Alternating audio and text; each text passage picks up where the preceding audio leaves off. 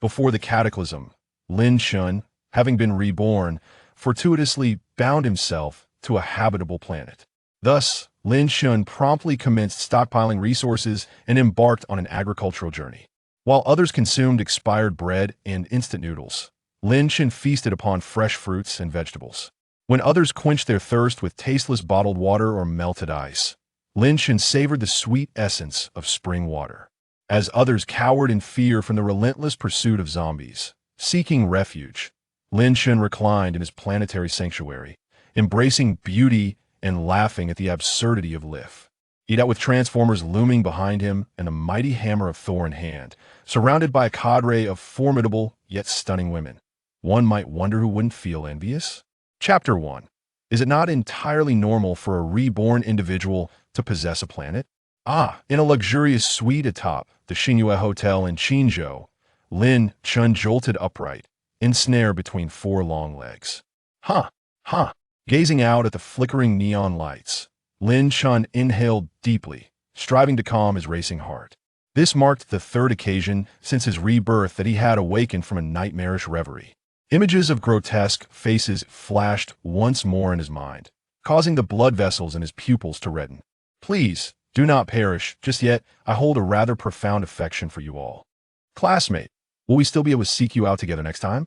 Time swiftly passed, and morning dawned upon next day. The two owners of four long legs bent down to don stockings upon their elegant limbs. One of them lifted her head to gaze at Lin Chen, who stood by the window smoking, and in a sweet, delicate tone, inquired, "What do you seek from me?" "I have merely 5,000 left. I gave all to you last night," he replied. "I am left without funds for a hotel room." We can cover the expenses that I in this day and age.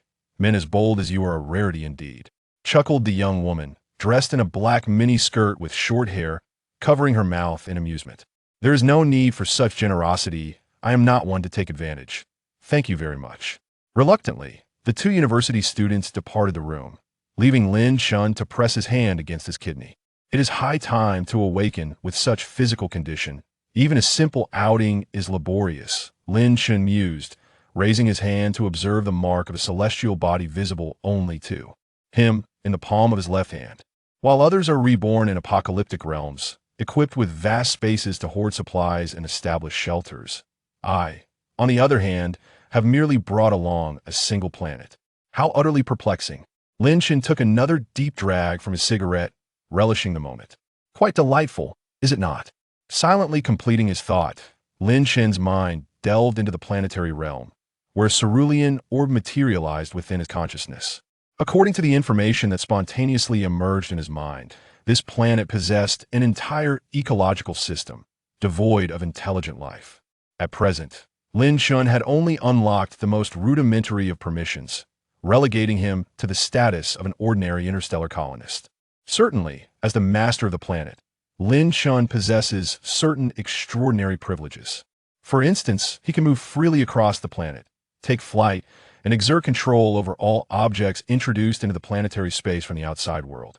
However, when it comes to the planet itself, Lin Chen can only engage with it as an ordinary person. He must dig the earth himself, fetch his own water, and, not to mention, fend foe or himself against the formidable carnivorous beasts that roam the land.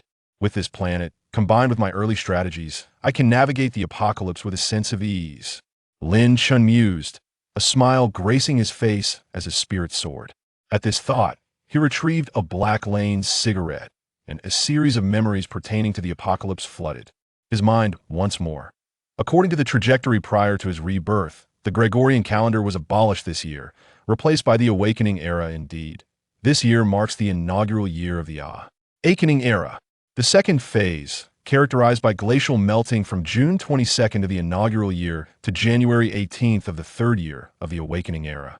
The immense heat has led to the melting of polar glaciers and high-altitude, snow-capped mountains, resulting in a dramatic rise in sea levels and catastrophic floods and tsunamis.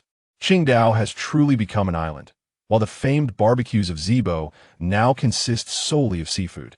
The once mighty Su Daqiang's 13 protectors have dwindled to just the Monkey King, who remains atop Huagua Mountain, awaiting rescue. Zheng has transformed into a coastal city, waking in laughter in the dead of night, as the Koreans have entirely abandoned their plans for Busan because, quite simply, Busan is Nam. Or, Phase 3. The emergence of the biohazard from June 30th of the year 0 to Lin Chen's rebirth. As the glaciers melted, ancient viral entities were resurrected. The oceans, teeming with the drowned remnants of humanity and the seared marine life infected by these primordial viruses, combined with the catalyzing effects of nuclear waste, GAV, rise to the creatures known as zombies animated corpses. These beings crawled onto the newly formed shores, launching frenzied assaults against humankind, exhibiting characteristics, CS and traits indistinguishable from those depicted in the Biohazard saga, perhaps even surpassing them. Phase 4. The darkest hour from July 15th of the year 0 to Lin Chen's rebirth. Despite the formidable nature of the zombies, they remained carbon-based entities. As such, modern thermal weaponry could still vanquish them. However, an unexpected solar storm incapacitated global power and communication systems, rendering electronic devices obsolete and causing satellites to plummet. Humanity was abruptly thrust from the age of information back into the era of internal combustion engines. The zombies initiated their counteroffensive. Darkness enveloped the land, societal order disintegrated, and human civilization plunged into an abyss of crisis. Phase 5. The Awakening era from August 1st of the Awakening year to Lin Chen's rebirth. As humanity teetered on the brink of annihilation, an unknown radiation swept across the Earth. The surviving inhabitants of Blue Star, along with a majority of flora and fauna and a select few artifacts, awakened extraordinary abilities, igniting a metamorphosis into superhuman evolution.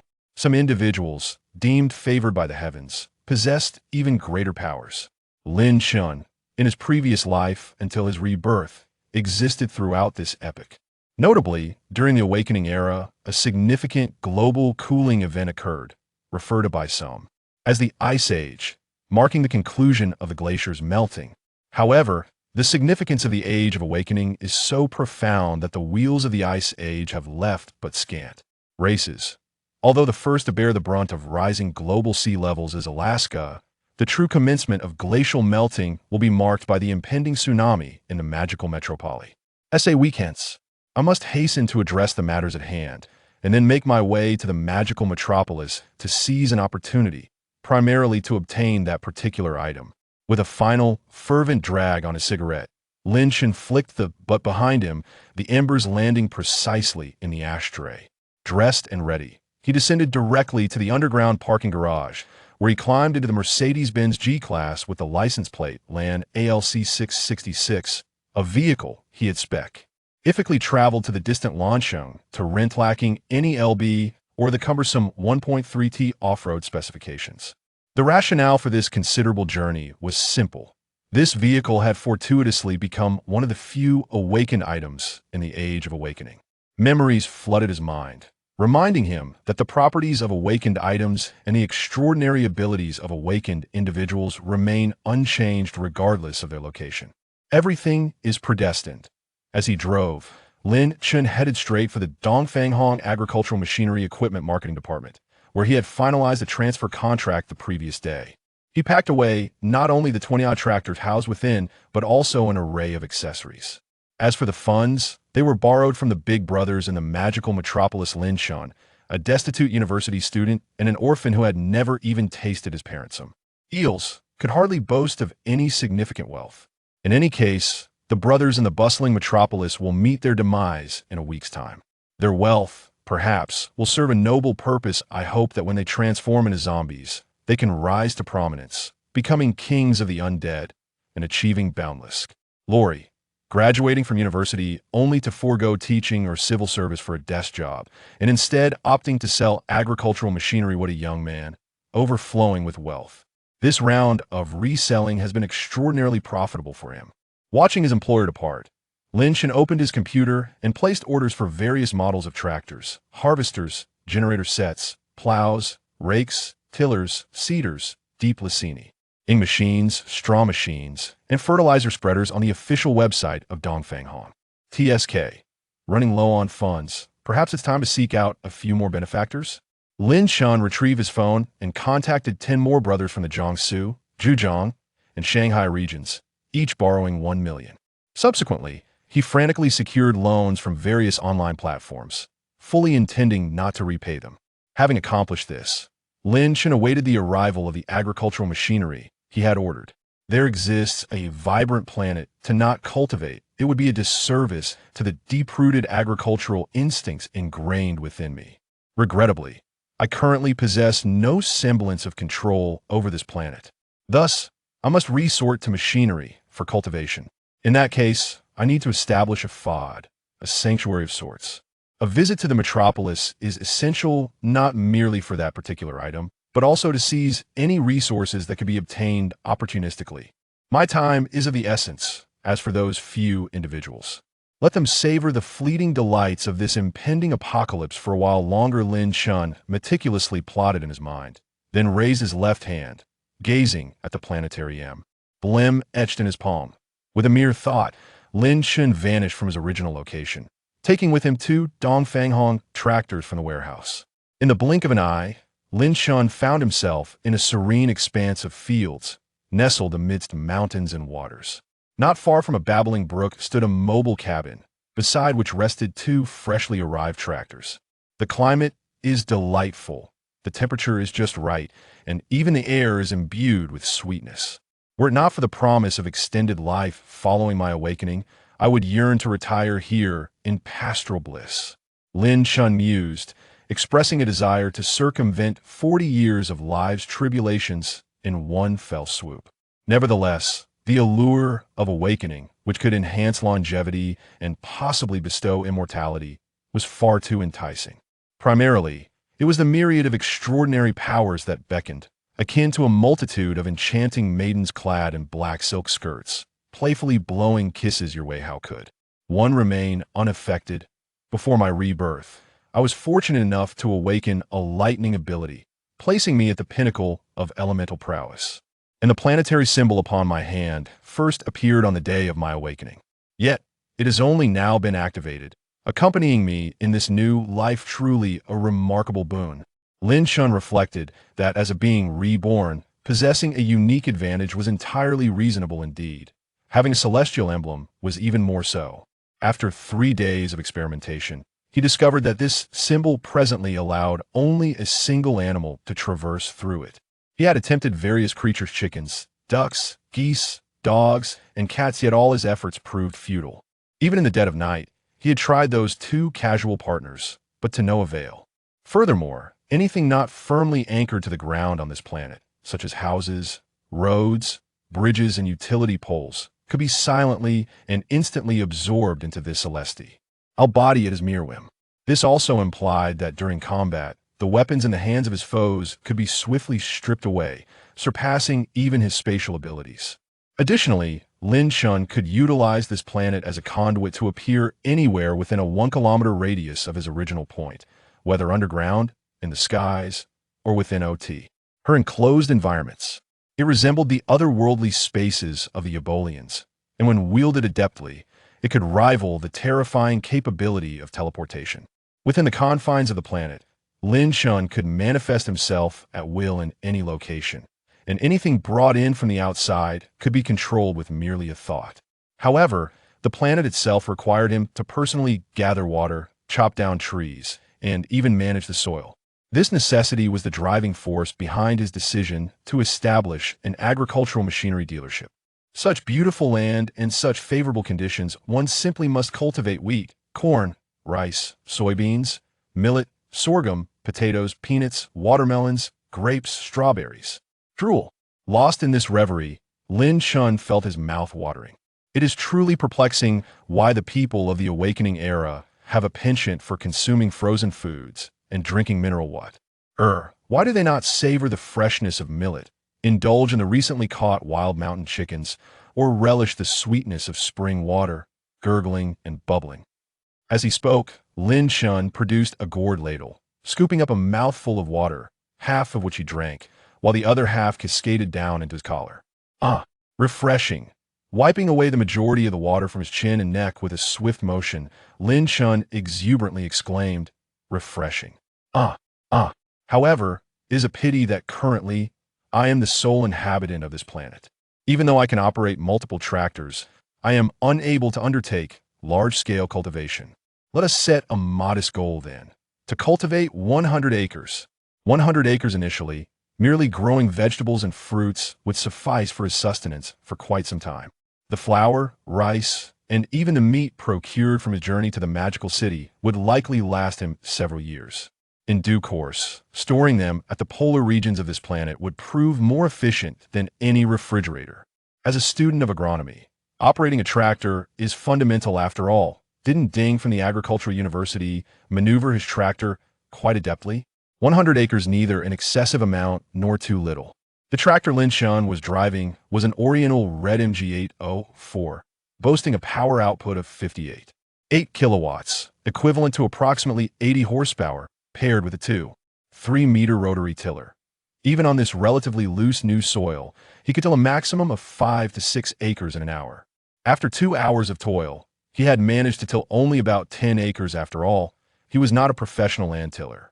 Even so, a professor would surely award him full marks for practical lessons under such circumstances. If it weren't for the impending apocalyptic crisis, I could easily earn a modest living operating a tiller for others. Lin Shan mused with a faint smile, turning off the engine and taking a couple of sips from a mountain spring. Once I become adept at handling this tractor, I shall control it with my mind, making the task far less laborious. I wonder how to unlock subsequent permissions. It seems quite challenging. Lin Shan murmured a few thoughts, allowing his spirit to emit a planetary mark. After confirming that the office of the agricultural machinery store and its surroundings were unoccupied, a fleeting thought vanished into the realm of the planetary world. Boss, 2 pounds of lamb. Upon returning to the lamb shop he hadn't visited in 5 years, Lin Shan found it as bustling as ever. Coming right up, 2 pounds of lamb, the proprietor shouted to the kitchen. In Qingzhou, lamb is traditionally served with broth and bread, the default being a type of unleavened flatbread, which Lin Shan relished. The 2 pounds of lamb arrived in 2 platters, accompanied by a basket of unleavened flatbreads, cut into quarter circles. Lin Shan wrapped the meat in the bread and took a bite. The pungent aroma of garlic combined with the savory essence of lamb instantly enveloped his palate. It tastes just the same, Lin Shan exclaimed softly, devouring 6 pieces of flatbread within 10 minutes, leaving only half a platter of lamb behind. At this moment, a steaming bowl of lamb soup was served. Lin Shan tore the remaining 2 pieces of bread into small chunks and soaked them in the soup, relishing the texture before. It lost its firmness, while simultaneously savoring a hearty bowl of lamb. Glug, glug, glug. As the final sip of soup was consumed, the last morsel of lamb disappeared, completing Lin Shan's mission of a clean plate. He contentedly patted his belly. He gently burped, wiping the fine beads of sweat from his forehead. Check, please. If the car hadn't been parked in a shaded area, the tires could have easily burst from the heat. Boom! Suddenly, a moderately loud explosion echoed from nearby. Lin Shan turned his head to witness a green-licensed vehicle spontaneously combusting in the parking lot due to the high temperatures. The little lady said, "A car that's honest will not deceive me. Drive an XX vehicle and embrace a life of misfortune. Oh no, my Mercedes G-Class." Seeing his future potential of transforming into a transformer, parked not far from the ill-fated vehicle, Lin Shan hurriedly dashed over to move his car. As for the ill-fated car, it was of no concern to him. The minor incident with the ill-fated vehicle did not disrupt Lin Shan's plans. For the entire afternoon, he drove out to the countryside, delving deep into rural areas with a singular goal in mind: to collect seeds. Many may not realize that currently high-yield seeds can only be planted once. If harvested the following year, the yield would significantly diminish. Some genetically modified crops, in fact, yield no seeds at all, as exemplified by seedless watermelons. Yet, these seeds sown into the vastness of space are incapable of achieving sustainable development. Thus, Lin Shan did not procure the crop seeds online or from the market. It is possible that the College of Agriculture and Life Sciences at Qingzhou University possesses high-yield seeds or those that meet Lin Shan's specifications, but ultimately, these seeds, having never been cultivated, remain inherently unstable. Moreover, the variety of seeds Lin Shan requires is extensive, far beyond those previously mentioned. He needs a significant quantity of scallions, ginger, garlic, chives, and celery, among others. Some items may only come to mind upon sight.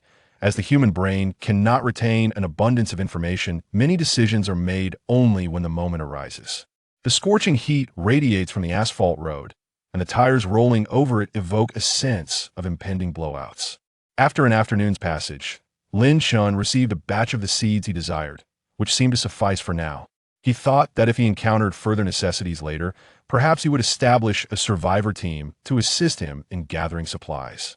Unable to drive further, Lin Shun sought the shade of a tree to park and proceeded on foot to the school. At the entrance of the cafeteria, he lit a black Landshouse cigarette, observing the coolly dressed young women entering and exiting while contemplating his forthcoming plans. With a month remaining until the solar storm engulfs Blue Star, plunging it into its darkest horno, today is June 16th, leaving only 29 days. In these 29 days, I must finalize the shelter for surface concealment. It would be ideal to acquire thermal weapons. A journey to the Magic City should yield some opportunities. Moreover, there are other supplies that can be secured during my journey to the Magical City. And those lovely ladies. Damn, why am I even thinking about this? For others, the great tsunami in the Magical City represents an apocalyptic disaster. However, for Lin Shun, who possesses mastery over planetary space, it is undoubtedly a vast tray, a sure trove. The wealth and commodities amassed before the complete collapse of human order, including various daily necessities, clothing, coal, gasoline, and diesel, these are all resources the T cannot be produced within the confines of planetary space. It can be said that, apart from food and water, everything else is of utmost necessity within that spatial realm. Before the tsunami strikes the Magical City, the entire place will be my land of fortune. Ha ha ha. As he lit another black Landshouse cigarette, Lin Shun wore a smile reminiscent of a venerable elder from the Soul Hall. Purchasing supplies is the least desirable method, and the safety it offers is not as assured as one might imagine. Thus, it is far better to engage in a zero-cost acquisition in the Magical City. As for those in the know, after the tsunami, everyone will be akin to old acquaintances. What does it matter? At that time, Lin Shun will simply observe the unfolding events with a calm demeanor, awaiting the dawn of a new era. You fraud! Just as Lin Shun squatted by the restaurant entrance, admiring the array of scantily clad ladies, a plaintive voice suddenly pierced the air beside him. Turning his head, he beheld, oh, so long, so fair, so ample, two familiar ladies indeed, the very ones he had encountered before. You fraud! Did you not claim to be out of money? How is it that you can still afford to smoke? One of the ladies from the previous night gazed at Lin Shun, her tone imbued with a touch of melancholy. Just the last one. If I had money, I would dine outside instead of mingling in the cafeteria. Lin Shun shrugged. It wasn't that he was unwilling to spend, but rather his vitality was lacking, and he was simply being sincere. In the 5 years of the apocalypse, Lin Shun learned a crucial lesson. One can deceive others, but self-deception is intolerable. Then let us treat you to a meal. Another girl, clad in a JK uniform and adorned with a Balenciaga, gazed at Lin Shun and spoke. They believed this was a test from Lin Shun, the hidden scion of a wealthy family, who could afford a luxury vehicle like the G-Class and not possess wealth. Really? You all are quite kind. Without further ado, Lin Shun stood up and strode into the cafeteria, promptly ordering 20 chicken legs. After 5 years in the apocalypse, there were initially adequate supplies, especially after awakening his lightning abilities. With his formidable strength, food was never a concern. However, with the advent of the Ice Age, apart from a few extraordinary entities, regular sustenance, particularly tender stewed chicken legs, became increasingly elusive. The two girls sat across from Lin Shun, their eyes wide in disbelief as they witnessed him devour 20 chicken legs in less than 10 minutes. Upon finishing the chicken legs, Lin Shun ordered 3 bowls of beef noodles. It is well known that the school cafeteria's beef noodles primarily consist of noodles, with little to no beef. Yet, even so, Lin Shun slurped down 3 bowls in one go. Seeing Lin Shun consume food as if he had never eaten before, the two girls began to understand the source of his remarkable vigor. You can consume 20 chicken legs along with 3 large bowls of beef noodles in one sitting, and you can also hold your own against 2 female deities without losing your compass. You're observing Lin Shun as he devoured his meal. Even the two recently satiated deities found themselves influenced by his appetite and began to feel hunger pangs again. One of them ordered a spicy and sour noodle dish, and they chatted while eating. "How long is this dreadful weather going to be so hot?" One complained. "I boiled water this afternoon." The other replied, "It's so hot it feels like it's going to explode." The long-haired deity in a fitted skirt grumbled as she slurped her noodles. Lin Chen was voraciously enjoying his beef noodles, catching snippets of their conversation. Adhering to the principle of engaging in conversation when someone treats you to a meal, he interjected, "It's so hot it feels like it's going to explode. Why don't you turn on the air conditioning?" After saying this, he secretly commended his own cleverness. What does feeling like it's going to explode have to do with air conditioning? Besides, in our shabby second-tier dormitory, there isn't even air conditioning. The J-clad deity looked at Lin Chen, her small table shaking slightly as she expressed her doubt. "Then why not buy a fan? If all else fails, follow the trend on Douyin and get a small swimming pool or something." Lin Chen suggested reasonably. "Puffed. Are you mistaken, classmate? What we meant was the water heater, that long, hard thing we use to heat water, the exploding one." The deity in the fitted skirt blushed, covering her mouth as she chuckled. "Oh." Lin Chen suddenly understood. By the way, which building and dormitory are you staying in?" Lifting his bowl to sip some soup, Lin Chen gazed meaningfully at the two young ladies and suddenly inquired, "Building 3, room 312, what's up?" Lin Chen smiled, stood up, and while retrieving his phone to open a messaging app, he walked outside. "Wait, you're leaving just like that? Aren't you going to leave us any contact information?" He did ask about our dormitory, didn't he? Perhaps he might order us takeout. Who knows? He might even buy us a handbag online. They say rich second-generation kids are often foolish and have plenty of money to spend. The two young ladies whispered among themselves, while Lin Chen sent a message to the teacher in charge of the student council.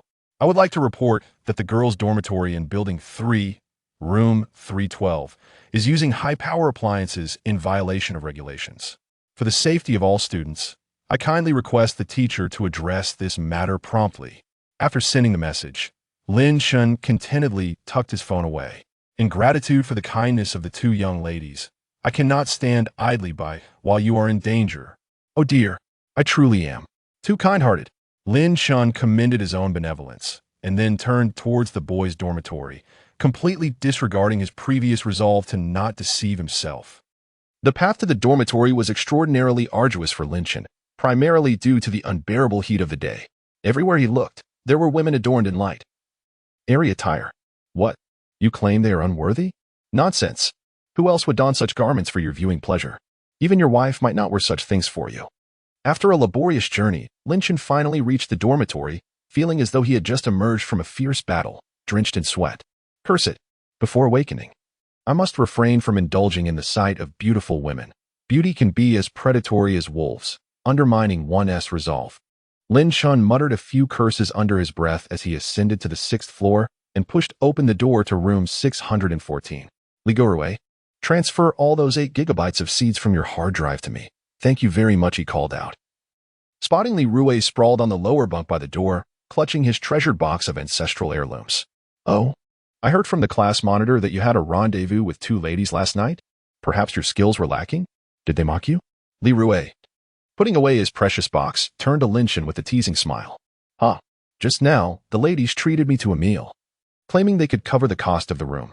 Do I seem like a man with insufficient vigor?" Lin Chen retorted with a scoff, lifting Li Rui's laptop, connecting his USB drive to commence copying the 8 gigabytes of seeds. "Bah, I believe you not." Li Rui rolled his eyes in response, leaning against the bed. Lin Chen switched on the small fan at his bedside, hoping to alleviate the oppressive heat. However, it is evident that as global temperatures continue to rise, this heat will only intensify, never diminish. How fortunate I am to be in the vastness of my planet's space. Lin Chen sighed and shook his head. Fortunately, this global heat wave is expected to last only 2 more weeks. As sea levels rise dramatically and floods wreak havoc, temperatures will gradually decrease. Yet, even at this temperature, it remains unbearably oppressive. I truly wonder how those in the southern and coastal regions manage to escape the heat. Do they solely rely on air conditioning? Lin Gu, I feel like this heat is a bit abnormal, don't you think? Could it be the end of the world?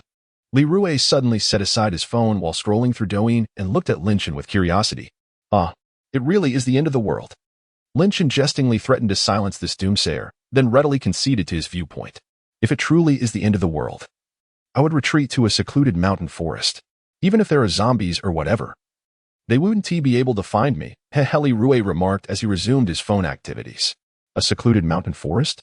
Lin Chen smiled wryly and shook his head. Before his rebirth, he had entertained similar thoughts and even acted upon them. However, after spending a month living alone in a desolate mountain village, he nearly lost his sanity. The King of Hell once said that only after enduring 7 layers of solitude can one become a true warrior. From what he observed in cartoons, the King of Hell had indeed become a genuine powerhouse. Yet, Lin Chen felt that this canine was undoubtedly just putting on airs. He is unlikely to attain the realm of Pluto. If he were to endure 7 layers of solitude, he would surely descend into madness. Humanity, having evolved over millennia, has become an inherently social species. To exist in isolation, without conversation, without heartfelt exchanges, without any form of interaction, would be a profound torment. When Lin Chen emerged from that small mountain village, the first living soul he encountered nearly overwhelmed him with incessant chatter. Had that individual been a match for Lin Chen, he might have resorted to violence. Thereafter, Lin Chen navigated through numerous survivor bases, gradually forming his own tight-knit group and establishing a survivor team. However, I am not one to be bitten by a snake once and live in perpetual fear of ropes.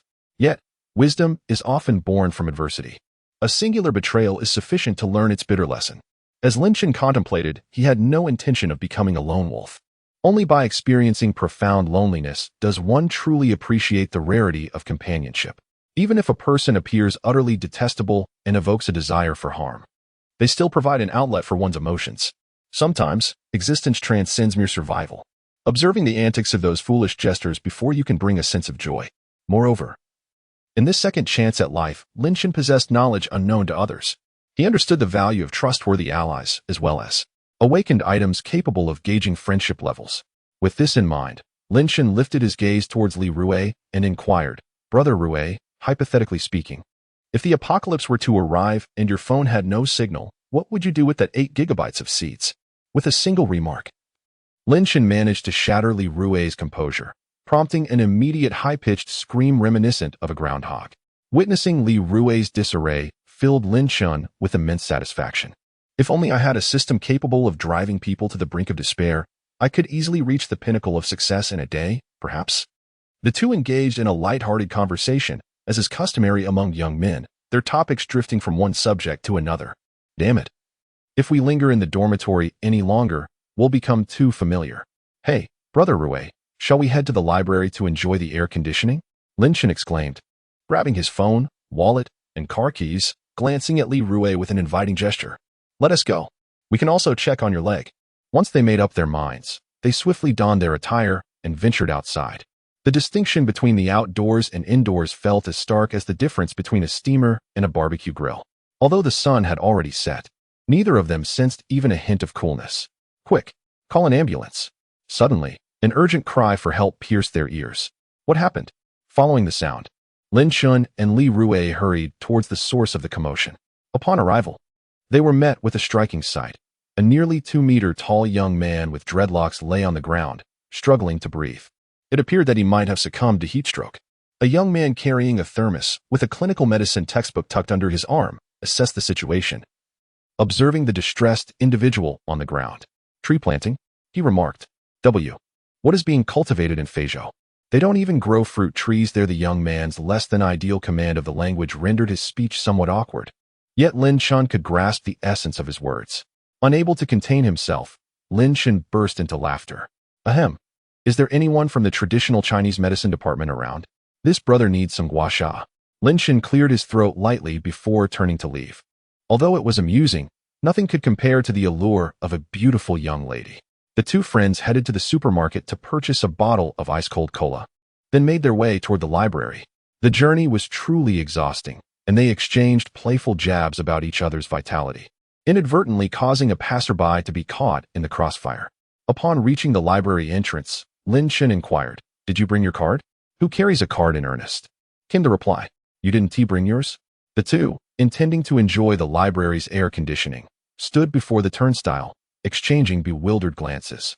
Darn it. Lin Chen almost succumbed to temptation, poised to leap over the barrier with his long legs. However, upon noticing two security guards, each standing at a height of 6 feet in their uniforms, he refrained. "Excuse me, did you forget your card?" A soft, melodious voice suddenly chimed from behind them. "Yes, yes." Li Rue swiftly turned around. Though the library enforced a strict no-entry policy without a card, if someone were to assist with the swipe, the guards typically turned a blind eye. "Allow me to help you."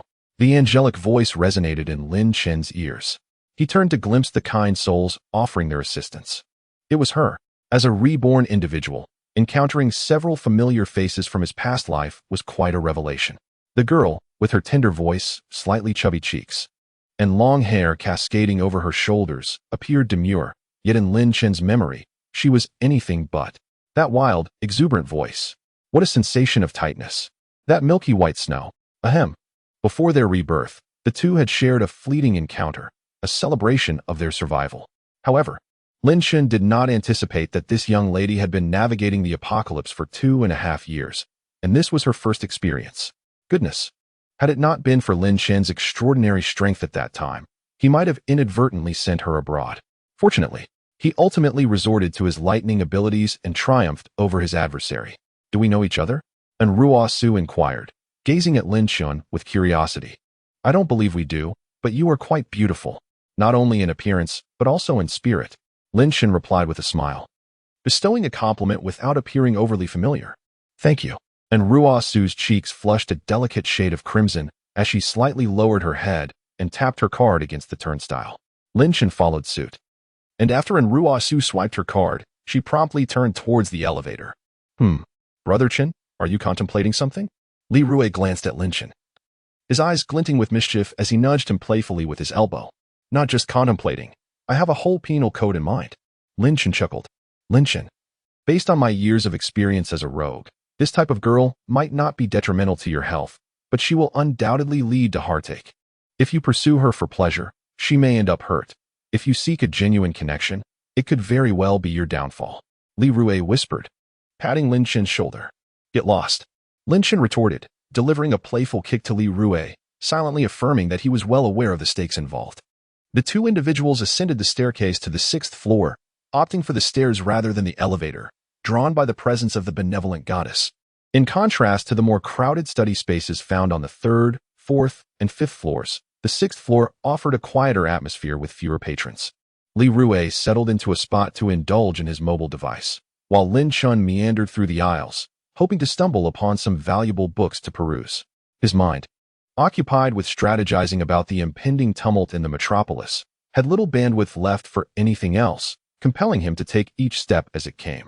As he rounded a bookshelf, Lin Chen spotted a familiar figure on tiptoe, straining to reach a book on the top shelf. "Is this what you need?" he inquired, approaching her and effortlessly retrieving the book, waving it playfully in front of Ruo Su.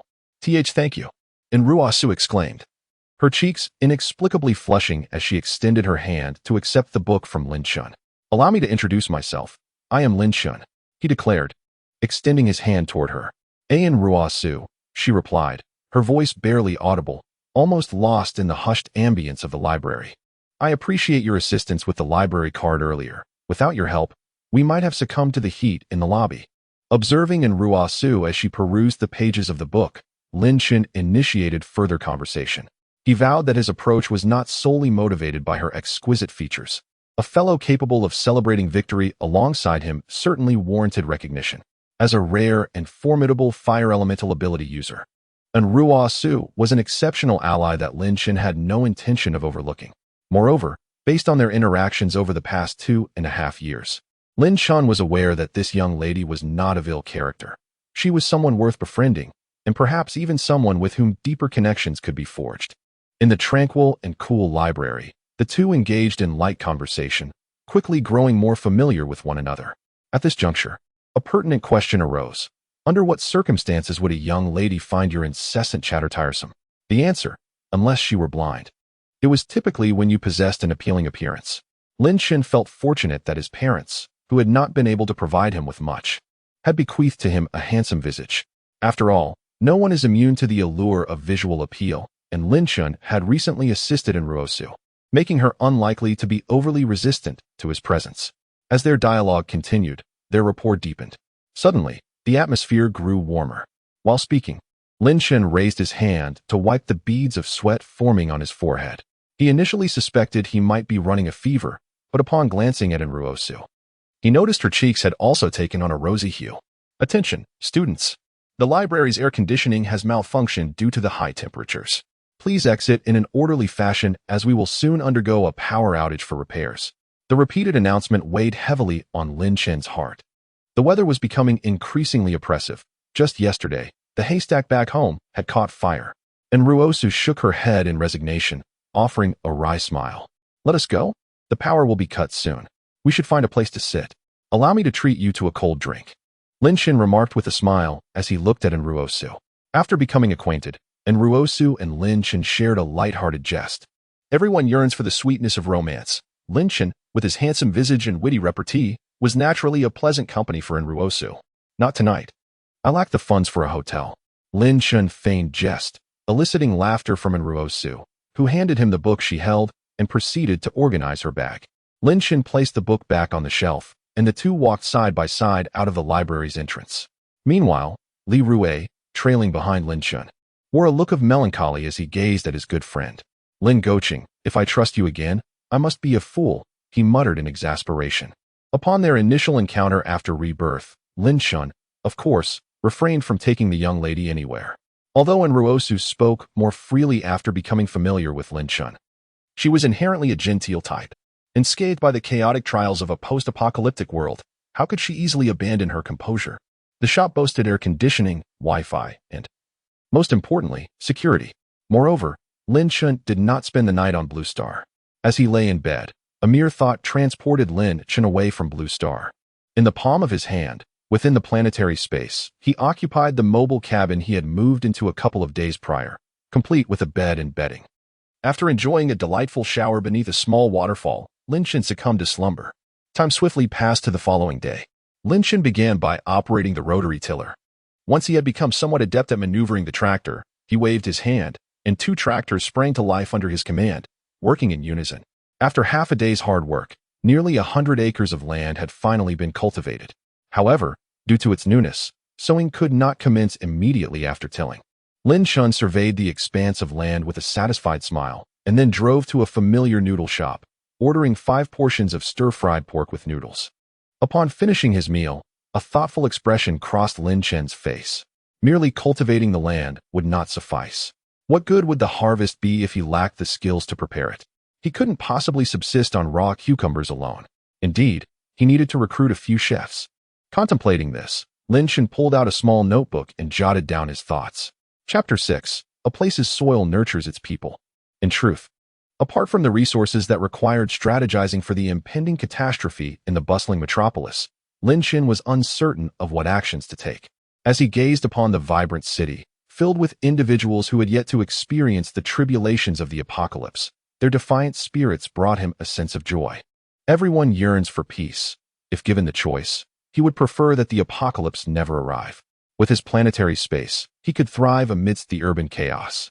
Yet, the oppressive heat and the sight of spontaneously igniting vehicles nearby served as grim reminders that the impending doom was unavoidable. He could not boldly declare that a tsunami was imminent, nor that coastal regions would soon be transformed into aquariums. Human nature is inherently selfish. Should coastal dwellers learn of the impending disaster, they would surely rush inland. What then would become of him? Would those 2 benevolent women still be willing to pay him to host gatherings? Would Enruosu continue to harbor affection for him? Will Li Rue still refer to himself as Lin Goqing? Moreover, even if he were to declare it, how many would believe him? Recently, the influx of disgruntled vehicles in Qingzhou predominantly hails from coastal regions. The local hotels have inexplicably surged in popularity. Reborn as Lin Chen, he is acutely aware that some individuals possess more information than mere commoners like himself. Those truly affluent and influential likely fled to coastal areas long ago, relocating their families inland. In this world, a greater share of resources is forever held by a select few. As for those brothers whom Lin Chen has swindled, they are undeserving. After satisfying his hunger, Lin Chen ventured to a used car dealership, where he spent over 2,000 to procure an old Santana. Driving a luxury vehicle like the G-Wagon would be too painful. This old car could awaken in the future, and if it were to wear out, it might transform into a silent behemoth akin to Bumblebee. The choice of the venerable Santana was simple. Its air conditioning is legendary, renowned across the realms. The old Santana's air conditioning boasts the ability to frost at the first level, freeze at the second, and reveal the northern lights at the third. The adage that one could traverse the world without fear in a Santana is not mere bravado. The moment Lin Chen stepped into the old Santana, he understood the truth of those words. Even over 2 decades later, the cooling effect of this vehicle is unparalleled. According to our scouts, the air conditioning in the library of Qingzhou University has been under repair for an entire night yet remains unfixed. The water from the school's faucets is bubbling with gas. At this moment, a chilled beverage coupled with a car emitting a refreshing breeze would be sheer bliss. In pursuit of charming the ladies, Lin Chen unexpectedly purchased a pack of Huazi cigarettes today. After discreetly handing a pack to each of the 2 security guards, he drove into Qingzhou University, parking beneath the girls' dormitory. Meanwhile, in room 312 of girls' dormitory building 3, the 2 young ladies who had joined Lin Chen for a silver gathering nearly cursed in frustration. After receiving a serious warning in silence, the 2 spent a restless night, filled with suspicion about who could have reported them. Separated by a single dormitory building. In room 312 of girls' dormitory building 4, a few girls clad in spaghetti straps fanned themselves with vigor, yet still felt unbearably hot. Why doesn't this wretched university install air conditioning in every dormitory? A classmate studying in the bustling metropolis of Shanghai told me that not only do their dorms have air conditioning, but their classrooms do as well. Oh, I am dying from the heat. A tall girl with her hair tied in a bun, hailing from a well-to-do family, fanned herself vigorously, sticking out her tongue in frustration. Calmness brings coolness, she exclaimed. Sister, you are far too restless. And Ruosu remarked, wiping the fine beads of sweat from her forehead while engrossed in her book. Susu, if you hadn't run the 800-meter test in 2.5 minutes, I would have suspected you had kidney issues in such sweltering heat. How can you only sweat so little? The girl from a wealthy family with the bun sighed. Oh, go on, you're the one with kidney problems, your entire family. She retorted, only for Ruosu's phone to suddenly chime. She picked up her phone and noticed a photo sent by Lin Chen. Upon opening it, she was greeted by an image of an air conditioning vent adorned with frost, accompanied by a cup of her favorite peach 4-season spring tea. Would you care to come down, enjoy the cool breeze, and sip on a refreshing drink? 2 more messages quickly followed, and Ruosu felt a surge of excitement. On such a sweltering day, who wouldn't crave the comfort of an air conditioner? Without a moment's hesitation, she swiftly typed a response. Wait for me for 5 minutes. And Ruosu had no doubts about Lin Chen being downstairs. After sending the message, she promptly rose, opened her wardrobe, secured her undergarments, exchanged her camisole shorts for a short skirt, and donned her safety shorts. Grabbing her phone and charging cable, she dashed out of the dormitory. Is Susu going out to buy something to eat? One of her friends wondered aloud. But wait, why would she need a charging cable for that? Perplexed, they scratched their heads, oblivious to the budding romance in Ruosu's heart. Upon descending the stairs, Ruosu glanced around and spotted the familiar car parked beneath the dormitory. Lin Chen, noticing her emergence, lowered the car window and waved. With a smile, she brushed her hair back and quickly approached the passenger seat, opening the door to slide in. I'm sorry for rushing down. I was worried you might have to wait. I didn't have time to put on any makeup. Hope you don't mind? The cool breeze enveloped her, refreshing her spirit. Yet she remained courteous. I can tell from your accent that you're from Tianshui, aren't you? Lin Chen inquired. Yes. How did you know? And Ruosu responded. Astonished. Only the girls from Tianshui possess such innate beauty. Indeed, the local environment nurtures its own kind. Just look at us in Qingzhou as soon as the heat rises. Our faces break out in blemishes. Lin Chen would never admit that it was because Ruosu's speech was somewhat unclear, leading her to mistakenly identify him as a Tianshui native. When you mention how the local environment shapes its people, it reminds me of the folks from Zhencheng. And Ruosu covered her mouth with a light laugh, expressing her amusement at the recent trending memes on Douyin. Lin Chen found himself momentarily bewildered, taking 3 seconds to recall that this was the meme he had come across yesterday. After 5 years, he had nearly forgotten these trends. Here, have a drink. It's sweltering today. You don't have any plans to travel far, do you? Lin Chen offered Ruosu the peach-flavored drink he held, tentatively inquiring. Not really traveling far. But I will be going to Wuzeling for an internship soon. It should last about a month. Our biological sciences department has an experimental base there, and Ruosu replied. No wonder. Lin Chen suddenly realized. Before his rebirth, he had thrived in Qinzhou, yet he had never heard of any formidable fire element abilities emerging from there. It wasn't until he accepted an official bounty to retrieve an item from Shijing Transportation University that he encountered an Ruosu. Speaking of Shijing, it seems that there is a plum tree at Shijing Normal University that has also awakened. Legend has it that the plums from that tree are not only miraculous healing herbs capable of counteracting the zombie virus, but also enhance one's powers. After it awakens, I must transplant it into the spatial realm of my planet. Lin Chen pondered thus. Chapter 7. The eve of the great tsunami in the demon city. With this thought, Lin Chen could not help but entertain a multitude of musings. It appears that many plants awaken in this era. Those that can bestow enhancements, I seem to recall. Number at least 18. It could be worth considering to transplant them all into my planetary domain. After jotting down another note in his small notebook, Lin Chen nodded in satisfaction and then engaged in casual conversation with an Ruosu. A true man, living within the expanse of the world, ought to be accompanied by a beautiful companion. Meanwhile, as Lin Chen schemed for the future, at the Antarctic Great Wall Station of Long Country, several researchers were feeling the oppressive heat. Professor, we just measured that the temperature of the deep frozen soil in Antarctica has reached -2 degrees, exclaimed a bespectacled researcher in his 30s, holding a sheet of paper, addressing a professor in his 50s. According to the Panga model's predictions, by 3 o'clock tomorrow afternoon, there will be no place in Antarctica where temperatures can be found below zero. What on earth is happening to Blue Star?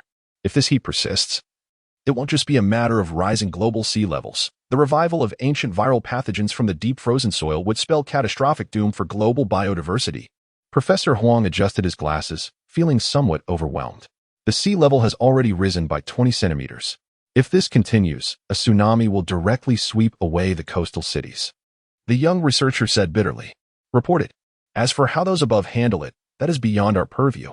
A similar situation is unfolding in the Arctic, near the beautiful land of Greenland. However, throughout this entire blue planet, no one seems to take this matter seriously. Everyone believes that such extreme temperatures will gradually subside and will not lead to significant disasters. Moreover, those who consider themselves aristocrats would almost relish the thought of the common folk perishing in greater numbers, allowing them to seize more resources. The insatiable greed of capital can never be quenched. Time swiftly passed, arriving at June 20th. After a conversation with Ruosa that day, Lin Chen took her to watch a film. One must admit, the quality of the air conditioning in the cinema was quite commendable. In the following days, Lin Chen primarily focused on resolving the issues surrounding the shelter. The shelter was located in a quaint farmhouse on Xiyuan Road in Qinzhou.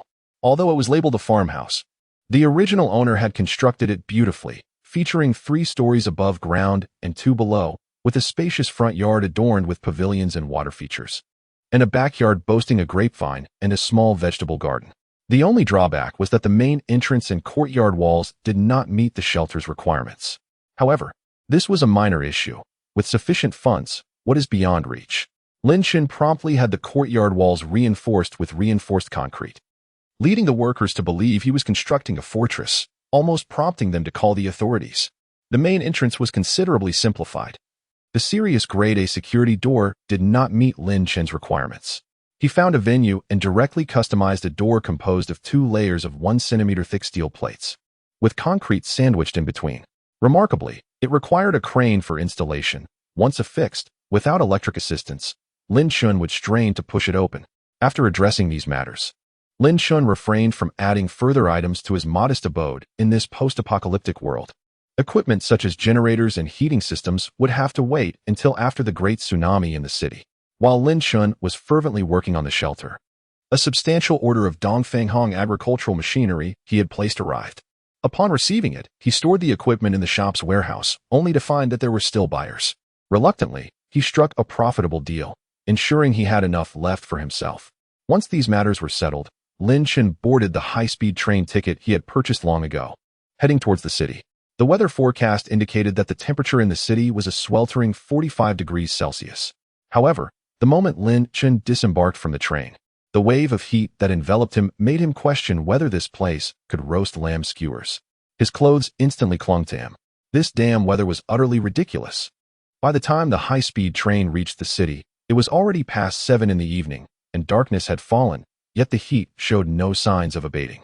At that moment, the city remained bustling with life. a cacophony of voices and a torrent of vehicles. The splendid beauty of the Oriental Pearl could only shine for 32 hours. With time pressing and tasks demanding, Lin Chen wasted no time.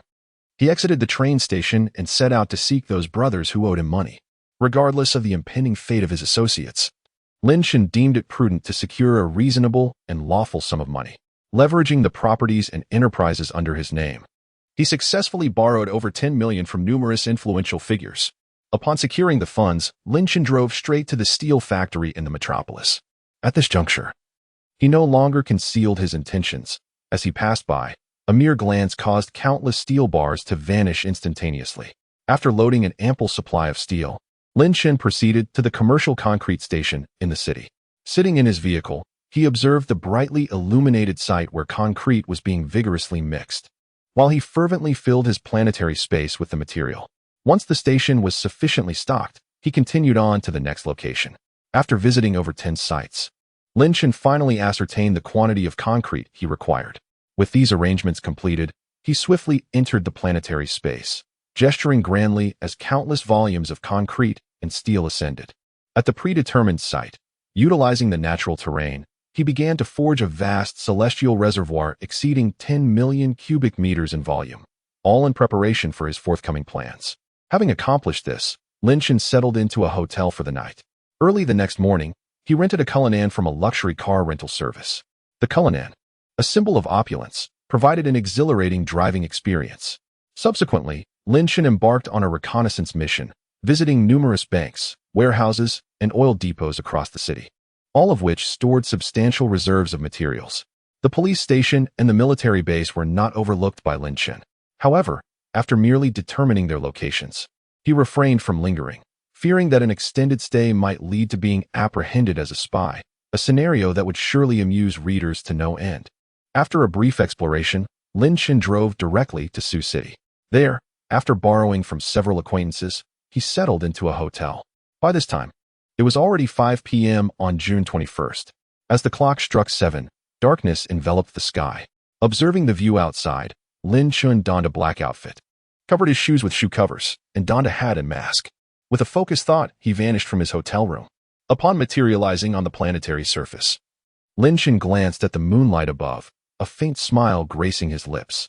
His mental energy extended through the planetary space, pinpointing a darkness a kilometer away.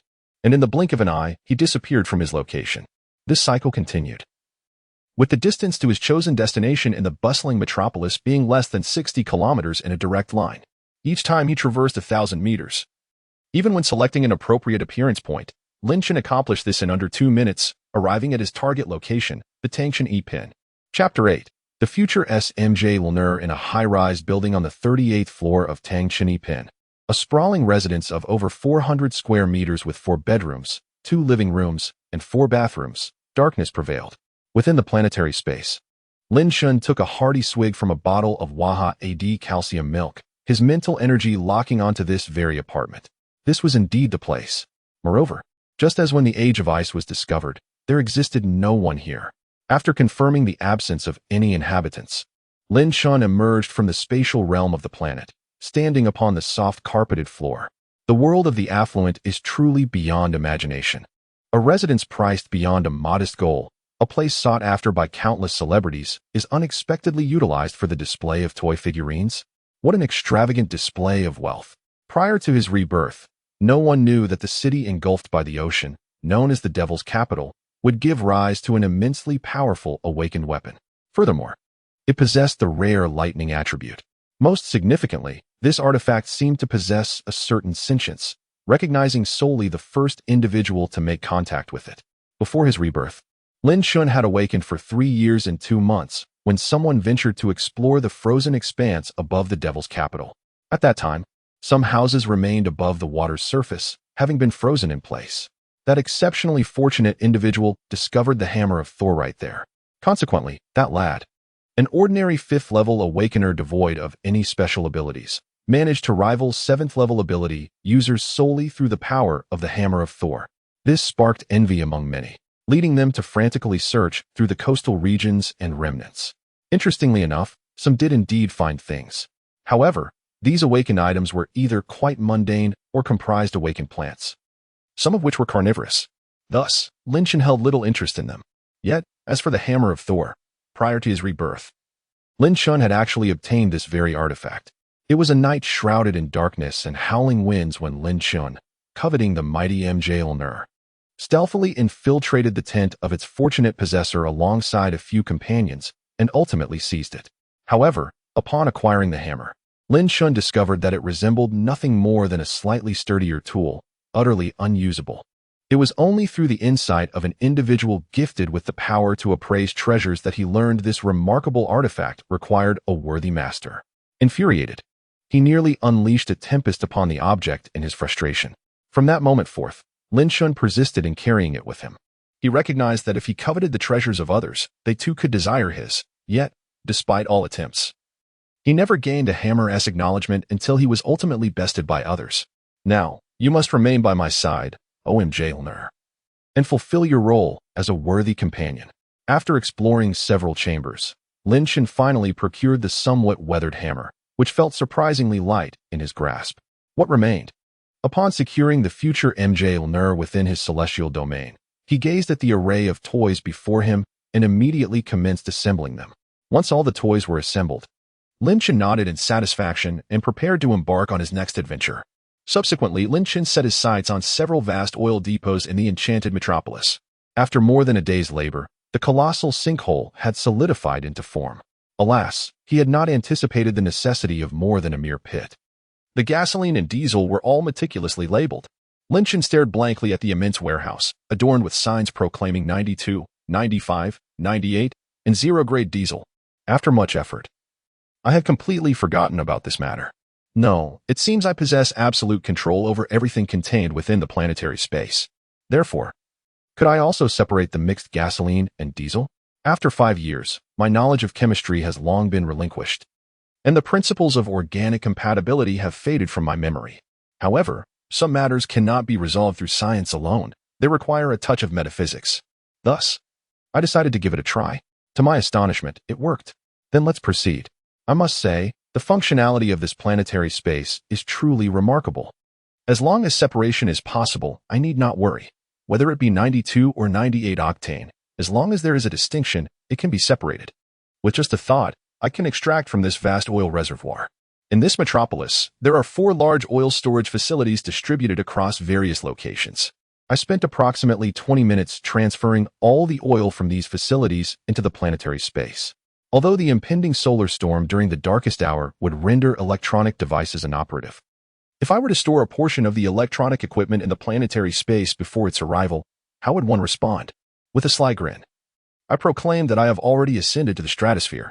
After securing the oil reserves, I proceeded to several large wholesale stations and the transfer hubs of major supermarket chains. Regardless of the items present, as my gaze swept across the scene, they vanished into the planetary space. All types of supplies were meticulously placed by Lin Chen at the poles of the planetary space or within natural ice caves, maintaining a low-temperature storage state that ensured prolonged preservation without any issues. Once the designated locations were fully stocked, Lin Chen proceeded to the bank vaults. Naturally, paper currency held negligible value and would soon be deemed useless, but gold, even in the era of awakening, remained highly valuable. Thus, Lin Chen visited various bank vaults, engaging in a strategy akin to plucking feathers from a passing goose. The next phase of his plan was of paramount importance, acquiring firearms. After traversing the bustling metropolis for several hours, it was now 11 o'clock at night, with merely 4 hours remaining until the impending tsunami struck the city. Unbeknownst to Lin Chen, he lacked precise knowledge of the police station's arsenal location, allowing him to allocate ample time for his endeavor. He swiftly arrived at the police station, concealing himself within the planetary space, and commenced a thorough scan of the premises. After an exhaustive search lasting 10 minutes, he successfully located the armory. In an instant, he materialized within the armory, triggering the blaring of alarms. How bothersome. This was indeed his first encounter with such a situation. Nonetheless, it mattered little, as this place would soon be rendered obsolete. Fully armed, Lin Chen was unrecognizable, even to his own parents. A swift glance around the room revealed that everything, including the cabinets, had vanished entirely.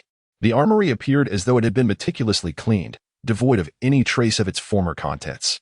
After completing his equipment scan, Lin Chen vanished in the blink of an eye. By the time the officers from the police station entered the armory, they were left in utter disbelief. Good heavens! In broad daylight, or rather, in the dead of night, what on earth was happening? Ghosts. Oh my. Chapter 9. Police Dog. This fellow does not seem to be a good person. Lin Chen, oblivious to the officer's ghostly expressions, was pressed for time and burdened with a heavy task. Speed was of the essence. After handling this police station, he swiftly proceeded to the next. With newfound experience, Lin Chen could narrow down his search parameters, eliminating certain areas such as the cafeteria. Thus, at the second precinct, he managed to abscond with all firearms and ammunition in under 3 minutes. Naturally, this triggered a citywide manhunt. One by one, the law enforcement personnel who entered the armory appeared as if they had seen a ghost, their eyes wide as saucers, resembling startled red pigs.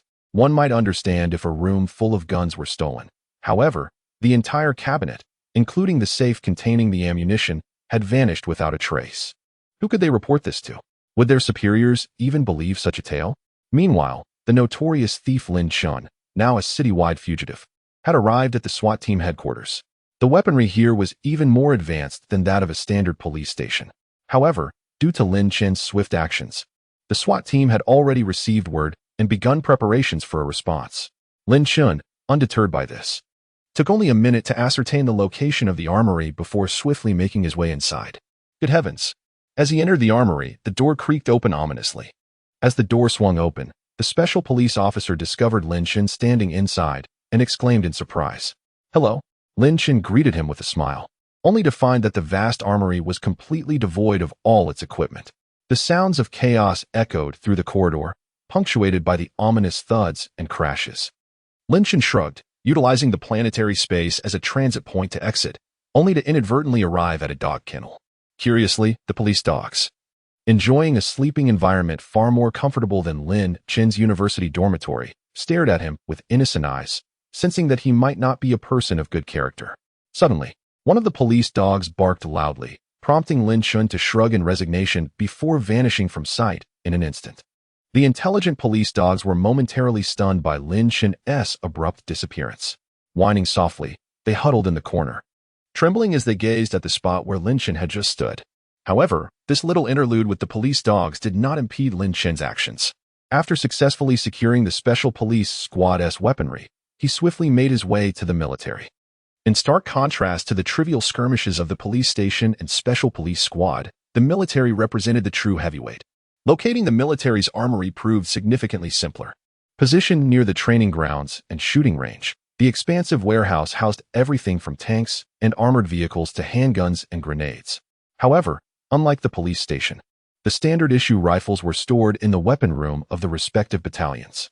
However, Lin Chen no longer required these resources. The supplies within the warehouse alone were sufficient to assemble an entire army. Furthermore, the military presence in the Magic City was not confined to this singular location. After surveying the vast warehouse, he noted with dismay that not a single bullet remained. Having resolved this matter, Lin Chen swiftly made his way to the naval base. Upon plundering the naval facility, his attention was captured by a replenishing Type 055 destroyer docked within the shipyard. The prospect of acquiring such a vessel was exhilarating. The thought of utilizing it in the future was tantalizing. Lin Chen swallowed hard, spurred by impulse. However, as he swept his gaze over the destroyer, he realized it remained motionless. Alas, there were occupants within. It was hardly surprising. Such a national treasure could not possibly be left unattended, even at this late hour. Reluctantly, he abandoned the idea. At the pinnacle of the Oriental Pearl Tower, Lin Chen glanced at his wristwatch. It read 2:30 a.m. In half an hour, this resplendent gem would be irrevocably submerged beneath the waves. Fortunately, the tower stood tall. Years hence, it would still endure, reminiscent of the scenarios depicted in The Wandering Earth, with only the spire remaining visible above the surface.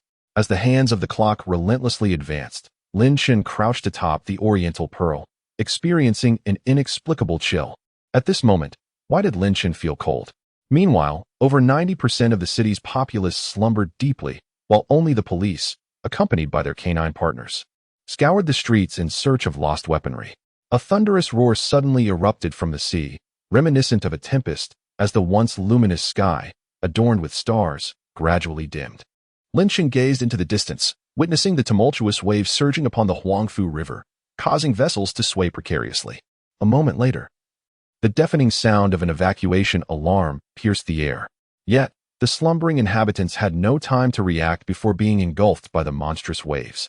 Towering over 100 meters, the colossal torrents obliterated coastal structures, and those within their confines found themselves face to face with the Dragon King and SpongeBob. Gurgle. Help. Gurgle. Lin Chen's ears were filled with the cacophony of drowning cries and desperate pleas. However, in the face of such a terrifying natural disaster, human efforts ultimately proved futile. The towering waves, having been slowed by the coastline, morphed into a deluge that surged into the city. The water level of the Huangfu River escalated rapidly. Onto the shore, up the buildings, towards the heavens. Lin Chen crouched atop a tower, listening to the ocean's howling. The blaring car alarms, and the sounds of collapsing structures, a relentless symphony of chaos.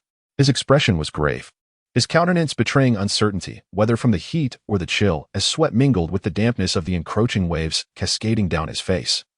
Ever poised to escape into the celestial realm. In the face of such a horrifying calamity, humanity truly appeared as insignificant as ants.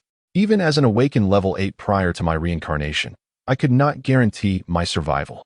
Before his rebirth, Lin Chen had only heard tales of the terrifying tsunami in Magic City.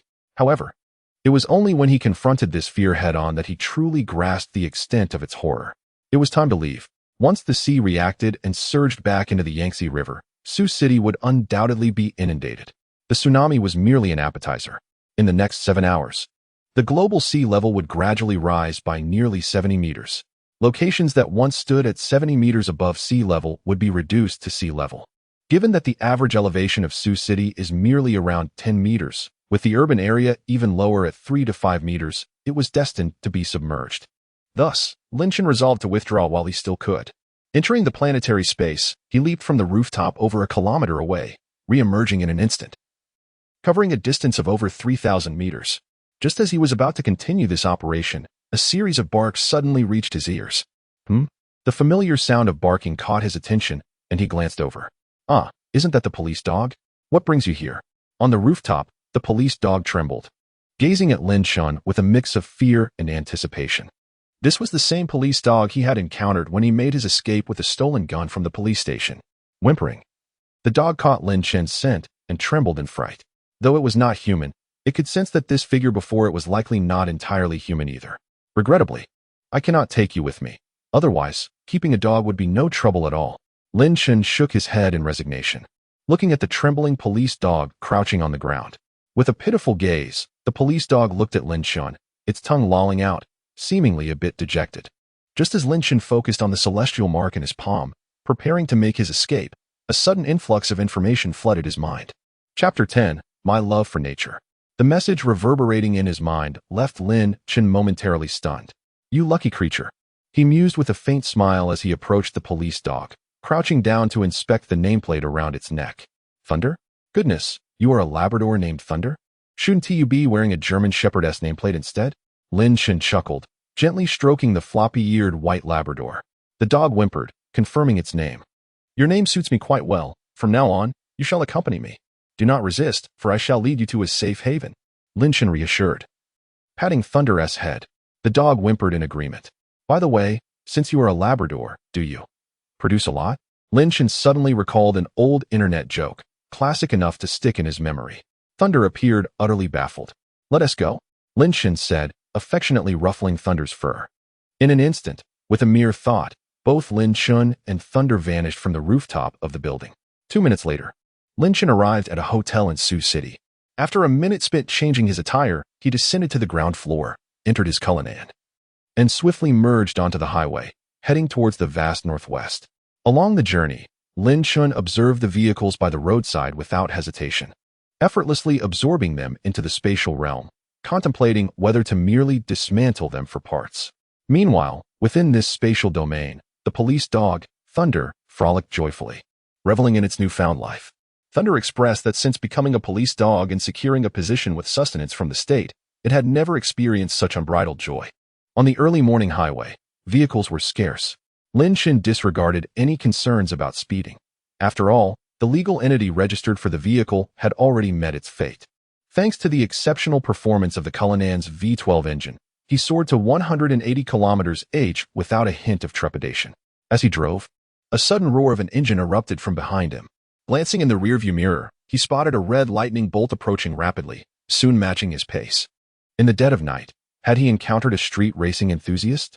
The sound of the external engine penetrated even the soundproof confines of the Cullinan, indicating the driver was likely pressing the pedal to the metal.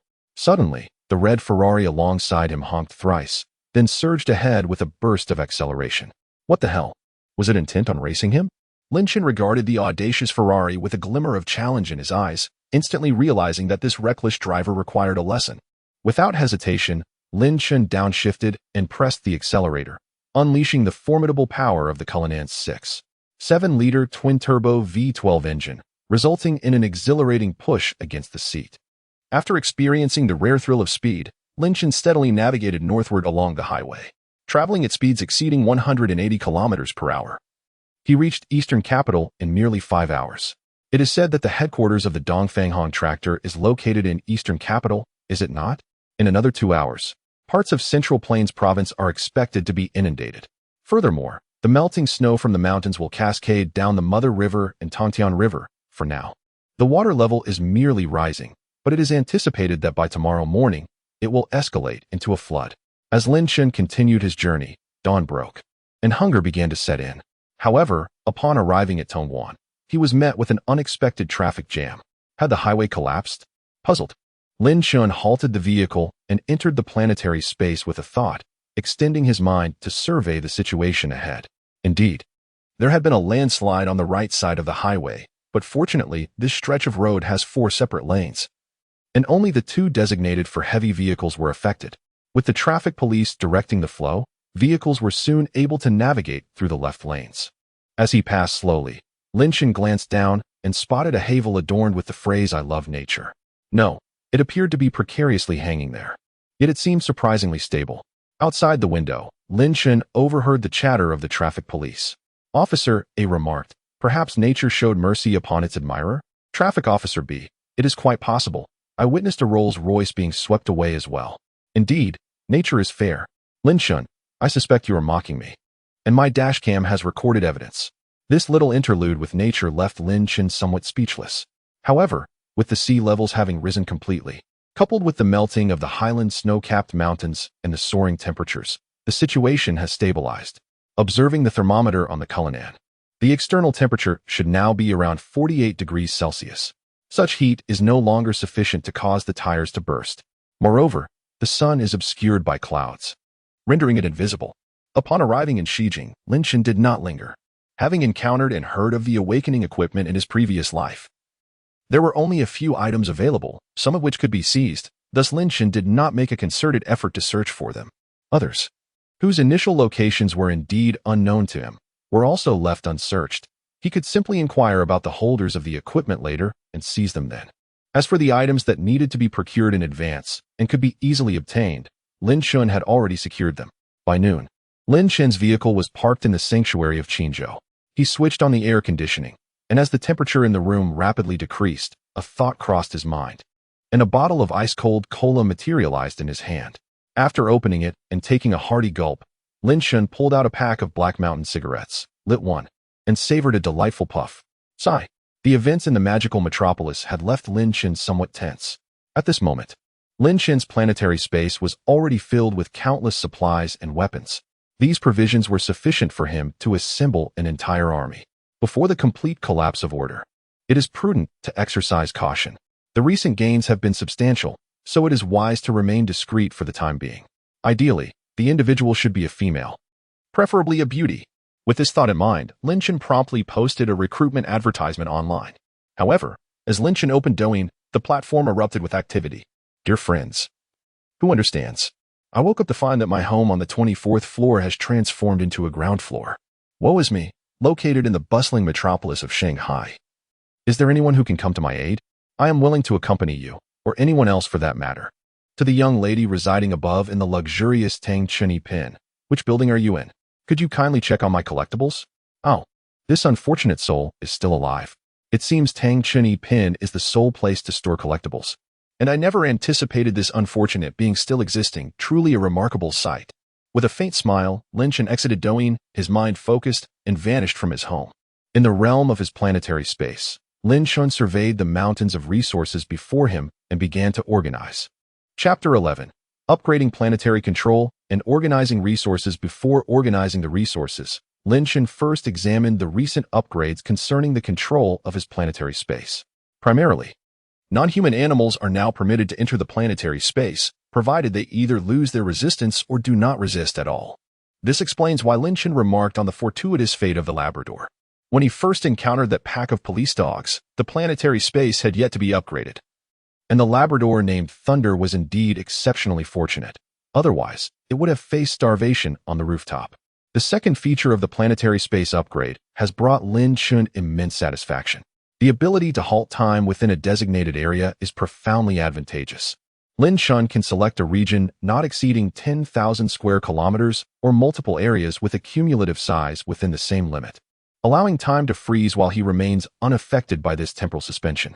This capability serves Lin Chen well in preserving resources, especially considering that even in the frigid temperatures of the polar regions, the longevity of supplies is finite.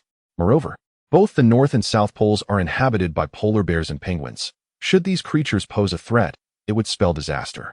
However, with the power to stop time, such concerns dissipate, for any animals that might wander into the frozen zone will merely have their time suspended, causing them no harm. Furthermore, Lin Chen can also halt time in the area designated for storing gasoline and diesel, protecting it from inclement weather. Should a large creature threaten him, he could simply freeze its time and devise a solution. Indeed, this upgraded feature has effectively alleviated Lin Chen's pressing concerns. Previously, he pondered the consequences of supplies spoiling over prolonged storage. However, it seems that the planet understands his needs. This recent enhancement of planetary control has focused solely on these two aspects. As for the reasons behind this upgrade, Lin Chen remains uncertain. Traditionally, advancements occur only when the era of awakening has commenced and his own abilities have not escalated. Nevertheless, regardless of the circumstances, this upgrade has bestowed significant benefits upon Lin Chen. It is essential to customize a villa to ensure comfort. Otherwise, residing here becomes quite unpleasant. Although Lin Chen spent several years living under the open sky with the earth as his bed, this does not diminish his preference for a cozy mattress. While the planetary space is indeed tranquil, the living conditions are, regrettably, inferior to those of the real world. As he lamented and indulged in a smoke from a black cigarette, Lin Chen swiftly transported himself to a cavern. This location housed items that required refrigeration, primarily various liquid resources. After casting a spell to suspend time within the entire cavern, Lin Chen darted off to the Arctic, where supplies needing low-temperature storage, such as meat and seafood, were kept. After similarly freezing time in that storage area, he proceeded to the Antarctic. The Antarctic, too, contained items necessitating low-temperature preservation. But rather than food, it primarily stored pharmaceuticals and other materials. Once he had frozen time there, Lin Chen made his way to the armory. Before him lay an impressive array of firearms and ammunition, piled high, overwhelming his senses. With a wave of his hand, all the weaponry was meticulously categorized and laid out across a vast expanse, resembling a grand military parade. From left to right, the simpler personal combat weapons spoke for themselves. The Type 95, Type 03, Type 191 automatic rifles, Type 03 submachine gun, Type 92 pistol, Type 88 sniper rifle, high-precision sniper rifles, and an array of anti-material sniper rifles akin to Barrett models, along with light and heavy machine guns, grenade launchers, and individual rocket launchers. Such an extensive array of personal combat weaponry hardly merits mention. Indeed, it is scarcely worth discussing. A slight shift to the right reveals a plethora of formidable vehicles. Numerous main battle tanks, the models of which elude Lin Chen's comprehension, yet they are undeniably colossal. A single shot could vanquish a throng of zombies. Beside the tanks lies a series of tracked vehicles resembling tanks, yet they are self-propelled artillery, appearing almost identical in size to their tank counterparts. Adjacent to 20-odd self-propelled howitzers stands an impressive array of long-range rocket launchers, although there are merely 10 vehicles. Their potential is staggering. Who could withstand their might? Lin Chen has inspected these, confirming they are all authentic equipment, capable of unleashing devastation across vast expanses. Beside the rocket launchers are dozens of infantry fighting vehicles, each equipped with heavy machine guns, autocannons, and flanked by smoke grenade launchers, presenting a truly grand spectacle. To the right of the infantry fighting vehicles lies a collection of armed helicopters, which, though few in number, merely 7, are of a size that commands respect. While Lin Chen cannot decipher their models, their imposing presence is undeniable. Yet, even with these armaments alone, there are additional pieces of equipment, the purposes of which remain a mystery to Lin Chen, but their sheer coolness is sufficient for him to assemble an entire army. Indeed, the fear of insufficient firepower has etched itself not only upon our nation but also within the hearts of each individual. Gazing upon the terrifying array of modern weaponry before him, Lin Chen felt a slight alleviation of his anxiety. Firearms and rudimentary personal weapons, such as rocket launchers and mortars, were familiar to him from his previous life. Although Awakeners possess formidable physiques, and individuals like Lin Chen, the Chosen One, are endowed with unique abilities, it is not always feasible to engage every zombie and mutated creature in close combat. Furthermore, in the event of a zombie horde, a firepower network formed by 2 heavy machine guns could effectively halt a large-scale onslaught.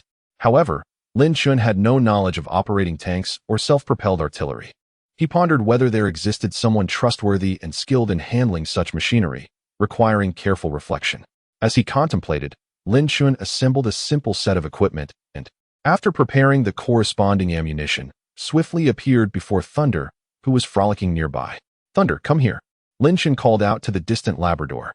With eager barks, Thunder bounded towards him. "Good boy, here, have some chicken."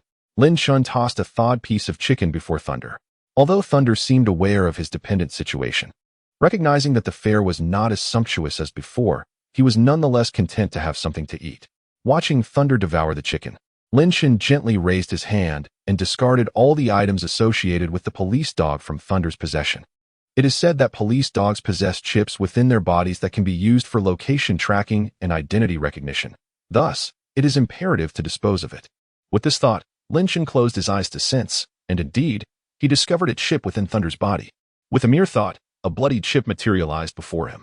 The dog merely felt a sensation akin to a mosquito bite and cast a puzzled glance at Lin Chen. "No worries, continue eating."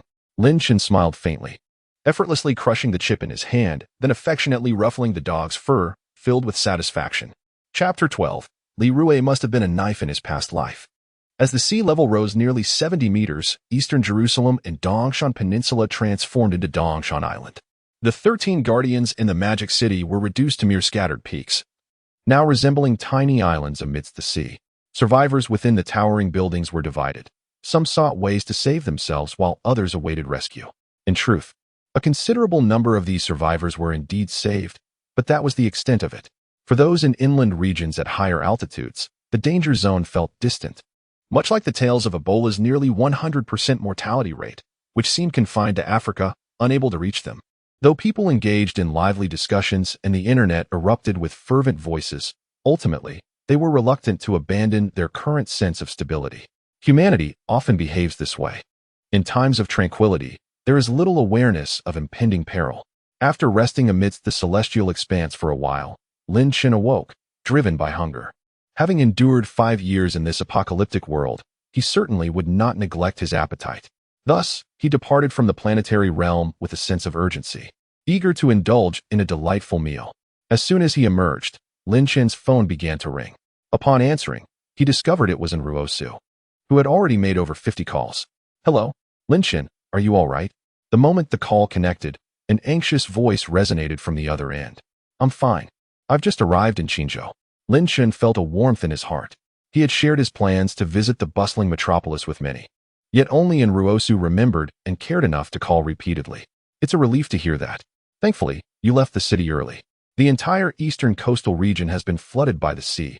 It's unimaginable how such a calamity could occur." It seemed she had a multitude of thoughts to express, as Ruosu chattered away, conveying her concern for Lin Chen and sharing her observations on current events. Lin Chen listened quietly, occasionally responding with an aha to acknowledge his presence. "Do take care of yourself. I've noticed the temperature is gradually dropping. Have you brought warm clothing?" Lin Chen reciprocated with his own stream of chatter, and their conversation bore little resemblance to that of ordinary people. One spoke while the other listened, with minimal interaction beyond occasional affirmations. "I understand. It's relatively warm here, and thankfully, there are no natural disasters. With the temperature dropping, the threat of forest fires is diminished. They continued their dialogue for another 10 minutes until Enruosu was called away by her instructor, prompting them to conclude the call. As Lin Chen spoke on the phone for over an hour, Lei Ting gazed at his new master with a puzzled expression. Wasn't it agreed that they would go out for a meal? Why had they been waiting for so long? Are you not hungry? The moment Lei Ting called out, Lin Chen's stomach audibly grumbled. Damn it, the allure of beauty truly is like that of a ravenous beast, influencing one's resolve. I find myself so disinclined to partake in a meal simply because of a woman. This should not be. This must not be. Lin Chen muttered to himself, though his heart was warmed by the thought. Stepping outside, he climbed into his luxurious vehicle and drove straight to the city, seeking a hot pot restaurant. The sweltering weather had naturally resulted in a lull in business for the establishment. Upon seeing Lin Chen enter, the proprietor seemed eager to prostrate himself in service. Sir, please. What broth would you like? You are our first customer today. May I offer you a complimentary plate of our specialty dog meat? Is that to your liking? The owner spoke, bowing and scraping before Lin Chen. Woof, woof, woof. Lei Ting, unsure if he understood or simply caught the scent of his kin, barked 3 times at the owner. My goodness. The proprietor was taken aback, his gaze shifting to the Labrador being led by Lin Chen. Gulp. Sir, your dog. The hot pot restaurant owner swallowed hard. What's this? Are pets not allowed? Lin Chen shot a glare at Lei Ting and smiled as he inquired of the owner. And no. I can substitute the dog meat for beef or lamb. How does that sound? The proprietor ultimately yielded in the presence of Lei Ting, uncertain of the reason. He regarded thunder with the same apprehension one might feel upon encountering a police officer, an unsettling sensation indeed. Fine, let it be, let us indulge it a bit.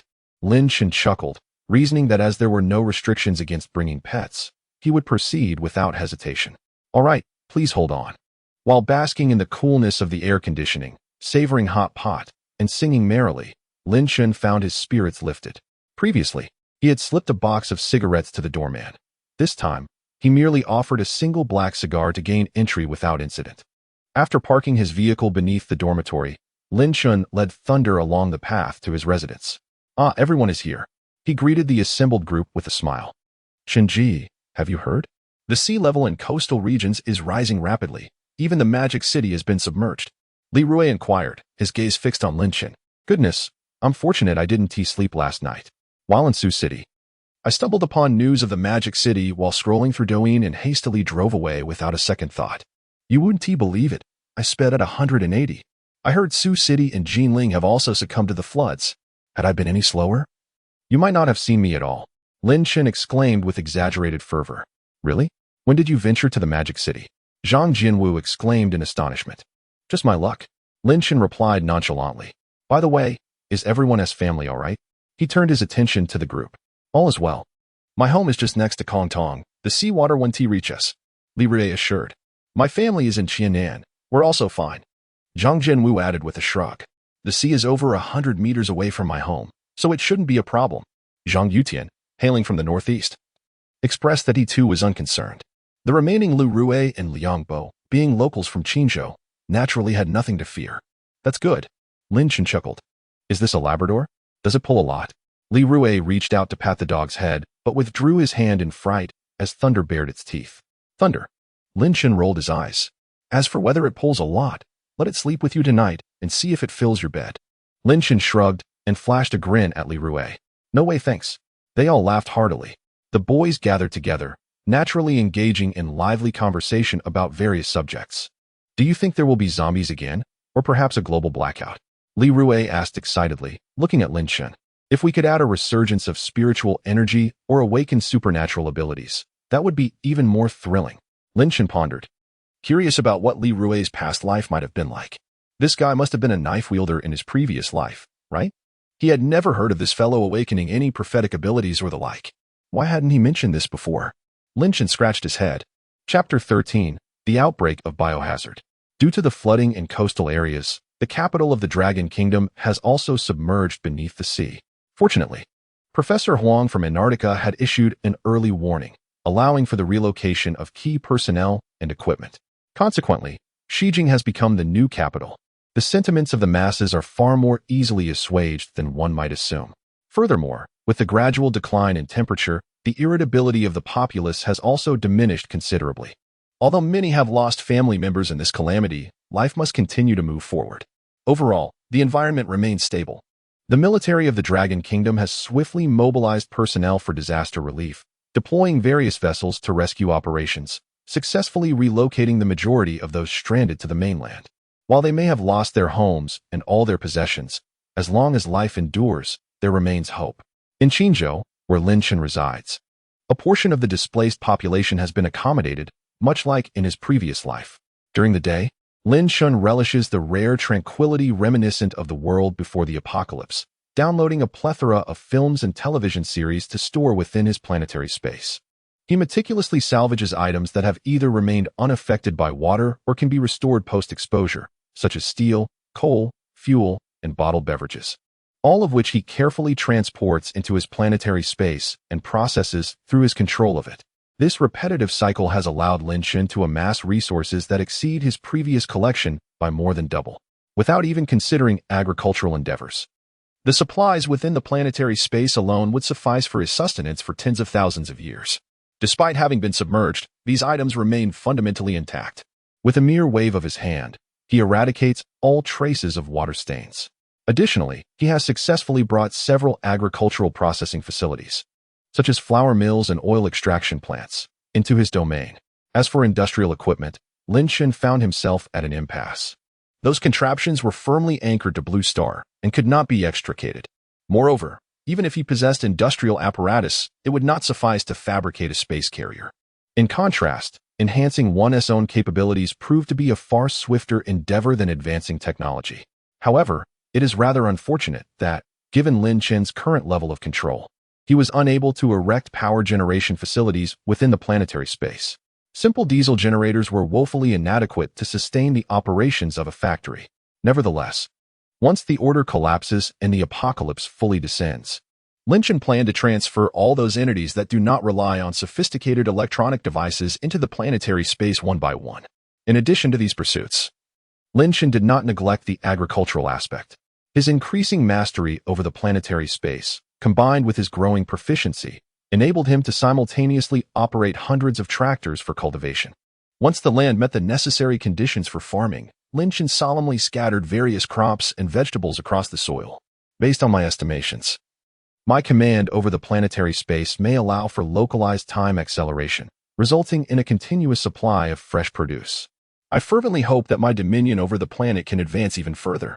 Lin Chen had an inkling that, in the future, his control over this planet might reach the level of a creator. Indeed, it might extend beyond this singular planet. Standing upon the earth, Lin Chen could distinctly observe the celestial bodies in the starry sky in their celestial dance. This suggested that the planetary imprint in his palm was merely a conduit, and what he truly sought to master was none other than this vast universe. If that is truly the case, then, splendid. On June 29th at 9 in the morning, in the capital city of Shijing, an elderly man adorned with 3 stars on his shoulders sat in his office. His face etched with worry as he gazed at the various reports displayed on his computer screen, occasionally letting out a sigh. Suddenly, a sheet of paper, densely filled with text, appeared on his desk. Who? Chen Jianjun was startled, abruptly lifting his head to survey his surroundings. Yet, there was not a soul in sight, not even a bird. He lowered his gaze to the paper that had materialized on his desk, and then raised his head to give himself a resounding slap, confirming that he was not dreaming. With a hint of exasperation, Chen Jianjun sighed, "My friend, when you sense something, you ought to consider my advanced age." Such surprises can indeed be quite alarming. After delivering a bitter smile, he reached for the paper and began to read the words inscribed upon it. General Chen, I trust that you, who once commanded the battlefield in southern Vietnam with unrivaled prowess, will not succumb to a heart attack due to my sudden intrusion. The opening line elicited a chuckle from Wang Jianjun. This writing bore the hallmark of youth. How intriguing. After a brief laugh, he continued to read. I understand that you may harbor doubts regarding the sudden appearance of this paper. I contemplated utilizing other methods or stealthily placing it on your desk, but upon reflection, nothing would be as impactful as this direct approach, for only a jolt can compel you to believe the words I am about to utter. At 8:50 tomorrow morning, on the shores of Bianliang, the first zombie will make landfall. Subsequently, a large-scale invasion of zombies will occur along the coastline of Long Country. They possess characteristics akin to the zombies depicted in the cinematic masterpiece Resident Evil, with some exhibiting even greater strength. With that said, I implore you to promptly organize personnel and initiate defensive measures. A well-meaning citizen. Upon reading the words on the paper, Jiang Chen did not hesitate for a moment. He swiftly made his way to the office of another elder. No one is privy to the conversation that ensued. Were it not for the ongoing disaster relief efforts in various countries, neighboring nations might have suspected that Long Country intended to take advantage of the global apocalypse. The crisis is on the verge of unfolding, and the sweltering heat has come to a definitive end. All regions have returned to their previously expected temperatures. Although June in Qingzhou is still warm, the mornings and evenings are a refreshing chill, barely reaching 20 degrees. From tomorrow onward, this world shall be irrevocably altered. By the way, why has no one applied for the positions yet? It is truly peculiar. Lin Chen glanced at his phone, shrugging in resignation. Time swiftly passed, and it was now 8:50 a.m. on the following day. Bianliang had transformed into a new coastal city, where soldiers stood vigilant on the beach, their eyes fixed intently on the shoreline. A strict order had been issued. Should anything emerge from the sea, they were to open fire without hesitation. Thus, the soldiers executed their orders with unwavering resolve. As a wave crashed, the clouds on the horizon took on a more sinister shape. Suddenly, a sound of splashing echoed not far away.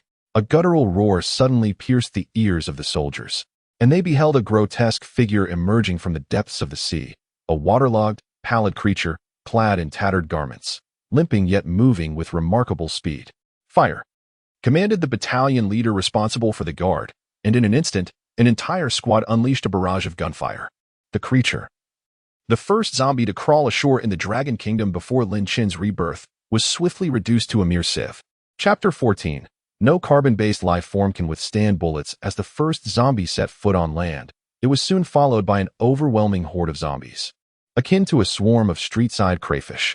Some had transformed from humans, others from fish, tigers, lions, elephants, and even numerous rodents, chickens, ducks, geese, dogs, and cats.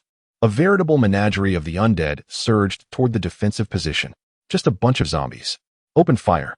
The leading commander, witnessing a few bullets turn one zombie into a mere colander, felt his fear dissipate significantly. The mantra remained. On this planet, no carbon-based life form could withstand bullets. If they could, then it was time to switch to larger calibers. Boom. Rat-a-tat-tat. A myriad of firearms unleashed a relentless assault on the horde of zombies. In contemporary times, the grassroots military officers are all graduates from esteemed military academies, collaborating seamlessly with seasoned commanders who have experienced the battlefield. The distribution of various crossfire points is meticulously organized, complemented by an arsenal of modern weaponry that is armed to the teeth. Not even a mouse, let alone a cockroach, could survive the onslaught of shells and missiles. Commander Chen has reported that the coastline is now fully engaged in repelling the zombies, with weaponry being transported to the front lines. Personally overseeing the operations, Jiang Chen received a briefing from his staff. I understand. Order the artillery and missile units to commence a barraging bombardment along the coastline, initiating with an hour of relentless fire. Jiang Chen declared, gazing at the real-time images displayed on the electronic map before turning to his staff. Understood. Thus, a concentrated barrage of artillery began advancing along the coastline, persisting for a full hour. The soldiers assigned to the defense felt as though the very sea itself might have been churned. Squad leader. The artillery and missile units are leaving us with nothing to salvage, lamented a soldier clutching a Type 95 rifle. With a swift motion, the squad leader slapped the soldier on his helmet. Hush. You mustn't take advantage of the situation and then complain. Although these zombies are easily dispatched, their sheer numbers are overwhelming. If we do not allow the artillery and missiles to cleanse the area, our defenses will inevitably falter. Pay attention. This is no longer the era of mere rice and rifles. Our fear of inadequate firepower has long been addressed. The company commander reminisced about the lessons learned during his military training, gazing at the tumultuous coastline ravaged by explosions, his heart swelling with exhilaration. This is our nation, standing proudly at the pinnacle of the world. In Qingzhou, at a beef noodle shop, Lin Chen savored his meal while perusing his phone. The short videos on Douyin were predominantly filled with footage of zombies emerging from coastal regions. In this age of advanced technology, and with the authorities lacking the capacity to intervene, the internet was ablaze with fervor. Goodness, zombies. Are they akin to the mushrooms from the southwest, edible once stir-fried and cooked? Eat, eat, eat. That is all you can think about. Image of Sun Wukong looking exasperated. Mom, I saw a zombie. They look so adorable.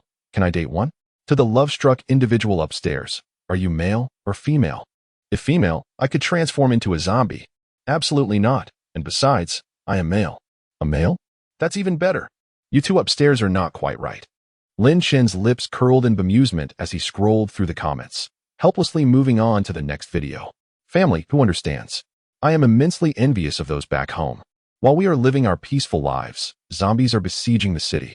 A video pleading for help amidst a seemingly idyllic life was posted, accompanied by a photo of a young girl. The comments on this video were even more entertaining. Is the blogger's video edited? Oh, I meant the little girl. The upstairs individuals have revealed their true thoughts. I demand justice. The comments section was quite explosive, yet Lin Chen found himself momentarily stunned. He could attest that the twin-tailed loli was indeed a real person, and he had encountered her in a previous life. After the Ice Age, the oceans of the world had completely frozen, and Lin Chen had ventured to the land of the little sun. There, he had met this twin-tailed loli. At that time, Lin Chen was a level 7 awakened, while she had already reached level 8. She wielded 2 katana that were nearly taller than herself, effortlessly dispatching zombies. Regrettably, Lin Chen had never utilized such blades, leaving him unaware of her true caliber. In this lifetime, he was determined to find out. Lin Chen mused silently, closing his phone and relishing the rare moment of tranquility. The resources within the planetary space were ample. What Lin Chen needed to do now was to patiently await the arrival of the awakening era, and then, utilizing the planetary space, vanquish zombies, procure crystal cores, and enhance his strength. Woof woof. Beneath him, Thunder barked twice. What is it? Lin Chen inquired, scratching the dog's head. Thunder, however, remained fixated on the lion's head in Lin Chen's hand, continuing to bark. Here, boss, bring me 20 more lion heads. Lin Chen called out to the vendor. And then he focused on his meal with determination. Just as a certain netizen had posted in a video overseas, the zombies had gone unnoticed at first, resulting in them now besieging the city. Coastal cities had transformed into veritable raccoon cities, erupting into chaos from a single point to a widespread outbreak. It was only after several hours that the military began to enter the cities in succession, stabilizing the situation. Ordinary zombies are ultimately quite pathetic, and their infectiousness is feeble, requiring scratches or bites to spread. However, the rate of contagion is merely slow within the confines of the homeland. In foreign lands, one might refer to, well, in a bar, a woman with a decayed neck dances wildly, while a man beside her observes, "Hey, what happened to your neck? Is that makeup?" And then, the entire bar erupts in chaos.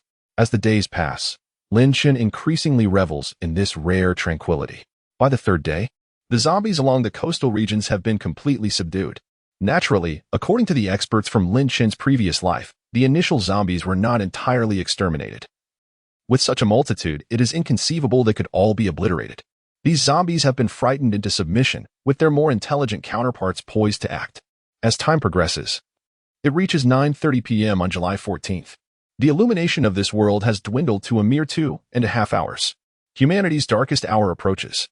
Prior to this ominous moment, Lin Chen had prudently secured all his electrical devices, including his luxury vehicles, the G-Class and Cullinan, even the humble Santana, into the spatial confines of his planet. Yet, all of this bears little relevance to me. Lin Chen smiles faintly, gazing up at the myriad stars in the sky. Come forth, this damned apocalypse. Chapter 15, The Darkest Hour. Solar flares are phenomena characterized by brief, yet immense releases of energy occurring within the solar atmosphere, primarily manifested through enhanced electromagnetic radiation, streams of high-energy charged particles, and clouds of plasma. Once the matter and energy ejected by solar flares reach near-Earth space, they can induce significant disturbances in the magnetic field, ionosphere, and the middle to upper atmosphere of our planet, thereby affecting human activities. The term solar storm is not a technical jargon, but rather a colloquial expression used to describe the impact of solar flares on Earth in a manner that is easily comprehensible to the general public. Nonetheless, even during a red alert, such impacts may only disrupt ground communications for a couple of hours and do not cause catastrophic damage to satellites. However, during the darkest moments of a solar storm, a triad of assaults can render all electronic devices inoperative, damage satellites, and inflict devastating blows to power systems. A prolonged geomagnetic storm lasting an entire month rendered communications inoperative for that duration. According to subsequent predictions by scientists, the geomagnetic index, KP, reached a staggering 9 at that time. Jiang Chen mused that such a level of geomagnetic index, KP, does not simply equate to 9. Rather, it signifies that the range of this measurement is limited to 9. Nature, indeed, is formidable. Should I perhaps adorn my vehicle with a I love nature emblem? Jiang Chen recalled a previous incident where he had hung something on a cliff without consequence, leading to this whimsical thought about affixing I love nature to his havel. Seizing the opportunity while the internet still thrives, Jiang Chen fervently scoured the web on his phone. Suddenly, the recruitment app he had posted flickered momentarily. Jiang Chen silently lamented as he glanced at the time in the upper left corner of his phone. Only 3 minutes remained until midnight. Truly. He hastily opened the page to examine the pertinent information about the two individuals, capturing several screenshots in quick succession. The solar storm could render his phone inoperative. Yet if it were to be discarded into the planetary space, it would yield a different outcome altogether. Having taken the screenshots, only a minute remained before the impending solar storm would strike. Without hesitation, Jiang Chen sent an internal message inviting them to apply for a position. And then he promptly tossed his phone into the planetary space. Through the medium of planetary space, Jiang Chen ascended to the rooftop. Gazing up at the vast expanse of the starry sky, the solar storm would consist of 3 successive waves of attack. The first wave would be the electromagnetic radiation emitted by solar flares, traveling at the speed of light to reach Earth. From the moment of the solar flare's eruption to its arrival on Earth, only 8 fleeting minutes would pass. In the blink of an eye, Jiang Chen felt the ground tremble slightly, and then, the global shortwave communications were entirely incapacitated, along with the failure of the global positioning system. Across the globe, individuals engaged in phone calls or text messaging discovered that their mobile devices displayed a signal of XX, accompanied by an incessant beeping sound. Jiang Chen observed with resignation as his backup phone transformed into the same XX display, shrugging his shoulders. This was merely the initial wave of attack. Although seemingly trivial, it was undoubtedly terrifying for the Dragon Kingdom, currently positioned in the shadow of the sun, as solar storms typically targeted only the sunlit side. The second wave of solar storm attacks, comprised of high-energy charged particle streams, also known as intense proton events, approached Earth at nearly the speed of light. Though it was not quite at light speed. Remarkably, this phenomenon reached our planet just half an hour after a solar flare erupted. At the Coastal Command Center, a sense of urgency filled the air. What has transpired? Why has shortwave communication suddenly ceased? Commander Chen Jianjun seized the telephone and connected to logistics support via wired communication, immediately demanding answers. Commander Chen, it's not just the shortwave communications. The entire global wireless network has gone down, and we have also lost contact with satellites. The logistics leader reported, his voice tinged with concern. According to preliminary assessments, it appears to be the result of solar storm activity. However, such a large-scale solar storm event has never been documented before. The logistics leader felt helpless in the face of this unprecedented crisis. What did you say? Commander Chen sank heavily into his chair. If modern weaponry loses its satellite support, what purpose does it serve? It was akin to the 5 benevolent leaders of Blue Star shutting down their navigation systems, leaving everyone else adrift like headless chickens. Now that the 5 benevolent leaders had lost their satellites, all were placed on an equal footing. Thankfully, if they could endure for a day or two, this turmoil would eventually pass. However, just as Commander Chen began to feel a sense of relief, the second wave of attack arrived swiftly. An unfathomably intense stream of high-energy charged particles surged toward Earth once more. This time, the planet seemed to tremble, as if it had shifted slightly off its axis. With a ripple effect, all precision electronic devices across the globe, even those submerged in water, hidden in deep mountains, or buried underground, succumbed to damage in an alarmingly brief period. Moreover, the electrical lighting system plunges into darkness due to the collapse of its control mechanism, while the light bulbs themselves remain unscathed. As for military equipment, it fares no better. Modern high-tech vehicles fail to start. Missiles can only be wielded as makeshift bombs, and the only functioning arms left are rifles. It is over. Humanity is utterly doomed. Chen Jianjun initially believed that the communication disruption would resolve itself within a day or two, yet the successive cataclysmic disasters indicate a recovery that will require far longer. Humanity, stripped of these vital devices, must begin anew. But how long will that take? Can humanity truly muster the will to start from scratch once more?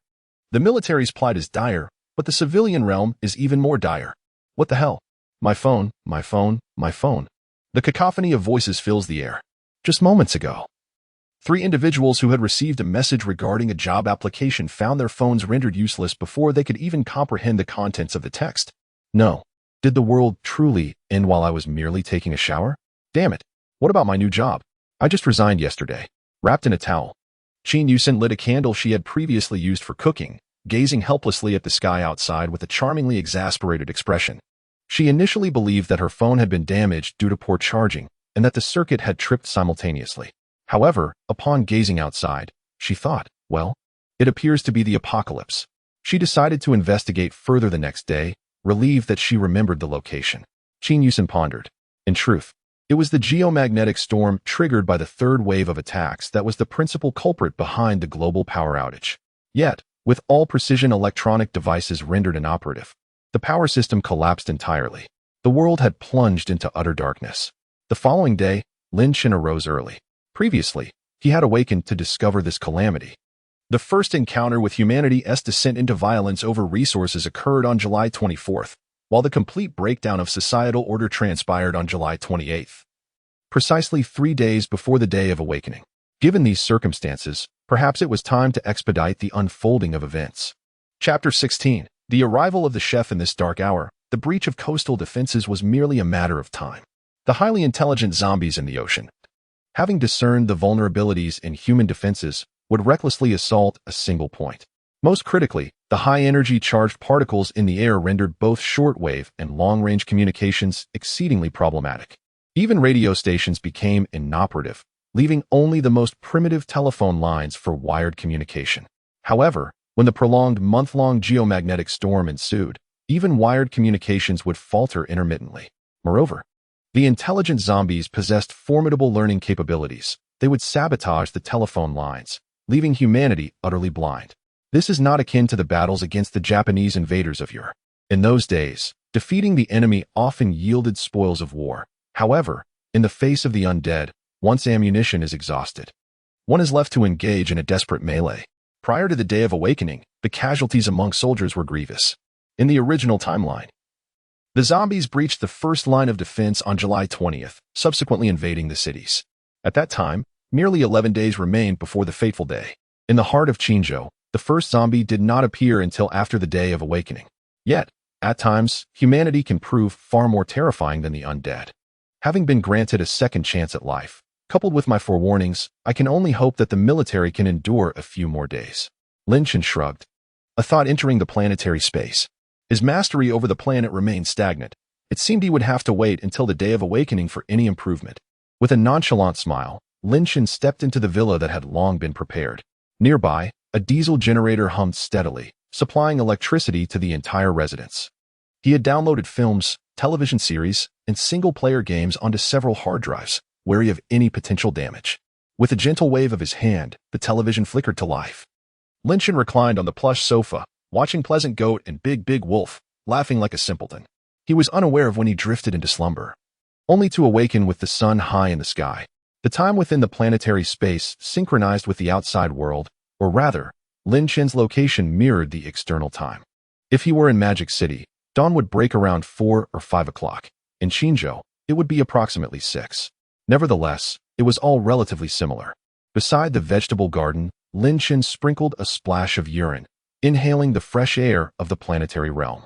A faint smile graced his lips as he called out into the distance, "Thunder." Barking excitedly, Thunder dashed toward Jiang Chen, brimming with enthusiasm. "Let's go." Today holds several significant tasks. Jiang Chen affectionately patted Thunder's head, preparing to leave the planetary space when suddenly, an idea struck him. With a swift motion, he summoned a bicycle from a distant continent, which materialized before him. For now, it would be prudent not to reveal too much. Although the Volkswagen could be driven without raising suspicion, he decided to ride the bicycle instead. A smile crept across his face as he contemplated the possibility of having Thunder pull a cart, though he recognized that it might not be entirely fair to the dog. Perhaps when the Ice Age arrives, he could indeed try a dog sled. As they entered Blue Star, Thunder wrinkled his nose and barked towards the entrance. "Oh, is someone approaching?" As a police dog, Thunder exhibited a heightened vigilance towards strangers compared to ordinary canines. Lin Chen, emerging from his abode, had assumed the safety of his home and neglected to scan with his mental prowess. It seemed he must rectify this bad habit moving forward.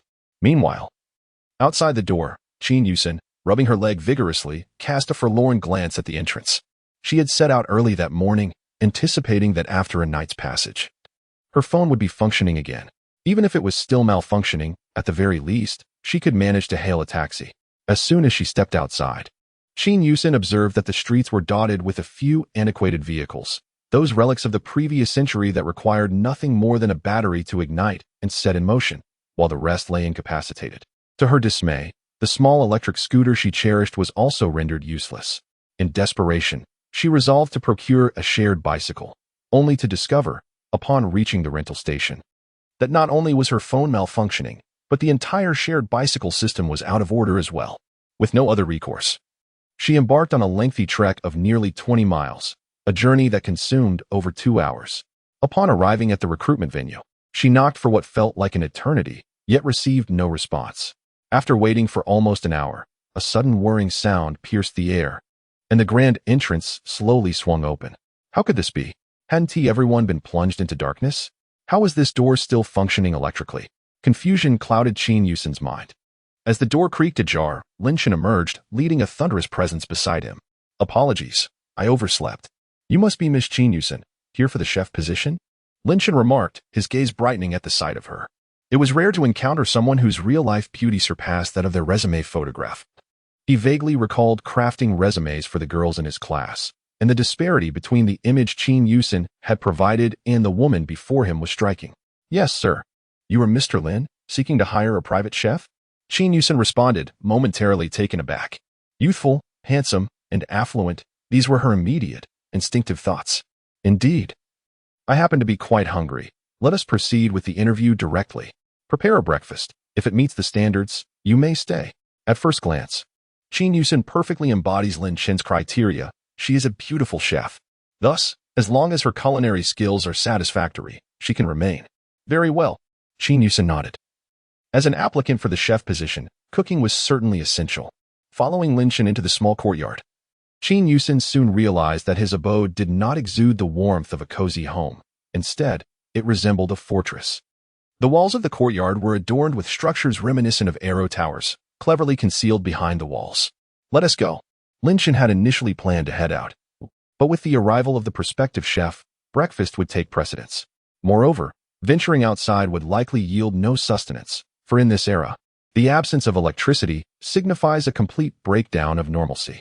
As Qin Yusen stepped into the main villa, she surveyed her surroundings and located her workspace. The kitchen, untouched by Lin Chen, featured both a Chinese and a Western cooking area, equipped with an oven, microwave, and air fryer, everything one might need. However, Lin Chen was a culinary novice, his skills limited to instant noodles. The ingredients are in the backyard. Feel free to prepare whatever you desire. I have no dietary restrictions, he declared, adding with a jest, of course, do refrain from anything like 9-turn intestines, or else I might just fry you. Qin Yusen stifled a light laugh at his playful remark before stepping outside to the backyard, where she carefully harvested some peppers, cucumbers, and eggplants from the orderly garden, along with a handful of green onions, before entering the kitchen. Seated on the living room sofa, Lin Chen watched Qin Yusen busily maneuvering in the kitchen. And he suddenly felt that, in this moment, everything was rather delightful. Chapter 17. Bicycles have become coveted treasures. In the kitchen, all electrical appliances, and indeed everything in the room, aside from the overhead light, had been safely stored away in Lin Chen's planetary space to evade the chaos. He had collected these items last night, releasing them only after the onslaught of high-energy charged particles. Through Lin Chen's experiments, he discovered that after this wave of impact, these devices could still function even in an atmosphere laden with high-energy charged particles. It had been previously noted that the solar storm primarily damaged precision electronic devices, such as phones, computers, and televisions, along with other items containing these elements. In essence, the destructive power beyond the severe geomagnetic storm was not overwhelmingly significant. However, the predicament lay in humanity's profound reliance on computers. Fundamentally, a mobile phone is merely a compact computer. Remarkably, even the earliest cathode ray tube televisions could still be powered on today. This solar storm was exceptionally astute, targeting the very core objects upon which humanity relies for survival. Meanwhile, Jiang Chen, whose singular focus was on earning money, remained blissfully unaware of the irregularities concerning Lin Chen's appliances. She simply perceived that these devices were far more efficient than those in the hotel where she previously worked. "Mr. Lin, do you have potatoes and flour?" Jiang Chen inquired. Glancing around the kitchen, which was stocked with various condiments, but lacking staple foods. "Wait for me, I will fetch them." Lin Chen turned and exited, feigning a trip to the basement, but in reality, he had retrieved a bag of potatoes and a sack of flour from the spatial realm. "Is this sufficient?" Lin Chen placed the items on the kitchen floor and addressed Jiang Chen. Gulp. "Boss, are you really carrying a bag of 80 pounds of flour and at least 100 pounds of potatoes all by yourself?" Observing Lin Chen effortlessly handling the flour and potatoes, Jiang Chen questioned her own senses. Is there an issue?" Lin Chen shrugged, then turned to leave, opening the living room television to watch a movie he had downloaded in advance. Meanwhile, Jiang Chen, still unaccustomed to the apocalyptic setting, assumed that Lin Chen's small courtyard must have a generator, which allowed for such a luxury. Tap, tap, tap. The kitchen was filled with the sounds of chopping vegetables and cracking eggs. Approximately an hour later, the dining table was adorned with a dish of shredded potatoes, a serving of julienned green peppers and cucumbers, along with steaming egg pancakes. "This is something I learned from a seasoned vendor who has been in the business for 30 years. It's been a while since I made it, so I might be a bit out of practice. Mr. Lin, would you care to try?" Jiang Chen wiped the beads of perspiration from her forehead and smiled at Lin Chen. "All right." Lin Chen nodded in satisfaction, picked up a pancake, filled it with shredded potatoes and julienned green peppers and cucumbers, and took a hearty bite. Delicious. You have passed the test. However, next time, if we could add some lettuce and perhaps a bit of cold vermicelli, that would be even better." Lin Chen nodded in satisfaction, giving a thumbs up to Jiang Chen while eating. "Thank you, Mr. Lin." Now, regarding the salary issue. The recruitment information Lin Chen previously posted stated a monthly wage of 30,000. Given the current circumstances, with prices likely to fluctuate, will Lin Chen still offer her the same 30,000 each month? Accommodation and meals are covered, with ample provisions for food and drink, and transportation will be arranged, along with additional resources in the future. As for the salary, Lin Chen reached into his pocket, producing a wad of red bills and tossing them onto the dining table. "Use this for now. If it runs out, just ask me for more." Soon, money would become the most worthless commodity in the world. The banking system had collapsed, and Lin Chen obtained this money from a notorious figure. Henceforth, the world would entirely revert to a barter system, even leading to zero-cost exchanges. While equivalent currency might be considered, it is merely a form of resource. It possesses monetary attributes, yet does not qualify as currency. With such generous benefits, are you not tempted by my charms, boss? Jiang Chen inquired, placing her hands over her chest as she looked at Lin Chen, testing the waters. Lin Chen's expression darkened instantly, and he lost his appetite. "If you are unwilling to work, I can find someone else. I will definitely work. As long as the salary is right, I will clean up and sleep right away." Jiang Chen promptly collapsed at Lin Chen's feet, her words flowing effortlessly. "Are you planning to pursue further studies?" Lin Chen gestured towards the chair, indicating for Jiang Chen to take a seat, shaking his head in resignation. "I see from your information that your home is in Jinxiu City, which is a 2-hour walk from here, correct?" Lin Chen inquired. "Yes, I left home this morning, intending to rent a small yellow bike, but unfortunately, they were all unavailable. It's quite frustrating." Jiang Chen replied, her face contorted in displeasure. Recognizing that this was to be his future chef, Lin Chen knew he could not let her slip away. If she left, who would he turn to for explanations? "Ah, are you truly yearning for me?" Jiang Chen jested, thinking Lin Chen was merely joking. Little did she know, he was entirely serious. "I'm not lusting after you," Lin Chen retorted, feeling as though this woman had been sent by fate to challenge him. "You better not make me think your cooking is unpalatable, otherwise I'll fire you," he exclaimed, before resuming his meal with delight. Despite her incessant chatter, her culinary skills were undeniably impressive. In the realm of cooking, she was confident she had never been bested. "Do your best." After finishing their meal, Lin Chen, needing to accompany the young chef to collect her belongings, summoned the Volkswagen from the spatial realm. "Let us go. Retrieve your things," Lin Chen said, looking at Jiang Chen, who was busy counting her money. Oh, I'll be there in a moment," Jiang Chen exclaimed, skipping over to the car. "Boss, how come someone as wealthy as you drives this car?" she asked, a hint of confusion in her eyes as she regarded Lin Chen. What? Do you look down on the Volkswagen? As Lin Chen stepped outside, he glanced at the streets, pondering whether any new vehicles, apart from the old ones, were traversing the thoroughfare. With a slight shrug, he acknowledged the reality. Seated in the passenger seat, Lin Chen drove Qin Yusen away from the entrance. However, once they had exited, the closing of the gate posed a predicament. The high-energy charged particles in the air interfered with shortwave communications, rendering Lin Chen's remote control ineffective in shutting the gate. With no other option, he extracted the gate's antenna and connected the remote directly to it for a point-to-point link. With a hum, the gate slowly descended. Cruising along the road devoid of traffic light worries, Lin Chen felt a wave of contentment wash over him. The sky remained a vivid blue, the water retained its verdant hue, and humanity still exhibited kindness.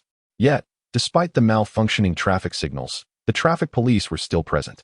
As he approached a bustling intersection, Lin Chen noticed an officer gesturing for him to come to a stop. While waiting, he glanced towards the passenger seat, where he observed a bicycle shop brimming with eager customers. I have cash. I have cash. Please, give it to me. I have a Fruit 14 Pumax. I'll trade you for a bicycle, boss.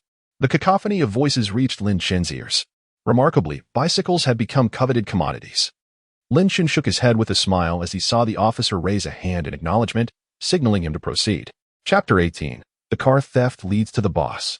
Successfully, the vehicle entered the Jiangxiachen community. This neighborhood can be considered an older community, with various facilities showing signs of age. However, compared to the cylindrical buildings in the south, or the communities devoid of parking spaces, Qinzhou, which developed later, has neighborhoods like Jinxiu City that can be regarded as relatively new. The area beneath Qin Yusen's building is quite spacious. After Lin Chen parked the car, he inserted the key to lock it. The old Volkswagen Santana he purchased, despite being like the cars of many others on the street, was indeed very antiquated, so much so that it lacked a remote key, necessitating the insertion of a key to secure the doors. In your community, I assume there are no car thefts? Lin Chen inquired with a smile, glancing at Qin Yusen. I don't think so. There have been instances of parcel thefts, but car and battery thefts are quite rare. Qin Yusen replied. That's reassuring. Lin Chen chuckled, then took the leash of thunder and followed Qin Yusen up the stairs. The apartment that Qin Yusen owned, though situated in an older community, was not inexpensive. Otherwise, with her experience as a head chef at a five-star hotel, she would not have resorted to working as a private chef. Private chef is a euphemism. A more candid term would be nanny. She was well aware that working in someone else's home entailed more than just cooking. It likely included cleaning and possibly attending to the host's daily needs. The monthly salary of 30,000 yuan, alongside the stipulation that applicants be female, under 30, attractive, and of a well-proportioned figure, seemed to echo the requirements of hiring a flight attendant. It was conceivable that such a position could lead to a more dubious arrangement. Nevertheless, a monthly salary of 30,000 is not to be trifled with. Did you purchase this apartment with a loan? Lin Chen sat on the sofa, sipping the water that Qin Yusen had brought him, listening to her complaints, and then inquired, a loan of over 2,000 for a month? Qin Yusen nodded. Congratulations then, you won't have to repay the loan anymore. Lin Chen chuckled and replied, how could that be possible? Unless it's the apocalypse. Even if monsters and Ultraman were to battle it out in the city, the mortgage still has to be paid. Qin Yusen's thoughts lingered on the past. Even though she knew that zombies roamed the coastal regions, having consumed half the city's livelihood, she still believed that the country remained peaceful and prosperous. After all, they had already endured a disaster comparable to a zombie apocalypse, and while lives were lost, the banks continued to demand loan repayments. Alas, you hit the nail on the head. Lin Chen laughed, recognizing that this girl was as sharp as Li Rue. But it doesn't matter now. With the money you earn from your boss, you can simply buy a small apartment later. Qin Yusen smiled and said, all right. Lin Chen nodded in agreement, but suddenly felt that her words bore a hint of condescension. They quickly gathered her belongings, just some clothes, cosmetics, and her unique dining utensils, along with her broken computer and phone. Let us go, Lin Chen said, helping Qin Yusen carry a large bag while tugging at a suitcase with his other hand. Qin Yusen glanced back at the little nest she had inhabited for several years, solemnly locked the door, and then followed Lin Chen downstairs. As the two descended the stairs, they caught sight of two shadowy figures crouched beside the driver's side, seemingly engaged in some nefarious activity. What are you doing? Lin Chen shouted. The pair, either feeling guilty or genuinely frightened, bolted away in a flash. Woof woof. Thunder barked twice, eager to pursue them. But Lin Chen had tied its leash to a suitcase for convenience, and in the blink of an eye, the two figures had vanished into the distance. Upon closer inspection, Lin Chen realized they were women, two remarkably swift individuals. Given his current physical condition, he doubted he could catch up with them, wondering if they were professional thieves or athletes of some sort. Well, let them run. I'm not chasing anymore, Lin Chen said, giving Thunder a gentle kick. The dog, now subdued, cast a forlorn glance at the leash restraining it. I have no idea. Perhaps people's hearts have changed, right? Qin Yusen remarked cautiously. Glancing at Lin Chen, just moments earlier, she had confidently asserted that there were no car thieves in the community, only to witness a theft as soon as they stepped outside. It's nothing. They might just be from another neighborhood, Lin Chen replied, shaking his head at the innocent, pouting visage of Qin Yusen. He placed the large bag atop the car and proceeded to open the door. Meanwhile, after Lin Chen and his companion had departed, the two car thieves emerged from behind a building. Sister, it's all your fault. If your hands weren't so slow, we would have succeeded. The woman in the blue short-sleeve shirt chided the one in red. It has been quite a while since I last unlocked it. My hands have grown unaccustomed. The woman in the red short-sleeve turned her head and offered a sheepish smile, slightly embarrassed. Never mind. Let us venture out and try our luck. If all else fails, we shall walk. At our pace, we should arrive in just over an hour. The woman in blue short-sleeve shook her head in resignation. Very well. Upon returning home, the hour was still early. Originally, the plan for the day was to seek out the chef and the two bodyguards. However, the arrival of Qin Yusen had disrupted Lin Chen's intentions. In light of this, it would be prudent to temporarily set aside those plans and later in the afternoon pursue the two bodyguards instead. An hour and a half later, at the entrance of Lin Chen's residence. This is indeed the place, is it not? The woman in red short-sleeve gazed at the door and addressed the woman beside her in blue short-sleeve. Indeed, it is here. The woman in blue nodded affirmatively. Knock on the door. Knock, knock, knock. As the door echoed with knocks, Thunder also barked twice toward the outside. Sister, does that dog-esque bark sound a bit familiar to you? The elder sister inquired, puzzled by Thunder's barks. Never mind that. It seems the younger sister is the more resolute of the two. The elder sister nodded, yet her keen ears sensed something amiss. Inside the house, upon hearing the knocking, Lin Chen's heart leaped with joy. Could it be that the two female bodyguards he had interviewed have arrived? Thus, Lin Chen rose and stepped outside. Upon opening the door, he was greeted by two tall and strikingly beautiful women, whose only discernible difference was the color of their attire. Individually, either might have been deemed merely a social media sensation, yet together, they exuded an extraordinary beauty that felt almost unfair. However, as Lin Chen scrutinized them further, a sense of familiarity began to surface. Had he encountered them before in his past life? That seemed improbable. If he had met twins before his reincarnation, he would surely retain some recollection. Rubbing his head in contemplation, he felt an inexplicable sense of déjà vu regarding these two. Hello. We are here to apply for the bodyguard positions, the two women said, their demeanor somewhat cautious. Lin Chen noticed their apprehension. Perhaps his gaze was slightly unsettling. Oh, please come in, he replied, nodding as he ushered them inside. However, upon entering and catching sight of the Volkswagen Santana, Model M, 74532, parked in the courtyard, their expressions shifted dramatically. The very vehicle they had intended to steal belonged to their employer. This was a complete disaster, utterly catastrophic. By the way, I noticed from your resumes that one of you is named Li Mu and the other Li Qing. Which one of you is which? Lin Chen inquired.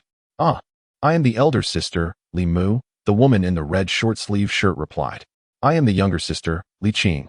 The one in the blue short-sleeve shirt quickly added. Since you have come to apply for the bodyguard positions, I presume you have seen the requirements I posted online? Lin Chen remarked, stepping aside to press the electric control switch for the gate. In designing the entrance, the potential malfunctioning of the remote control was anticipated. Thus both wired and wireless connections were established. We, as two veterans, possess practical combat experience. Sister Li Qing nodded. The resume states that both of you are 27 years old and also veterans. Why is it phrased as considered? Were you discharged involuntarily, or for other reasons? Lin Chen endeavored to phrase the term deserters in a more tactful manner. No. We are. The two girls exchanged glances, uncertain of how to respond. Typically, their psychological resilience was formidable, leaving no room for such disarray. Yet, on one hand, Lin Chen's imposing presence surpassed even that of the most formidable CEOs or high-ranking officials they had encountered. On the other hand, they felt guilty, afraid of being recognized as car thieves. These two individuals appear somewhat familiar, don't they? Boss, do you feel the same? Just as the two girls hesitated, Jiang Chen emerged from the entrance, remarking, "Do you also find them familiar? How peculiar. We both recognize them, especially in such attire." Woof woof woof. At that moment, Thunder, who had been watching the animal planet inside, dashed out and began barking at Li Mu and Li Qing. "Oh, so you were those two car thieves?" Lin Chen finally recalled who these young ladies were. Boss, we were wrong." Although Li Qing was astute, in this situation, unless they resorted to silencing others permanently, they were undeniably at a disadvantage. Yet, yearning for a peaceful life, they chose to admit their faults. The matter of the stolen vehicle could be addressed later. For now, let us discuss your merits. If I find you worthy, I might overlook the incident of theft. However, should you fail to demonstrate your value, I regret to inform you that you will forfeit your positions. Lin Chen directed his gaze towards the two, stating this firmly. Wait. We will speak," they exclaimed. "We are assassins. The reach of those killer organizations cannot extend into our homeland, so we sought to find work here, aiming for a stable existence." Li Qing quickly asserted. "Assassins? Have you taken lives?" Lin Chen inquired with a calm demeanor. The two girls exchanged glances before nodding in unison. "Very well, since you have indeed taken lives. This simplifies matters. Little chef, go prepare a meal." Lin Chen gestured to Jiang Chen. At that moment, Jiang Chen remained in a daze. "Assassins? Murder?" Lin Chen emphasized. Oh, she stammered. "If you are afraid." Lin Chen's voice trailed off as he looked at Jiang Chen, noticing her hesitant demeanor. He smiled slightly and added, "That won't do. I am quite pleased with your culinary skills. Now, go cook. The world is changing, and you must learn to adapt, embracing things you have never accepted before." Lin Chen remarked. I understand." Jiang Chen nodded, her expression slightly dazed as she turned to enter the kitchen. Meanwhile, the two sisters, Li Mu and Li Qing, exchanged curious glances at Lin Chen. "Boss, have you truly decided to keep us?" Li Qing inquired tentatively. "I was initially planning to find you this afternoon and introduce you to the darker side of this world." Lin Chen chuckled, giving each girl a gentle pat on the shoulder before turning to walk into the villa. The two girls shared a knowing look and quietly nodded, following in Lin Chen's footsteps. For lunch, Jiang Chen prepared stir-fried noodles accompanied by 4 cold dishes: smashed cucumber, seasoned tomatoes, scallion tofu, and shredded radish. Northerners have a penchant for noodles, and the two sisters, having lived abroad for an extended period, naturally longed for their hometown flavors. From the morning, Jiang Chen noticed Lin Chen's hearty appetite. This time, the meal prepared for 4 people and a dog was equivalent to the portion typically served for 10 adults. However, she was taken aback to discover that the seemingly petite Li Mu and Li Qing could eat so much. In the end, Thunder was left helplessly consuming raw beef in despair. "Follow me." After the meal, Lin Chen led Li Mu and Li Qing to the study on the 2nd floor, while Jiang Chen began washing the dishes, and Thunder stood guard at the door, seated beside the tea table in the study. Lin Chen poured tea while gesturing for the 2 young women to take a seat. "What weapon are you proficient in?" he inquired without lifting his gaze. "I am a sniper, skilled in long-range shooting. I assure you, I can hit the fuel tank of a helicopter from 800 meters away without causing it to explode," Li Mu declared with pride. "Excellent. And you?" Lin Chen slightly raised his head, observing the composed expression on Li Qing's face, which bore no trace of dissent, but rather a hint of pride and admiration for Li Mu's assertion. This confirmed to him that Li Mu's words were not mere boasts, but rather a testament to her humility. "I have a more versatile skill set. I dabble in various techniques. If I were to claim proficiency, it would be in close combat and pistol handling," Li Qing replied, tempering her words. Sensing the potential difficulties in acquiring firearms domestically, she added, "My sister and I are quite adept with blades as well. It is indeed best for you to leverage your strengths. Now, choose your weapons." Lin Chen rose and approached a cabinet that housed a concealed compartment, originally intended for storing valuables. However, it now lay empty. Lin Chen then communicated with the planetary space, retrieving an assortment of weaponry and ammunition to place within the hidden compartment. As he opened the compartment and illuminated its contents, he stepped aside. Gulp. "What? Who exactly are you, boss?" 2 young women gazed into the dark compartment, filled with an array of weaponry, the Type 95, Type 03, Type 191, and Type 92 pistols, alongside CS-LR-4 rifles. Beyond firearms, there were grenades, smoke bombs, and even rocket launchers and mortars. This afternoon, shall we embark on a mission to eliminate some targets? Lin Chun inquired with a smile, looking at the two. Chapter 20. Target, Tang Chuan. Boss. Are we, perhaps, in over our heads? Li Mu, with her candid nature, cautiously posed the question to Lin Chun. Sister. Li Qing chided Li Mu softly. In contrast to the somewhat blunt Li Mu, who struggled with emotional nuances aside from her sharpshooting skills, Li Qing possessed a clearer perception of the situation. Well, sort of. Feel free to choose any weapon here. If these don't meet your standards, I can procure nearly anything for you, save for fighter jets and aircraft carriers. Lin Chun replied with a chuckle. We are in. Just tell us who to eliminate. Li Qing glanced at Li Mu, then at the vast array of weapons and ammunition behind Lin Chun, and finally nodded resolutely. Tang Chuan. Lin Chun pronounced coldly, uttering the name with a chilling finality. However, the mere mention of this name sent a shiver through Li Mu and Li Qing. Their trepidation did not stem from familiarity with this individual, but rather from the palpable aura of menace in Lin Chen's voice. They had taken lives before and had encountered those who were merciless killers, including instructors from assassin organizations, whose victims numbered in the hundreds. Yet, compared to the lethal intensity emanating from Lin Chun, that instructor seemed almost trivial. The countenance, devoid of any discernible change, suddenly turned icy in an instant, sending shivers down the spine of those who beheld it. Arm yourself well and follow me, Lin Chun commanded, directing his gaze towards the two individuals. Understood. Li Mu stepped forward, hefting the CS-LR-4 high-precision sniper rifle. Li Qing selected two 92-style pistols and attached several magazines. Positioning herself beside Lin Chun.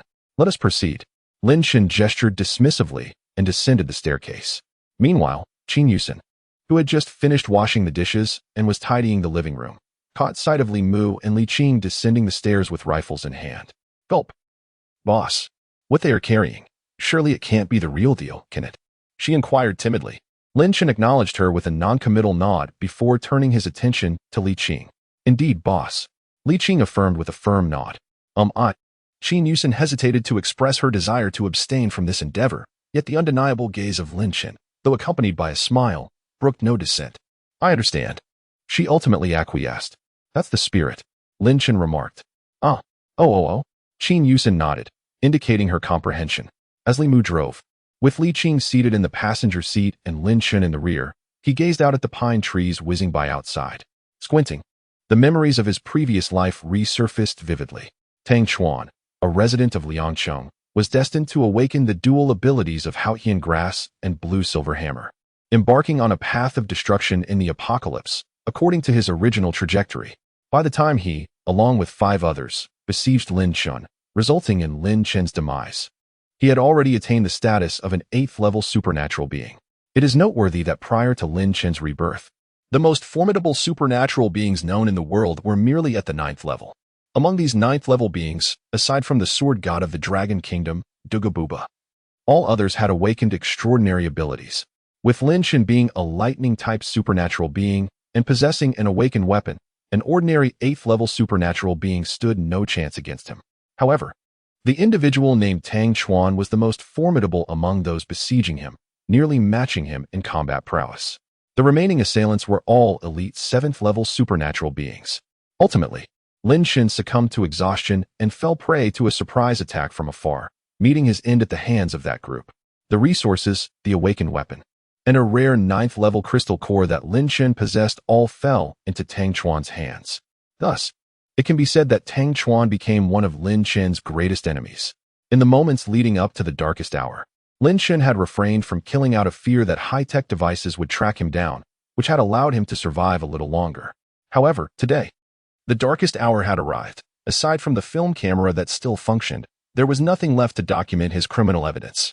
Moreover, soon, this would no longer be deemed a crime. 2 hours later, the vehicle exited the highway at the toll station in Liangcheng. The highway toll system was malfunctioning, and with very few vehicles on the road, the toll booth staff did not charge any fees. Boss, do you know where this Tang Chuan resides? Upon assuming the role of an assassin, Li Mu appeared to transform entirely. His once endearing and naive demeanor had vanished, replaced by an air of sophistication. I only know that the Tang family resides near the Liangqing sports complex. The specifics are for you to uncover. At this juncture, he should still be an unemployed graduate lingering at home. Once you locate him, please inform me. Lin Chen glanced at the two young women, a smile gracing his lips. What? You don't even know where he lives? Li Mu faltered for a moment, realizing the absurdity of hunting a man without knowledge of his whereabouts. Was he to slay mere shadows? Precisely. That is why I brought you along. Initially, I intended to search for him at my own pace, but with your assistance. Lin Chen remarked, sipping his Waha AD calcium milk. Delightful. Completing his previous statement, Lin Chen gestured for the two women to commence their task. With no other choice, Li Mu and Li Qing parked their vehicle near the Liangqing sports complex. Observing Lin Chen engrossed in his tablet, watching Ultraman. Pouting, they began to utilize their expertise to search for Tang Chuan in the vicinity. Li Qing kept watch, while Li Mu notified Lin Chen. I've located Tang Chuan as per your specifications. He resides in Unit 701, Building 9 of Century Garden.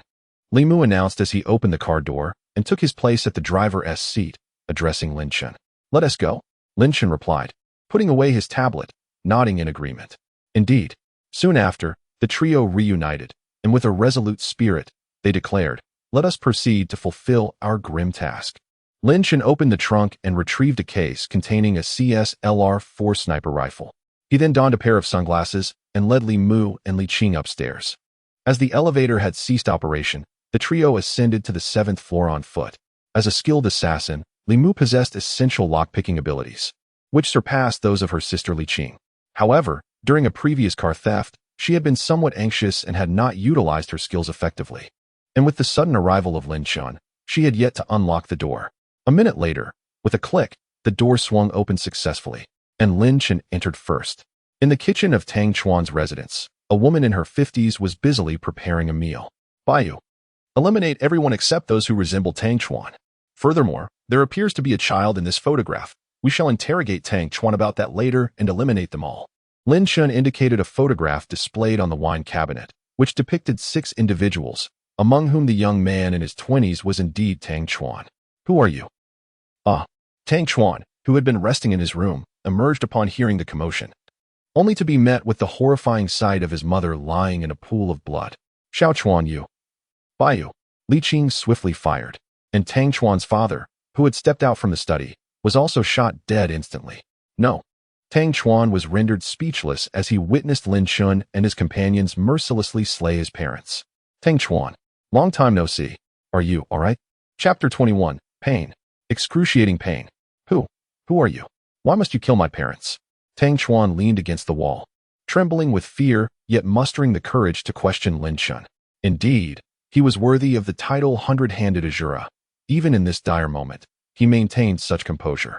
Lin Chen gazed at Tang Chuan and clapped his hands with a smile. I do not recall ever meeting you. Nor do I understand what you mean by hundred-handed Azura or thousand-handed Azura. Tang Chuan looked at Lin Chen, his eyes filled with malice. He only knew that if Lin Chen spared his life, he would ensure that Lin Chen paid 1,000-fold for his transgressions. Tang Chuan. Lin Chen suddenly barked. Tang Chuan flinched, as if Lin Chen had uncovered his innermost thoughts. Lin Chen, however, was oblivious to Tang Chuan's intentions, yet he was well aware of this man's character. Speak. Who are the individuals involved, and where are they located? Reveal this, and I shall grant you a reprieve. Lin Chen said, taking the family portrait from Tang Chuan's home and pointing at the figures within. They are my elder brother, my second sister, and my little sister. Tang Chuan shrank back, responding. Where are they? Lin Chen demanded sharply. I. Tang Chuan hesitated, fearful that revealing the truth would lead Lin Chen to betray him.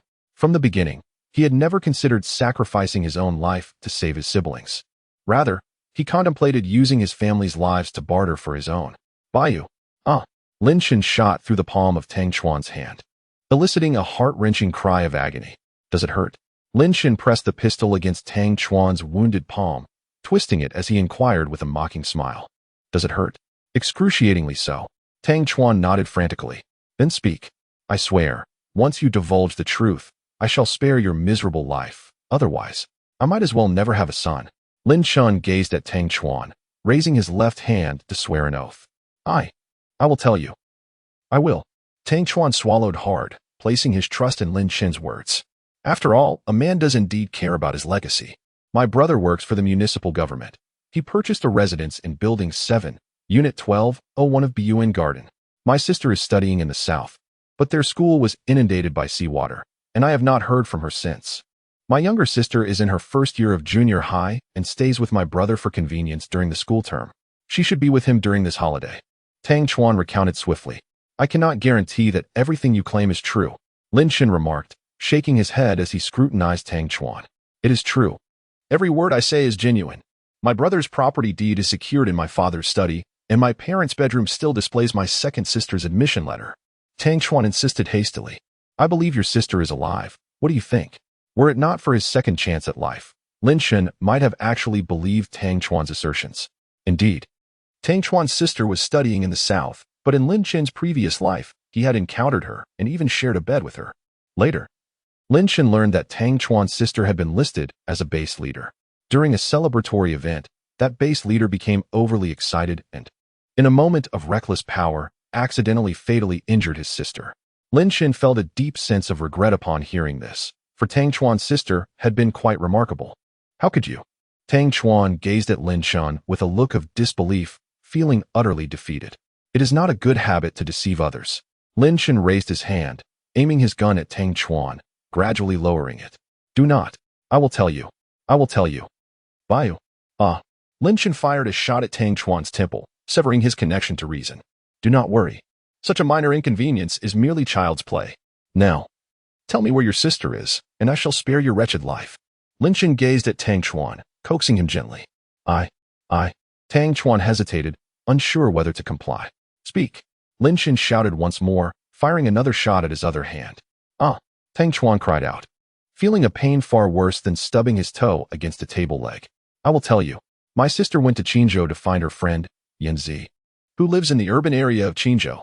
As for the exact location, I truly do not know. Tang Chuan shouted desperately. That is more like it. Lin Chen smiled, responding in the local dialect of Qinzhou. Although Qinzhou and Liangcheng are quite close, and their dialects share similarities, there are subtle distinctions which Tang Chuan could easily discern. Are you from Qinzhou? Tang Chuan gazed at Lin Chen and, in a state of terror, exclaimed, What a coincidence. That individual named Yanzi. I happen to know him. What an extraordinary twist of fate. Lin Chen looked at Tang Chuan, chuckling softly.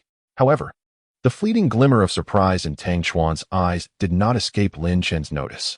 It appears you still have not spoken the truth, he remarked. Li Mu, does your assassin organization possess any methods of coercion? If so, please extend our greetings to Master Tang San. Tang Chuan, being the third child in his family, was directly addressed as Tang San by Lin Chen. Indeed, we do. Li Mu cackled ominously, pulling out a nail clipper from an unknown source. Although the 10 tortures of the Qing dynasty are exceedingly grotesque, they are reserved for the most heinous of criminals. For someone like this little rascal, a simple nail trimming will suffice. However, my technique is a tad more brutal than what is portrayed on television. As he spoke, Li Mu stepped forward and seized Tang San's hand, preparing to groom his nails. Initially, Tang San felt little discomfort, but as the nail clipper grazed his flesh, he emitted a sharp cry of agony. Quiet down.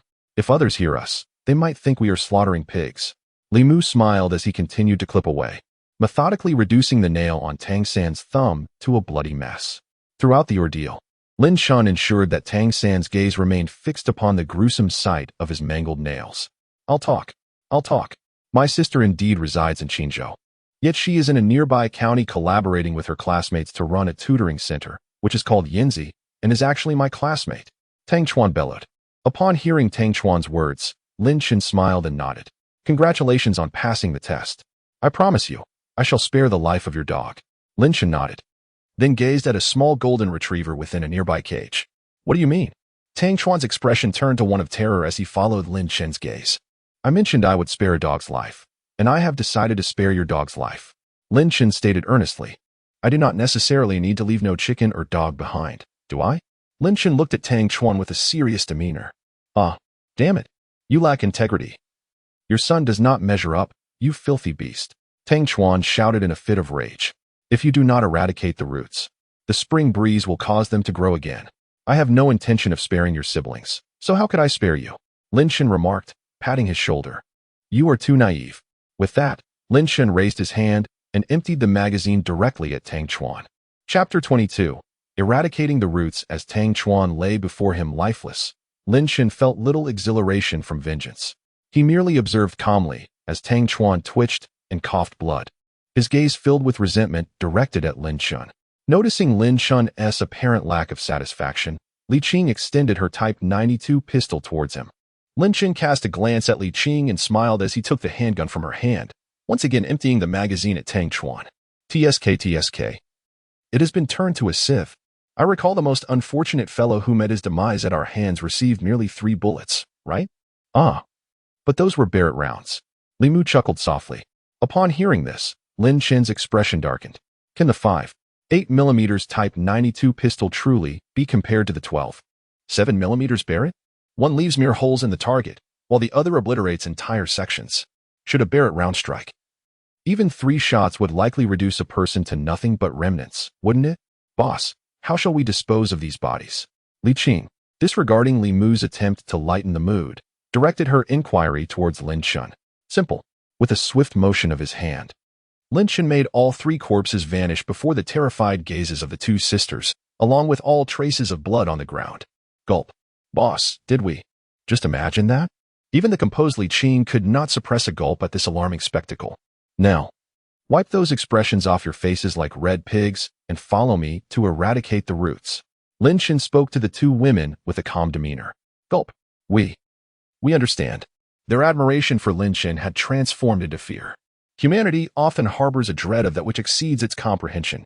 Even the specter of a non-existent ghost can instill terror at the stroke of midnight. One might endure excruciating pain rather than venture to the restroom until those few minutes have passed. The unknown has always been the most terrifying. Lin Chen waved his hand, and there was no evidence to prove that the 3 had been murdered in the room. The reason for concealing the bodies was Lin Chen's fear of future repercussions. After 5 years of the apocalypse, Lin Chen had witnessed zombies retaining the wisdom of their former selves. Some were driven by deep-seated obsessions, striving to protect, while others were fueled by hatred. Given Tang Chuan's talents, Lin Chen feared that this wretched being might awaken special abilities as a zombie and seek revenge. If Lin Chen himself could be reborn, what else could possibly occur? Having dealt with Tang Chuan, Lin Chen led Li Mu and Li Qing to the location of Tang Chuan's brother and sister. Damn it, why did Tang Chuan's brother choose such a high floor? Climbing the stairs could exhaust anyone. The 3 of them ascended to the 12th floor, panting after several minutes of effort. Climbing 12 flights was truly exhausting. Wait, let me catch my breath. I can hardly breathe. Lin Chen took out a bottle of ice-cold cola, leaning against the railing as he gasped for air. Boss, your stamina is quite lacking, Li Mu remarked, unable to hold back his words. Hey, who are you mocking now? Lin Chen retorted, rolling his eyes. The reason why ability users are stronger than ordinary awakened ones is that their powers can also enhance their physical forms, allowing them to gain strength at a much faster rate than typical awakened individuals. Li Mu and Li Qing exchanged glances. It was only 6:40, and the sky outside was still bright enough to reveal Lin Chen's sheepish expression. The man who had just waved his hand to make 4 corpses vanish now seemed to be no better than they were. Indeed, perhaps even inferior. Let us proceed. After a brief pause of 2 minutes, Lin Chen resumed his ascent. This time, he reached the 12th floor in one breath, gesturing for Li Mu and Li Qing to take care of things. It required little effort to eliminate a mere office worker and a small girl. Li Mu and Li Qing were not inherently malevolent, yet they could hardly be deemed virtuous. They understood the necessity of eradicating threats, having previously taken lives as assassins, including that of children. Moreover, this girl was no longer a child in the truest sense. The routine was the same: pry open the door, enter, fire the weapon, and the cries ensue. Boss, it's done. Li Mu signaled to Lin Chen with a gesture indicating completion.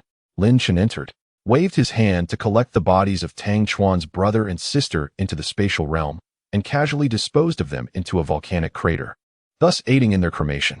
On the journey back to Qinzhou, Lin Chen gazed out into the darkness, contemplating the dim street lights in the distance, feeling a momentary disorientation. Suddenly, Li Mu, who was driving, posed a question. Lin Chen smiled and replied. Although life had been exhausting and laden with guilt, it was ultimately quite familiar. Li Mu struggled to find an appropriate term to encapsulate her previous feelings, hesitating before settling on familiar. Do you have parents? Lin Chen inquired. Yes. They are both in Shijing, professors at Shijing Normal University. Li Qing responded. That is fortunate. Lin Chen smiled. As the present-day epicenter of the Dragon Kingdom, Shijing had remained untouched by the onslaught of zombies prior to the Ice Age. It was not until humanity was driven to the brink of despair by this catastrophic era that the undead breached the defenses of Shijing. However, upon his rebirth, he inadvertently set off a series of butterfly effects, leaving one to ponder whether Shijing would still fall. Yet, now that he has met you, our esteemed boss, we find ourselves genuinely delighted. During moments of respite from their tasks, Li Mu's carefree nature resurfaced as he turned to Lin Chen with a smile, proclaiming, If you stick with me, I promise that while I cannot guarantee a life of luxury, I can certainly ensure that you find joy surpassing that of others. Lin Chen chuckled softly, closing his eyes in contemplative silence. Indeed, Li Mu beamed with enthusiasm, while Li Qing, engrossed in the map Lin Chen had previously downloaded, was locating the whereabouts of Tang Chuan's sister. An hour later, the vehicle halted in Yuanzhou County, under the jurisdiction of Qinzhou City. Boss, we have arrived, Li Qing announced. Go inquire about the location of that tutoring center. Lin Chen waved them off, allowing the two young women to handle the matter. Understood. As the mission commenced, Li Mu transformed once more into a reliable figure, exiting the vehicle, shutting the door, and gathering information. After a series of inquiries, the duo successfully secured the location of the tutoring center. Lin Chen, uninterested in the specifics of their approach, felt confident in their capabilities. He had faith that these elite assassins could manage the task. Let us proceed. Following the directions, the three made their way to the tutoring center where Tang Chuan's sister, Tang Shui, awaited. In a quaint farmhouse courtyard, devoid of any inscriptions, Lin Chen could scarcely believe it was merely a tutoring center had he not inquired. Is Tang Shui here? Li Mu called out. Just a moment, I'm washing my hair, came Tang Shui's voice from a candlelit room. Not a soul left. Lin Chen remarked to Li Mu and Li Qing with a hint of indifference. Understood. Li Mu responded, turning to close the door. In the next instant, the moment of slaughter commenced. Chapter 23, Awakening. Thunder rumbled ominously in the sky over Qinzhou, which had not seen rain for over 2 months. In a mere moment, rain the size of a palm began to pelt the ground. Boss, the rain is too heavy. I'll slow down a bit, Li Mu said. His gaze fixed ahead as the windshield wipers flailed fervently, while water cascaded down the windshield. No rush. This rain comes quickly and departs just as swiftly. Lin Chen recalled that the downpour lasted less than 5 minutes. Indeed, after 5 minutes, the rain subsided gradually, fading away amidst the echoes of thunder. In the courtyard, the lights had been extinguished, leaving only a few spotlights illuminating the living room. Qin Yusin had not retired upstairs, but lay on the sofa, lost in thought while cradling Thunder. Thunder was softly snoring, seemingly asleep. Suddenly, the front door creaked open, startling Thunder, who jerked his head up. What's wrong, Thunder? Qin Yusin exclaimed, taken aback. Woo woo woo. Thunder joyfully barked, darting out of the living room. At that moment, the door swung open just wide enough for Thunder to slip through, leaping gracefully into Lin Chen's embrace. All right, with that stench of yours, hurry and wash up. Lin Chen called out to Li Mu. You do know how to give the dog a bath, right? Take her along with you. Understood. Li Mu and Li Qing nodded, carefully extracting Thunder from Lin Chen's arms before heading upstairs for a wash. Meanwhile, Qin Yusin stood with her arms crossed, gazing blankly at Lin Chen. What's the matter? Did you forget to cook for yourself and end up hungry? Lin Chen inquired as he opened the door and drove the car inside. Boss, have you finished your business? Qin Yusin asked cautiously. However, as soon as she spoke, she regretted it. Vengeance has been served, and it feels splendid. So, how about you attend to me this evening so I can double my joy? Lin Chen jested with a playful grin. Bah, who would want to cater to you? I'm off to cook. Qin Yusin rolled her eyes, pressed the switch to close the door, turned on the living room lights, poured Lin Chen a glass of water, and then headed to the kitchen to prepare a meal. After parking the car, Lin Chen took a sip of the tea Qin Yusin had poured for him and smiled at her busy figure in the kitchen. Such a life is rather delightful, indeed. The following day, Lin Chen slept in until the sun was high in the sky, and then he set off with Li Mu, Li Qing, Qin Yusin, and Thunder, venturing out of the city. I've scouted several poultry farms, pig farms, sheep farms, and cattle farms. Let us go procure some meat. As Lin Chen drove, he turned to the passenger seat and addressed Qin Yusin. Shall we go shopping? He inquired. Isn't that rather costly? Why not just seize it instead? Lin Chen chuckled, steering the vehicle directly towards their first destination, the Fengxiang poultry farm. The owners certainly had a sense of humor, no matter how well the hens were raised. They could never ascend to the branches and transform into phoenixes. What an amusing name.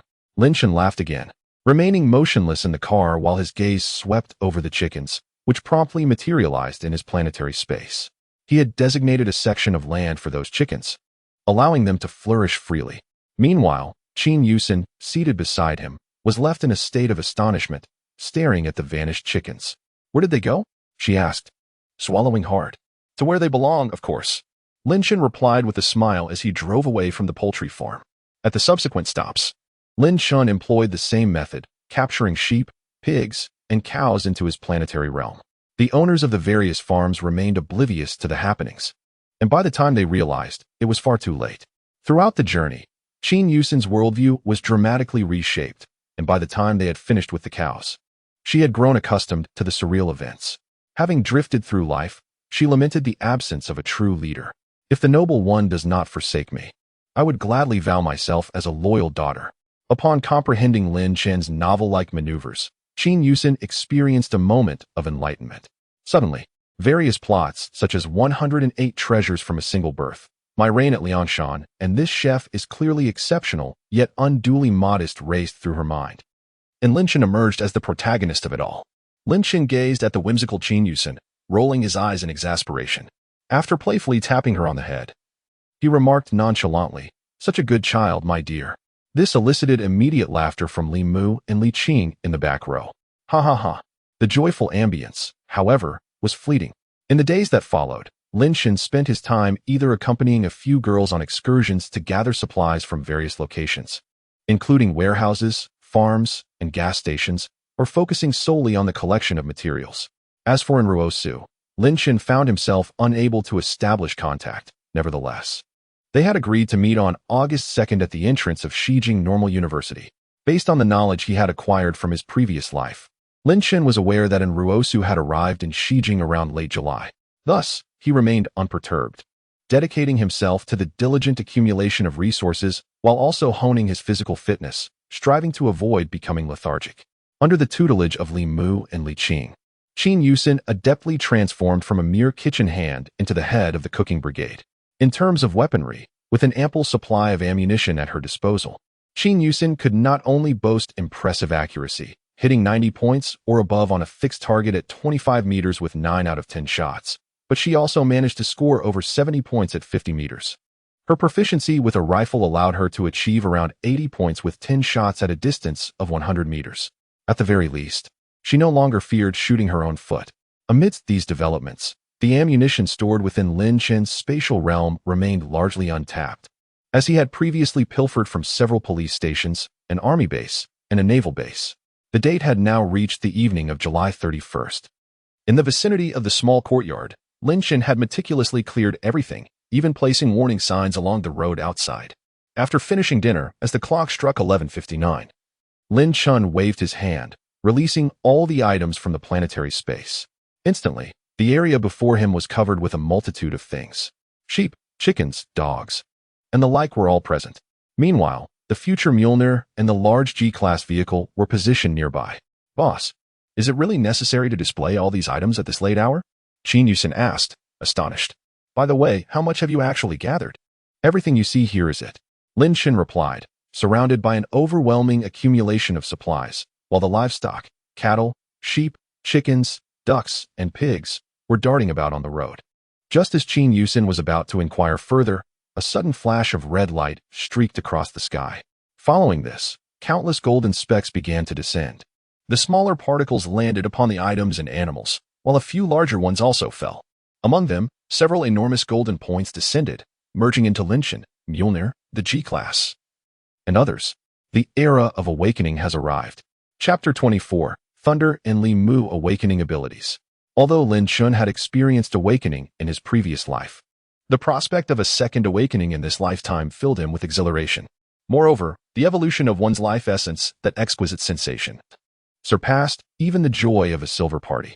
The awakening was brief, and many remained oblivious in their slumber, only to awaken the next day as enlightened beings, or even as individuals endowed with extraordinary abilities. 2.5 minutes later, A sudden surge of electricity enveloped Lin Chen's MJ ulner, radiating an overwhelming brilliance. Nearby, the lights of the Grand G flickered, reminiscent of a vibrant dance floor in a bar. Behind Lin Chen, Li Mu and Li Qing gazed at him with incredulous expressions. Li Qing's calm demeanor had dissipated. As you can observe, this world has unequivocally entered a new epoch.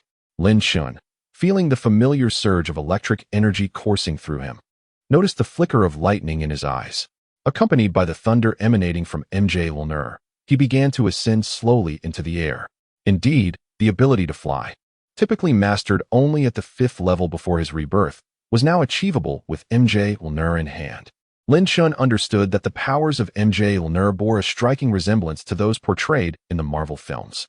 However, the intrinsic bond required for its mastery could be quite irksome. Only those with lightning-based abilities could fully harness its potential. Unlike sentient awakenings, which reach their zenith upon awakening, the efficacy of a weapon-based awakening is entirely contingent upon the wielder's prowess. As Lin Chen was aware, in the world prior to his rebirth, he was the sole 8th level or above ability user specializing in lightning, electricity, or even electromagnetic powers. Undoubtedly, MJ Ulner was destined to be his. Follow me in this life, and you shall shine with your own brilliance. Lin Chen chuckled softly, then turned to regard the array of chickens, ducks, geese, dogs, and pigs he had summoned. With a wave of his hand, all the livestock, along with the resources, vanished into the spatial realm of the planet. However, as Lin Chen's consciousness traversed the planetary expanse, he could only shake his head in resignation. Among the multitude of items, not a single one had awakened. The chickens, ducks, geese, dogs, and pigs displayed no signs of extraordinary abilities. Suddenly, a cacophony of barks captured Lin Chen's attention. He looked down in astonishment. Goodness! Thunder, you wretched creature! Have you truly awakened your powers? Watching thunder vanish from the rooftop only to reappear moments later left Lin Chen in a state of disbelief. Thunder barked excitedly twice, and a stick before him vanished right before Lin Chen's eyes. A spatial ability, and it seems you've already mastered both teleportation and storage capabilities from the onset? Do you possess any other talents? Lin Chen descended and gazed at Thunder. Once animals awaken, their intelligence is significantly enhanced. Thunder, being a police dog, was already astute, and this newfound awakening undoubtedly elevated his intellect further. Thunder barked twice and raised a paw to point at his own nose. You imply that your sense of smell has greatly improved, which could also be considered a special ability. Lin Chen pondered for a moment before understanding. In his previous life, he had encountered exceptionally intelligent animals and communicated with them, grasping their modes of expression. Thunder barked twice, nodding his head in agreement, affirming Lin Chen's assertion. If all went according to plan, Thunder, as a dog in the magical city, would undoubtedly thrive. Otherwise, Lin Chen would have remained oblivious to a dog possessing spatial abilities in his past life. It is worth noting that while spatial abilities are rare, they are not entirely non-existent. However, this phenomenon is quite rare in the animal kingdom. Woof woof. Thunder suddenly appeared beside Lin Chen, affectionately rubbing against his leg. Good dog. Lin Chen patted the dog's head, and then turned to Qin Yusin and the others. What about you? Have you awakened any extraordinary abilities? Qin Yusin shook her head, indicating that she had not. Li Qing also shook her head, signaling the same. However, Li Mu timidly raised her hand and said, Boss, I think I might have awakened an ability. Lin Chen, upon hearing this, instantly became intrigued. What kind of ability? Please elaborate. In his previous life, Lin Chen had never heard of Li Mu. Perhaps she was not particularly well known or had perished early. My ability is called the body of Tang Xing. To put it simply, the more precious the items I possess, the greater the benefits I gain from them. But I cannot consume them myself. Tang Xing, oh no. I mean, Li Mu said. Are you saying you are that piece of Tang Xing meat? Lin Chen's eyes widened in disbelief. More or less. Li Mu replied with an awkward smile. Ugh, Lin Chen suddenly felt a wave of nausea and leaned over the rooftop to vomit. What's wrong, boss? Qin Yusin hurriedly rushed forward to assist Lin Chen. Lin Chen waved his hand, wiped the corner of his mouth, and looked at Li Mu with a complex expression. The awakening occurred on August 15th, 3 years ago. At that time, Lin Chen had already reached the pinnacle of a level 5 ability user. Just a step away from becoming a level 6. Someone took out a long-preserved mooncake, instantly mesmerizing everyone present. However, at that time, Tang Chuan, already a level 6 supernatural being, claimed to possess a piece of Tang Xing's flesh, which, when consumed, would grant eternal life. Naturally, Lin Chun and the others were skeptical. Yet Tang Chuan demonstrated the energy fluctuations characteristic of a level 6 supernatural being. The crowd was immediately astounded. It is important to note that Lin Chen, who had long been regarded as the strongest in their circle, was merely at the pinnacle of level 5. The last time they had encountered Tang Chuan, he was only at level 5, far inferior to Lin Chen. Tang Chuan proposed to exchange this piece of Tang Sang's flesh for a crystal core. At that moment, Lin Chen had prepared a level 6 crystal core in anticipation of a breakthrough, thus he tentatively agreed to the exchange. Indeed, after consuming the piece of flesh, Lin Chen successfully ascended to level 6, and several of his previous injuries were miraculously healed. As he progressed to levels 7 and 8, he encountered minimal hindrance. Lin Chen initially believed that this Tang Sang's flesh was some sort of rare treasure and later inquired with Tang Chuan about it. To his astonishment, it turned out to be the flesh of Li Mu. Ugh! Even Lin Chen, who had decisively killed hundreds, if not thousands, of humans in this apocalyptic world, could not help but feel a wave of nausea. That was, Li Mu's supernatural abilities were a closely guarded secret, and they had to remain buried deep within his heart. Li Mu, you must present yourself to the outside world as an ordinary awakened individual. Do you understand? Only Lin Chen was aware of the true value of Li Mu's flesh. Although Lin Chen did not know what level of supernatural being Li Mu was at that time, the fact that he, a peak level 5, had consumed less than half a tail and successfully ascended to level 6, while also healing his injuries was sufficient to prove the extraordinary worth of her flesh. If this were to be discovered by others, Li Mu would undoubtedly become the target of scorn. I understand. Li Mu gazed apprehensively at Lin Chen. In this state, Lin Chen indeed appeared somewhat formidable. Chapter 25. The control over the planet once again elevated. By the way, Li Mu, you mentioned that the essence of what you possess brings numerous benefits. Does that include your hair? Lin Chen inquired, directing his gaze towards Li Mu. Do not entertain any notions about my hair. At most, I could offer you my trimmed nails. Li Mu clutched his head, as no girl would ever wish to part with her hair. Let us forget about the idea of ing toenails. Lin Chen recalled certain culinary abominations and instantly lost interest. He contemplated how to maximize the potential of Li Mu's Tang Sung-like physique within reasonable bounds. Having consumed Li Mu's flesh before his reincarnation, Lin Chen was aware that it could enhance one's strength and heal injuries. This aspect was unparalleled, even compared to the plum tree at Shijing Normal University. The plum he had eaten as a level 3 ability user was insufficient for a breakthrough. Fortunately, it had some efficacy in counteracting the zombie virus. It should be noted that even as an 8th level ability user, Lin Chen kept some antidotes for the zombie virus on hand. That substance was terrifying and had awakened alongside the era of awakening. The powers of awakeners were as monstrous as the virus itself. By the way, is your blood considered a precious commodity? Lin Chen suddenly asked. Aside from excrement and bodily functions, I possess little of value. Even my saliva has a certain healing effect. Is it true, boss, that you intend to drain me dry? Li Mu suddenly exclaimed in surprise. I pondered the fact that girls experience a few days each month. It seems rather wasteful if it goes to waste. Lin Chen chuckled softly. Boss, that's quite grotesque. The others nearly retched at the remark. Seeing everyone else about to be sick, Thunder felt compelled to join in, and consequently, it too began to vomit. Lin Chen wore a perplexed expression. What I mean is, you could gather it during those days and feed it to Thunder.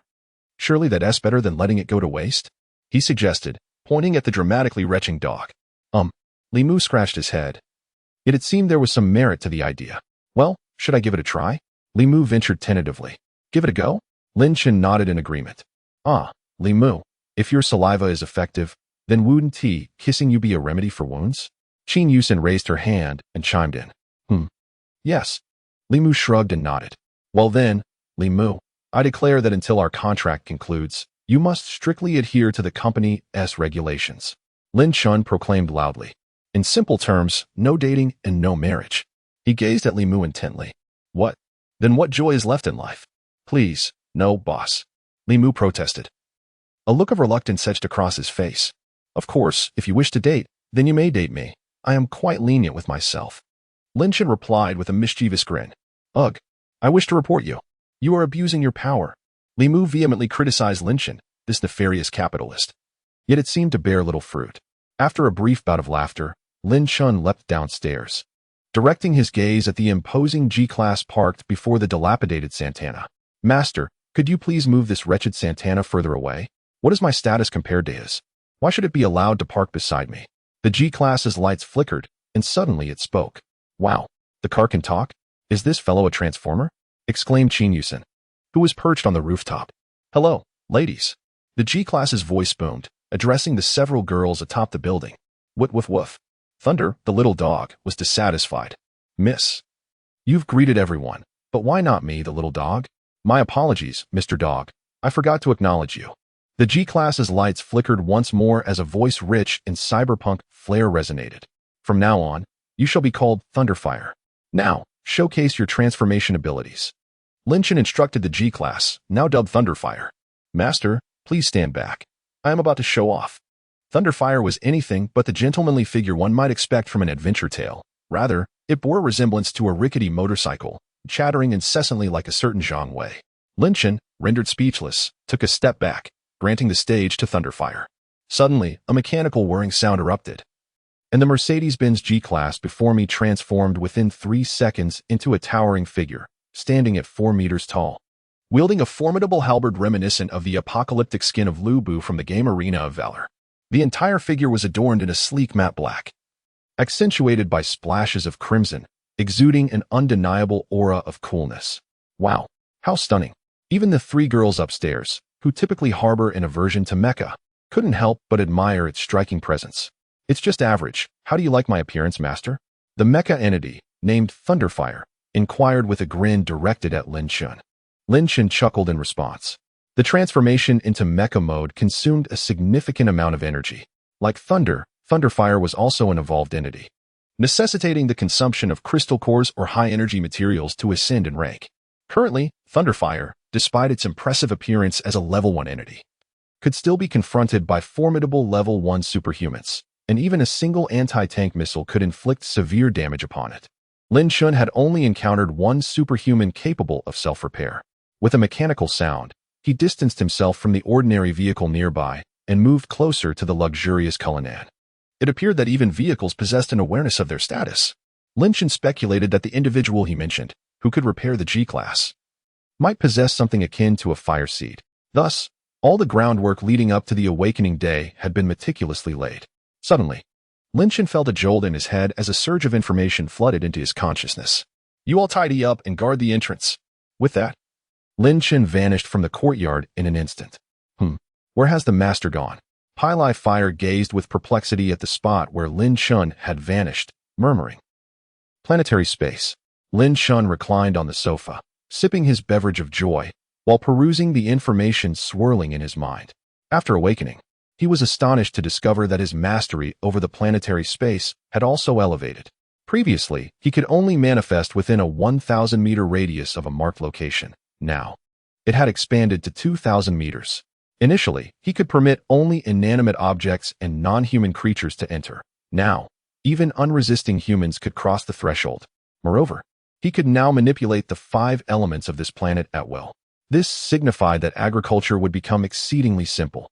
Furthermore, the range of localized time suspension had increased to a staggering 100,000 square kilometers. In the realm of reality, he could also wield the ability to pause time, albeit for a mere 3 seconds and limited to individual targets, yet that was ample enough. After reviewing the memories in his mind, Jiang Chen felt quite satisfied. The benefits bestowed upon him by this awakening were truly abundant. Chapter 26, A Kaleidoscopic New World. The capability to halt time in the external world imbued Jiang Chen with an inexplicable sensation. In the future, he might also be able to manipulate metal, wood, water, fire, and earth, perhaps even delve into deeper realms. In the apocalyptic landscape of 5 years, the strongest among humanity barely reached level 9. Before his rebirth on the U.S. West Coast, there had been sightings of colossal zombie beasts far exceeding level 9, hinting at the existence of even more formidable entities beyond that threshold. Moreover, in this apocalypse, there lay the vast and resplendent starry sky. With this planet at his disposal, the possibilities of what he could achieve far exceeded his wildest imagination. The human imagination is boundless. However, at times, it finds itself constrained. In ancient times, a farmer envisioned an emperor wielding a golden hoe to till the soil. In contrast, our imagined aristocrats awakened to the luxury of Romani Conti for their morning rinse, attended by a throng of servants at mealtimes. Yet, Some truths can only be grasped through direct experience. That which resides in the realm of imagination remains eternally fantastical. At this moment, Lin Shun harbors aspirations of one day traversing the cosmos to explore whether, for 2 light years away, the Alpha Centauri system harbors extraterrestrial beings. To investigate the existence of the so-called dark forest theory among the stars, to discern whether technology or cultivation reigns supreme in the vast expanse, and to ascertain if the current cultivation system on blue star mirrors that of the cosmos. He longs to witness countless wonders. However, at present, the paramount concern is survival, followed closely by the desire for vengeance. Having been reborn, Lin Shun yearns to live a better life, one illuminated by clarity of thought. Consequently, those who once besieged him in his previous life must face their demise, regardless of the magnitude of their contributions. In the cosmic expanse, Lin Shun ascends slowly, soaring higher and higher. As he reaches an altitude of 10,000 meters, the thinning atmosphere begins to take its toll, leaving him breathless. It appears that even at level 9, he cannot transcend the constraints of the planet to thrive in the cosmos. Before his rebirth, Lin Shun was at level 8. Capable of holding his breath for only about 3 hours, a level 9 warrior could manage 5 hours at most. It is presumed that only those who attain the inner breathing realm, as depicted in novels, can traverse the vastness of the cosmos freely. Moreover, the cosmos is devoid not only of air but also of radiation and frigid temperatures, conditions that mere 9th-tier powerhouses cannot endure.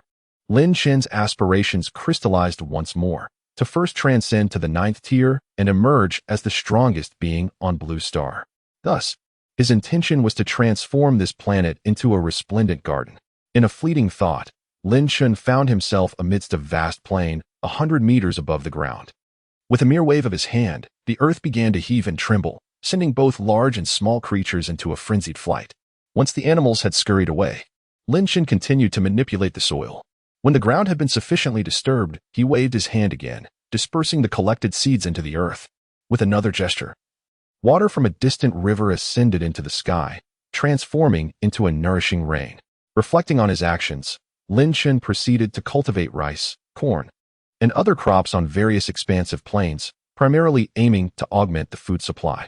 In his previous life, he had never encountered tales of awakened crops. Perhaps such occurrences existed but had merely been overlooked.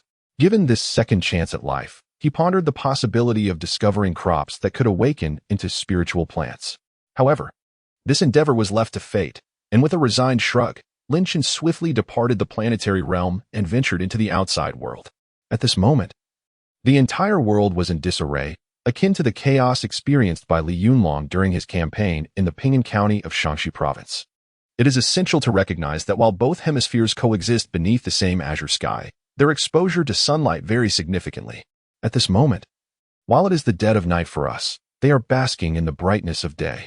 Although the majority of ordinary individuals in this world are merely common awakeners, even these ordinary awakeners possess the remarkable ability to break bricks with their bare hands, bend steel pipes, and send an adult flying with a single punch. Moreover, there are those with an array of extraordinary abilities. One white individual awakened to a transformation power, instantly turning into a small black figure, only to be met with the emptying of a police officer's magazine beside him. Another awakened to the rather peculiar ability of producing flatulence, inadvertently knocking out her partner with a single explosive release. Additionally, some have awakened to conventional powers, such as those associated with the elements of metal, wood, water, fire, and earth, each causing considerable commotion. Meanwhile, most Asians remain ensconced in slumber, though a few are valiantly battling zombies, suddenly awakening their own powers, defeating the undead, and embarking on the pinnacle of their lives. Anruo-su, situated at Shijing Normal University, was lost in thoughts of her imminent encounter with Lin Shun the following day when a brilliant golden light suddenly penetrated her being. Could it be that I can conjure fire and wield its control? In the initial throes of awakening, the vast majority of individuals remain oblivious to the true nature of their powers, instinctively utilizing them in combat. Lin Shun, having been among the early discoverers of the crystal nucleus's significance, only realized he could crack open a zombie's skull due to his penchant for reading novels. It was upon discovering the crystal nucleus within the zombie's brain that Lin Shun's strength surged ahead of all others, placing him in a leading position until his rebirth. Anruo-su, feeling a mix of trepidation and exhilaration at having grasped such a unique ability, eagerly yearns to reunite with Lin Chen. Lin Chen asserted that he would seek her out tomorrow, and she firmly believed he would indeed come. And Ruosu, with unwavering faith, began to cautiously explore this newfound power. Upon emerging from the planetary space, Lin Chen discovered several young women gathered in the living room. "Why aren't you all asleep?" he inquired, his brow furrowed in confusion. "Boss, I'm feeling a bit lost. The world has transformed, so what should we do next?" Qin Yusen twirled her finger nervously, biting her lip as she spoke. "Slay the zombies, absorb their crystal nuclei, and grow stronger, ever stronger." The law of survival in this apocalypse is to continually enhance one's strength. With the possession of an entire planet, Lin Chen had no concerns regarding resources. Thus, the only remaining task was to cultivate strength. "Why must we grow stronger? Isn't a peaceful life sufficient?" Qin Yusen replied with a wry smile. "Oh, Navi girl, just look at how enticing your lip-biting posture is. Fortunately, you encountered me. Had it been a year or two later, your current demeanor might only fetch you a cup of instant noodles, and in 5 years, you would be reduced to but a single bowl of noodles." Lin Chen playfully patted Qin Yusen on the shoulder. The young chef had undergone significant changes, so such thoughts were to be expected. Qin Yusen hesitated, but a vivid memory flashed in her mind of having to sleep with someone for a meal, and even being treated as a meal herself, sending a shiver down her spine. "Boss, I will do whatever you instruct." She resolutely seized her future. "Very well. Everyone should rest well tonight. Tomorrow, we set off for Shijing." Lin Chen gazed at the 3 young ladies and a dog, smiling as he spoke. Chapter 27, Departure. Shijing. The first rays of sunlight broke over the horizon, and the rooster's unusually loud crowing roused the slumbering villagers. "Damn, so early in the morning. Has this rooster been playing basketball? It's crowing its lungs out." In a small village in the northwest, a young man suddenly shrieked, awakening his entire family. "Early in the morning, screaming like that. My goodness, son, you're flying." Upon stepping outside, the family members were greeted by the sight of a naked young man floating in the yard. "Well, I must say, this child is quite vigorous. Look at that." Standing tall in the early morning, the father observed his son with a lecherous gaze. "Hurry up, get your son down. What are you standing there for?" The mother, flustered, scrambled to fetch a ladder and a rope, determined to rescue her son from the air. Such occurrences unfold across the globe with surprising frequency. Some individuals find themselves soaring through dreams, while others inadvertently ignite their homes amidst slumber. In Qinzhou, dawn arrived earlier than in the western regions, with the sun rising around 6 o'clock. Lin Chen had risen early, making his way to the rooftop to inhale the distinct atmosphere of this post-apocalyptic world. "Good morning, master." The voice of Pile Fire echoed from the yard. "Good morning, Pile Fire," Lin Chen replied, glancing down before retrieving Thor's hammer from his possession. As the extraordinary power enveloped him, brilliant arcs of electricity danced around Lin Chen, transforming him into a figure encircled by lightning. This electrifying spectacle persisted for 3 minutes, after which Lin Chen commanded the Hammer of Thunder to cease its display. "In my previous life, I had attained level 3 in the art of lightning tempering my body. Now, with this hammer at my disposal, I can harness the power of lightning from the very beginning. Although my current endurance is limited to 3 minutes. Once I reach level 3, I shall far surpass my former self." Lin Chen savored the tingling sensation coursing through his powerful body, a faint smile gracing his lips as he stored the Hammer of Thunder in the planetary space. "Boss, breakfast is ready." After a night of contemplation, Qin Yusen had undergone significant enlightenment. Not only did she rise early, but she also prepared a sumptuous breakfast. "I'm coming." Lin Chen nodded and leapt from the rooftop, landing gracefully on the ground. The sensation of such effortless movement was truly delightful. He chuckled softly, placing a reassuring hand on the slightly dazed Qin Yusen's shoulder, and said, "Are you all right, boss?" Qin Yusen found it challenging to transition between her identity as an ordinary person and that of an awakened being. "You can do it too. But for now, you need to master some techniques for dissipating force. Otherwise, even as an awakened being, you might sprain your ankle," Lin Chen remarked as he made his way to the dining table. I can do it too." Qin Yusen felt a sense of confusion. She did not perceive any substantial transformation within herself. It was merely that she slept more soundly at night and awoke with greater vitality in the morning. The minor stomach aches that used to plague her had vanished, and perhaps even dysmenorrhea would become a thing of the past. However, to suggest that she could effortlessly leap from the second-floor terrace was quite another matter. Suddenly, Two light thuds in the courtyard captured Qin Yusin's attention once more. Turning her head, she beheld her friends Li Mu and Li Qing, who had gracefully descended from the second floor and landed firmly on the ground. Sister, after this awakening, my physical prowess has indeed increased tremendously. I feel as though I could single-handedly topple the Thunderfire. Li Mu exclaimed, her fist clenched in excitement. Miss Li Mu, I advise you to exercise caution. Otherwise, beware of my Feng Tian Huaji. Thunderfire warned in a buzzing tone. With a playful giggle, Li Mu turned and sauntered back inside.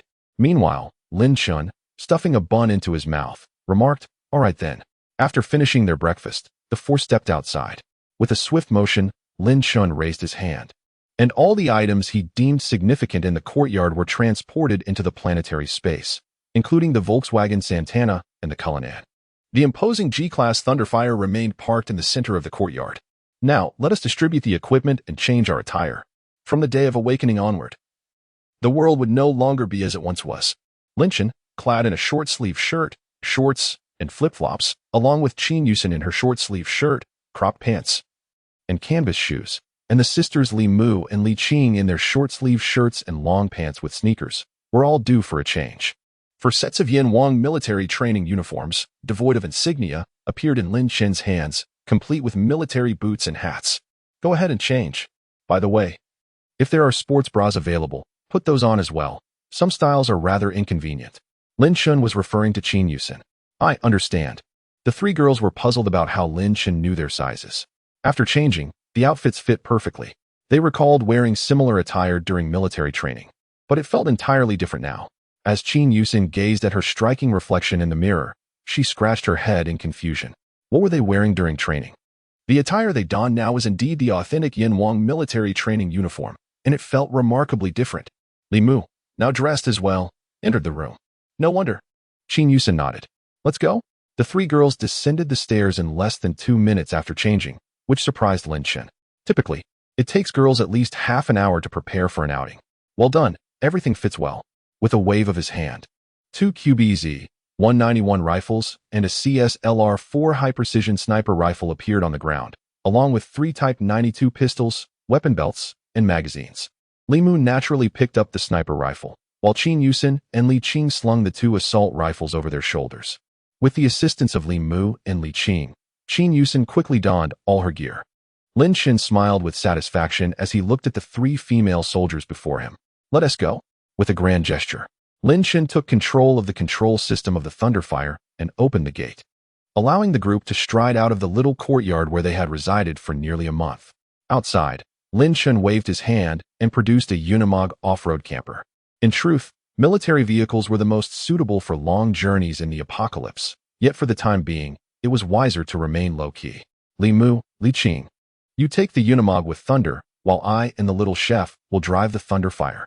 After arranging their plans, Lin Chun, along with 3 companions and a dog, set off in their vehicles, entering the expressway at the Qinzhou South entrance, heading toward Shijing. Chapter 28. Empty the magazine. There were few vehicles stranded on the highway. During the darkest hour, when the zombie apocalypse had already begun, many had migrated inland. Moreover, the darkest hour occurred at midnight when very few cars were on the road, resulting in a sparse presence of vehicles on the highway. In fact, the number of operational vehicles left in this world was exceedingly rare. However, they occasionally encountered some large vehicles lying sideways on the ground, their drivers having met an unfortunate fate. Upon seeing such a sight, Lin Chen's eyes widened as he absorbed them into his planetary space. Even Qin Yusin, who was accustomed to Lin Chen's extraordinary actions, was filled with curiosity. Boss, can your mysterious space accommodate me as well? She inquired, gazing at Lin Chen with intrigue. It was not possible before, but now it is. Would you like to give it a try? Lin Chen replied, reclining in the driver's seat with a sense of enjoyment. Before the apocalypse erupted, most of the autonomous driving technology was merely a facade, with only Huawei's self-driving system truly deserving the title of genuine automation. However, at present, Lin Chen found himself comfortably ensconced in the cockpit of the Thunderfire, free from any concerns. The vehicle moved steadily forward, maintaining a speed of approximately 100, ensuring that the trailing Unimog did not lag behind. Most crucially, Thunderfire operated without the need for fuel, embodying a clever means of economizing resources. Upon hearing Lin Chen's words, Qin Yusin initially felt a surge of joy, only to shake her head in resignation. Forget it. I have heard that such mysterious spaces are utterly devoid of substance. And with time being restricted, there isn't even air. I fear that if I enter, you might forget me, and I would perish. Qin Yusin's expression was one of palpable reluctance. Well then, I hadn't intended to disclose my possession of a planet to you, but since you were unwilling, let it be. Lin Chen shrugged, shaking his head in exasperation. Hey, a planet? Qin Yusin's eyes widened in astonishment. Her mouth agape like that of a deceased crimson pig. Lin Chen remained silent, while Qin Yusin continued to chatter incessantly, much to Lin Chen's indifference, provoking her to roll her eyes in frustration. As they proceeded, the traffic conditions ahead remained uncertain, and upon reaching a large interchange bustling with vehicles, their speed gradually diminished. Had I known, I would have flown you all directly. Lin Chen lamented, shaking his head in resignation. Driving was his own choice. He had hoped to test his luck along the way, wondering if he might encounter some fated individual worthy of becoming his ally. After all, as stated in the novel, the protagonist, embarking on his first journey, is destined to encounter some exceptionally gifted young ladies along the way. Perhaps even experiencing the classic trope of a hero rescuing a damsel in distress. However, while ideals are abundant, the reality is quite different. Lin Chen did indeed meet an elder sister, yet she was an elderly woman, almost unable to walk. As they passed a service area, Qin Yusin expressed her need to use the restroom, prompting Lin Chen, with a sense of resignation, to pull into the service station. Just as he parked, an elderly grandmother, holding her small grandson, approached them, immediately asking for food. This unfolded the scene of encountering an elderly woman who could barely move. Young people, seeing you all driving luxury cars, could you spare an old woman a bit of food? The provisions in the supermarket had been snatched away by the younger crowd, leaving the frail old lady and her grandson in distress. Look at this, she lamented, tears welling in her eyes. Lin Chen chuckled softly and opened the car door to step out. Observing this, Qin Yusin also followed suit. Upon noticing that Qin Yusin was clad in military attire, the old lady's expression subtly shifted, only to be quickly replaced by renewed confidence. The speed of her transformation was astounding, even to Lin Chen. Young man, are you from Sichuan? Lin Chen inquired, amused by the grandmother's evident eccentricity. No, we are also from Qinzhou, she replied. Really? We too hail from Qinzhou, but soon enough. You shall no longer be from Qinzhou. Lin Chen smiled. The elderly woman momentarily failed to grasp the implication. Bang, bang, bang. Lin Chen flipped his wrist, and a 9mm Type 92 pistol materialized in his hand, aimed directly at the elderly woman as he emptied the magazine. Grandma. The little child beside her was utterly terrified, screaming in a frenzy. Young chef, the first lesson of the apocalypse is to never trust the words of unfamiliar elders, children, or women. When dealing with them, there is but one course of action. Empty your magazine. Upon finishing his words, Lin Chen swiftly replaced the magazine, directing the muzzle towards the child. I will kill you. Lin Chen initially assumed the child was attempting to mask his fear with his shrill cries. However, to his astonishment, the sound was deafening. Lin Chen hastily summoned his psychic energy to block his ears, frowning at the child. Strangely, the child's attack seemed to affect only him. Qin Yusin remained unharmed. Boss, what's wrong? Noticing Lin Chen's pained expression, Qin Yusin rushed forward in distress. It seemed that the leisurely days of the past month had lulled Lin Chen into a false sense of security. Gazing at the child before him, he pondered whether this little brat was a sound-based psychic or possessed some other auditory ability. The immense roar struck directly at his psyche. Were it not for Lin Chen being a psychic himself, and having utilized lightning to strengthen his body that very morning, he might have truly been compromised. Yusin. This little brat is also a psychic. On the Unimog, Li Mu and Li Qing disembarked, weapons in hand. With a single thunderous stride, they flashed before Lin Chen. Good dog. Lin Chen reached out and gently patted Thunder's head, flipping his hand to reveal the god of Thunder's hammer. Are you also a superhero? In the eyes of the young child, possessing such extraordinary power meant being a superhero. No, I am the god of Thunder. Lin Chen's eyes sparkled with electricity as a bolt of lightning shot forth from the hammer, piercing directly through the child's forehead. With the god of Thunder's hammer, I have mastered the ability to unleash lightning, a feat only achievable by a third-level superhuman in this life. Acquiring the god of Thunder's hammer ahead of time was indeed a wise decision, Lin Chen mused. Sorry, Lang. Just as Li Mu and Li Qing remained on high alert, a group of people suddenly burst forth from the nearby supermarket, shouting Sari Lang with fervor. Among them were young adults, as well as some elderly individuals and children. Observing this, Lin Chun smiled faintly, and with a mere thought, a portable rocket launcher materialized upon his shoulder. Whoosh! Boom! The rocket soared into the air, exploding amidst the crowd. With the fiery blast that ascended, over half of those present were transformed into lifeless corpses. Tat tat tat. Li Mu and Li Qing commenced firing, and as the last of the crowd fell, the first battle of the apocalypse came to a definitive end. Chapter 29, The Plum Tree. As the apocalypse had only just begun, and everyone was merely awakening, these individuals were nothing more than ordinary people. Even with enhanced physical capabilities, they remained vulnerable, thus making them susceptible to conventional weaponry. However, in the future, once the awakened and superhumans commonly ascended to the third level, they would no longer be so easily dealt with. The awakened beings and the extraordinary individuals of the third tier, TSK. One can only say that one truly comprehends the essence of it all upon reaching such a level. Lin Chen observed the three young women and a dog, smiling as he elucidated. Remember this, my dear ladies. The trio nodded in agreement, particularly Qin Yusin, who had just felt a tad foolish moments ago, nodding with fervor. All right, Yusin, you may use the restroom in the RV. We shall set off again, or rather, you can go to the restroom and we shall proceed. Lin Chen gestured towards the Unimog behind them. I can hold it. Then why not switch places with Li Mu? Li Mu, accompany me. I find myself somewhat bored and would appreciate some conversation. After 5 years of apocalypse, Lin Chen had endured immense solitude. Thus, unless absolutely necessary, he wished to avoid being alone at all costs. Master, I can keep you company. The voice of the AI, Thunderfire, echoed in Lin Chen's ear. Get lost. Who would prefer to chat with an artificial intelligence when there are beautiful women with charming voices around? Lin Chen rolled his eyes. TCH. Interactions with the opposite sex are merely for procreation.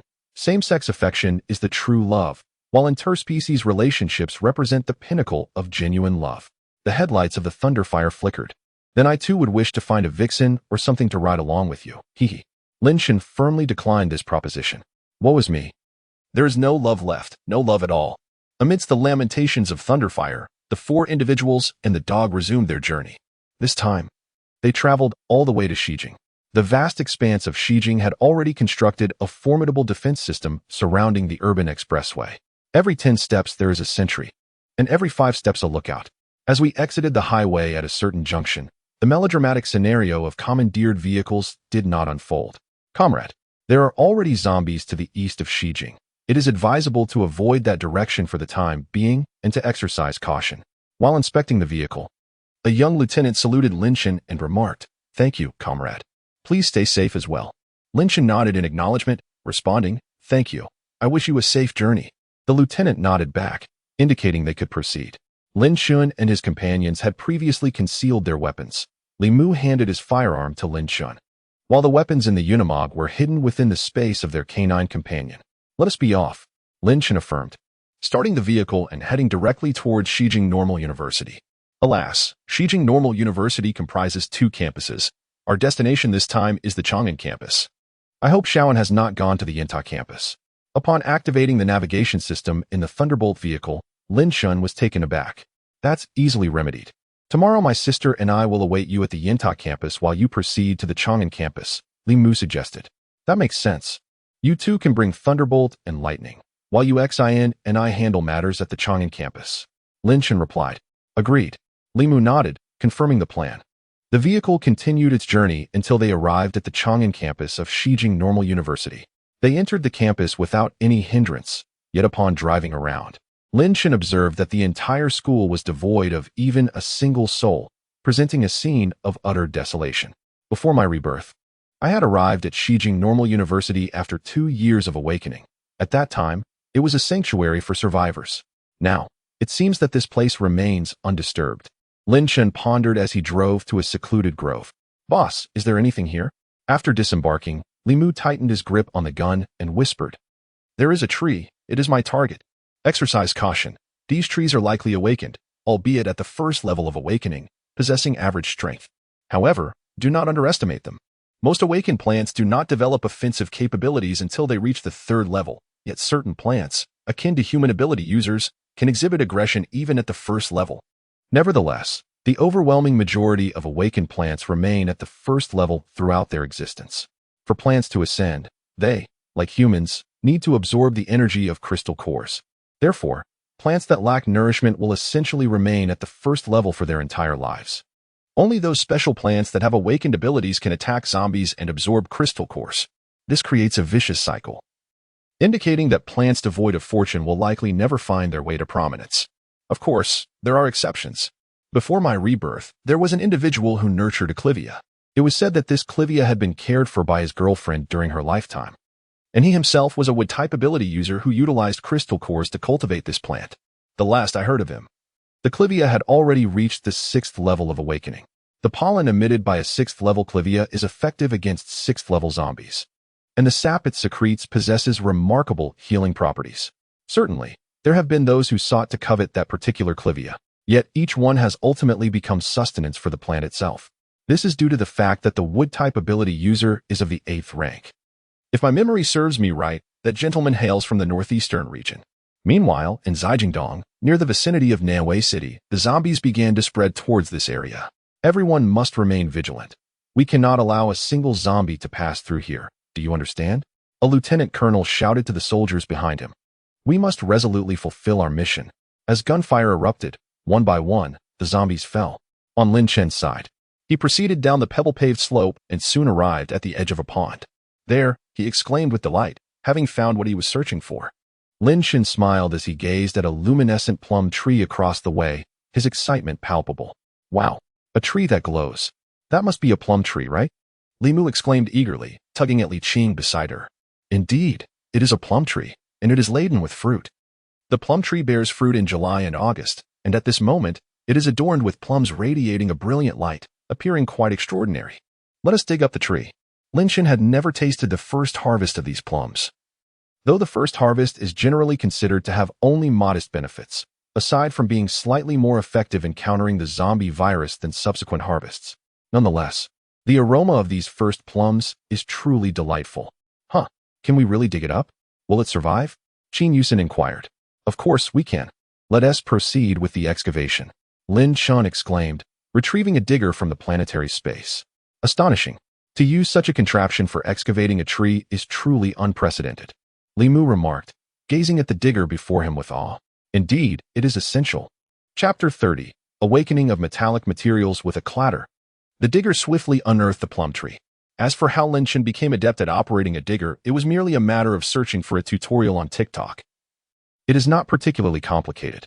After all, the difference between this machinery and a tractor is negligible. Can this device sustain itself? Li Qing inquired curiously, observing Lin Chen as he leaped from the digger and circled the plum tree. Of course. Do you not know who I am? I am a professional, after all. Lin Chen boasted, puffing up with pride like a rooster at dawn. A professional? Li Qing questioned, intrigued. Indeed. I am an exemplary student from the College of Agricultural and Forestry Sciences at Qinzhou University. What do you think my major entails? Operating a digger? Lin Chen rolled his eyes, asserting his formal training. I see. Then if the boss claims it is feasible, it must indeed be so. Li Qing chuckled. Lin Chen waved his hand, retrieving both the plum tree and the digger back into the planetary space. In the planetary realm, he selected a picturesque location, devoid of wild beasts, to plant the plum tree.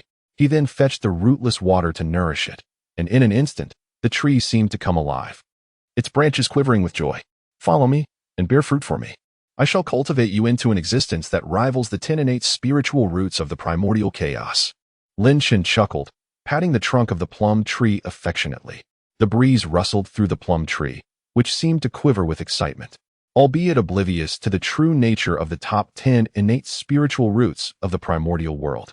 In a flash, the three girls, Qin Yusin and her companions, had long since grown accustomed to departing the planetary space. Boss, what shall we do today? One inquired, noting that it was still early, just past noon, and several hours remained until dusk. The tree had already been tended to, and Li Mu was curious about Lin Chen's next plans. Let us procure some handy cold weapons. Lin Chen replied mysteriously. Cold weapons? Don't we have missiles? Why do we need cold weapons? Li Mu questioned, puzzled. Those modern weapons can only serve us for the time being, and they will inevitably run out. What shall we do then? The best and most formidable weapon against zombies is ourselves. A reliable weapon is indispensable, Lin Chen asserted. Oh, where do we find such weapons? Li Mu asked.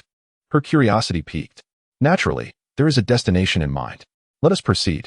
Lin Chen smiled, waving his hand to store away the Unimog, and then boarded the Thunder Fire, setting off towards Xijing Transportation University with 3 girls and a dog in tow. Upon arrival at the university, they found the place bustling with activity. Guarded by soldiers at the entrance. Comrade, this area has been requisitioned by us. Do you have any business here? A soldier approached Lin Chen, saluting him. Oh, I am a student of the university, hoping to retrieve some items. Lin Chen employed the universally accepted excuse. According to Lin Chen's understanding, although the university had been requisitioned, it was merely the laboratories of the School of Biological Sciences that had been taken over. The other areas later evolved into a sanctuary for survivors. Thus, masquerading as students to enter was not a significant concern. Very well, once inside, avoid the areas we are guarding, for they might open fire without hesitation. The soldier nodded and granted Lin Chen passage. With all computers malfunctioning, there was no means to retrieve Lin Chen's information, and in this apocalyptic era, who would still carry student identification?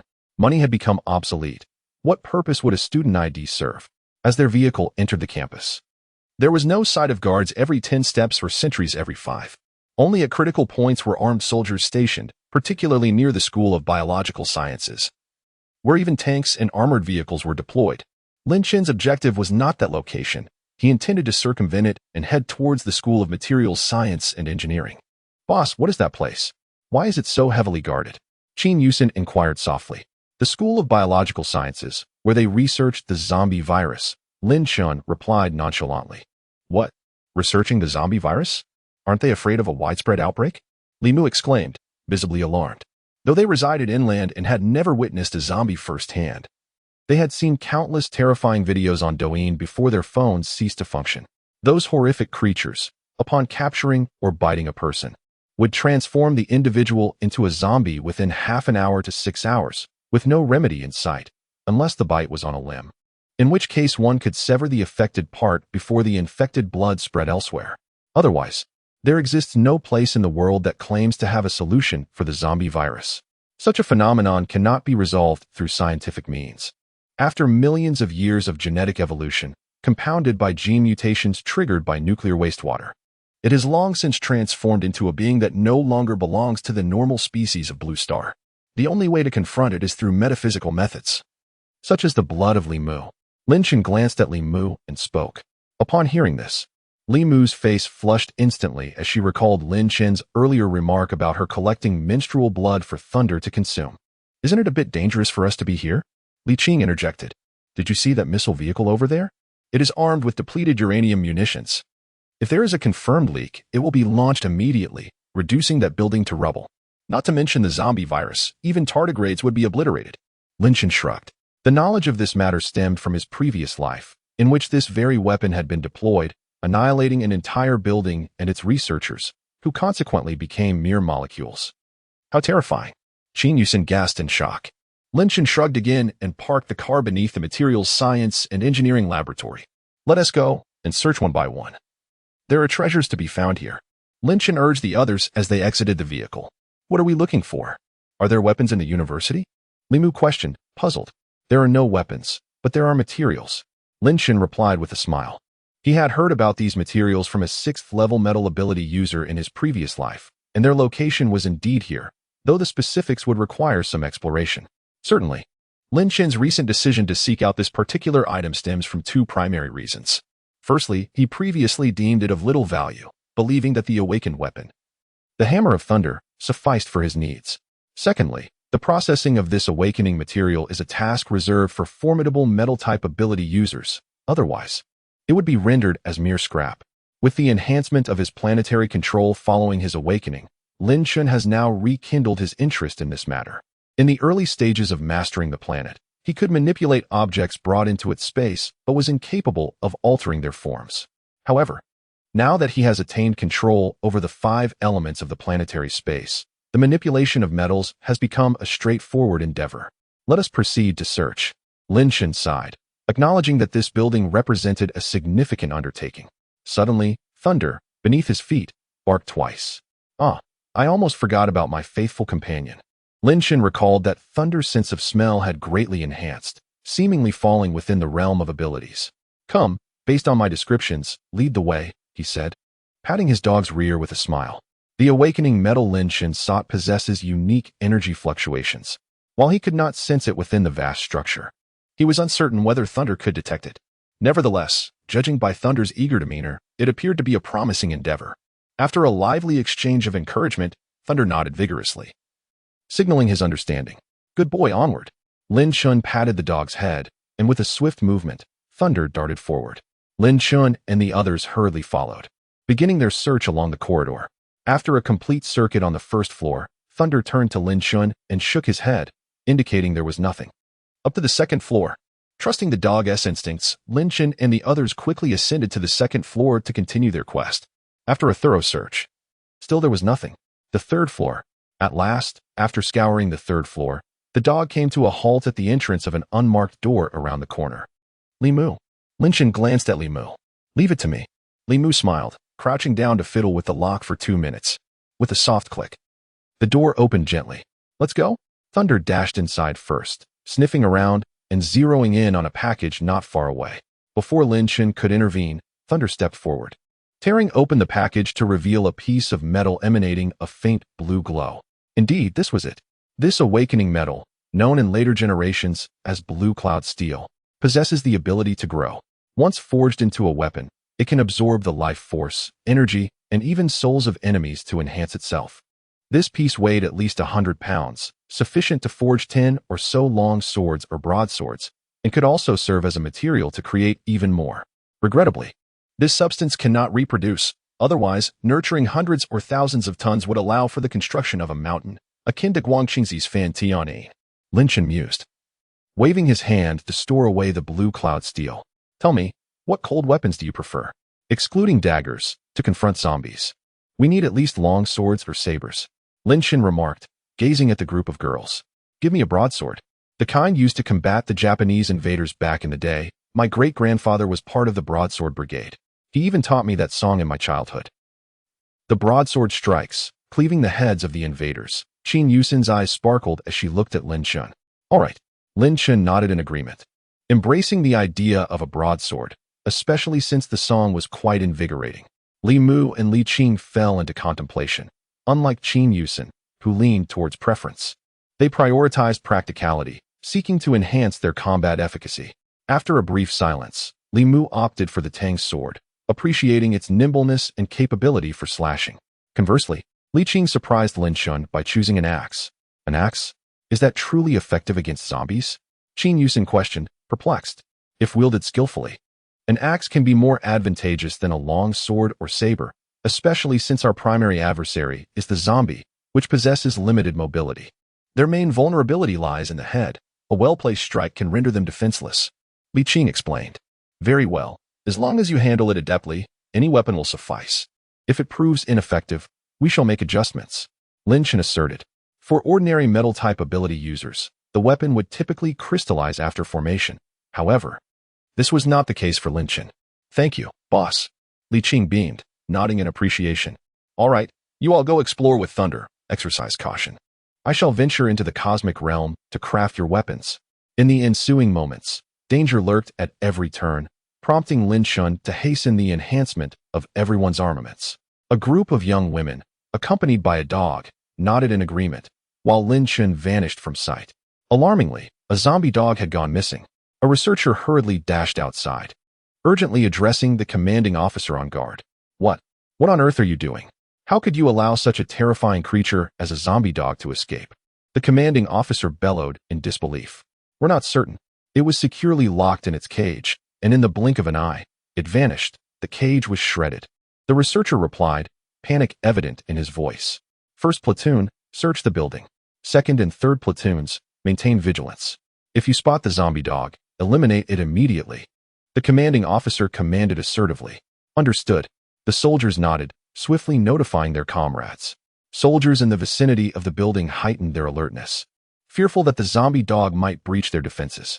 However, after 10 minutes of searching the building, they still found no trace of the creature. Meanwhile, in the sewers, a zombie dog snarled as it sprinted forward. Suddenly, it wrinkled its nose, lifting its head to sniff the air.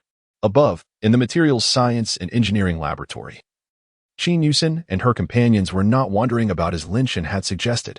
Instead, they remained in their room with the door wide open, casually engaged in conversation. When will we encounter a zombie? I truly wish to face one. Li Mu exclaimed, filled with anticipation.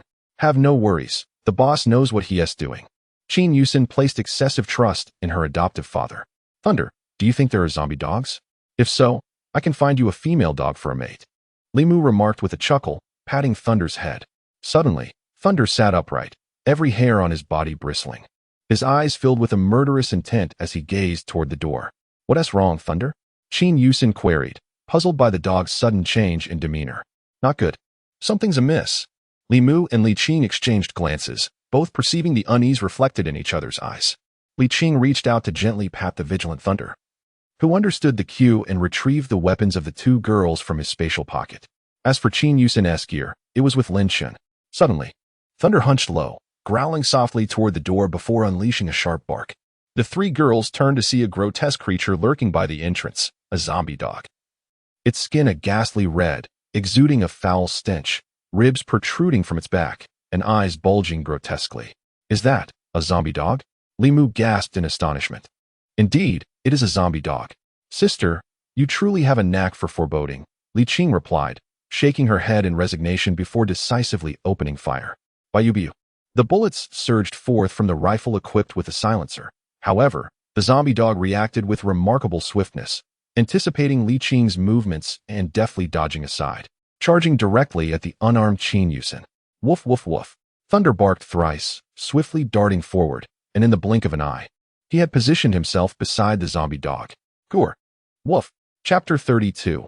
Once that arm is severed, it cannot be reattached. Thunder's resounding bark, near Jiang Chen's ear, possessed a deterrent effect even on ordinary individuals and criminals alike, yet it held no sway over the undead. At that moment, the zombie dog, having caught the scent of the living, particularly with so few of them present, descended into a frenzy. It was driven by a singular, primal instinct, to overwhelm the three humans and one dog before it, and to consume them whole. Without altering its aggressive course, the zombie dog lunged toward Jiang Chen, compelling the astute Thunder to grit his teeth and muster all his strength to collide with the creature, sending it sprawling away. Bang! The zombie dog crashed against the cabinet, producing a dull thud, prompting the three humans and the dog to quickly huddle together. Chen, take this. Li Qing urgently handed his handgun to Jiang Chen, remaining vigilant as he observed the grotesque zombie dog struggle to rise. After accepting the firearm, Jiang Chen swallowed hard and adeptly chambered around before aiming directly at the zombie dog. Bang bang bang. Several shots struck the creature, yet it appeared unfazed, its mobility unaffected. According to the strategies shared by the boss and posted online, the target must be the head. Li Mu also held a handgun, aiming at the head of the zombie dog. However, at such close range, the creature moved with remarkable speed, seemingly aware that its head was its vulnerable point, constantly shifting about. After the two girls emptied a magazine, not a single bullet struck the zombie dog's head. Click. After Li Qing replaced the magazine of her assault rifle, she nodded at Li Mu. Understanding her unspoken message, Li Mu instructed, Chen, stay close to Thunder and do not wander off. This creature seems to perceive you as weaker, so be mindful of your safety. Though Jiang Chen was reluctant to admit it, her own frailty felt like an original sin. There was no denying that both Li Mu and Li Qing, as fellow awakened with combat prowess, were significantly stronger than her. One wielded an assault rifle while the other held a handgun, both maneuvering to create a crossfire point. The zombie dog, however, remained undeterred, fixated on its target, Jiang Chen. A menacing growl erupted from the creature, a foul stench enveloping the air. Instinctively, Jiang Chen wrinkled her nose as the zombie dog lunged forward. Rat-a-tat-tat. Bang, bang, bang. With the formation of the crossfire point, the zombie dog could no longer withstand the barrage. A flurry of bullets pierced its skull, causing it to collapse lifelessly to the ground. Phew, that was indeed perilous. Now I truly comprehend why the boss insisted on bringing us to procure materials for crafting cold weapons. At this range, they proved to be exceptionally effective.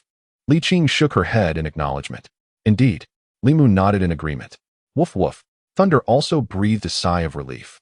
Those fleeting moments of teleportation had been immensely taxing for a mere level 1 dog. I'm so sorry, it's all my fault for being useless. Jiang Chen felt a wave of inadequacy wash over her. After dedicating so much time to training, she still couldn't hit the head of a zombie dog with a full magazine of bullets.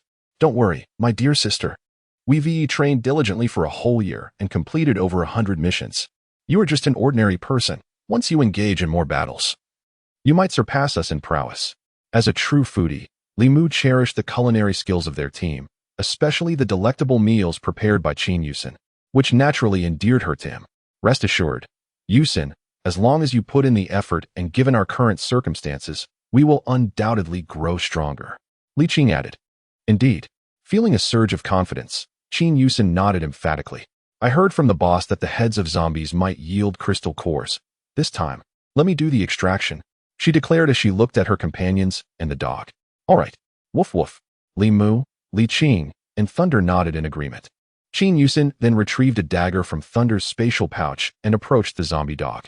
Just as she crouched down, ready to strike, the zombie dog suddenly whipped its head. Swish. The beast's jaws clamped down on Jiang Chen's wrist. Damn. Li Mu cursed softly, realizing they had underestimated the situation and neglected to finish off the creature. Hastily, she fired off another magazine, finally putting an end to the dying struggles of the zombie dog. Sobbing, she thought, am I destined to become a zombie? Jiang Chen gazed at the 4 dark puncture wounds on her wrist, momentarily forgetting the pain. According to her boss in the information online, severing the hand at this juncture might be a viable option. Li Mu, filled with reluctance, spoke up. I do not wish to perish. Will someone assist me in severing it? Jiang Chen understood that hesitation would lead to defeat.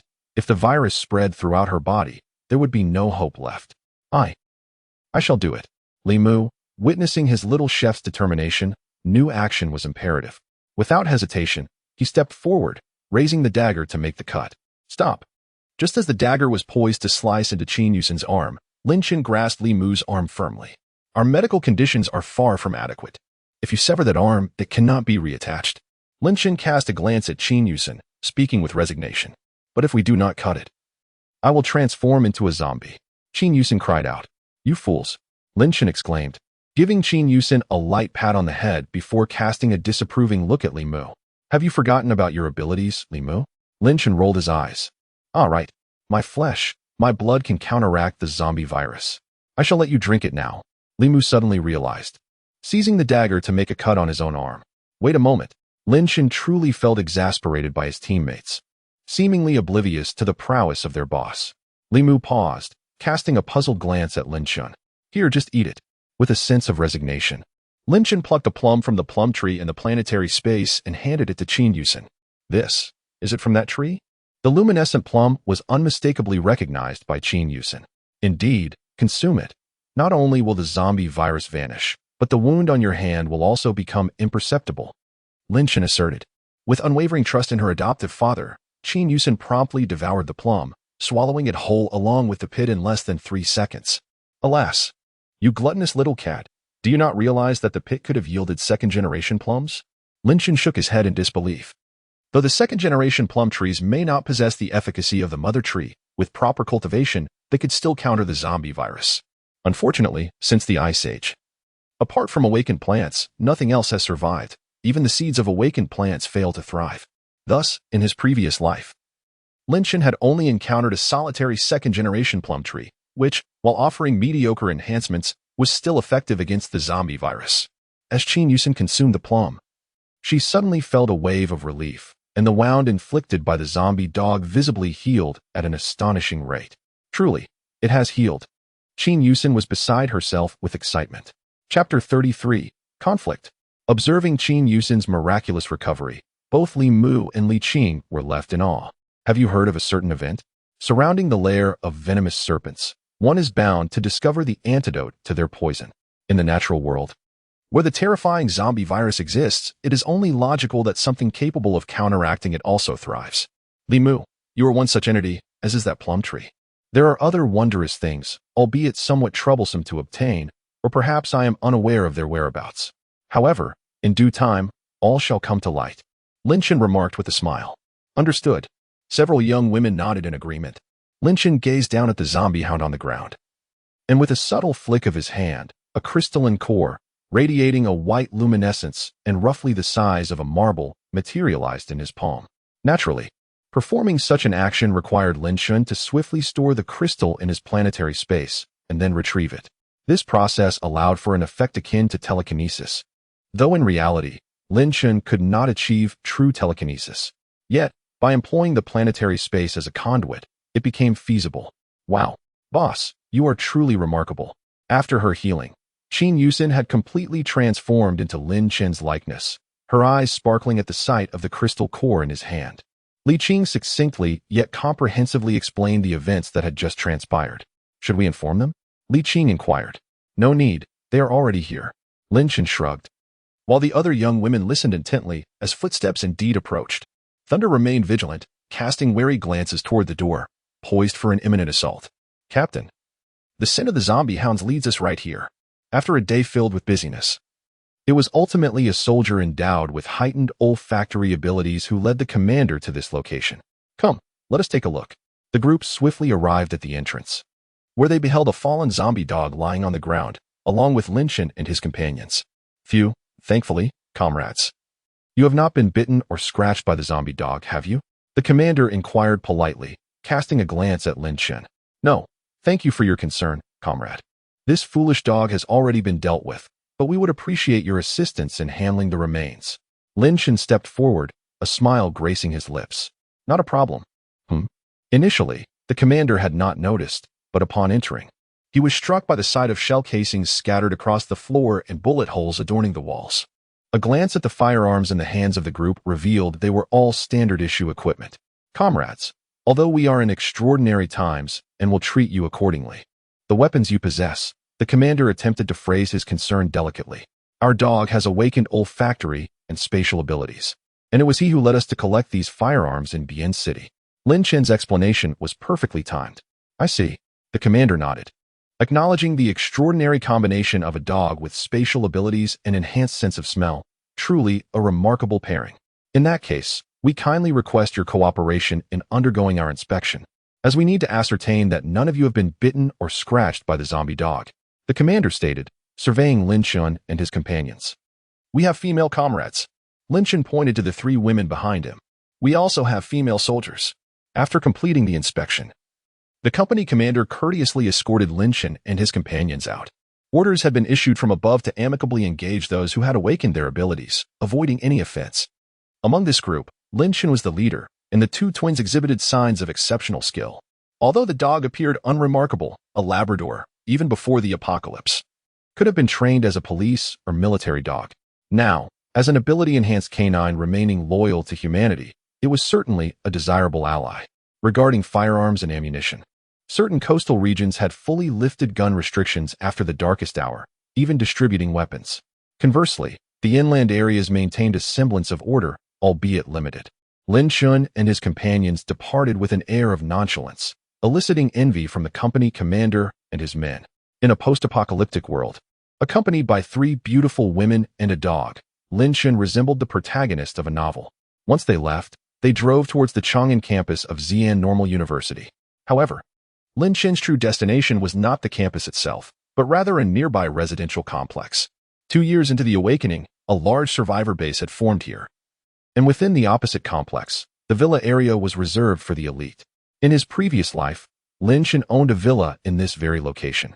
Recalling that its former owners were a mother and daughter who had once joyfully hosted a silver party. Certainly, Lin Chen was quite benevolent towards them. However, later on, due to a surge of zombies, both mother and daughter met their demise amidst the chaos. At that time, it had already been 4 years and 2 months since the awakening. Boss, are we truly contemplating seizing someone else's property? Upon entering the community, the layout instantly captivated Qin Yusin's attention. As for Li Mu and Li Qing, having encountered countless luxurious mansions while abroad, even having eliminated some of their owners, they were not particularly intrigued. Seize property. Currently, the entire villa area is under the command of General Feng, without his decree bang. Before the words could fully escape his lips, Li Mu raised her hand and shot him squarely in the head. What status do you possess to act so brazenly before my boss? Li Mu arrogantly blew the smoke from her gun. Damn it, if you're going to act, then what role am I to play? Lin Chen rolled his eyes. having been given a second chance at life. Was it not to elevate his prowess merely for the sake of showmanship? Now, with his subordinates eager to display their bravado, what was he to do? Heh, boss. Their ostentation counts as yours, Li Mu remarked with a smile. They say you're foolish, but I find you quite astute, Lin Chen chuckled. I may be simple in daily life, yet when it comes to serious matters, I am worth 3, Li Mu asserted with conviction. Indeed, perhaps I ought to award you for that. Lin Chen patted Li Mu's shoulder. Well, if possible, that would be delightful. The few individuals who had committed the murders showed no interest in the lifeless figure sprawled on the ground. Meanwhile, those who had gone to relay the news had already done so. Now, we await the classic scene of arrogance and retribution. Soon, a middle-aged man in a suit, in his 40s, emerged amidst a throng of people. You killed my people. Feng Xiaobo glared at Lin Chen, his tone reminiscent of a character from a novel, imbued with an icy demeanor. What the hell are you talking about, Feng Xiaobo? Feng Xiaobo, a not-so-familiar acquaintance to Lin Chen, was the original leader of this survivor base. Akin to Wang Luan from Liangshan, yet this man had the sense to join forces rather than face defeat against the second leader, subsequently managing to thrive. However, his character was despicable, and he had an insatiable fascination with women, leading Lin Chen and other formidable individuals to privately refer to him as Feng Xiaobo. Damn, who do you think you're insulting? Feng Xiaobo could no longer contain himself. Chapter 34. Open the door. I am Daddy. Feng Xiaobo harbored a secret unknown to many.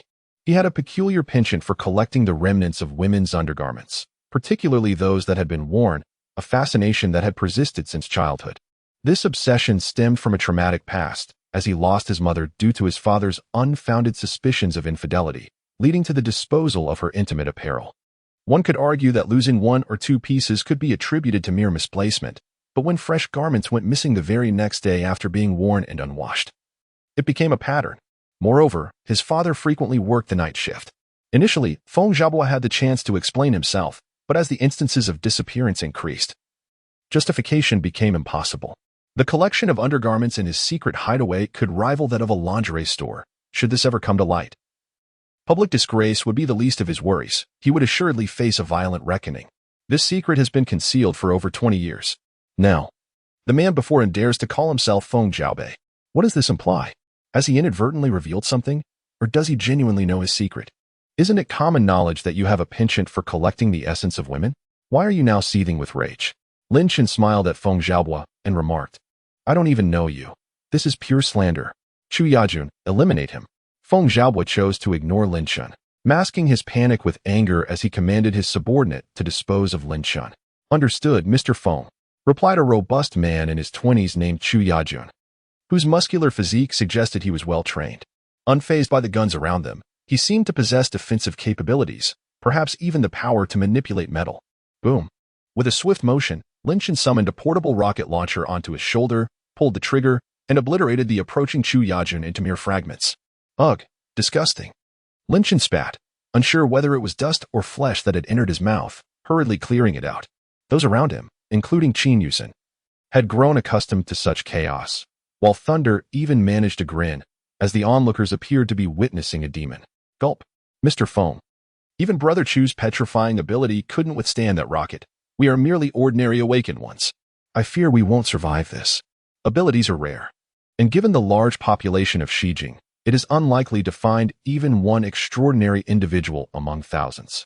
In this small group, aside from the deceased Chu Yajun, only Feng Xiaobo remained. You are also an awakened one? Upon witnessing Lin Chen conjure a rocket launcher with a mere gesture, Feng Xiaobo instantly deflated. Although his ability to triple his strength in a short span far surpassed that of ordinary awakened individuals, he was no match for a rocket.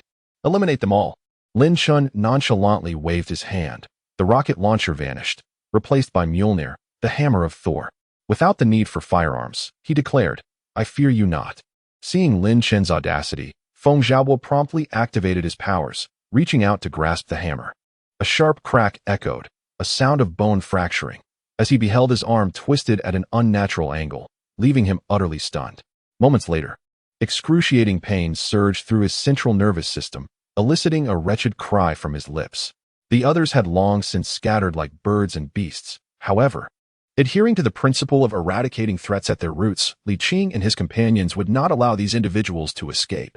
Armed with silenced firearms, They methodically claimed the lives of the fleeing foes. Li Mu, cradling a high-precision sniper rifle, took careful shots at those who sought to distance themselves, each bullet finding its mark with deadly precision. Within 30 seconds, the skirmish concluded, leaving a multitude sprawled on the ground, with only Feng Xiaobo remaining. Forgive me, esteemed one, for my inability to recognize your greatness. Spare my life, and I shall serve you henceforth, he pleaded, gritting his teeth against the agony of his fractured wrist. I am, by nature, benevolent. Unable to bear the sight of others in anguish, Lin Chen spoke with a beaming smile. Allow me to alleviate your suffering. No. Please don't. Feng Xiaobo pleaded. I possess a secret, a grand secret. Last night, a luminous orb capable of awakening extraordinary abilities descended upon the normal university. Within it lies the potential for someone to awaken their powers, or perhaps even a great treasure. Spare me, and I shall guide you. I know its general location. Feng Xiaobo, gazing at Lin Chen, bowed his head in desperation. As for that plum tree, I have already obtained it. My apologies, but your information holds little value. Lin Chen chuckled, summoning a bolt of lightning that pierced through Feng Xiaobo. Having eliminated a few bothersome individuals, his spirits lifted considerably. Lin Chen was already in good spirits, and after dispatching a few fools, he felt even more elated. Let us proceed to our destination, he called out, leading 3 girls and a dog towards their objective. Boss, how did you come to know about the plum tree at the normal university? Is your ability truly limited to thunder? Or do you possess prophetic powers that awakened before any of us? Along the way, Li Mu chattered incessantly, prompting Lin Chen to helplessly wave his hand, adopting a gesture of indifference. The villa on the 23rd is considered the most ordinary among the entire neighborhood. It is a standalone structure, flanked by 2 sets of townhouses and 3 additional ones.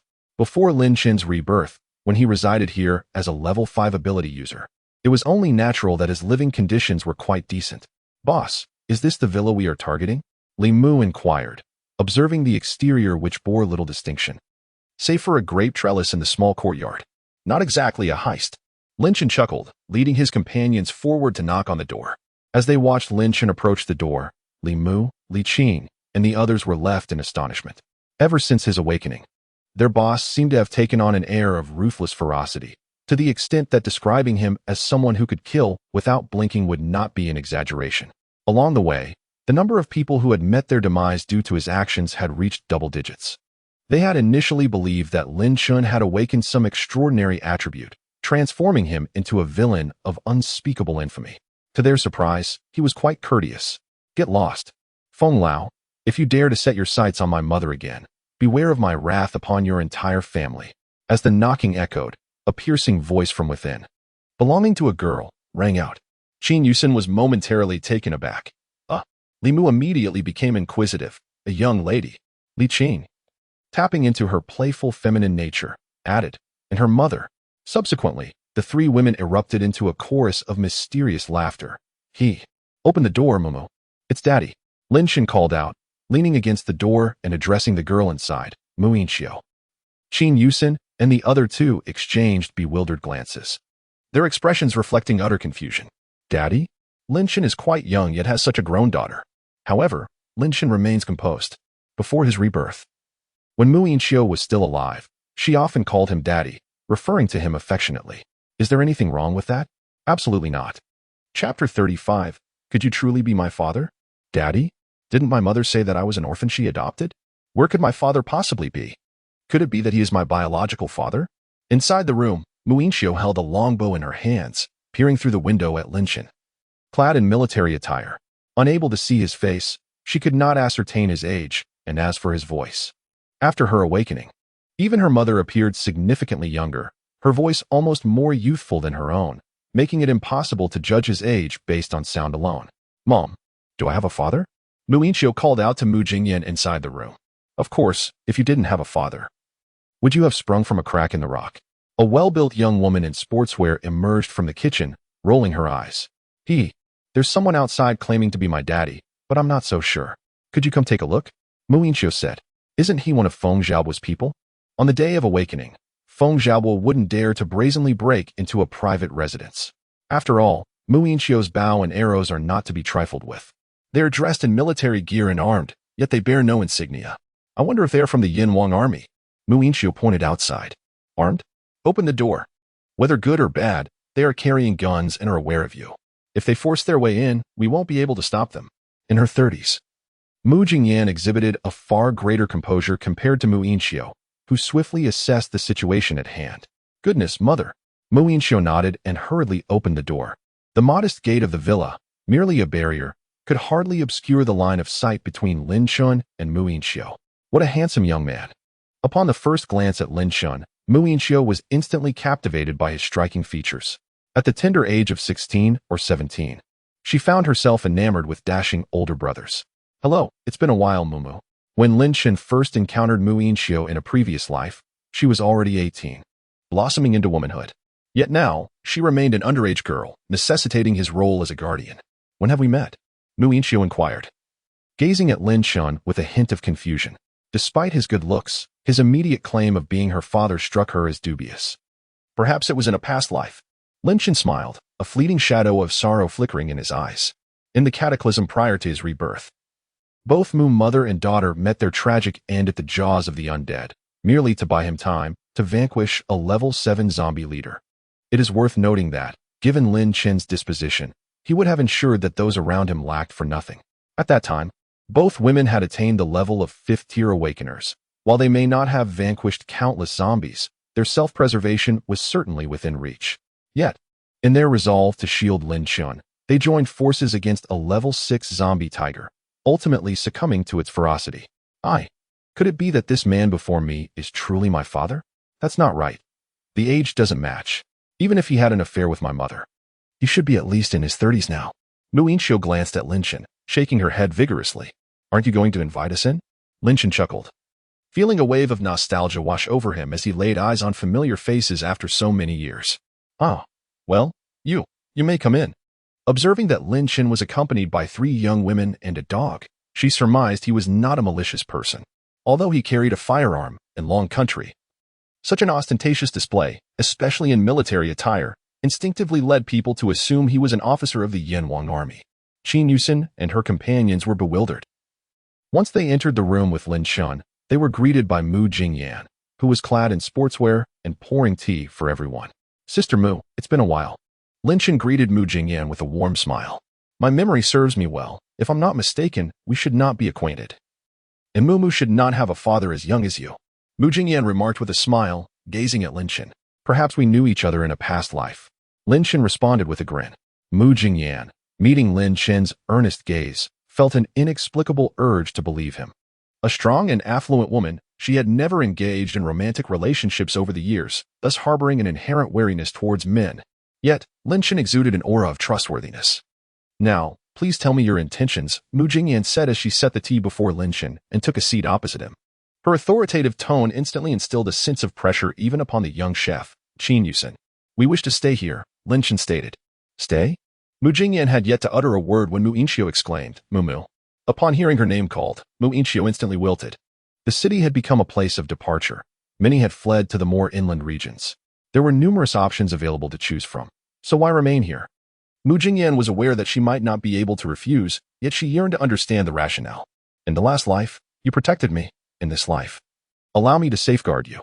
Ultimately, Lin Chun and the others decided to stay.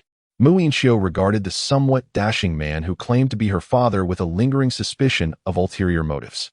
Brother Chen, are you taking advantage of me? Surely, you don't intend to pursue my mother? She teased, a mischievous glimmer in her eyes. With a mother as stunning as Sister Yan, it's only natural that everyone would desire her. Just look at Feng Xiaobei. He is a living testament to that. Lin Chun chuckled softly. Feng Xiaobei. Upon hearing Lin Chun refer to Feng Xiaobei as Feng Xiaobei, Mu Yinxiu could not contain her laughter, bursting forth uncontrollably. Lin Chun merely observed her mirth in silence. Brother Chen, if you truly wish to court my mother, why then do you bring along 3 beautiful women, especially those striking twins, Sisterly and her sister?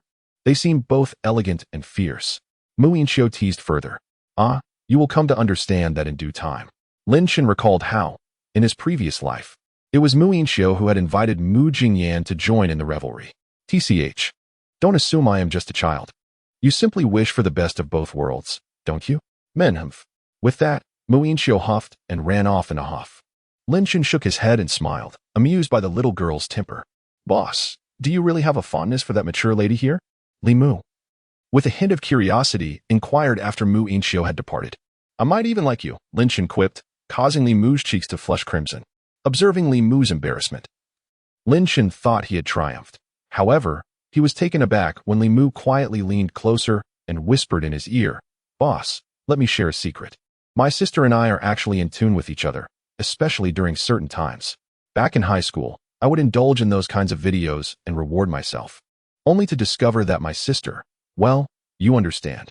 After revealing this, Li Mu looked at Lin Chen's stunned expression, resembling a proud little rabbit, and then hopped away gleefully. Goodness. Chapter 36. How well is this act being played? Time swiftly passed, and soon it was dinner time. Observing Lin Chen seated on the sofa, engrossed in watching Ultraman on a tablet, Mu Jingyan felt somewhat perplexed. However, considering the existence of psychics and awakened beings in this world, she speculated that perhaps the tablet possessed some extraordinary ability as well. Hey, since you've forcibly taken up residence in my home, do you expect me to handle your meals too? Mu Jingyan called out. Huh. Lin Chen, caught up in the excitement of watching Zoffy being ensnared by the fiery head, had not heard Mu Jingyan's words clearly.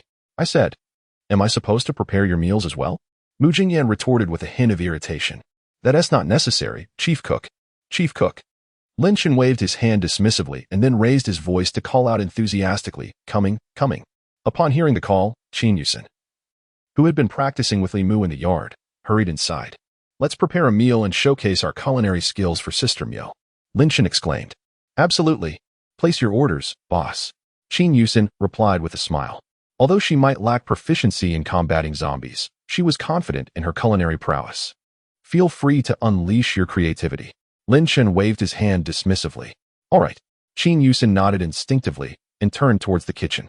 How do we cook without electricity or gas? Currently, we are subsisting on vegetarian bread.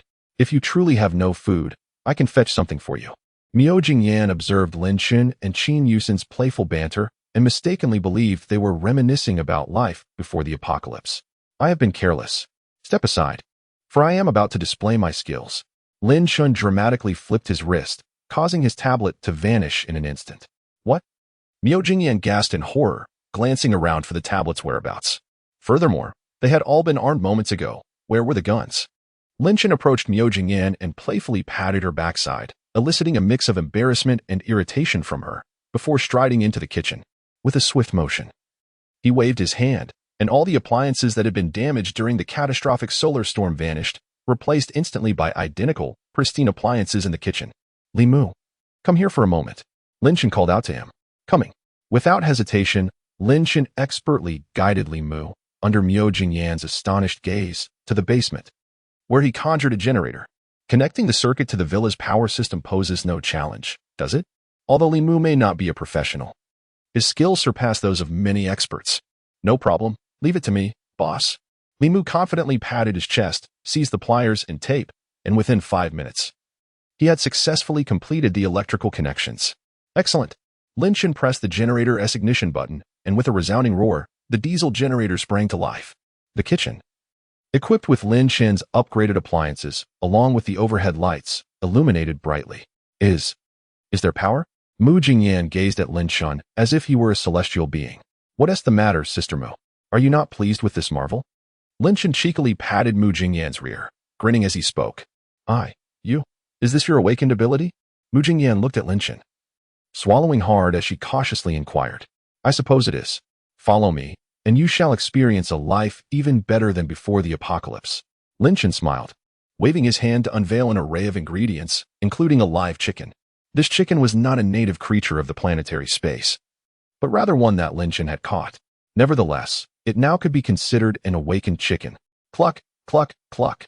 The awakened chicken leapt onto the sofa, flapping its wings as if it were about to lose its feathers. In an instant, Lin Chen reached out, and the next moment, the chicken was in his grasp. Crack. With a gentle squeeze, he broke its neck and tossed it to Li Mu. Go lend a hand, prepare the meal. Tonight, we feast on a grand chicken dish, Lin Chen declared. Certainly. Mu Jingyan glanced at Lin Chen and then at Qin Yusen. Well, I am not lacking in culinary skills. I can assist as well, she declared. Wonderful. Lin Chen was well aware of Mu Jingyan's adeptness in the kitchen, having relished her dishes most during his previous life. Thank you, she whispered as she passed by Lin Chen. He smiled faintly, choosing not to elaborate further. This kind-hearted yet proud woman, having been granted a second chance at life, let us strive for a peaceful existence together. The bright lights illuminated the entire villa, where a poised woman, a cook, a pair of twins, a young girl, a man, and a dog were seated on the sofa, engrossed in a screening of Resident Evil on the 98-inch television that Lin Chen had upgraded. "This is utterly unrealistic," Mu Inchio exclaimed. "When I had my phone, I encountered zombies far more terrifying than this." As she watched the scene of zombies lunging at the protagonist Alice, she scoffed. "You should ask her head chef. Had I not arrived in time today, I might have been the one cooking for you," Lin Chen remarked, affectionately tousling Mu Inchio's hair. Both Mu Inchio and Mu Jingyan turned their curious gazes toward Qin Yusen, who then recounted the events of the day. "So, are you saying that even if bitten or scratched by a zombie, it is not necessarily fatal? If only we had your miraculous plums, Brother Chen. Could they possibly cure the zombie virus?" Mu Inchio's eyes sparkled with excitement. "Indeed, it is imperative to consume it before one is entirely transformed into a zombie. Once the metamorphosis occurs, it becomes futile. I have yet to encounter anything that can revert a zombie back to a human." Perhaps, as Lin Chen spoke, he cast a knowing glance at Li Mu, who understood the implication. However, in his previous life, Li Mu met an untimely demise, leaving Lin Chen uncertain of its feasibility. The other girls remained discreet. The fewer individuals privy to this matter, the better. "What?" Mu Inchio looked at Lin Chen, her anxiety evident as she nearly rushed forward to intervene. All right, Mu, behave, don't cause a ruckus." Mu Jingyan discerned something but wisely chose to remain silent. After finishing a film, the group felt somewhat fatigued. The ordinary first-level crystal core, once absorbed, could enhance their strength, even if only slightly. Without a moment's hesitation, Lin Chen clasped the crystal core in his palm, closed his eyes, and allowed the energy to begin seeping into his body. Chapter 37. Convergence with Ruosu. The energy contained within the first-level crystal core was exceedingly minimal. Lin Chen was fortunate to extract it from the brain of a zombie dog. Otherwise, in the nascent days of the Awakening era, the lesser zombies were hardly deserving of possessing crystal cores. According to the expert opinions circulating prior to his rebirth, all zombies, including zombie rats and zombie fish, possessed crystal cores, emerging only a month after the apocalypse commenced. At this juncture, second and third-level zombies had already begun to manifest within human perception. As Lin Chen grasped the crystal core, energy surged wildly towards him. The speed and efficiency of energy absorption signified the level of one's innate talent. Lin Chen estimated that, if classified within the realms of novels, his talent would not fall short of an SS rank, if not an SSS. In his previous life, Lin Chen adopted a rather laid-back approach. Nonetheless, he surged to level 8. The only individuals he encountered with greater talents were presumably Tang Chuan, whose ashes now reside within the volcanic depths of the planetary space, and a certain twin-tailed lowly from an island nation. As for the sword god, Dugabubai from Longgua, Lin Chen had yet to meet him. However, it was evident that his talent was at least on par with Lin Chen's. Otherwise, with equivalent time and effort, he would not have reached level 9. The initial iteration of the Li tree should be nurtured to its utmost potential, as doing so would elevate the quality of the fruit produced. Lin Chen understood the principles of sustainable development. Furthermore, the weaponry and equipment at his disposal, along with his companions, were sufficient to tackle most situations. It is noteworthy that even a level 2 zombie could not withstand a single shot from a Barrett rifle, while a level 3 zombie could easily be obliterated by a tank shell. As the morning sun bathed Blue Star's soil in light, the faint glow of dawn heralded the second day of awakening. With the alarm ringing in her ears, Ruosu sprang up instantly, hastily preparing to step outside. She had arranged to meet Lin Chen at the entrance of Xijing Normal University at 10 o'clock this morning. Based on her understanding of Lin Chen, he would likely come to the Chang'an campus. This is the main campus, so I shall wait here. If he goes to the Yenta campus and cannot find me, he will surely come looking for me. It is indeed our fault for not making prior arrangements, but it matters little now. And Ruosu mumbled as she packed the alarm clock into her backpack, grasping the machete she had previously used for chopping treetops, and stepped out of the school gate. Senior Yang, and Ruosu has left, taking her belongings with her. A male student in the dormitory of the School of Biology at Xijing Normal University remarked to another tall student whose face was marred with scars.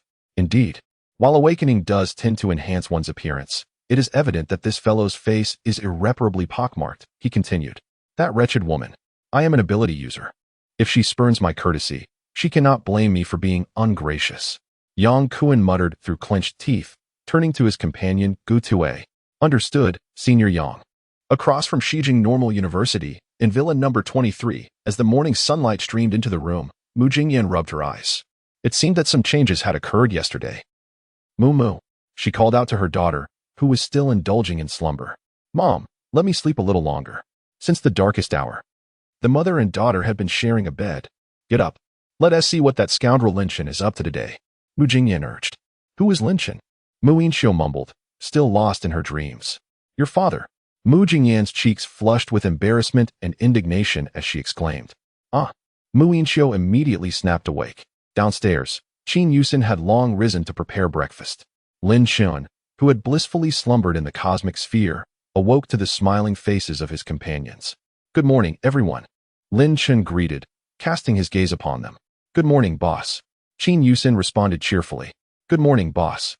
Chimed the twin sisters in unison. Watching the two synchronized young women, Lin Chen couldn't help but recall the captivating physique that Li Mu had once mentioned to him. Good morning, Brother Chen. Mao Yinxiu, still drowsy, descended the stairs. Clearly not yet accustomed to such an early rise. Morning. Mao Jingyan offered in a rather indifferent tone, merely acknowledging him. Little chef, make an extra portion of breakfast. Soon you'll be joining your boss lady. Lin Chen called out toward the kitchen. Huh, Brother Chen, shouldn't the boss lady be my mother? Do you have another? Mao Yinxiu exclaimed, startling everyone. Mao Mao? Mao Jingyan's face flushed crimson as she shot a glare at her sister. What he said, he is my father. Mao Yinxiu pouted. You are all the boss ladies. Is that acceptable? Lin Chen replied, shaking his head in resignation. Before even embarking on a harem, the dynamics were already so discordant. If that were the case, they might as well all be boss ladies. I am the little chef. I am the sniper, Bayubiyu. I am the assassin, kill. I am your daughter. Mao Yinxiu looked at Lin Chen earnestly as she spoke. That, spit. Mu Jingyan glanced at Lin Chen, spat, and went to wash up. After finishing breakfast, Lin Chen and the others set off directly, leaving no one behind in the villa. Everyone boarded their vehicles heading to the entrance. Today, the choices of transport were limited to either the Lightning Fire or the standard Volkswagen. Fortunately, Li Mu could drive a manual transmission, otherwise, no one would have been able to drive. Mu Jingyan, as the sole female driver, managed with an automatic, while Mu Yinxiu, being underage, could not drive, and Qin Yusin, a mere office worker, possessed only the skills acquired from driving school.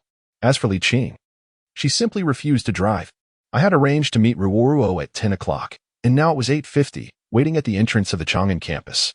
Well, no need to split into two groups after all. As the two cars exited the community and entered the main road, Lin Chen spotted the graceful figure of Ruosa standing at the school gate, exuding an aura of independence. There stood the proprietress. She appeared so gentle.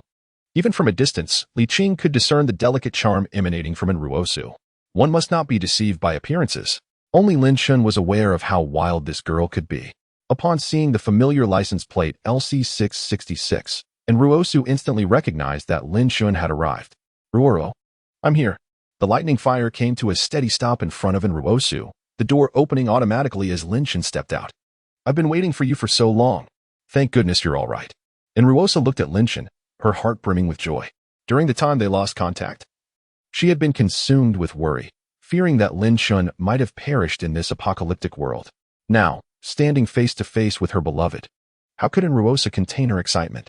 Lin Chen stepped forward and embraced Ruosa tightly, the two of them locked in a warm embrace. Meanwhile, behind the school gate, a group of over a dozen university students gathered, their eyes fixed on the two in the doorway. What a shameless harlot. I wondered why she was so indifferent to me. It turns out she has a lover. Yang Kuan exclaimed, jealousy etched on his face as he glared at Lin Chen. Get him, he shouted to his followers. Understood, Brother Yang. Chapter 38. I am General Xing Daorong of Lingling. The crowd surged forward, quickly surrounding Lin Chen and Ruosu. Lin Chen surveyed the throng around him, then glanced down at Ruosu in his arms, a hint of mockery glimmering in his eyes. It seems we have encountered some trouble, he remarked with a smile. Jiang Tao, are you going to side with that dog, Yang Kuan, against your own classmate? Ruosu asked, her gaze narrowing with a flash of anger as she recognized the familiar face before her. Yang Kuan? Which Kuan?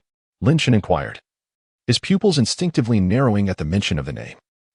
That Kuan, the one everyone knows about. And Ruosa replied somewhat awkwardly. As a refined lady, she couldn't exactly refer to him in a more vulgar manner, could she? Having identified the target, Lin Chen wasted no time. He swiftly positioned Ruosa behind him and stepped forward, his gaze fixed on the pockmarked face obscured by the crowd, just beyond Jiang Tao. Indeed, it was the familiar figure he recognized. Lin Chen gazed at Yang Kuen's face, the murderous intent within him impossible to suppress. Yang Kuen, one of those who had encircled Lin Chen in his previous life, was also a foe who spanned the years from Lin Chen's awakening journey in the 3rd year to the 5th. Yet, he never anticipated that this individual shared such a connection with Ruo. In the original timeline, why had Ruo not eliminated this scoundrel sooner? And Ruosu, I grant you one final opportunity. Share my bed, and I shall spare your paramour. Yang Kuen disregarded Lin Chen entirely, dismissing the chilling glint in Lin Chen's eyes as mere illusion. Having become a superhuman, and a notably formidable one at that, how could he possibly feel such trepidation? Yang Kuen, how is it that you have regressed in this apocalyptic world that has only just begun? And paramour? I'll be damned. Lin Chen retorted vehemently. You audacious fool, strike him. Yang Kuen loathed being referred to as Kuen Ba. In former times, Kuen symbolized a harmonious universe, embodying auspicious wishes. However, ever since the rise of Chicken Brother, it had morphed into a byword for disgrace, and he had inherited the derisive moniker of Kuen Ba. Those encircling Lin Chen said little, surging forward with an assortment of weapons. Some wielded baseball bats, others brandished fire axes, and some held small hoes, a motley crew indeed. Jiang Tao took the lead, determined to be the first to topple Lin Chen. Yet, just as Jiang Tao approached Lin Chen, with the baseball bat a mere 10 centimeters from Lin Chen's head, Lin Chen raised his hand, producing a 92-style pistol that pressed firmly against his forehead. Brother, let us converse amicably. In this era, no one is unafraid of firearms, even before his rebirth. When Lin Chen had attained the status of a level 5 ability user, capable of withstanding bullets with his flesh and even treating them as sustenance, he still instinctively felt fear when a gun was pointed at his head. How much more so in the presence of this group of little rascals? Jiang Tao, what are you doing?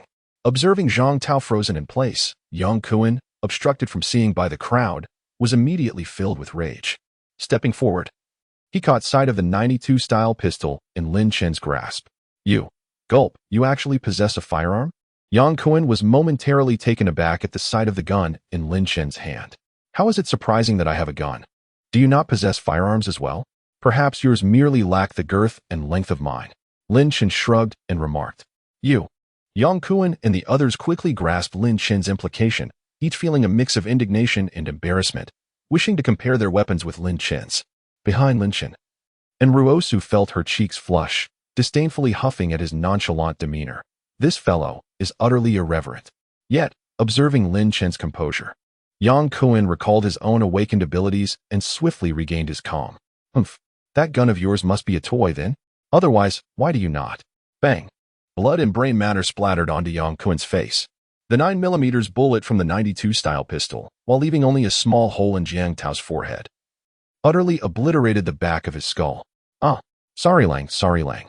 Under the oppressive influence of Yang Kuen, these individuals could hardly be deemed desperate rogues. They were merely university students. Although the onset of the apocalypse had dulled the clarity in their eyes, their foolishness remained untouched. Upon witnessing Lin Chen shatter Jiang Tao's skull with a single gunshot, these students were instantly filled with terror and fled, their legs weakened, scrambling to escape the scene. Lin Chen, observing their cowardice, refrained from uttering further words and instead turned his gaze toward Yang Kuen. Well then, what do you think? Is my shot genuine? Lin Chen inquired, a grin reminiscent of Lu Huaqiang gracing his face. What of possessing a firearm? I am an ability user. Since you have resorted to using a gun to take a life, I shall not let you escape unscathed. Yang Kuen, akin to a certain imperial uncle, had long harbored the desire to eliminate Lin Chen, but sought a justification for his actions. Come, let me witness your powers. Lin Chen, still brandishing his Type 92 pistol, directed his words at Yang Kuen. Watch closely. Yang Kuen bellowed, and in an instant, a magnificent black steed galloped towards him from the distance. Armor enveloped his form, and a colossal axe appeared in his grasp. Yang Kuen leaped onto the warhorse, casting a confident smile at Lin Chen, his rugged visage momentarily transformed. You can transform into this as well. I was unaware of such a heroic figure. Yang Kuen's abilities were remarkably peculiar. to a degree that even Lin Chen found them intriguing. The abilities of this individual allow him to randomly awaken a historical or fictional character as a transformation object with each level he ascends. Among the figures that Yang Kuan has transformed into are Iron Man, the original Ultraman, Galio, and Yang Gua. However, the Iron Man he becomes dons the Mark II suit, devoid of any weaponry and cannot soar too high. The original Ultraman stands merely 5 meters tall, capable of only emitting the 8-pointed light wheel, lacking even the capability of the spatium ray. Notably, this Ultraman resembles the one with the acid-scarred face, which bears a striking resemblance to Yang Kuan's visage. As for Galio, there is no need for elaboration. He was inherently a weakling, likely just a 5- or 6-star fighter before his demise. Yang Gua, on the other hand, appears as a mere child who has just joined the Chuanjin sect, only proficient in the frog skill. The rest of the figures remain unfamiliar to Lin Chen, including the one presently before him. Behold, speak my name, and I shall startle you. I am General Xing Daorong of Lingling. Upon hearing this proclamation, Lin Chen could not contain himself and burst into laughter. He had anticipated that Yang Kuan might transform into Ultraman, which would have piqued his interest. But this Xing Daorong was nothing short of comedic material. Laugh now, but when my axe severs your head, you will no longer find it amusing. With that, Yang Kuan tightened his legs around his steed and charged toward Lin Chen. In an instant, the 92-style handgun in Lin Chen's grasp vanished, replaced by a single-man rocket launcher. Gasp! Yang Kuan hastily reined in his horse, his eyes nearly bulging at the sight of the rocket launcher in Lin Chen's hands. Chapter 39. Hurry and transform into Ultraman. Yang Kuan was taken aback when he suddenly saw Lin Chen produce a rocket launcher. He realized that Lin Chen was also an extraordinary individual, one who possessed powers akin to summoning or manipulating space. Lin Chen, in high spirits, mused that if this individual were anyone else, even Galio, a single rocket would likely prove ineffective against them. But against Xing Daorong, it was merely a source of amusement. If one rocket didn't suffice, then surely 2 would. My gun is genuine. Do you wish to test if this rocket launcher is as well? Lin Chen remarked with a smile directed at Yang Kuan. How infuriating. Yang Kuan felt a sense of unwillingness. He had initially believed that with the awakening of his formidable powers, he could traverse the world freely, establishing a grand harem in this post-apocalyptic era, with women like in Ruo Su destined to be his. What was it? His forbidden something? Yet, now before him stood a man wielding a rocket launcher. That contraption was beyond even Xing Daorong's capacity to withstand. A single shot would render all equal. And that was no jest. Great Lord, I, Xing Daorong, am willing to pledge my allegiance to you and serve you for a lifetime. I humbly request your acceptance. Yang Kuan gazed at the rocket launcher in Lin Chen's hands, deciding that a more pragmatic approach was prudent. After all, in the 3 kingdoms, Xing Daorong had feigned surrender to Liu Bei, and so he too could follow suit. Fool, you think I haven't seen the 3 kingdoms, do you? Feigning surrender? When I was watching 3 kingdoms, your mother probably hadn't even given birth to you yet. Lin Chen's words were, of course, an exaggeration. Yang Kuan was of the same age as Lin Chen, if not older. Great Lord, please forgive me. I am earnestly seeking to join your ranks. Yang Kuan's sole desire was to survive. Enough of the trivialities. The time for entertainment has come to an end. You, a mere jest, must now face my judgment. Lin Chen will not allow Yang Kuan to perish so easily. He intends to subject him to excruciating torment, allowing him to experience the profound helplessness he felt at the moment of his previous demise. Flee. Upon witnessing Lin Chen's intent to strike, Yang Kuan hastily mounted his steed, desperate to escape. But where do you think you're going? Lin Chen harnessed the power of spatial manipulation through the medium of planetary space, manifesting an ability akin to pseudo-teleportation. And in the blink of an eye, he materialized right before Yang Kuan. You. The instant Yang Kuan beheld Lin Chen's sudden appearance, his suspicions were confirmed. Lin Chen had awakened a spatial ability that granted him the power of instantaneous movement. Dismount your horse at once. Lin Chen's command echoed with authority, causing Yang Kuan to tremble in trepidation. Startled by Lin Chen's commanding voice, he tumbled from his mount. The onlookers fell into a stunned silence. Did you truly just heed that command and roll off your horse? Oh, gracious Lord, spare my life. It was but a moment of folly. I swear I shall never again harbor intentions towards Missen. I vow it. I swear to the heavens.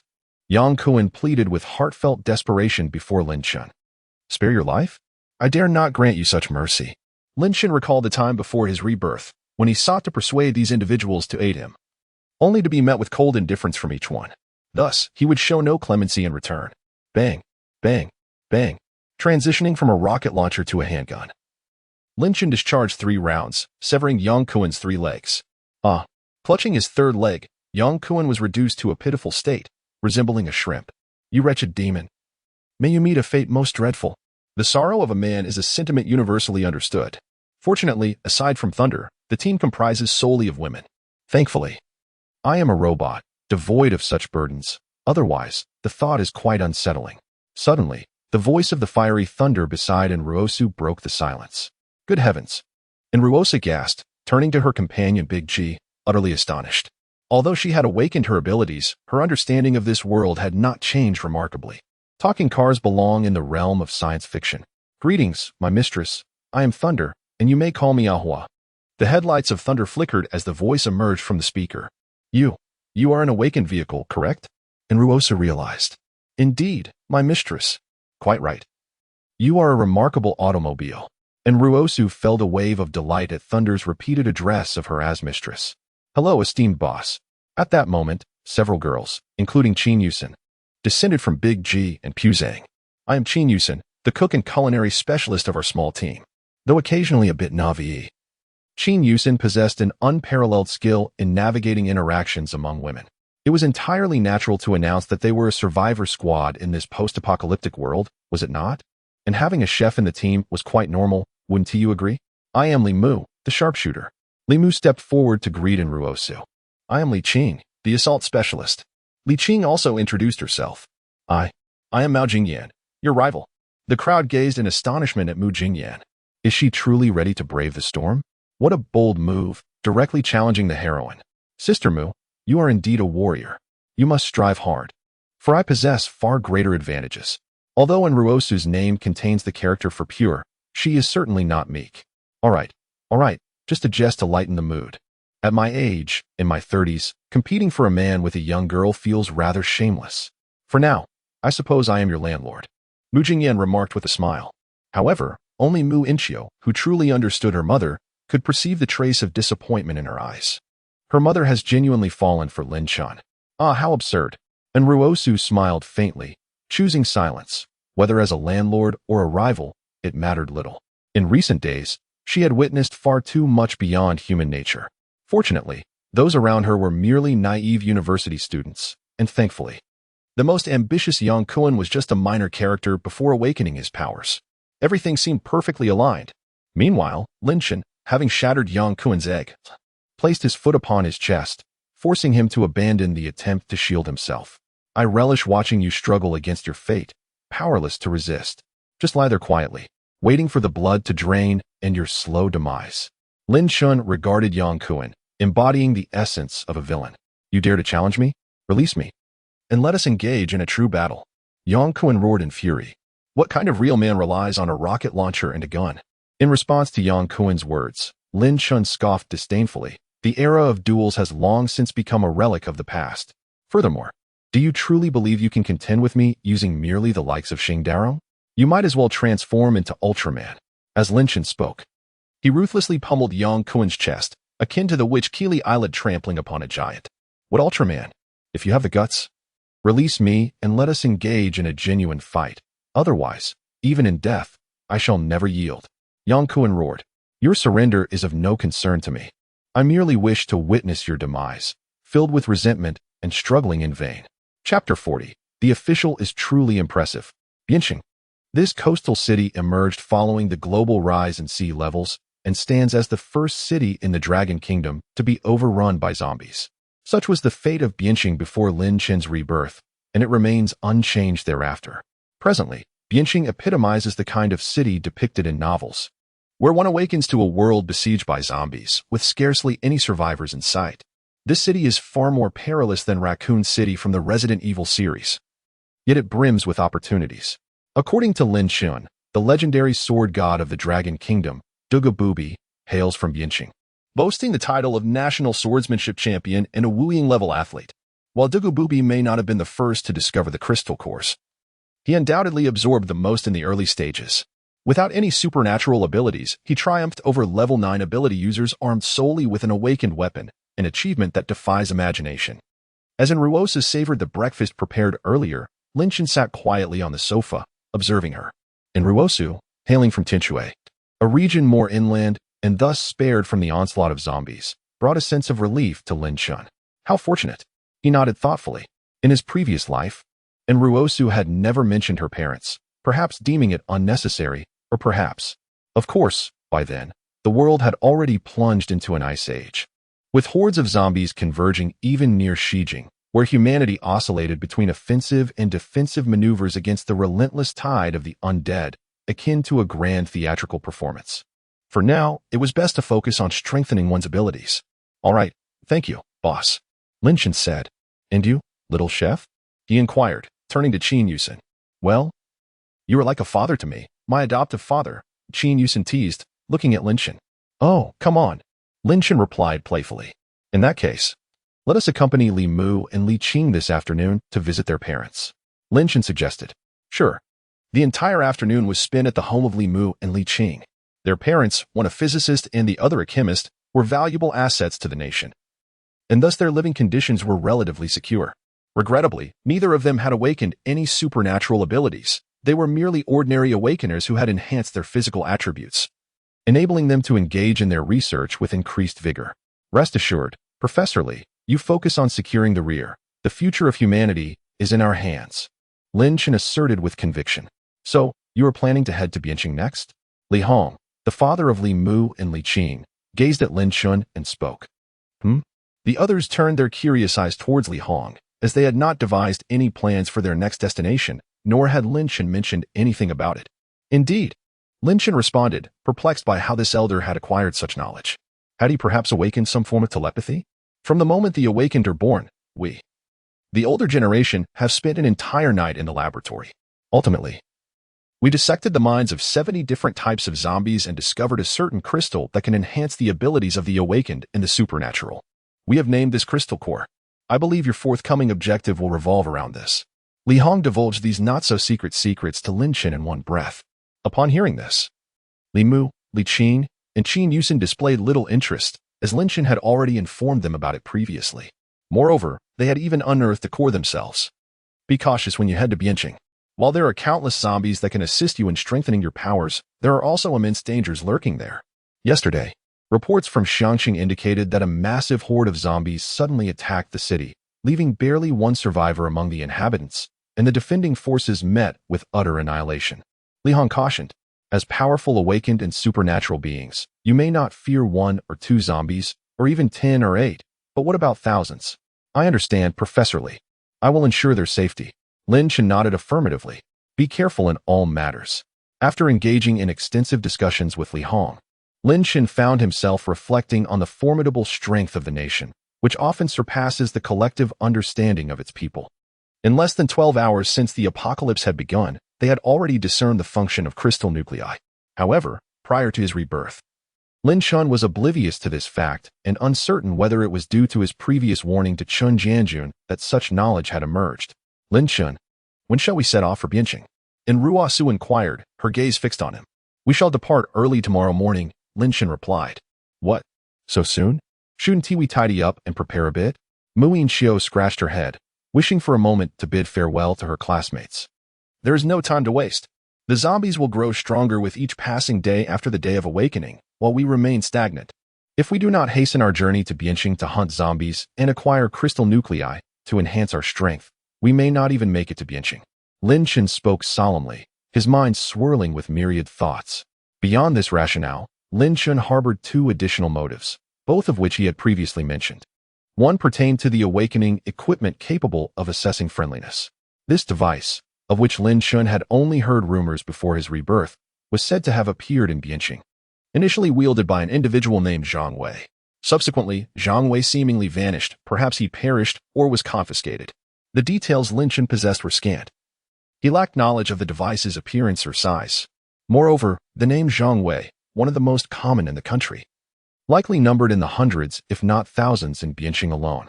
Lin Chen could only investigate among the survivors after arriving in Bian City. Surely, among the survivors, there could not be an abundance of individuals like Zhang Wei. As for the second reason, it was driven by vengeance. One of those who besieged Lin Chen in his previous life was from Bian City. This individual had perpetually boasted of his acquaintance with the sword god, Dugabu Bai, though Lin Chen remained uncertain of its veracity. Regardless of whether this individual was indeed allied with Dugabu Bai, he must perish. Lin Chen would not spare anyone who had inflicted harm upon him. Chapter 41. Departure to Bian City. Lin Chen's explanation successfully convinced everyone.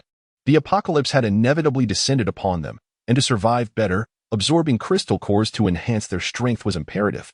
Moreover, both the Mao family and Enruosu had come to a realization at the dawn of the apocalypse. The human heart could be far more terrifying than the undead. Everyone was growing stronger. If I do not strengthen myself, will I become fodder for others in the future?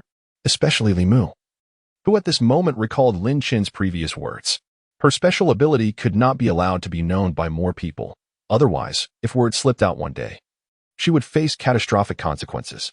Countless powerful individuals, even those influential figures, might act against her for a mere morsel. I'll prepare some rations. It will be more convenient on the road, Qin Yusin declared as she rose. Indeed, we cannot survive solely on instant noodles. While we still have electricity, we should prepare some provisions. After all, Brother Chen and Thunder both possess spatial abilities, so we need not worry about spoilage. Mao Yinxiu nodded enthusiastically. After the darkest of times, Mu Yinxiu, the affluent young lady accustomed to lavish meals costing no less than 300 yuan, found joy in the simplest of provisions. Indeed, calamity has the power to transform many individuals. As for those unwilling to change, are they not now lying outside as lifeless corpses? Regarding Qin Yusin's suggestion to prepare simple rations, Lin Chen did not decline. Given Qin Yusin's culinary skills, the rations she would create would undoubtedly be delectable. Lin Chen merely needed to wait for her to finish, placing the still-warm food into the planetary space, then employing time stasis to preserve it at that perfect moment of warmth. As anticipated, when Qin Yusin commenced kneading the dough, she frequently requested various ingredients from Lin Chen: milk, eggs, powdered milk, white sugar, honey, sesame, and bitter beans.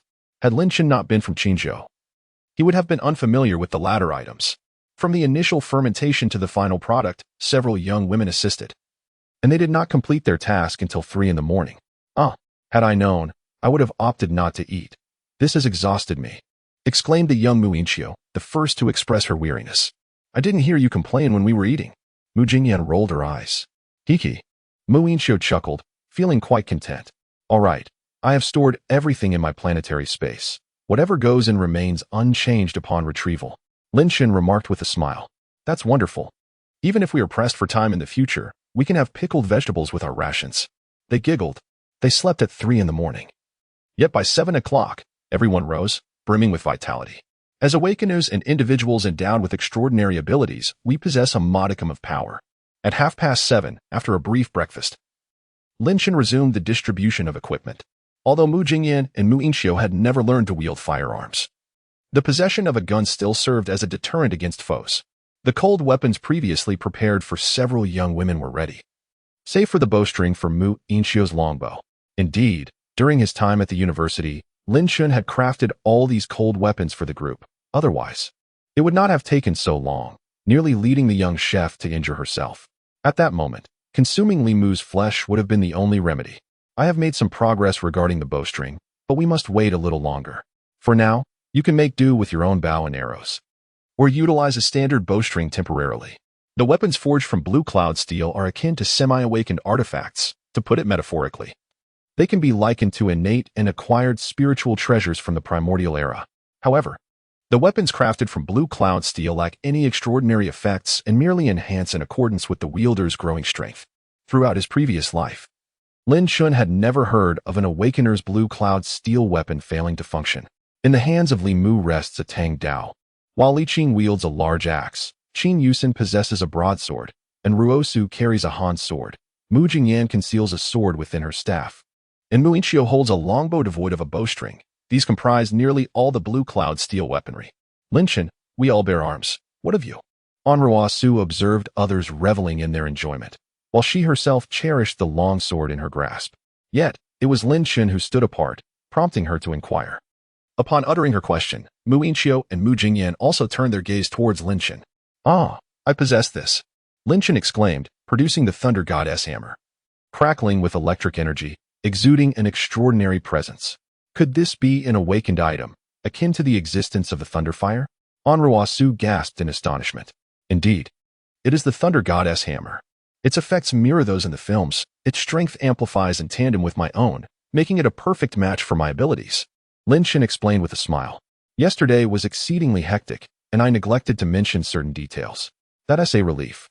I was concerned you might have prepared for us and forgotten about yourself. Anruasu said, patting her chest and exhaling in relief. Rest assured, none of us shall suffer a loss. Now, let us change our attire and embark. 3 minutes later, 6 young women and a dog were ready. Following Lin Chen to the vehicle. This time, they would once again travel in the Unimog RV coupled with Thunderfire. The Unimog was purely for convenience during pit stops, while Thunderfire served as a straightforward navigational aid. As they traversed the Chang'an South Road onto the Shijing Ring Expressway, Lin Chen and his companions set their course for Bianqing. At the expressway entrance, the kind-hearted Uncle Yin Wang merely reminded Lin Chen and his group to exercise caution, without further obstruction. The policies of the day before had shifted dramatically from those of today. It seemed the authorities were intent on empowering more individuals, ensuring humanity's continued survival. From the passenger seat of Thunderfire, Anruasu declared, "Fear not, this journey shall undoubtedly be a smooth one." As Lin Chen ran, he pulled out his walkie-talkie and called out to Li Mu and Li Qing, who were in the Unimog behind him. Received, boss, please speak. Li Mu was driving, while Li Qing was communicating. If there is any danger later, I will pull you into my spatial realm. When you feel a tugging force, do not resist, otherwise, I will be unable to bring you in. Lin Chen instructed. Understood, replied Li Qing. Received, chimed in Li Mu, and others echoed in agreement, Mao Inchio, Mao Jingyan, Qin Yusen, and in Ruosu. Good. Let us set off. With a grand gesture, Lin Chen signaled, and to set the mood. The music blared with a nostalgic tune. Once dreamed of wielding a sword to traverse the world, to behold the splendor of life, the youthful heart often brims with recklessness. As they journeyed towards the future, Lin Chen and his companions bravely forged ahead, heading eastward. Chapter 42. Flying forward as the vehicle traveled further east. The number of corpses and abandoned cars on the road diminished. It seemed that everyone was aware that the eastern region had become a territory of the undead. Thus, aside from the soldier checkpoints at the border of Nanwei City and Shijing, encounters with other humans were scarce. Comrade, heading to Nanwei City is a perilous venture. Are you certain you wish to proceed? In the spirit of humanitarianism, the soldiers of the Yin Wang army inquired with kindness, having uncovered the secret of the zombie crystal cores. We are eager to seize the moment and hunt down more zombies to enhance our strength. Lin Chen turned to the sergeant of the Yin Huang army before him and spoke with a smile. In that case, I shall not hinder your journey. Take care along the way. We have established a supply point at Qingzhou University. Should you find yourselves in need of weapons or ammunition, you may purchase them. In a few days, it will likely be possible to exchange crystal cores for supplies. Moreover, resources such as gasoline can also be traded for weapons and ammunition. The sergeant, gazing intently at Lin Chen, quickly added, "Thank you, comrade. I wish you all the best in surviving." Lin Chen nodded in acknowledgement, revving the engine of his vehicle and propelling it eastward. "Wishing you a safe journey," the sergeant murmured as he watched the taillights of Lin Chen's party fade into the distance, gripping his steel gun tightly as he turned to face the rear. There, amidst the endless desolation of the Gobi, lay not only his burdens but also the cherished woman he held dear. Lin Chen and his companions did not travel swiftly. Taking the highway, the distance from Shijing to Bianqing exceeded 500 kilometers, a journey that typically required over 5 hours. After nearly 2 hours of travel, they finally arrived at Tongguan, that familiar place. As the west to east lane remained intact, Lin Chen parked the vehicle in the middle of the road, opened the door, and rolled over to the opposite side. It was here that he had previously witnessed a rather intriguing phenomenon. Lin Chen turned to Enruosu and the others with a smile, inquiring, "What intriguing phenomenon?" Anrua and others were perplexed and turned to look. "Come and see," Lin Chen urged as he led several people to the edge of the cliff, pointing at the collapsed asphalt road below. "What is so peculiar down there?" Mu Yinxiu inquired, stroking his chin and scratching his head in confusion. "The last time I passed through here from the Magic City, there was a havel hanging down there. What was amusing was the sticker on the car. I love nature." Perhaps they feared that nature might not comprehend the dragon language, for there was an entire string of English beneath it that nearly had me in stitches. Lin Chen animatedly recounted his previous encounter. "So, Brother Chen, Are you suggesting that all the other vehicles fell, yet that one adorned with I love nature remained unscathed? Mu Inchio summarized. Precisely. Do you have that image in your mind now? Lin Chen responded, giving a thumbs up to Mu Inchio, who had grasped his meaning. Hee, I've seen it on Douyin and even saved the video, but regrettably, after that day, all my phones and computers broke down, so I can no longer watch it. Mu Inchio chuckled, then lamented. Well then, allow me to recreate that scene for you. With that, Lin Chen concentrated, and a havel emblazoned with the words I love nature appeared in its former position, standing firmly. As for the inscription on the vehicle, it was naturally imprinted by Lin Chen through his mastery of the planetary space. Wow, it's identical, truly lifelike. Having encountered the enigmatic Mu Inchio on Douyin, it was evident that she possessed a unique charm. And Ruosu and others leaned in to observe, discovering the intriguing nature of the moment. Reflecting on the past, Lin Chen decided to leave the havel parked here, hoping that someday someone might retrieve it for further use. Although that prospect seemed distant, as they continued their journey, they soon faced a dead end. The tunnel had collapsed, rendering the path impassable. This tunnel, merely over a kilometer in length, would require a detour of over 20 kilometers, with the alternate route fraught with difficulties. Utilizing the vehicle's GPS, Lin Chen recalibrated their route, realizing that this diversion would lead them on a significant detour. Let us traverse over this mountain, suggested in Ruosu. I find this feasible as awakened beings. We can easily cover this distance, added Mu Inchio in agreement. Have you considered flying over? Lin Chen remarked mysteriously, glancing at the group of girls. As they beheld the Wuji 19 helicopter that Lin Chen had summoned with a wave, and Ruosu and the Mu family women were momentarily stunned. Wait, Lin Chen, do you truly possess a celestial vehicle? And Ruosu asked, astonished. Indeed. I could have transported you directly to Bianqing in an instant within the confines of the planetary space. However, that would not have provided you with an enjoyable experience. Thus, this time, we shall take to the skies. Li Mu, are you capable of piloting? Lin Chen turned to Li Mu, feeling a twinge of anxiety. If this girl couldn't operate an armed helicopter, they would be in trouble. Logically, assassins should possess a modicum of skills in all areas. Flying a plane should be second nature, shouldn't it? Well, she could. However, she might not be particularly adept, as there is indeed a distinction between an armed helicopter and a civilian one. Li Mu remarked, it's not a big issue, just consider it a practice run.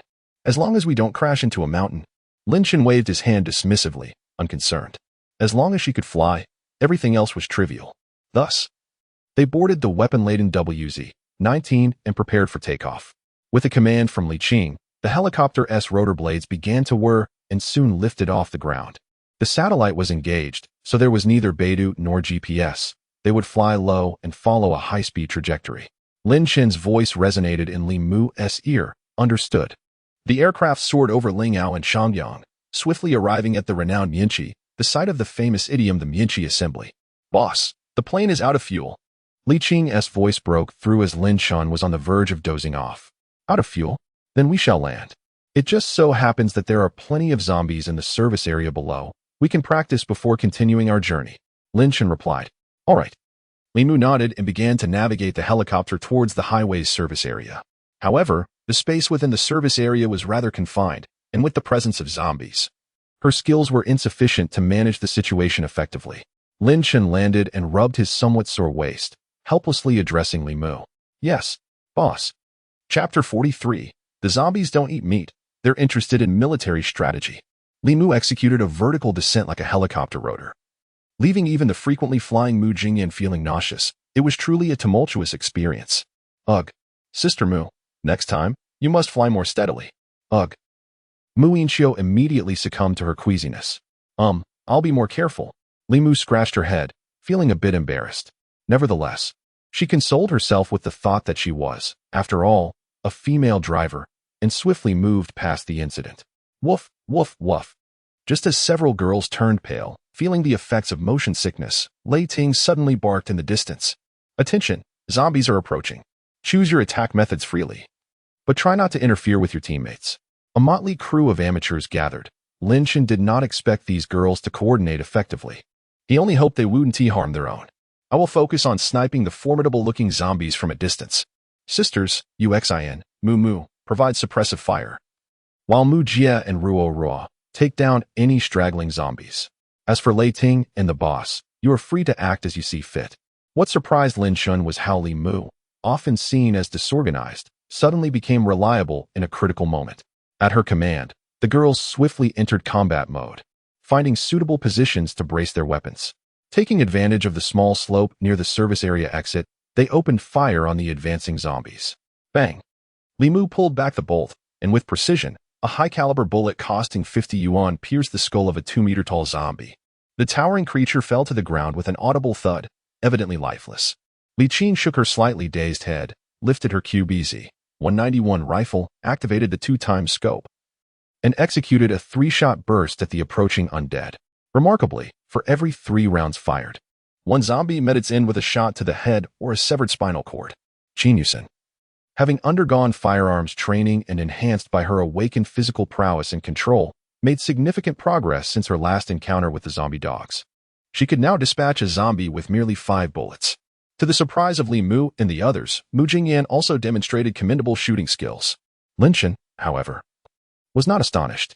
He mused that one should not underestimate the resources available to the affluent. What seems unattainable to many, like firearms and ammunition, is often as trivial as pocket change for the wealthy. According to Lin Shun, Mu Jingyan had consistently held the records for pistol and rifle shooting at the Shijing Luoshan shooting club prior to the apocalypse. Among amateurs, she was quite the expert. Though such expertise was honed through the expenditure of ammunition, Mu Jingyan had little interest in frivolous pursuits like men, cars, or luxury watches. She was adept at conversing with both people and phantoms in the high-end fitness clubs. Yet, when stripped of these distractions, she found joy in the toys that men cherished, firearms. Thus, through a fortunate twist of fate, the Mu Jingyan of today emerged.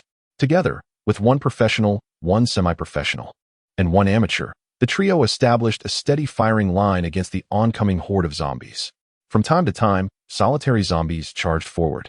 Yet Li Mu and his companions paid them no heed, allowing them to rush towards the front of the group, where they were either struck down by a single arrow from Yao Yinxiu or incinerated by a fireball from Enruosu. As a first-level fire manipulator, she was capable of unleashing quite formidable fireballs, effortlessly dispatching a first-level zombie. Observing Enruosu mechanically casting fireballs at the undead, Lin Shun kindly suggested, "Ruosu, you might consider altering the shape of your fireballs or even enveloping your weapon or yourself with flames, regardless of the type of ability user. The skills derived from their powers, barring a few specialized categories, must be developed independently. The nature of these skills depends, firstly, on the magnitude of the user's mental strength, which is directly correlated to their level, and secondly, on the user's creativity. In his previous life, Lin Shun had witnessed a water manipulator directly control the blood of an enemy, extracting the moisture until they perished on the spot. There were also earth manipulators who transformed the structure of sand to create glass and mirrors, working in tandem with light manipulators to turn the surrounding zombies into mere sieves. As for Lin Shun, he had once converted electrical energy into magnetic energy, thus gaining the ability to manipulate the magnetic fields around him, akin to how a metal manipulator controls metal. Ultimately, the only limits were those of one's imagination. Anything was possible for the daring and innovative. Attaching flames to a weapon or altering the form of fire was merely the most rudimentary application. I understand now. I shall give it a try. Onruo nodded. As one of the 3 human superhumans in the team, apart from Li Mu, who belonged to the support category, and Lin Shun, who exhibited rather extraordinary abilities, she was the only one with a standard superpower. Thus, becoming stronger was her foremost task. She aspired to enhance her strength to better protect Lin Shun and the others. Within the Mianqi service area, the number of zombies was relatively few, approximately 30 to 40. Such a number of level 1 zombies could be dispatched in less than 3 minutes under modern firepower. Careful attention was paid to ensure that every zombie was either completely decimated or had their neck severed. Li Mu slung the high-precision sniper rifle across his back and drew forth the blue steel tang knife, stepping forward to address the group. Understood. The others promptly equipped themselves with close combat weapons. Moreover, Mu Yinxiu's blue steel longbow had been designed with melee capabilities from its inception, akin to Hawkeye's bow. Pressing a button transformed it into a long staff, with sharp blades capable of springing forth from its tip, akin to a short firearm. The women advanced to examine the area, confirming the absence of any living zombies. With a decisive wave of his hand, Lin Shun summoned 7 crystal cores from atop the zombies' heads. Utilizing spatial transfer, which landed deftly in his grasp. The drop rate was commendable, from nearly 40 zombies. 7 crystal cores. Lin Chen regarded the cores in his hand, nodding in satisfaction. Is that all? Aren't there crystal cores in every zombie's head? Mu Yinxiu inquired, perplexed. Just as humans possess innate talents, zombies too have their own unique gifts. Those endowed with remarkable talent can transcend to levels 2, 3, and even higher. Those with even greater aptitude may possess extraordinary abilities. It is said that zombies with prodigious gifts can mimic humanity to an uncanny degree. In Lin Chen's previous life, he encountered the most extraordinary of zombies, a level 8 creature capable of controlling others of its kind. This being possessed a high intellect. Lin Chen once approached it only to discover it cradling a copy of The Art of War. At that moment, he marveled at the absurdity. A zombie that refrains from devouring humans, instead engrossed in military strategy. Was this a perversion of its undead nature or a decline in moral integrity? Furthermore, this zombie had lived for an exceptionally long time. Even the formidable Dugabooby could not vanquish it. Chapter 44. Worth only a pack of 50-cent instant noodles inside the service station, 3 men and 2 women huddled together, cautiously peering outside. The sound of gunfire may have been drowned out by the roars of the zombies, but the whirring of helicopter blades was an unmistakable presence. As the cacophony of zombie cries and gunshots faded, the group exchanged glances, each recognizing the unspoken urge to investigate. However, after a lengthy period of cautious observation, they understood that zombies possessed an acute sensitivity to changes in their surroundings. Moreover, the glass doors and windows of the service station made it entirely possible for the zombies to breach their sanctuary. Thus, none dared to make a move. Damn it! At long last, a brave soul yearning for freedom emerged. One man muttered a curse under his breath, then stealthily approached the window, cautiously peeking outside. A colossal zombie had collided with the glass, emitting a deep, exhilarated roar. The man stood frozen in terror for a moment, and after 3 seconds, he finally reacted, shouting, help, help me. With his cries for salvation came the unfortunate release of his bodily functions. The remaining individuals, hearing the zombies growl, huddled together, trembling in fear. The man, paralyzed by fright and now lying in his own filth, turned his head mechanically, his eyes filled with desperate hope for his companions. He crawled towards them, imploring for assistance. No, don't come near me, please. 2 girls clung to each other, their mouths agape in shock. Yet no sound escaped their lips. Suddenly, a sharp gunshot rang out from a distance, and the zombie's head exploded, revealing a perfectly round crystal core that rolled out. What luck! 1 shot, 1 core, Li Mu remarked, having witnessed the event through the scope. Let us go. Initially, Lin Chen had no intention of entering the service area. But upon hearing about the crystal core, he decided it was worth the venture. Thus, a group comprising 1 man, 6 women, and a dog made their way toward the gas station in the service area. Along the way, zombies occasionally emerged to assert their presence. But the girls adeptly dealt with them. Woof, woof, woof. Thunder gently nodded, indicating his understanding. Lin Chen, did you name Thunder after it was already called that?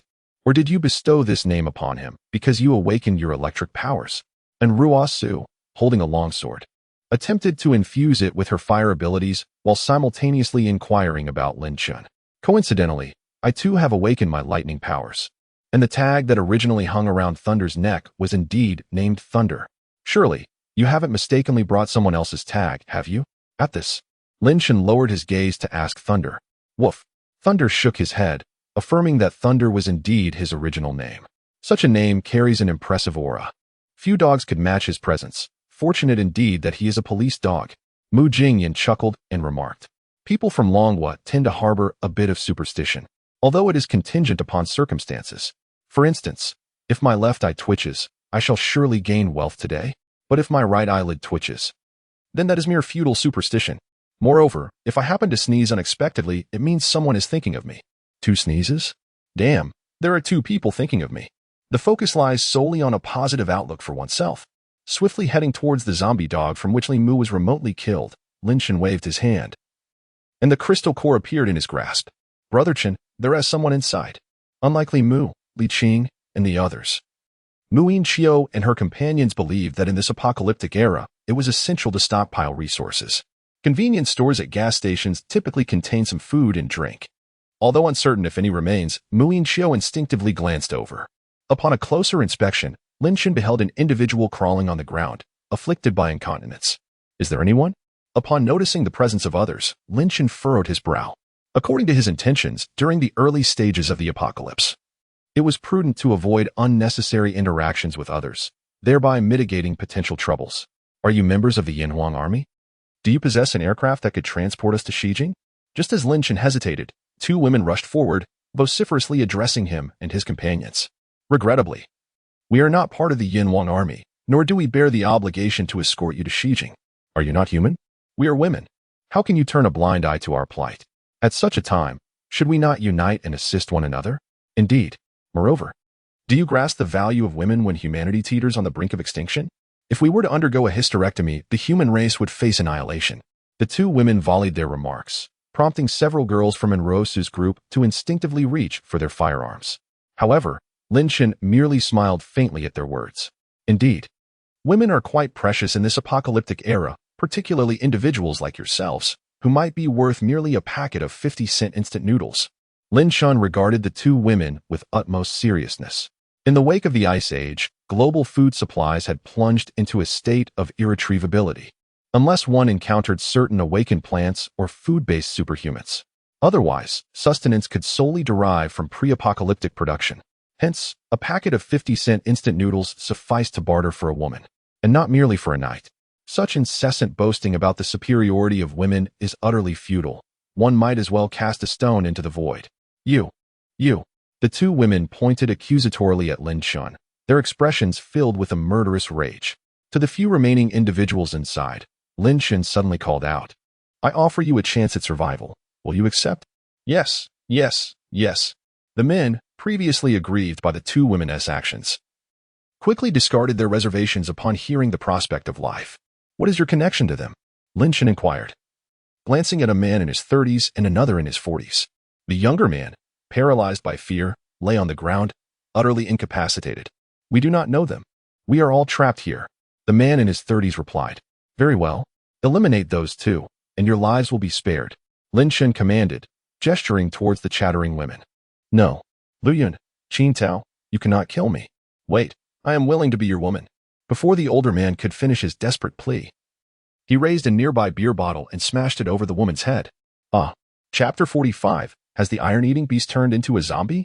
As Lin Chen observed the two women being brutally dispatched by the two men, he nodded in satisfaction. Let us proceed.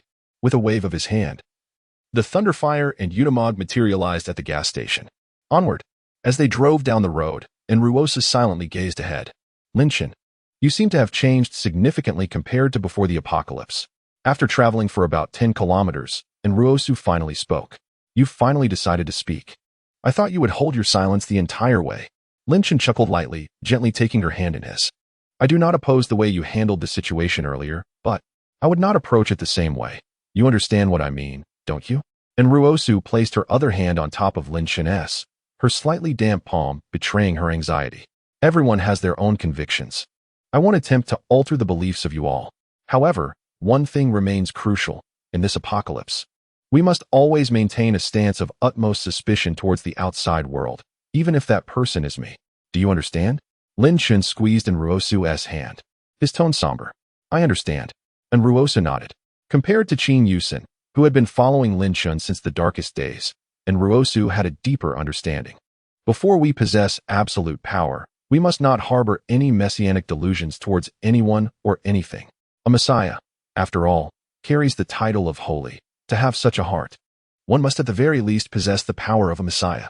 Lin Chen spoke, referring to the more superficial interpretations of a messiah, such as the Holy Mother of Gold Spirit or the Holy Mother of Turtle Spirit. Indeed, Enruosa nodded emphatically, striving to adapt to Lin Chen's methods. Moreover, while killing is merely a matter of striking the head, sometimes ensuring that their demise is not overly simplistic can prove beneficial. Lin Chen smiled lightly after uttering those words. He fell into silence. Meanwhile, on the Unimog, Li Mu, Li Qing, Qin Yusen, and Mu Jingyan were imparting similar sentiments to Mu Inxiu. Indeed, the mature Mu Jingyan surpassed even Mu Inxiu and Enruosu in her wisdom.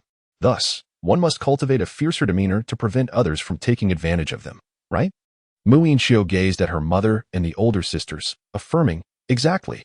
Li Qing pondered for a moment, finding merit in Mu Inxiu's conclusion, and nodded in agreement. All right, I understand. Muinchio echoed the sentiment, mentally reinforcing herself. She resolved to be fierce, not allowing anyone to bully her, her mother, or her sisters. Especially her elder brother Chen. As these thoughts coursed through her mind, a glimmer of determination ignited in her eyes. The vehicle continued its journey, swiftly approaching the eastern capital. As Lin Chen recalled from his previous life, the zombie crisis had not yet escalated to alarming levels in this region. However, he wondered if his actions as a small butterfly had significantly altered the course of events. Fortunately, their route was relatively secure, as this highway traversed the northern outskirts of the eastern capital, avoiding the urban center entirely. Reluctantly, Lin Chen had to collect each obstacle into his planetary space, later discarding them at non-intrusive locations. Just as he was in the midst of this collection, an imposing truck obstructing the road ahead emanated a sense of resistance. This sensation was all too familiar. Lin Chen experienced it whenever he encountered resistant individuals or animals. Stop! With a commanding shout, the thunderfire came to a halt before the heavy-duty truck with a resounding thud. Observing this, the Unimog behind quickly ceased its movement as well. Li Qing swiftly retrieved his walkie-talkie, inquiring, "Boss, what has transpired?" Upon receiving clarity, he prepared for battle. Nodding in acknowledgement, Li Qing set down the device and affectionately patted the head of Thunder. In an instant, Thunder darted forward, reappearing atop the Unimog's roof, and with another 2 swift movements, he arrived before Thunderfire. Lin Chen and Enrua Su exited their vehicle, casting their gaze upon Thunder. The creature wrinkled its nose and emitted a low growl, indicating the presence of something within the heavy truck. Meanwhile, Li Mu and the others hastily disembarked and approached Lin Chen. "What shall we do, boss?" Li Mu inquired, clutching his precision sniper rifle. "Naturally, we shall blast it to oblivion," Lin Chen declared, gesturing emphatically as he produced a self-propelled artillery piece, the PLZ 05 155mm self-propelled howitzer. With a single shot, not only would the truck be obliterated, but even an entire convoy of zombies would be laid low. Wait, boss. We cannot employ such overwhelming firepower," Li Mu interjected urgently, alarmed by the tank-like artillery. "If you fire that, we might create a massive crater, and our path ahead will be irrevocably obstructed." "You make a valid point," Lin Chen conceded. "Then let us consider an alternative." Lin Chen contemplated the situation and realized that the artillery's immense power was indeed daunting. As Li Yunlong described, it was akin to someone hurling a bomb directly at your ear. The shockwave from the shell could propel a person several meters away, and the resulting cloud of dust could bury you as if you were entombed beneath a mountain of earth. It would be wiser to utilize weaponry with less destructive force. With that thought, Lin Chen exchanged the howitzer for a mortar, the PCP-001 model, an 82mm self-propelled mortar. The enemy's Type 92 infantry gun had a mere 70mm caliber, while this weapon boasted an 82mm caliber and a terrifying firing rate of up to 40 rounds per minute, surpassing even the theoretical rate of a standard bolt-action rifle. Seeing Lin Chen produce yet another formidable weapon, Li Mu's face paled. "Boss, do you suffer from a fear of insufficient firepower? One rocket or a few grenades would suffice. Must you resort to using artillery?" Li Mu remarked, exasperated. "It's merely about resolving the issue swiftly," Lin Chen replied with a smile. In his previous life, he had rarely employed firearms, having only found a Type 92 pistol early on, which he had used to eliminate a couple of foes. He had never encountered artillery of this caliber before, and now that he had the opportunity, it was only prudent to conserve energy when possible. "Well then, let's unleash it." Li Mu shook his head in resignation but quickly adapted to the operation. Although he had no prior experience with this specific model, the mechanics were largely similar. The target was also a short distance away, making a direct shot feasible. Boom. As the mortar fired, the heavy truck before them erupted into a blazing inferno. The ensuing chaos was accompanied by a piercing scream that echoed through the air. Amidst the inferno, a figure emerged, engulfed in flames, resembling a malevolent knight. Ah, but is that not a giant panda? Has it too succumbed to the fate of the undead? Observing the zombie that strikingly bore the characteristics of a giant panda, Muinchio exclaimed in astonishment. Indeed. Chapter 46, The Survivor Base of Xingzhou University. Roaring. The panda zombie approached Lin Chen with an air of arrogance, its body ablaze from the explosion, as if it possessed some extraordinary ability. A fiery kung fu panda? The fiery kung fu panda let out a furious roar before charging directly at Lin Chen and his companions. Whoosh. Boom. An 82mm mortar shell struck the fiery Kung Fu Panda squarely, and then, there was nothing more to tell. Boss, it's taken care of. Li Mu leaped from the vehicle, grinning at Lin Chen. It felt as though the creature vanquished by that single shot was not the fiery Kung Fu Panda, but rather Colonel Sakata himself. And that shell was not an 82mm mortar round, but a hammer of 80 pounds. Such a sentiment is difficult to articulate. This is commendable. Just remember to reserve the opportunity for ostentation for your boss next time. Lin Chen shook his head helplessly, stepping closer to the now fragmented fiery Kung Fu Panda, surveying the scene. Indeed, there were rewards to be found. Lin Chen nodded in satisfaction, extending his hand to summon a crystal core, larger than those he had previously gathered, into his palm. Another crystal core? Truly fortunate, Mu Yinxiu remarked with a smile. In the initial stages, the likelihood of discovering such entities increases within the more formidable zombie physiques. Take, for instance, this fiery Kung Fu Panda. Its emergence is virtually guaranteed. Lin Chen waved his hand, momentarily freezing the time surrounding the fiery Kung Fu Panda, before casting it into another realm through spatial manipulation. The rationale behind this temporal stasis was Lin Chen's concern that the zombie virus could potentially proliferate within the confines of the spatial realm, leading to dire consequences. Although Lin Chen possesses the ability to regulate all external elements entering the spatial domain, he cannot reverse time itself. Moreover, he is not omnipresent within the spatial realm at all times. Let us proceed. This minor interlude did not impede the progress of Lin Chen and his companions. Once they boarded the vehicle, they resumed their journey forward. Boss, we are nearing Xingzhou. Should we find a place to rest? It is time for a meal. After a morning filled with battling zombies, confronting adversaries, piloting aircraft, and even vanquishing a fiery Kung Fu Panda, the group was quite famished. Lin Chen, who had remained silent, felt his hunger intensify upon hearing Qin Yusin's remarks. Very well, let us exit the highway. Conveniently, Xingzhou University lies nearby. We can visit the survivor base there and broaden our horizons. The highway exit was imminent, and the main campus of Xingzhou University was in close proximity. Typically, when referring to the university, one speaks of the main campus, and Lin Chen was aware of the survivor base located there.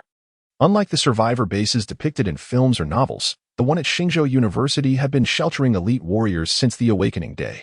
The base remained under military supervision until the 28th of July in the third year of the Awakening era, with its most formidable guardians being the soldiers of Yan Wang. However, on that fateful day, the base was breached by a level 7 zombie accompanied by a horde of the undead. At that time, the strongest among humanity was merely at level 6. Fortunately, the extreme cold era had frozen all the oceans, otherwise, humanity would have been forced to retreat to the deserts. With these thoughts in mind, Lin Chen and his companions exited the highway, dispatching a few zombies along the way, and arrived at a nearby park. There stood a temple dedicated to Guan Yu. Should they pay their respects to the revered warrior? As Lin Chen and his companions parked the vehicle, Qin Yusin was about to prepare a meal when Mu Yinxiu pointed towards the distant temple. Perhaps it's best to avoid unnecessary complications and simply enjoy our meal in peace, Lin Chen suggested, waving his hand to deter Mu Yinxiu. Very well, Mu Yinxiu shrugged, not particularly insistent on the visit, and turned to seek out Qin Yusin, calling out her preferences for the meal. The Unimog was well stocked with provisions capable of accommodating their culinary needs. Although preparing a meal for 7 individuals and a dog could be somewhat demanding, Lin Chen had brought along some dry rations. Moreover, all 7 were from the north, accustomed to enjoying warm, freshly made flatbreads, known as guokue or big pancakes. They prepared a few cold dishes and sought 2 hot dishes. Lin Chen then retrieved some pickled vegetables and spicy strips from his spatial storage. The group, upon seeing the pickled vegetables and spicy strips, did not hesitate to open a flatbread, stuffing it with a packet of pickled vegetables, and began to feast heartily. Soon, Lin Chen and his companions finished their meal and boarded their vehicles, setting off towards the survivor base at Xingzhou University. As they entered the city, the number of zombies increased significantly. Moreover, the variety of zombies was not limited to humans. The streets were teeming with stray dogs and cats, resulting in a considerable number of zombie canines and felines. The engines of their 2 vehicles roared, attracting the attention of the zombies, who quickly surrounded them. Cover your ears, Lin Chen urged as he surveyed the mass of zombies around them, a slight smile gracing his lips as he pressed the intercom button. It's not that exaggerated. Li Mu, initially unfazed, soon witnessed hundreds, if not thousands, of grenades descending from the sky. Lin Chen had pulled the pins on all the grenades in his planetary space and designated their release amidst the horde of zombies. "Cover your ears," Limu shouted, hastily shielding his ears while opening his mouth wide in anticipation. The others quickly followed suit. Boom, boom, boom. Lin Chen unleashed a staggering 1,000 grenades. The surrounding zombies numbered far fewer than that. As the grenades detonated within the throng, they obliterated the undead, reducing them to mere remnants. Simultaneously, not far from Lin Chen and his group, at Xingzhou University, Principal Jiang Chen suddenly sat up in alarm. "What is that explosion?" Rushing out of his office, he turned towards the direction of the blasts, which were alarmingly close to the school. The sounds resembled grenades, but the magnitude of the noise suggested an extraordinary number had detonated simultaneously. "Principal, it seems to be the sound of an explosion from the northwest. Could it be the brother troops?" A young colonel approached Jiang Chen and inquired. "I have told you countless times, during wartime, address me as commander." Jiang Chen cast a glance at Zhang Ping and replied, "Understood." Zhang Ping rolled his eyes, pondering how there were always those principals who secretly aspired to be commanders. Before the apocalypse, they might have indulged in such fantasies under the guise of military training, but now, in this dire era, they were genuinely taking command. "Regardless, we must send someone to provide assistance." Jiang Chen contemplated before affirming. "Yes." Zhang Ping nodded and went to issue orders. Meanwhile, on Lin Chen's side, after a barrage that annihilated 99% of the zombies, he fired a few more shots, instantly creating a vacuum of undead around him. "Wow, this is truly formidable," Miao Inxiu remarked, gazing at the fallen horde of zombies, swallowing hard. "All right, just a minor interlude. Let us proceed." Lin Chen waved his hand, collecting all the crystal cores from the zombies' heads, then drove over the charred remains of the undead, heading towards the entrance of Xingzhou University. Chapter 47. A long-awaited renowned Xingzhou University, the only 211 institution in Central Plains Province, is renowned for being the alma mater of the illustrious teacher Jiang. Speaking of teacher Jiang, Lin Chen had encountered him prior to his rebirth. He recalled that teacher Jiang was indeed a teacher at that time, instructing mathematics and occasionally performing crosstalk at a school in Lanqing. Lin Chen felt that if this fellow were to awaken his abilities, it would likely pertain to crosstalk. For in the dialect of the Northwest, this person possessed an extraordinary talent for chatter. As he pondered, two vehicles maneuvered off the elevated road, and soon they encountered a battalion of armed Yanhuang soldiers approaching head-on. "Halt!" Zhang Peng called out, waving his hand to those behind him as he spotted the oncoming vehicles. The soldiers promptly stopped and curiously gazed at the two approaching cars, emblazoned with the imposing trident emblem that signified their origin from one of the world's oldest automobile brands, Mercedes-Benz. The front vehicle, unmistakably a Mercedes G-Class, colloquially known as the Big G, exuded an aura of cool sophistication. "Are they ours, or perhaps just some wealthy elite?" A second lieutenant muttered quietly. "It might not necessarily belong to a rich person. It could very well be a powerful ability user who has commandeered a wealthy man's car." In this apocalyptic era, people's adherence to order is waning. A luxury car does not exclusively belong to the affluent. Suddenly, the Thunderfire came to a stop before Zhang Ping, its doors swinging open automatically. Lin Chen and Ruosu alighted and turned their attention to Zhang Peng. "Zhang Peng, Deputy Chief of Staff of the Survivor Base at Xingzhou University. May I ask who you are?" He greeted Lin Chen and the others with a salute, introducing himself before inquiring further. "Lin Chen, just an inconspicuous nobody, hardly worth mentioning," Lin Chen replied with a smile, recognizing Zhang Ping as a somewhat familiar acquaintance from his previous life, though their interactions were limited. On the surface, Zhang Ping appeared to be a well-meaning individual, adept at navigating the intricacies of the survivor base at Xingzhou University, ensuring that everything was managed with meticulous order. Only Lin Chen was aware that this 30-something colonel and deputy chief of staff possessed formidable beast-like powers. When the survivor base at Xingzhou University met its demise, he valiantly battled 3 level 6 zombies single-handedly, ultimately succumbing to exhaustion. Ha ha ha. Unless one was a frequent subject of news before the apocalypse, everyone else is merely a nameless pawn. Nevertheless, the future is promising. Mr. Lin may not remain an unknown figure for long. Colonel Zhong, with a smile, addressed Lin Chen. "The words of Chief Zhong are quite agreeable. Our small team intends to travel to Bian City. Upon departing from Xijing, the Yanhuang army informed us of a base here. So we came to familiarize ourselves, in case we might seek refuge with you in Bian City should circumstances grow dire." Lin Chen chuckled lightly in response. Certainly, certainly," Zhang Ping affirmed. Excellent. They journeyed to the southern gate of Xingzhou University. In stark contrast to the vibrant scene before the apocalypse, the area had been transformed into a military stronghold. The individuals in charge displayed foresight, initiating renovations well before the darkest times set in.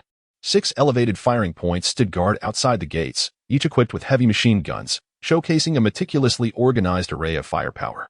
Although Lin Chen was not a specialist, his experiences from a past life instinctively led him to perceive this firepower arrangement as highly effective. Let us proceed. Zhang Peng gestured for Lin Chen to enter, and the soldiers pulled open the gates, allowing Lin Chen's 2 vehicles to glide slowly into the campus. Upon entering the courtyard, the atmosphere within starkly contrasted with the exterior. The environment, almost untouched, exudes a certain warmth. 3 flagpoles prominently display the national flag, the party flag, and the military flag.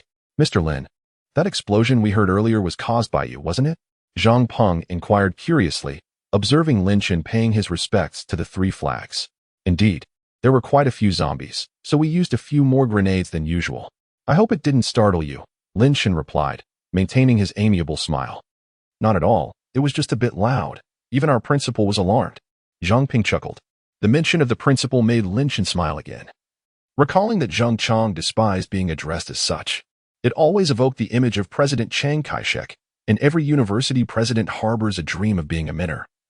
Zheng Chang included. Zhang Ping, unable to decipher the enigmatic smile on Lin Chen's face, nonetheless felt a sense of unease. Feel free to explore. This survivor base is relatively peaceful, so you needn't worry about encountering danger, Lin Chen said, turning to Enruosu and the others. In truth, whether in novels or in the reality before his rebirth, Lin Chen had never witnessed such a harmonious survivor base. It was because this was the front line. And those who remained were the strong, the elderly, the weak, and women and children had been sent to the rear at the outset. All right. Enruosu and her companions nodded. It was only natural for girls to enjoy wandering about, especially in a university with many places to explore. I'll send someone to accompany you, Lin Chen added. Lin Chen was evidently not a mere character. He could not allow these enchanting young ladies to wander about in a place predominantly occupied by inexperienced soldiers. What if something went awry and the school was left in ruins? Attention! With a command from Zhong Ping, a sharp cry echoed. From a distance, a young lady in military uniform, a lieutenant, rushed forth and stood at attention before Zhong Peng. Accompany these young ladies on their tour, and remember, their safety is paramount. Should anything happen, you shall not have the privilege of seeing me again. Zhong Peng pointed towards Enruosu and the others. Understood. Song Feihong saluted crisply, then turned to face Enruosu and her companions. Upon discovering that they were all girls like herself, her stern expression softened, and she promptly led them on their excursion. I have faith in the survivor base at Xingzhou University, Lin Chen remarked, glancing at the loyal Thunder by his side with a smile. Though the soldiers follow orders, there are always a few mavericks. With our people accompanying them, their safety is assured. Zhang Ping waved his hand dismissively. Guests are to be treated with respect. Lin Chen nodded, engaging in a casual conversation with Zhong Peng. As they made their way to the principal's office, Lin Chen encountered the illustrious Commander Zheng, renowned in later times. Principal, this is Mr. Lin, Zhong Peng stated succinctly. Though he said little, Zheng Chang understood that this seemingly youthful individual, who appeared not yet graduated from university, was likely the instigator of the recent explosion. Haraha, Mr. Lin, it is a pleasure to finally meet you. Your reputation precedes you. Zheng Chang burst into hearty laughter, his demeanor exuding a sense of cordiality. Had Lin Chen not been aware of the true nature of this individual, he might have mistaken him for a charming, yet treacherous figure. Zheng, this is something I ought to say, isn't it? Lin Chen raised an eyebrow, subtly addressing him as principal. Ah, ha. You possess far more discernment than that little scoundrel, Zhang Ping. I've reiterated countless times for him to call me Shi Zhang, yet he insists on addressing me as principal, which is rather irksome. Come, have a seat. Let us engage in a meaningful conversation. Chapter 48. Zheng Chang's request. Regardless of the pre-apocalyptic or post-apocalyptic context, the reputation of this esteemed Shi Zhang remains exceptionally favorable. His admirers affectionately refer to him as Chang Gu, evoking a somewhat comical image akin to the self-designation of Bald Chang, yet this sense of familiarity is simply inescapable. The two engaged in an unrestrained dialogue, with Zheng Chang relishing the casual interactions with students in the cafeteria before the apocalypse. As their conversation progressed, they found themselves unable to cease. So, Lin Chen, You intend to venture into Bianqing to hunt zombies and utilize their cores to enhance your strength? Jiang Chen inquired earnestly, fixing his gaze upon Lin Chen. Indeed, with the advent of the apocalypse, time is of the essence. In this era, everything is ephemeral. Only strength is an asset that cannot be wrested away. Lin Chen replied solemnly, returning Jiang Chen's gaze. Certainly. However, as far as I am aware, Bianqing is currently teeming with zombies. You have witnessed the situation in Xingzhou. Upon reaching Bianqing, the zombies will practically be shoulder to shoulder, foot to foot. Not only are there the remaining inhabitants of Bianqing who have transformed into zombies, but there are also numerous undead emerging from the coastal regions. Initially, we found ourselves incapable of exterminating all the zombies. Jiang Chen attempted to persuade Lin Chen, unwilling to witness such a remarkable young man fall victim to the jaws of the undead. Rest assured, Brother Chong, with 7 of us, 1 dog, 2 superpowered individuals, and a superpowered canine, along with those elite twin assassins, we can manage to survive with caution. It's not a significant issue, Lin Chen replied. His intent was indeed to survive. Otherwise, in the face of millions of zombies and various other types of the undead, survival would be nearly impossible. Superpowered individuals, elite assassins, you, my young friend, are quite the network of exceptional talents, Jiang Chen remarked, observing Lin Chen. If his memory served him correctly, it had been less than 3 days since the awakening day. Thus, had Lin Chen gathered these individuals before the apocalypse? What I have experienced is mere triviality compared to the formidable forces at your disposal, Brother Chong. Lin Chen mused, perplexed as to why the survivor base at Xingzhou University, under the command of the Yinhuang army, was entrusted to Jiang Chen, who was neither a soldier nor the president of the university. Was it merely because his name contained the character Zhen? Did it sound auspicious? In my division, among thousands, there are hardly 10 superpowered individuals. Yet your group of 7, along with 1 dog, boasts 3. It's incomparable. Jiang Chen waved his hand dismissively. Lin Chen, upon hearing this, shook his head in agreement. The probability of superpowered individuals emerging was exceedingly low. A 1 in 1,000 chance was already deemed high. Lin Chen had encountered numerous superhumans primarily due to his acquaintances. Those who managed to survive for 5 years possessed certain skills. Without some level of capability, such endurance would be unattainable. While abilities serve as assistants, one must also possess inner strength. Moreover, given the current weakness of zombies, conventional weaponry suffices to address them. We must hasten to eliminate zombies and enhance our own prowess, Lin Chen asserted. Indeed, Jiang Chen nodded, subsequently falling into silence. Lin Chen sat casually, while Jiang Chen bowed his head, his crossed thumbs tapping against one another, occasionally glancing at Lin Chen, seemingly on the verge of speaking, yet holding back. Lin Chen refrained from initiating the conversation, content to observe how long Jiang Chen could endure. Jiang Chen felt helpless. Despite his evident internal conflict, could Lin Chen not offer him a way out with a simple prompt? After a few moments of tension, just as Jiang Chen was about to break his silence, Lin Chen preempted him, saying, Brother Chen, please express what's on your mind. If you keep it bottled up, you might become unwell. If you don't let me go with your over 10,000 people, I could find myself in a predicament. This remark from Lin Chen released the tension Jiang Chen had been holding in. You little rascal, have you discerned my struggle? Jiang Chen gazed at Lin Chen with a teasing look, preparing to voice his thoughts, which ultimately coalesced into a singular expression. Haha, Brother Chen, just speak freely. If I can assist, I shall do so. However, should I help, you will owe me a favor. Lin Chen uncrossed his legs and sat up straight, gazing at Jiang Chen. The destination Lin Chen intended to reach was merely around 70 kilometers from Xingzhou University, a journey of only an hour by car. Should any issues arise, summoning Jiang Chen for assistance would certainly be feasible. This favor, within acceptable bounds, Lin Chen was determined to secure. All right, I shall speak plainly, he declared. Jiang Chen nodded in acknowledgement of the favor Lin Chen sought. He rose and approached a large desk, unrolling a map of Xingzhou. Take a look.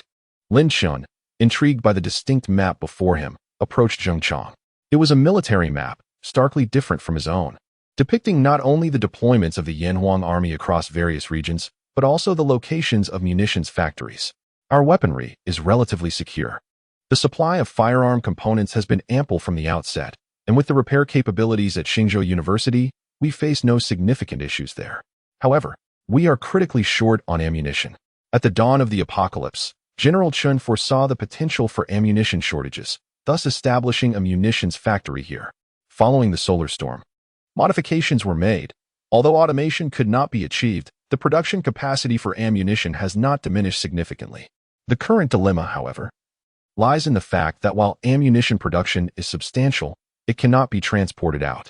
Zombies represent one facet of our challenges. However, our team is more than capable of managing a portion of them. Yet, the vicinity of the armory has been plagued by terrifying high temperatures. If we are to circumvent this area, we would need to take a detour of over 100 kilometers. Thus, I seek your assistance in leading all our endowed individuals to investigate whether a solution can be found. If not, it is of little consequence. Jiang Chen pointed to a mountain in the southern part of Xingzhou on the map. This place, Lin Chen remarked, glancing at the mountain known as Nuwa Mountain. Deep in contemplation, if memory serves me correctly, this mountain remained at a stable temperature even during the Great Cold Era. Initially, it was believed that the mountain was under the protection of Nuwa, but it appears that something has been amiss from the very beginning. After the Great Cold Era, with Xingzhou University completely overrun by zombies, the entire Central Plains province fell under their dominion. A level 9 zombie, wielding the power of flames, made Lin Chen take detours during his strongest days. What do you think? Shall we go? Zheng Chong inquired, his eyes glimmering with hope. Absolutely. Why not? Lin Chen responded with fervor. Regardless of the secrets this mountain harbors, he felt compelled to explore it. Should he manage to uncover these secrets, he might just possess a veritable paradise in the tangible world after the Great Cold Era. All right, I will inform Zhong Pong. Chapter 49, Nuwa Mountain. With Zheng Chong's command, all 9 endowed individuals from the survivor base at Xingzhou University gathered in the principal's office. Lin Chen summoned his team, introducing himself as the external aide tasked with guiding them to Nuwa Mountain for their mission. You may choose to voice your doubts, but such discussions shall occur only after the completion of our task. During our mission, any dissent will result in immediate expulsion from this team. Each of you shall then pursue your own paths, Zhang Chong declared, gesturing toward Lin Chen while addressing his precious comrades. Let us resolutely fulfill our mission. The 9 individuals, including Zhang Ping, chorused in unison. Now, take a moment to introduce yourselves, Zheng Chong nodded. Stepping aside to grant them space, Lin Chen advanced, surveying the 9 extraordinary individuals before him, 7 men and 2 women, all unfamiliar faces save for Zhong Peng, who was the only one not youthful in appearance. I am Zhong Ping, wielding the power of beast transformation. Currently, I can transform my hands into tiger claws, thereby augmenting my strength threefold. Guowei Gua, practitioner of curse abilities. At present, I can inflict misfortune upon a single target for 3 minutes. The resulting calamities are unpredictable, ranging from severe injuries to mere stumbles. Chong Fa, master of speed abilities. When activated, I can triple my speed for a duration of 3 minutes, after which I revert to my normal velocity and must replenish my energy before using it again. Chi Leshan, possessor of eagle eye powers. When I activate my abilities, I can triple my visual range, and my night vision is significantly enhanced. If sustained, it can last about 10 minutes. Furthermore, once activated, enemy attacks will appear to slow down for me. I shall serve as the sharpshooter. Shinibing, possessing earth-based abilities, can manipulate soil. When he activates his powers, he can conjure a patch of earth from thin air, and standing upon this ground enhances his regenerative capabilities. Gua Junyi, endowed with the power of the energy sword, can summon a formidable energy blade capable of severing steel rebar with ease. He can also hurl it as a projectile, sustaining its form for approximately 1 minute. Zhuang Ping possesses the ability of flight, allowing him to soar for 3 minutes at a speed nearing 100 kilometers per hour, reaching an altitude of about 100 meters. Lu Yingying can manipulate blood, albeit not directly within another's body. By releasing it, she can shape it into various forms for offensive purposes. Zhang Yu can unleash a tentacle for attack, currently able to extend one within a 10-meter range, possessing average resilience akin to that of a common vine, yet with sufficient strength to lift a car. The 9 individuals introduced their extraordinary abilities, each proving to be remarkably useful. Lin Chen wielded the power of thunder, while Ruosu commanded flames. After their introductions, Thunder, a Labrador, barked twice. Oh, it's named Thunder, possessing dual abilities of enhanced spatial awareness and olfaction, Lin Chen remarked, pointing at the dog beneath him. Dual abilities? A mere dog, truly impressive. The group gazed in astonishment at Thunder, while Lin Chen and Ruosu, with their powers of thunder and flame respectively, commanded a profound respect from all present. In the natural world, the formidable forces of lightning and fire converge upon Lin Chen's side. In comparison, their various extraordinary abilities seem somewhat lacking. Zheng Chong, Gazing at the 9 precious gems before him, expressed his discomfort to Lin Chen. Did you hear that? Satisfied, Jiang nodded and turned to his 9 subordinates. Obey the orders without question. The 9 responded in unison, standing at attention. Good. Jiang affirmed, then turned back to Lin Chen. Lin Chen raised his wrist to check the time, making a decisive choice. Then I wish you a triumphant return. Very well. Lin Chen nodded and, together with the 9 Yinhuang soldiers and Ruosu, departed from the principal's office. Mr. Lin, I have ventured to Nuwa Mountain twice, both times returning empty-handed. The terrifying heat is unbearable. If it weren't for the continuous transmissions from the radio at the Nuwa Mountain Armory, we would have assumed that all there had perished. As they exited, Zhong Peng voiced his concerns to Lin Chen. Have you not attempted to fly over and take a look? Lin Chen inquired. All aircraft were destroyed in the solar storm. Flying is simply impossible. Furthermore, Zhuangping can only ascend to a height of 100 meters. We are uncertain of the extent of the high temperatures, but it undoubtedly exceeds 100 meters. He cannot withstand it. Zhong Peng replied. Then it is quite simple. I shall take you there. Lin Chen smiled faintly, waving his hand to produce an armed helicopter. After a moment's thought, he retrieved a large barrel of aviation fuel. What are you standing there for? Fuel the aircraft. Glancing at the dazed 9 Yinhuang soldiers, Lin Chen kicked the nearest Zhongping. Good. Mr. Lin. Are you not the thunder ability wielder? This. Zhongping and the others were left utterly flabbergasted. What? Am I not allowed to possess a second ability? Mr.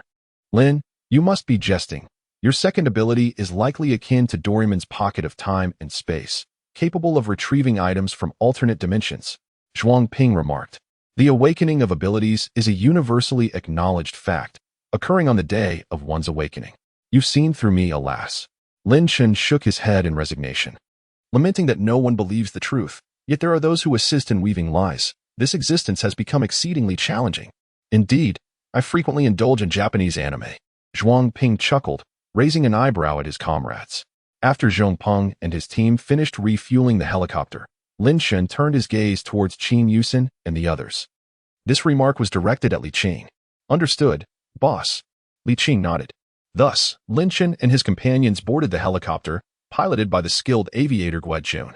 There are indeed others, but they are merely ordinary awakeners and quite young, all recent graduates from flight school, having completed their studies less than a year ago.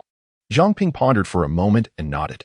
Moreover, Lin Chen would soon acquire an awakening artifact in Bian City that would allow him to gauge the level of affinity, alleviating concerns about potential treachery among his subordinates. The helicopter soared swiftly, reaching the skies above Nuwa Mountain in approximately 5 to 6 minutes. Mr. Lin, look over there. That is Nuwa Mountain. Zhongpeng pointed to an unremarkable mountain below and spoke to Lin Chen. Chapter 50, Awakening Flames. Following Zhongpeng's gesture, Lin Chen cast his gaze upon the modestly elevated hill. There, nestled within the hollow of the mountain, lay our munitions factory. The narrow pass was our only route. Yet time and again, our forces found themselves thwarted on the opposite bank of the river, unable to advance a single step. Lin Chen, adhering to Zhongpeng's direction, scrutinized the side of the factory and the river's course. From an aerial perspective, the river continued to flow gently from north to south. A steaming brook emerging from the valley, merging with the narrow waterway that measured less than 10 meters across. A bridge spanned the river, linking the national highway with the mountain path. Not far from the national road, less than a kilometer up the hillside, a temple could be faintly discerned. Mr. Lin, what do you propose we do next? Zhongping inquired, his gaze fixed on Lin Chen, a note of caution in his tone. This issue must be resolved once and for all. If it merely involves acquiring ammunition, I could easily arrange for a few helicopters to be at your disposal. Let us descend. I am eager to uncover the source of this intense heat, Lin Chen replied to Zhongpeng. Indeed. Zhongpeng nodded, instructing the pilot, Guojun, to land on the eastern bank of the river. Lin Chen reached for the MJ Lunar, and as the lightning coursed through him, he gradually approached the bridge that Zhongpeng and the others had indicated. As soon as his foot touched the bridge, a charred scent wafted up from the soles of his shoes. The frenetic movement of molecules in the oppressive heat caused Lin Chen to almost instantly detect the odor emanating from his footwear. Hiss. It seems this place is either a crisis or a treasure. Lin Chen pondered, feeling somewhat indecisive.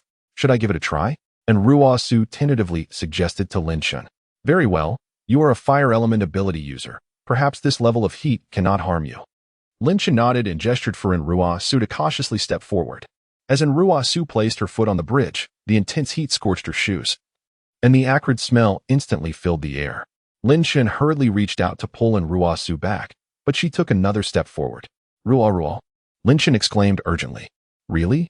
Indeed. Look, I haven't even broken a sweat. And Ruosu replied with a smile.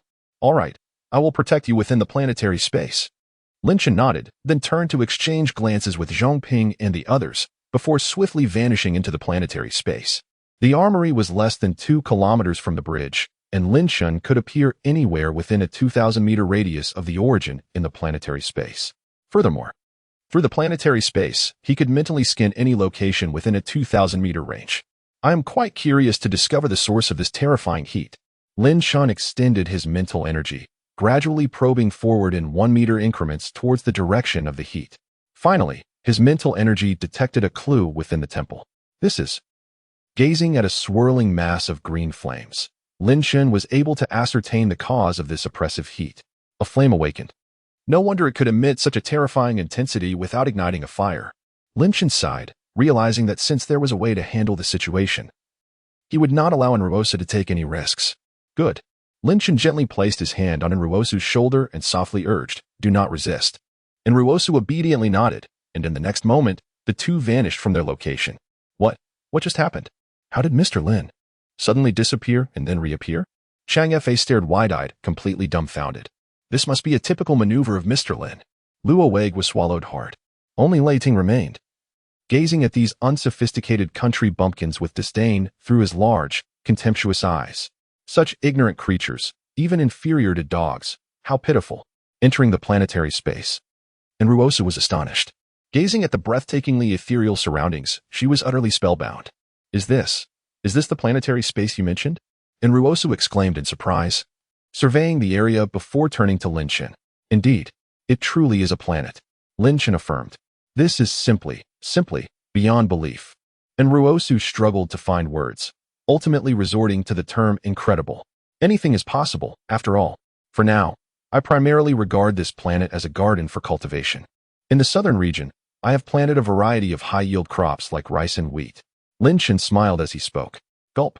Enruosu swallowed, still feeling a twinge of fear. Well, take your time here. I have established a safe zone where no ferocious beasts can intrude. I will step out to retrieve that flame, Lin Shen declared. All right. Enruosu nodded in agreement. With a thought, Lin Shen pinpointed the location of the flame and swiftly exited. As he stepped outside, he was immediately met with a wave of terrifying heat. Gripping the Thunder God's hammer tightly, enveloped in crackling electricity for protection, he focused on the flame, attempting to contain it within the planetary space. Is there resistance? This flame possesses intelligence. Lin Shen was taken aback. Come with me, and I will ensure you thrive. Lin Shen shouted boldly at the flame before him, with the Thunder God's hammer crackling with energy. You are incapable. That sister from earlier was successful. Lin Shen was startled. Do you wish to follow Ruo? He marveled at the flame's apparent discernment. Yes. The flame conveyed its response succinctly. Then follow me. If Ruo appears here, you will incinerate her. Without the protection of the Thunder God's hammer, even Enruosu would succumb to the overwhelming heat before them. After a moment's hesitation, a message of agreement flashed in Lin Shen's mind. Let us go. Lin Shen rejoiced, and with a thought, the flame vanished from Blue Star. In the next instant, within the planetary space, Lin Shen and the flame materialized together. As the menacing heat manifested, Lin Shen swiftly suppressed it. Little flame, welcome to my realm. Lin Shen smiled at the flame, saying, You deceiver. The flame surged, yearning to resist, yet, how amusing, it simply could not. It was left with nothing but impotent fury. Allow me to demonstrate a semblance of authority, lest you misbehave later. Ruoro, come and take a look. This entity wishes to accompany you. Chapter 51. 1,000 words omitted here. Upon hearing the call, Enruosu hurried over. Observing the formidable flame before her, 3 perplexed expressions materialized above her head. This fire intends to follow me? Does it possess intelligence? Enruosu inquired, puzzled. Are you familiar with Dupo? Lin Shen raised an eyebrow. Of course, I know it. It's an anime I frequently watch before the apocalypse. By the way, did Xiaohua ultimately become a Dodi? Enruosu nodded, responding. Naturally, he did become a Dodi. You're unaware? Remarkable. In the end, Xiaohua summoned all to return. Once Lin Shen delved into a topic of interest, his enthusiasm surged. Recounting the legendary moment when Xiaohua ascended to Dodi, and sealed the leader of the cackling, nearly transforming Ruosu into herself. So, are you suggesting that this entity before me is akin to? And Ruosu pointed at the green flame at Lin Chen's feet. Quite so. This phenomenon can raise the temperature of an entire mountain without igniting a wildfire, and the river remains undried. It undoubtedly possesses a hint of the miraculous. So to call it would not be an exaggeration. Lin Chen elaborated. Can I consume it? Just ensure you are not consumed by it.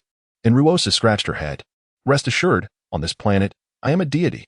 Lin Chen gently patted Ruosu's small head, offering her comfort. Well then, I'll give it a try. And Ruosu harbored no doubts about Lin Chen's words. If he could devour, then devour he shall. At that moment, in the outside world, as Lin Chen withdrew the flame, the temperature of the entire mountain began to plummet dramatically. The immense temperature difference even altered the airflow within the valley, creating an impression that rain was imminent. It seems Mr. Lin has succeeded. Let us leave 2 individuals to guard the aircraft while the rest proceed to the armory, proposed Zhang Ping after a moment of contemplation. Fear not, the 2 of us will remain here. Wei Guo, you lead the group to the armory. Zhang Peng reiterated. Understood. Thus, Zhang Ping and the others commenced their tasks. Meanwhile, Lei Ting obediently lay by the riverbank, eyeing the now ripe fish in the water, salivating secretly. However, Lin Chen had warned him against consuming anything from the outside, so despite the mouth-watering temptation, he refrained from making any move. At this moment, within the planetary space, Lin Chen brought Ruosu to the north pole of the planetary realm. The temperature here was exceedingly low, effectively assisting Ruosu in devouring the flame. A friendly reminder. Should you wish to be with my wife, you must behave. If you dare to cause any trouble, your existence in this world will no longer be necessary. Lin Chen threatened while holding the flame. I will certainly be obedient. The information of the flame appeared in Lin Chen's mind, as compliant as a kitten. That is good. Let us begin, Lin Chen said, turning his gaze toward Ruosu. As Ruosu nodded, Lin Chen gently released his grip, and the flames slowly flew towards her. In the aftermath of the apocalypse, there were indeed individuals who had consumed such sentient entities.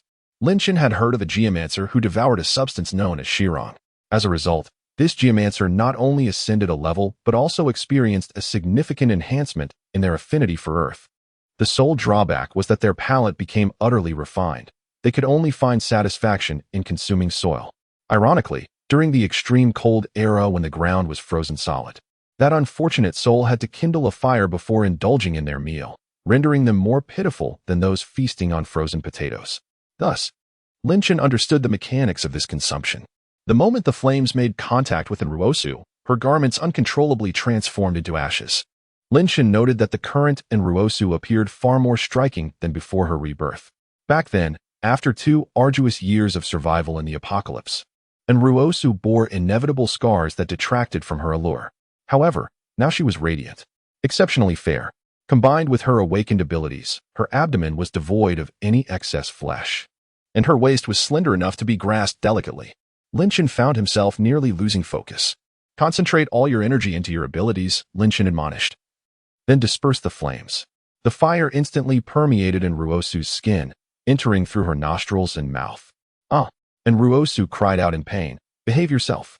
Lin Chen let out a low growl, his thoughts shifting as he minimized the power of the flames. However, this entity was still fire, possessing formidable energy. And Ruosu was merely a level 1 ability user. In the future, the Earth ability user who devoured the soil had already ascended to level 5. And consuming Earth was far simpler than fire. Were it not for the spatial confines of the planet, where Lin Chen wielded absolute control over foreign entities, he would never have permitted Ruosu to absorb this flame. And Ruosu circulated her ability energy within her body, while Lin Chen guided the flames to follow the pathway of her energy, initiating a gradual fusion. Upon hearing her words, Lin Chen nodded in affirmation. Good. With a wave of his hand, all the crystal cores harvested during the hunt appeared around Ruosu. Then, a tempest of energy erupted from her. A vast surge of power flooding into her being.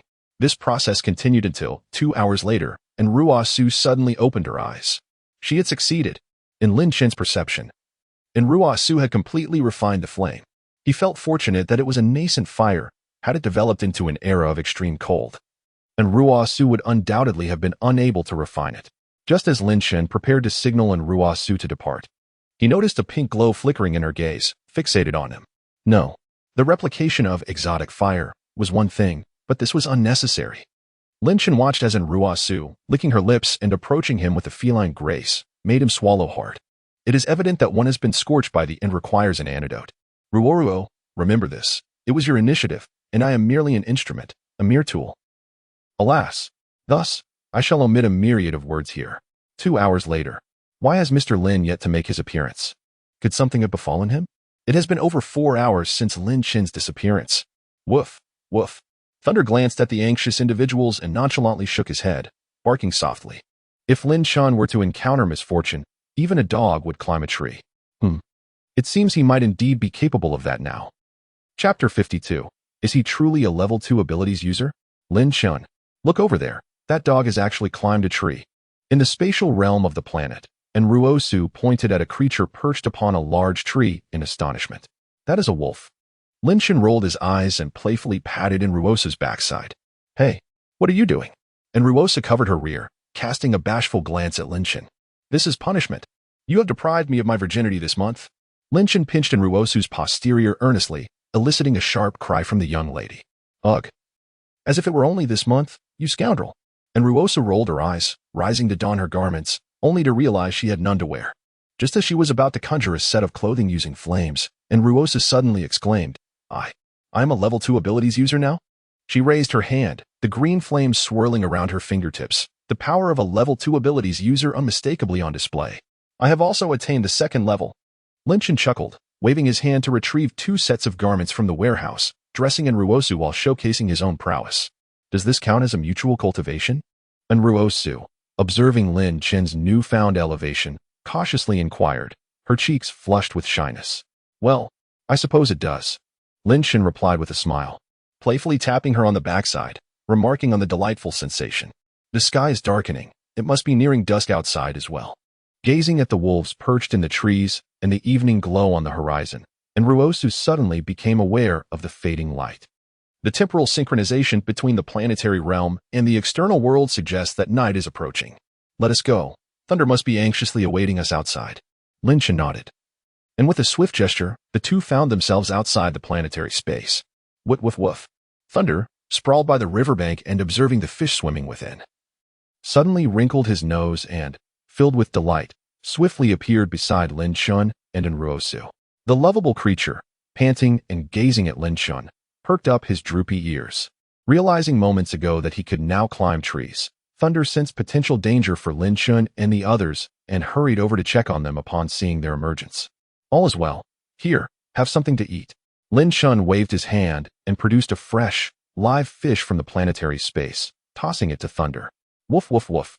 Thunder joyfully caught the fish and devoured it with great gusto, reveling in his feast. Meanwhile, Zhang Ping and the others, upon witnessing Lin Chen's arrival, heaved a sigh of relief. Is this all you have brought back? Observing the meager supply of ammunition behind a few individuals, Lin Chen inquired. Zhang Peng chuckled in response, expressing immense gratitude. 10 minutes later, Lin Chen and his companions boarded a plane, heading towards Xingzhou University. As they soared against the backdrop of the evening glow, the pilot, Gu Jun, was in high spirits. With the rumbling sound of the helicopter's rotor blades, they descended upon the playground of Xingzhou University, where Zheng Chang and others hurriedly approached. Have you succeeded? Zheng Chang asked eagerly, looking at Lin Chen. Given the time elapsed, it is only natural that we have succeeded, Lin Chen replied, patting Zheng Chang on the shoulder. Brother Chang, you owe me a significant favor this time. Thank you, Mr. Lin. Zheng Chang could only express his excitement through gratitude. All right, Brother Chang, let us find a spot where I can unload the weapons and ammunition for you, Lin Chen gestured, addressing Zheng Chang. Sure, follow me this way. Zheng Chang mounted his bicycle, leading Lin Chen and the others to a warehouse. Upon entering the warehouse, Lin Chen waved his hand, and the ammunition brought from the Nuam Mountain Military Factory was unveiled in its entirety. Splendid. This is fantastic. We can even commence a small-scale counteroffensive against the nearby cities. Zheng Chang exclaimed with a smile. Caution is still paramount. Our immediate priority is to consolidate resources and train your ability users, while also seeking out some exceptionally gifted awakeners to enhance their prowess. The advanced zombies of the future cannot be easily subdued with kinetic weaponry, Lin Chen advised. I shall remember this. Zheng Chang nodded thoughtfully. Outside, Qin Yusin and others were gathered around in Ruosu, engaged in conversation. Upon learning that Ruosu and Lin Shun had ventured out and successfully advanced to the second level of ability, they expressed their regret for not having accompanied them. And Ruosu smirked and retorted, "Even if you had followed along, you wouldn't have been able to cultivate with me, would you? Are we going to grind tofu instead?" Shaking her head to dispel the distracting thoughts, Ruosu recalled the delightful experiences of the afternoon, pondering how she might wish to indulge in them once more. As night fell, Lin Shun and the others decided against embarking on another journey. Coincidentally, Lin Shun intended to ask Jiang Chen for 2 pilots. During dinner, Lin Shun and Jiang Chen sat at a table beside the Unimog, savoring steaming dishes while admiring the brilliant hues of the sunset. "Brother Chen, do you fancy this armed helicopter?" Lin Shun inquired with a smile, gazing at Jiang Chen. "Of course. How could I not like it? Unfortunately, we used to have one, but it was rendered inoperative by the solar storm. Reconstructing it would entail a cumbersome process." Jiang Chen replied, "While it is not overly complicated to manufacture an armed helicopter, provided there is a sufficient supply of technical personnel, the real challenge lies in the fact that all the skilled workers are trapped in Xijing. Given the vastness of Xijing, even basic sustenance has become an issue, particularly due to the lack of electricity. Brother Chong, I would like to request 2 pilots from you, and in return, this WZ-10 helicopter will be yours. What do you think?" Lin Chen suggested, gesturing towards the helicopter with a cheerful grin. "Exchanging an aircraft for personnel? You must be at a loss." Jiang Chen replied, perplexed. Although Lin Chen was unaware of the origins of the aircraft that could soar through the skies, it was undoubtedly a rare treasure in the present day. Meanwhile, the value of human life had diminished significantly. Alas, in the realm of fair trade, as long as I find it equitable, I shall be content. Both Zhong Peng and I have reached an agreement.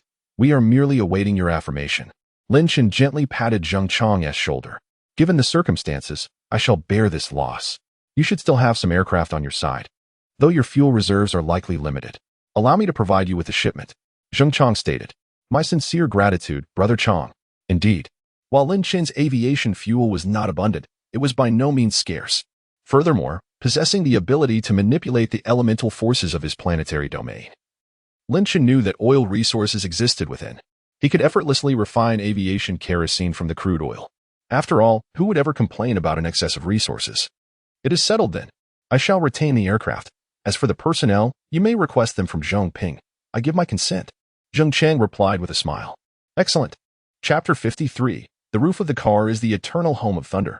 In his previous life, Lin Chen had encountered those antiquated propeller planes, designed with simplicity, capable of flight without electronic systems. Now, within the confines of Lin Chen's planetary realm, there resided not only armed helicopters but also several civilian helicopters, large passenger aircraft, fighter jets, bombers, and substantial military transport planes. Some of these aircraft had been salvaged from the depths of the ocean after the coastal areas were submerged. Through his mastery within the planetary space, Lin Shun had thoroughly cleared the water that had engulfed these planes. There may indeed be issues with the battery system, albeit minor. After mastering the elemental forces governing planetary space, Lin Chen has made some repairs, and it is now functioning adequately. The aircraft, which were originally in good condition, were secretly modified by Lin Chen at various military airfields prior to the darkest hour. In places not documented, Lin Chen managed to acquire numerous valuable items, all of which could potentially be repurposed for technological advancement in the future. Lin Chen then approached Zhong Peng. "Old Zhong, Brother Chang has already agreed to exchange this helicopter for the 2 fighter pilots you mentioned. Let us meet my future aviators." Lin Chen remarked with a smile. Gazing at Zhong Ping, "The principal has consented? Very well, I will summon them," Zhong Ping responded, nodding before picking up the telephone on his desk. Although mobile phones and walkie-talkies had become inoperable, this landline remained functional. "Fongwen, please ask Yin Zihui and Chu Mo to come to my office." Zhong Ping instructed over the phone. "Understood," came the precise reply from the other end before Zhong Peng hung up. "A woman, you say?" Lin Chen inquired, observing Zhong Peng as he replaced the receiver. As for Chu Mo, it was difficult to ascertain which character it referred to. It could be the Mo from Foam or perhaps from Ink, or even the classic character associated with the protagonist in novels. However, upon hearing Yin Zihui, it was undoubtedly a woman's name. "Ah, with so many lovely ladies around you, I doubt you would want 2 men in exchange," Lin Chen jested. "Rest assured, they are merely young ladies. Although they may not possess the striking beauty of those around you, they are quite agreeable." Zhong Peng winked at Lin Chen as he spoke. "No, I truly did not mean it that way, Lin Chen protested, feeling utterly innocent. Initially, when recruiting chefs and bodyguards, it was indeed considered that women might be more manageable than men. As for Enruosu and the Miao mother and daughter, that was purely a connection from a past life. He would also require men who meet his criteria. It is not necessary for those around him to be overly sinister. Come now, as a man, I understand. If I were in your position, I would even have to neuter the dogs around me. Zhang Ping rolled his eyes, seemingly implying that Lin Chen was merely deceiving himself. That's not the case at all. You mustn't let Lei Ding hear you say that. Otherwise, he might just take a bite out of you. Lin Chen retorted, exasperated.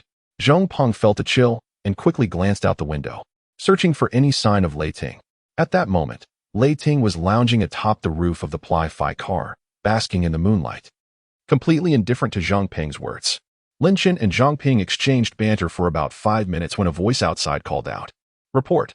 Come in." The door swung open, and 2 female soldiers entered, one after the other. Reporting to the chief of staff, Yin Zihui, Chu Mo, is here to report. The 2 female soldiers stood at attention, with the taller one, Yin Zihui, casting a glance at Zhang Ping and saluting. "Sit." Zhang Ping gestured toward the sofa opposite Lin Chen, speaking in a calm tone. Yes. 2 female soldiers promptly took their seats, their postures impeccably straight, prompting Lin Chen to unconsciously sit up a little straighter. "So, are you satisfied?" Zhang Peng inquired, casting a playful glance at the somewhat uneasy Lin Chen. "As long as their professional skills are competent, I am certainly satisfied. In terms of appearance, there are no issues." Yin Zihui stood at an impressive height of 175 meters, which would make her the tallest if she were to join. While her looks were not breathtaking, they were undeniably pleasant. As for Chu Mo, she also stood at 170 meters. It seemed that pilots were typically tall. In terms of attractiveness, Chu Mo had an edge, resembling a pomegranate Lin Chen had previously seen on Douyin. With a change in hairstyle and attire, she might not even be recognized as a pilot. Yin Zihui and Chu Mo exchanged a glance, seemingly communicating some unspoken understanding. It appeared that the chief of staff had reached some tacit agreement with this man. Yin Zihui, Chu Mo. Attention. Upon hearing their names, the 2 female soldiers instinctively rose to respond. From now on, you 2 will be under Mr. Lin's command. With him, you will be able to exert greater influence. Is there any problem? Zhang Ping directed his gaze at the 2. Chief of staff, we would like to ask, what will we be doing there? Chu Mo raised her hand, cautiously inquiring. Your primary responsibility will be to pilot aircraft. Various types of aircraft. Lin Chen replied. Pilot aircraft? The 2 female soldiers turned to Lin Chen, their eyes sparkling with excitement. Since their graduation from flight school, they had been professional pilots, but a month prior, everything had changed. They had lost everything, and they were left without even the means to drive a car, including but not limited to various flying devices and drones. Will you make use of them? Both civilian and military types are available, Lin Chen inquired. Indeed. The 2 female soldiers nodded emphatically, excitement glimmering in their eyes. Very well. Then, are you ready to follow me? Lin Chen smiled, extending his hand toward the 2. Affirmative. Yin Zihui and Chu Mo turned to look at Zhang Peng, responding with a resolute yes, thereby accepting the command. After their affirmation, the 2 shook hands with Lin Chen in turn. Excellent. Pack your belongings. We shall convene at the library tomorrow morning at 6 o'clock to board the Unimog. Lin Chen instructed. Understood. I'm not quite sure, but since we have been assigned by the chief of staff, it seems we are destined to accompany Mr. Lin. Chu Mo shrugged. Well, given that the world has transformed in this manner, it matters little whom we follow. Besides, we can pilot aircraft, which makes it somewhat agreeable. After pondering, Yin Zihui felt similarly indifferent. Inside the Unimog, 3 individuals can comfortably rest, and if the seats in the G-Wagon are reclined, it can accommodate 2. Lin Chen waved and released another 1GM7, laying down a mattress within, allowing for 2 additional occupants. This way, all 7 of us can find a place to sleep. As for Thunder, the car roof will always be its eternal abode. Chapter 54, The Former Residence in Bian City. Bian City, one of the ancient capitals of the Dragon Kingdom. It can be asserted that throughout the entire Central Plains province, any city pulled from its depths could boast a history of 3,000 years as an ancient capital. If 3,000 years are insufficient, one can trace back 5,000 years, starting from the era of Emperor Xin Yuan. There has always been a dynasty or a small nation that established its capital here. Certainly, the larger cities such as Dongdu Luocheng, Indu Yeqing, and of course, Bianqing, On the highway, 3 vehicles traveled side by side. Apart from the Unimog and the Thunderbolt, the remaining vehicle was the Wenjia M7 that Lin Chen had released the previous night. After experiencing it once, Lin Chen realized that, indeed, the Wenjia offered superior comfort. Although the G-Class did not require him to drive, its seating was decidedly rigid, reclining in the rear zero-gravity seat. While Mu Jingyan took the wheel, Lin Chen and his companions headed towards Bianjing. This stretch of highway was made feasible by the military, which had established a vital route between Bianjing and Xingzhou. Thus, it was devoid of any obstructive vehicles, allowing for an uninterrupted journey. Occasional zombies that appeared were swiftly dealt with by Li Mu's sniper rifle. 40 minutes later, the vehicles exited the highway. In the Unimog, Li Qing was at the helm. "Boss, as per your instructions, we have exited the highway. Where shall we proceed?" Li Qing inquired via the intercom. "Chu Mo, deploy the drone to scout the route ahead." Lin Chen pressed the intercom button, addressing Chu Mo in the front of the G-Class. "Understood." Chu Mo nodded, reaching for a nearby drone and releasing it. The drone ascended smoothly, connecting to the Thunderbolt's network and simultaneously sharing its feed with the large screen in the front of the Wenjia M7. The drone followed Route 13 downward, quickly arriving at the intersection with Dongjin Road. "Boss, do you see this? Should I continue south or turn east?" Chu Mo asked. "To the east, there is no road to the south, and the number of zombies is greater in that direction," Lin Chen declared. "Understood." With that, Chu Mo deftly maneuvered the drone along the eastern Jin Road. The road was relatively clear of zombies, given its suburban location. However, the number of zombies at the upcoming intersection suddenly surged. They decided to turn south, following Route 10 until they reached Shining Street, where they would then turn eastward. Bianjing, a city Lin Chen was intimately familiar with. Although the zombie population now surpassed that of 2 years post-awakening, it was not as formidable as during that period. Lin Chen could confidently assert that, with his eyes closed, he could evade all zombies and locate the safe house where he once resided. "All right," Chu Mo nodded, proceeding ahead while meticulously surveying the route. Upon reaching the intersection of Shining Street and Route 9, Lin Chen instructed the drone to turn left. "Good, let's go." As the drone veered left, the Bianjing police station came into view. Having gathered sufficient intelligence on the number of zombies, Lin Chen issued the command to proceed. "Let us move." The 3 vehicles roared to life, racing toward the police station. The speed was swift, and while there were many zombies along the way, aside from the 2 drivers and Chu Mo, who operated the drone, the rest were armed and ready for confrontation. The journey was punctuated by scattered zombies. But when a horde of over 100 suddenly appeared, vigilance was essential. "Yan Zihui, can you operate a self-propelled grenade launcher?" Lin Chen called out to her. "All right, halt." With Lin Chen's command, everyone came to a stop. With a swift motion, Lin Chen exited the vehicle and signaled for a self-propelled howitzer to be deployed ahead. "Aim and fire," he commanded, pointing at the horde of at least 300 zombies rushing towards them.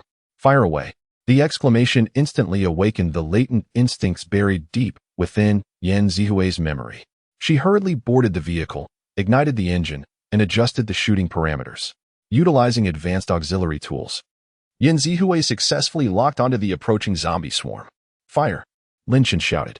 A thunderous explosion echoed in his ears, reminiscent of Li Yunlong's words, as if someone had hurled a bundle of dynamite next to him. However, the true misfortune lay with the over 300 zombies 500 meters away. The blast obliterated the zombies at the epicenter, reducing them to mere dust, while the shockwave shattered the bones and brains of those nearby. Some of the fringe zombies were hurled into the air, crashing to the ground in a daze. "Goodness, is the power of this howitzer truly that formidable?" Mu Yinxiu exclaimed, covering her mouth in astonishment. The transformation from 3rd to 4th level zombies marked a significant qualitative shift. Below level 3, conventional firearms could suffice, but once they reached level 4, that would no longer be the case. Lin Chen affectionately ruffled Mu Yinxiu's hair and reassured her, "All taken care of, boss." Yan Zihui leaped from the vehicle, smiling at Lin Chen. "Onward." With a wave, Lin Chen retracted the howitzer and set off towards their destination. The explosion had drawn the zombies away, significantly reducing the threats along Lin Chen's path. After navigating through a series of left and right turns, Lin Chen and his companions soon beheld the Bianjing police station. "Of course not." Qin Yusin pointed at the station and remarked, "Our objective lies across the street."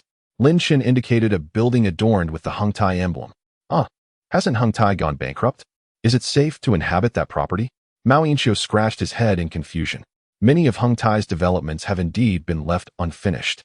Yet this particular one remains intact. Let us proceed. This community has not yet been delivered, and the number of zombies inside should be minimal. We shall head to our target location. Lin Chen led in Ruosu and the others through the main entrance, swiftly arriving in front of a tall building. Are we to climb the stairs? Mao Inqiu queried, scratching his head again. Of course, we shall take the elevator. Lin Chen chuckled, ushering everyone into the lobby. The spacious foyer revealed the building's extraordinary nature. This structure had been exquisitely renovated, completed approximately 3 months prior to the apocalypse, and the formaldehyde had mostly dissipated. With familiarity, Lin Chen guided the group as though they were traversing his own home, arriving effortlessly at the elevator entrance. Come. He reached for the Mjolnir. And arcs of electricity danced around him as he gently pressed his hand against the elevator door. Buzz. The elevator activated, commencing its self-diagnostic. 10 seconds later, the self-check concluded, and Lin Chen pressed the open button, causing the doors to part. How marvelous. Lin Chen, your extraordinary ability can be utilized in such a manner? And Ruosu exclaimed with a smile, gazing at him in admiration. Lin Chen chuckled, recalling how he had employed this skill in Bianqing before his rebirth. It was indeed a convenience. The others, however, were left to ascend the stairs, as the elevator had yet to be delivered and lacked encryption. Lin Chen and his companions freely pressed the buttons for their desired floors. They ascended directly to the top floor, where the elevator opened into a grand residence. Ladies and gentlemen, Lin Chen exclaimed, gesturing toward the expansive duplex that exceeded 600 square meters. Chapter 55. Who on earth doesn't have a side hustle? Wow. This place is truly magnificent. It surpasses even the villa I previously owned. Emuyaki marveled at the vast living room, which was larger than that of an ordinary household, adorned with exquisite soft furnishings that elevated her excitement. Woof, woof. Thunder barked at a nearby doghouse before darting over, comfortably claiming his spot and emitting a contented snore. Is there even a dedicated little room for pets here? Hung Tai's decor is impressive, but this takes it to another level. Mujin observed, then turned to Lin Chen, inquiring about the peculiarities of the abode. For some reason, I have a feeling you might know why this place is designed as such, she remarked. The items within are all prepared by Jia Xuyin for his illegitimate son. As you may already know, Jia Xuyin hails from Zhongyuan province. Lin Chen elucidated. I see. But how did you come to know this secret? Mujin inquired, puzzled. Lin Chen merely smiled in silence, withholding the truth that before his rebirth, he had forcibly taken this house from Jia Xuyin's illegitimate son, who had confided many secrets to him in a desperate bid for survival. Naturally, Lin Chen had not spared him in the end. All right, there are numerous rooms here. Everyone, please tidy up and clean the place.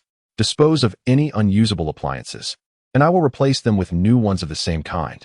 Lin Chen clapped his hands and spoke. Sure. Several girls nodded excitedly, as decorating their own little haven is a dream cherished by every young woman. Now, possessing such a luxurious home is something unimaginable before the apocalypse. Thus, the grand cleaning commenced. The top-floor duplex consists of 2 levels along with an attic, and even the attic's area surpasses that of an ordinary 2-bedroom apartment. All rooms have been put to use. In the attic, Lin Chen placed some fitness equipment, transforming it into a training room. As for the remaining rooms, it is naturally impossible for everyone to have the same arrangement. Ultimately, Lin Chen occupies the master bedroom, and since Ruosu has developed a close relationship with him, she too resides in the master suite. The mother-daughter duo from the Mao family has a secondary bedroom with an attached bathroom, while Li Mu and Li Qing enjoy a similar setup. The talented cook, Qin Yusin, along with Yan Zihui and Chu Mo, each has a small bedroom without an ensuite. Thus, all 6 bedrooms have been utilized. The remaining spaces available for sleeping are the study and the living room. Feel free to replace anything you wish with items you prefer. If you find something unnecessary, discard it at your discretion. Lin Chen instructed. Chu Mo, come with me. Let us address the water and electricity issues in the house. He gestured, tossing a large pile of household items into the living room for the girls to manage, while he called Chu Mo to accompany him in resolving the utility concerns. Coming, Chu Mo exclaimed, setting down her backpack and swiftly following Lin Chen. Lin Chen and his companion made their way to the rooftop, stepping onto the platform with purpose. They quickly located the position of the water pipes. However, rather than utilizing the previously stored water tank, Lin Chen waved his hand to release the reservoir of a fire truck. This apparatus boasted commendable water storage capacity, filled with genuine mineral water sourced from a natural spring within the planetary space, rich in various minerals. Regular consumption would undoubtedly enhance one's beauty and complexion. Come, help me connect this outlet to the water pipe. Lin Shun retrieved a section of the water pipe, preparing to link the fire truck's outlet to the room's plumbing. All right. They swiftly connected the water pipes. After securing the connection, they descended to seal off all the water pipes on the lower floor, ensuring that the water would only be utilized on the top level. As for drainage, with 9 individuals and a dog utilizing the facilities over 5 years, it was inconceivable that the septic tank would reach capacity. In the subsequent era of extreme cold, restrooms would be ubiquitous. One could not afford to ignore the waste disposal. Unlike the adjacent building, which had established a safe house with a roaring fireplace, completely disregarding sewage concerns. By the time the extreme cold arrived, those capable of confronting zombies were predominantly at level 3 or above. Level 3 ability users were largely unfazed by the biting cold. Upon reaching level 4, the frigid temperatures would pose no hindrance to their activities. One could move freely even in a short-sleeved shirt. However, while humans could endure, the environment and flora could not withstand such conditions. Moreover, even level 8 ability users still required sustenance, although the frequency of meals might decrease. The energy necessary for life activities must be replenished. This has led to the significant challenge of food reproduction. However, for Lin Shun, these issues have ceased to be problematic. After securing a reliable water source, Lin Shun placed a gasoline generator downstairs, capable of supplying sufficient electricity for the daily needs of 9 individuals. Although diesel generators boast higher power and fuel efficiency, their noise levels are excessively disruptive. In contrast, gasoline generators are devoid of such concerns. With the complete resolution of water and electricity, the house has regained a semblance of its pre-apocalyptic state. Once Lin Shun ascended the stairs and replaced all the appliances and smart devices within the home, the room, aside from the absence of Wi-Fi, bore no distinction from its former self before the cataclysm. Is this truly all there is to it? Mu Yinxiu curled her legs beneath her, nestled on the sofa, her gaze drifting towards the television screen displaying Wolf Warrior, momentarily lost in thought as she observed Lin Shun, who stood with his hands on his hips in the distance. This is the best we can achieve for now.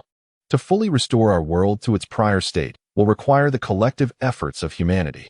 This endeavor could span a decade, or even a century. Nevertheless, as long as we strive to enhance our capabilities, such a future may still be within reach. Lin Shun declared with a smile. We will strive for it. Mu Yinxiu nodded emphatically. Hey, rise and shine, Mumu. You asserted just yesterday the need for diligence. Yet here you are, indulging in slumber. Time swiftly transitioned to the following day, and Lin Shun awoke early. From this day forth, he resolved to hunt zombies to acquire crystal cores, diligently working to bolster his strength. Everyone else had risen, leaving only Mu Yinxiu still asleep. Lin Shun took the initiative to wake up the little Mu, who had confidently proclaimed the previous day that she would strive hard today. Oh, let me sleep a little longer. I stayed up late last night watching Digimon Adventure. Mu Yinxiu turned over, stretching her long legs and trapping the blanket between them, mumbling in protest. You're not even enthusiastic about slaying zombies. Get up quickly. Lin Shun tugged at Mu Yinxiu again. Oh, Mu Yinxiu kept whining, unwilling to rise. Ah, I understand now. It's because there's no BGM, so you lack motivation, right? Coughing lightly, Lin Shun cleared his throat and began to articulate with precision. Who the hell doesn't have a side hustle? Well, Chapter 56. The gap between Level 2 and Level 1. Lin Shun's animated performance rendered Mu Yinxiu momentarily speechless. Brother Chun, you must have been a bank robber in your past life, right? Otherwise, how could you sing so professionally? My inner rebellious spirit has been awakened. Mu Yinxiu sat up, the blanket covering her fair legs, gazing at Lin Shun, her lips twitching. Smack! Lin Shun playfully slapped the small foot that peeked out from under the blanket. Children shouldn't use foul language. Brother Chun, you're touching my little foot, and I'm still a minor. If you keep this up, this book might get banned. Mu Yinxiu broke the fourth wall, pouting at Lin Shun. Humph, the law only applies to those under 14. You don't fall into that category. Lin Shun then hoisted Mu Yinxiu up effortlessly, her arms flailing adorably. Carrying Mu Yinxiu, Lin Shun arrived at the restaurant, where the others had already begun their meal. Look, I've dragged this lazy pig who doesn't treat zombie slaying as a side job here. Lin Shun chuckled as he set Mu Yinxiu down on a chair. I haven't brushed my teeth or washed my face. Mu Yinxiu mumbled. I'll go. With a hint of rebellion.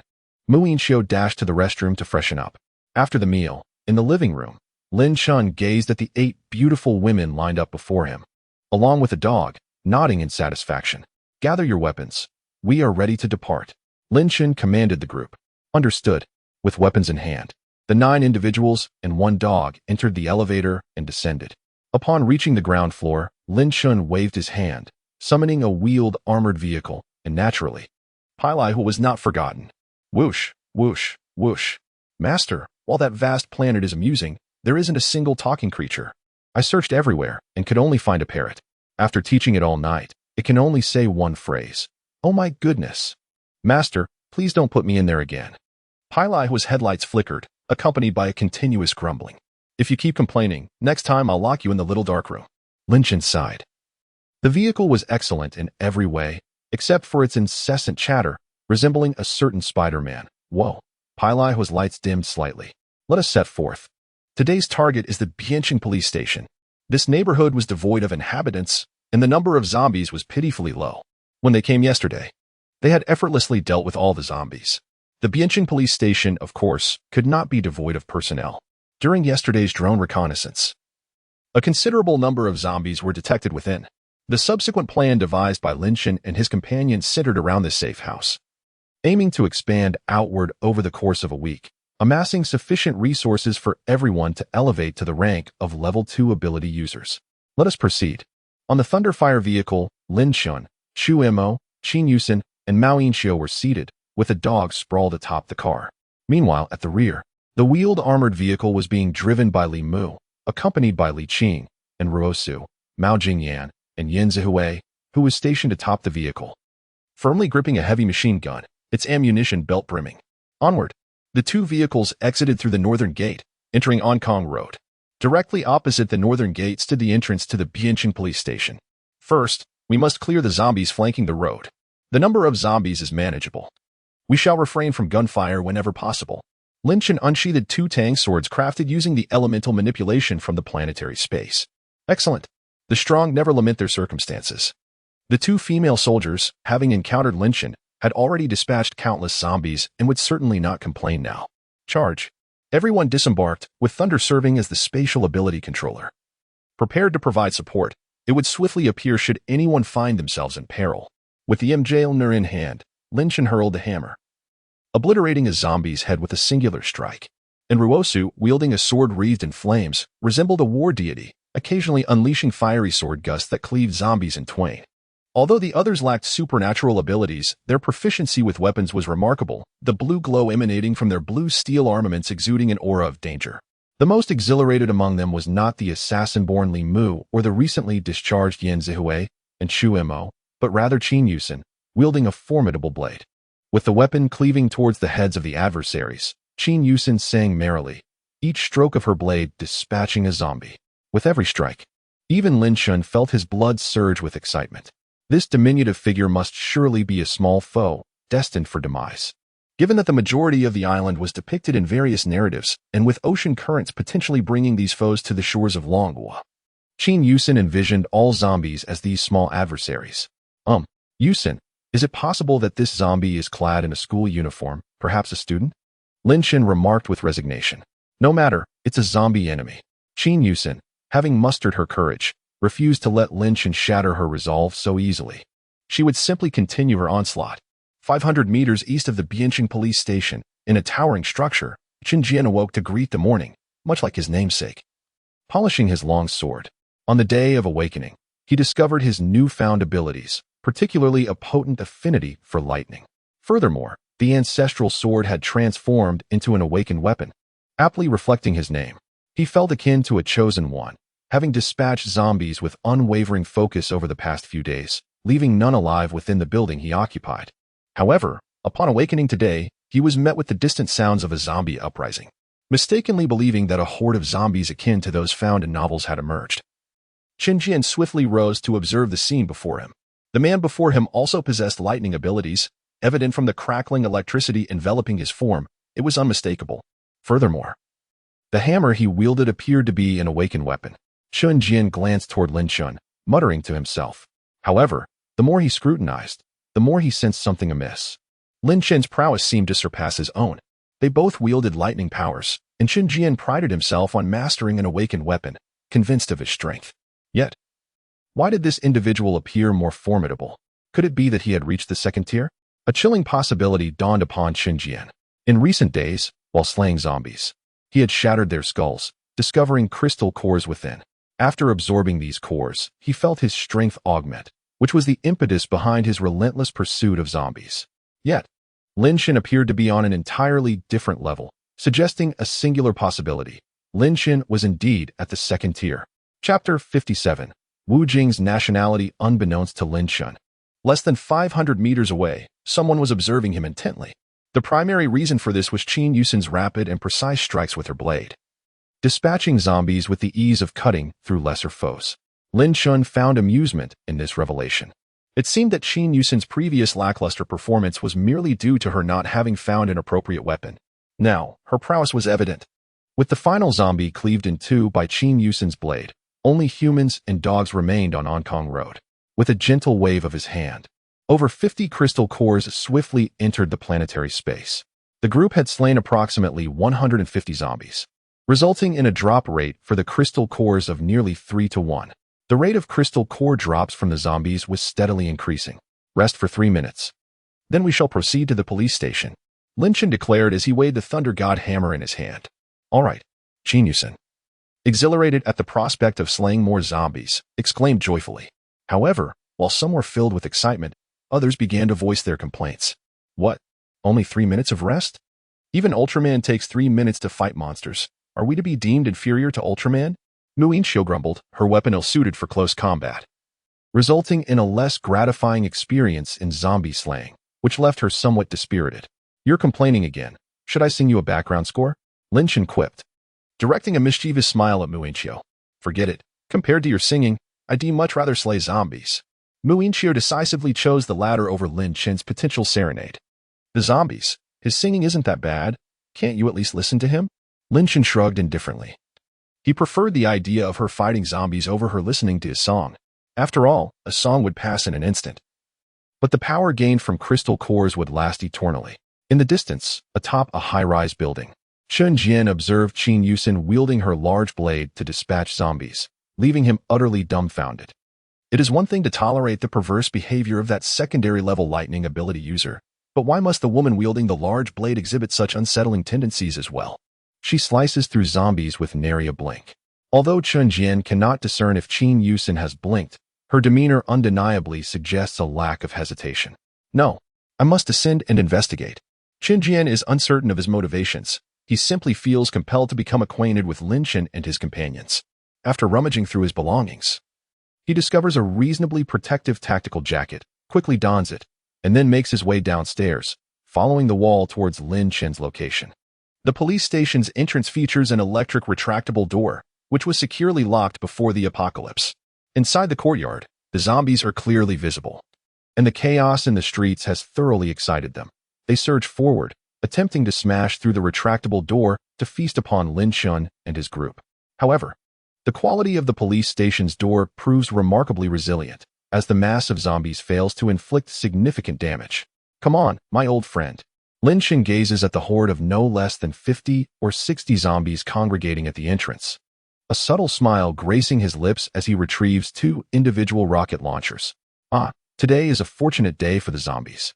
And Ruo Su observes the rocket launchers in Lin Chen's hands and bursts into laughter. Not deploying artillery is the greatest show of respect I can offer them. Lin Chen smiles faintly, tossing one of the launchers to Li Mu beside him, then hoisting the other and pulling the trigger.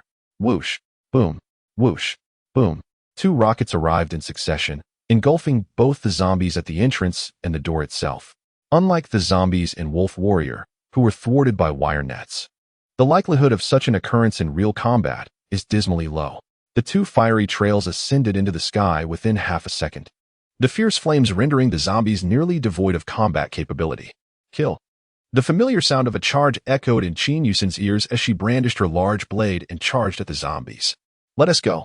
Lin Chen shook his head in resignation, stowing away the rocket launcher and following suit. Upon entering the police station, scattered zombies began to leap out from various corners. Lin Chen issued no orders. Whoever was nearest simply engaged the enemy. They carved their way from the east to the west and then from the south to the north. After approximately half an hour, the wandering zombies in the yard had all been transformed into lifeless corpses.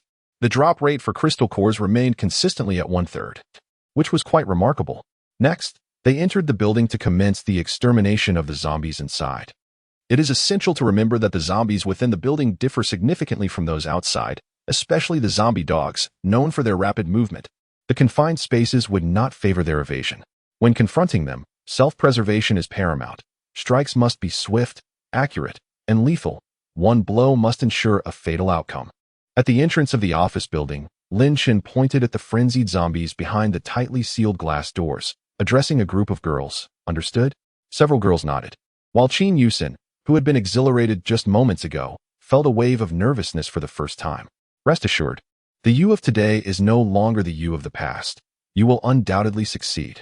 Lin Chen gently patted the anxious Qin Yusen on the head.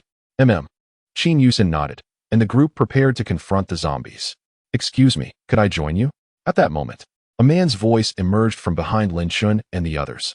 Who? And Ruosu turned, her sword igniting with flames, ready to strike. I am human, merely human. Qin hurriedly stepped out from the corner. I thought you could endure for a few more minutes. Lin Chen remarked casually upon seeing the newcomer. Apologies. Qin took a few steps forward, lifting his head to reveal his face. Upon seeing this familiar visage, Lin Chen momentarily felt a sense of bewilderment. Recalling memories from his past life, and his gaze softened gradually. Hello, may I inquire if you have become a level 2 ability user? Qin cautiously asked Lin Chen. Indeed, swordman, Lin Chen replied with a mysterious smile. The others were puzzled by Lin Chen's abrupt insults at the newcomer. You start by insulting him. Why not simply ask him for Wu Jing's nationality instead? Do you know me? Qin inquired, perplexed. Not exactly acquainted, but I have heard of the illustrious swordman Chen. The sword you wield is indeed a remarkable treasure. Lin Chen gazed at the awakening longsword in Qin's hands and smiled. This sword had accompanied Qin for 7 months in a past life, and until Lin Chen's rebirth, it had been with him for over 4 years. Don't even think about seizing my sword, Qin quickly responded, clutching the longsword tightly. Regrettably, he looked at Lin Chen, realizing his mistake. Chapter 58. This person is more devious than me. Lin Chen's eyes were unmistakably fixed on his sword. This sword is my family heirloom. It's of little value. If you dare to take it, I will resist. Qin's gaze flickered nervously as he regarded Lin Chen. Had it not been for his trembling calves, which shook like a vibrating massage gun, his words might have carried some semblance of intimidation. An heirloom? Is it an artifact? I've never heard of an artifact lacking value. Which dynasty does it belong to? Judging by its style, it doesn't seem to be from the Qin, Han, or Three Kingdoms periods. Is it a Tang sword, or perhaps from the Song dynasty? Mu Yinxiu exclaimed, her eyes sparkling with excitement as she looked at the long sword Qin was holding. You all. Qin felt increasingly regretful. This was not a group of zombie hunters. They were clearly a band of robbers. Would they snatch my sword and then insult me? If that happens, Mu, don't frighten him. Lin Chen rolled his eyes. Mu Yinxiu could be quite mischievous at times. Hee. Mu Yinxiu chuckled, ceasing her jesting. Meanwhile, Qin glanced at Lin Chen and then at Ruosu, who had sheathed her longsword. Do you wish to join us, young man? Lin Chen inquired with a smile. I do. Qin did not witness Lin Chen's gesture resembling that of a rocket launcher, yet he had heard the sound of explosions before. Coupled with the fact that Lin Chen and his companions were equipped with firearms, it was evident that they were formidable allies. In Qin's simple understanding, firearms could resolve 99% of the challenges in this world. The remaining 1% necessitated even more powerful weaponry. Given that Lin Chen and his group possessed guns and explosives, the mere zombies of Bianxing were hardly a concern. Thus, upon confirming that Lin Chen was indeed a level 2 ability user, Qin began to contemplate joining forces. If he were to join, he would take the lead. Lin Chen gestured towards the glass door behind them, where the zombies continued to roar and struggle, seemingly on the verge of breaking through. Me? Take the lead? Qin felt a wave of apprehension. Although he was an ability user and wielded an awakened weapon, facing at least a dozen or 20 zombies was daunting. While he could handle 4 or 5, confronting nearly 20 was tantamount to courting death. Bang! Before Qin could voice his hesitation, Lin Chen raised his hand and fired a shot that shattered the tempered glass of the door. The left side of the door instantly transformed into a cascade of shards, and the zombies poured out, clawing and gnashing towards Lin Chen and his companions. Onward, Lin Chen swiftly maneuvered behind Chen Jian, delivering a kick to his backside. Startled, Chen Jian instinctively placed his right hand on the hilt of his sword. With a swift motion, the long sword was unsheathed, and before him, two zombies had already met their demise, their heads severed from their bodies.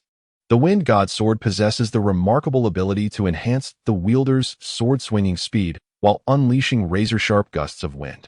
If wielded by an individual with wind-based abilities, its power would be significantly amplified. Regrettably, both in the present and in Lin Chen's previous life, the sword has always been wielded by a lightning user. Were it not for its exceptional sharpness and status as an awakened weapon, Lin Chen would never consider utilizing such an item. Currently, the Thunder God hammer he holds stands as the pinnacle of lightning weaponry. Unless a legendary storm battle axe or a divine artifact of Lei Gong and Jian Mu were to appear, Lin Chen would not easily part with it. In Chen Jian's hands, the Wind God sword also delivers explosive output. However, as the horde of zombies surged forth, Chen Jian found himself overwhelmed. Help! Chen Jian fought while retreating, surrounded by crackling electricity, his speed astonishingly swift.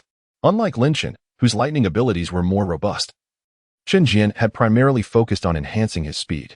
While his velocity indeed increased, the resultant power diminished considerably. This was also the reason for Chen Jian's demise in his previous life. Aren't you supposed to be impressive? Why are you struggling now? Lin Chen shrugged, recalling how Chen Jian had consistently outpaced him before his death.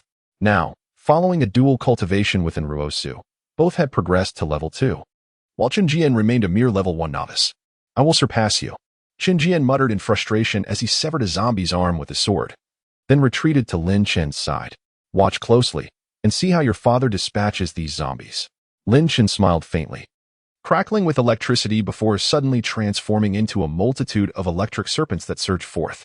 With a swift motion, all the remaining dozen or so zombies before Lin Chen were struck down, their movement ceasing as they collapsed in place. Gulp. How impressive. Chen Jian inhaled sharply, finally grasping the disparity between the second and first tiers of power. No more lamenting. I could achieve this even at the first tier. You've strayed from the path.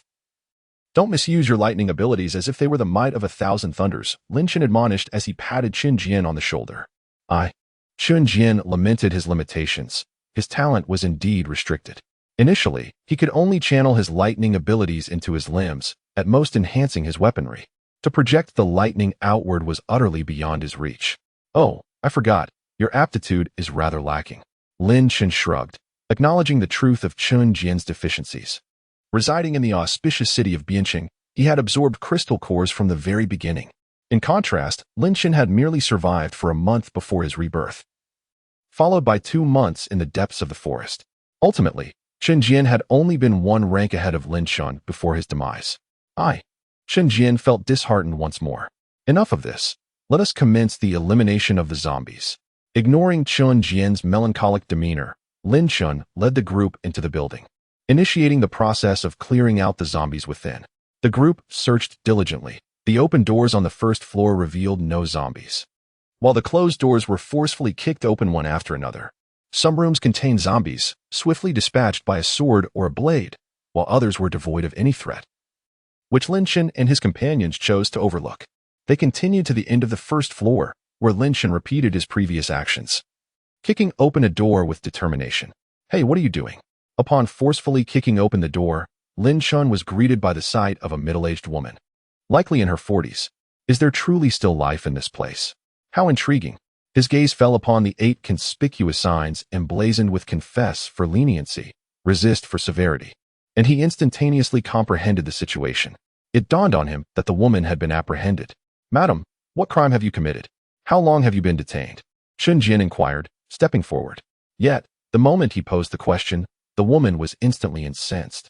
Is it a crime to seize the steering wheel from the driver? It was his fault for not stopping. Am I wrong for taking the wheel from him?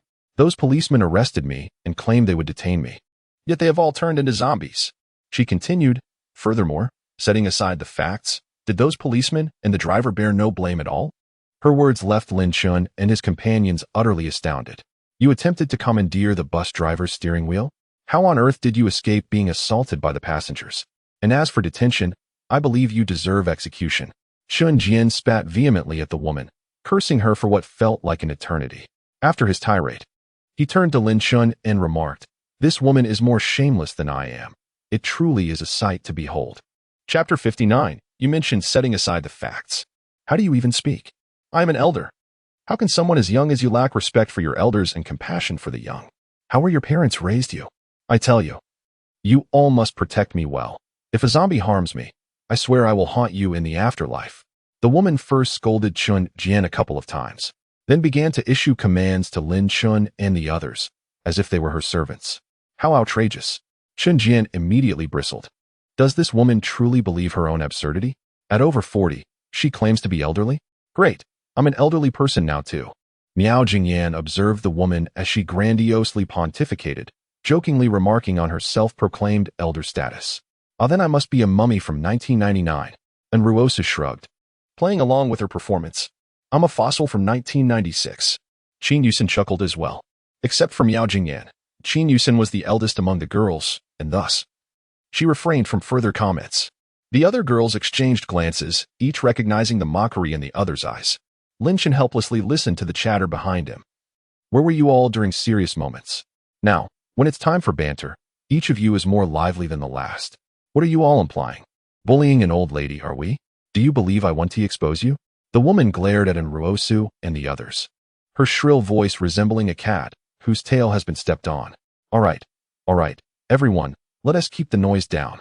Chun Jian, take this elderly lady away. And remember to protect her well. Lin Shun patted Chun Jian on the shoulder, his words laden with significance. Chun Jian was left dumbfounded. If this woman insists on such ridiculousness, why should he protect her? Is this secondary ability wielder truly a paragon of virtue? Indeed, it is your rationality that stands out. Young man, rest assured, I am quite easy to care for. A daily bath and a modest meal of 4 dishes and a soup suffice. The woman gazed at Lin Shun, her eyes crinkling with mirth. Very well, dear lady, please step outside. We shall ensure you feel utterly at home. Lin Shun replied with a smile.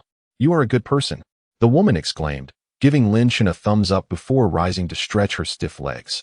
Had the police not provided her with some sustenance in the interrogation room over the past few days, she would have perished from hunger.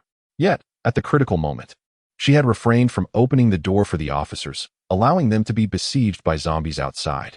Naturally, this was a tale she would never divulge. Let us proceed to the second floor. Lin Shun signaled to Qin Jian, urging him to escort the woman upstairs.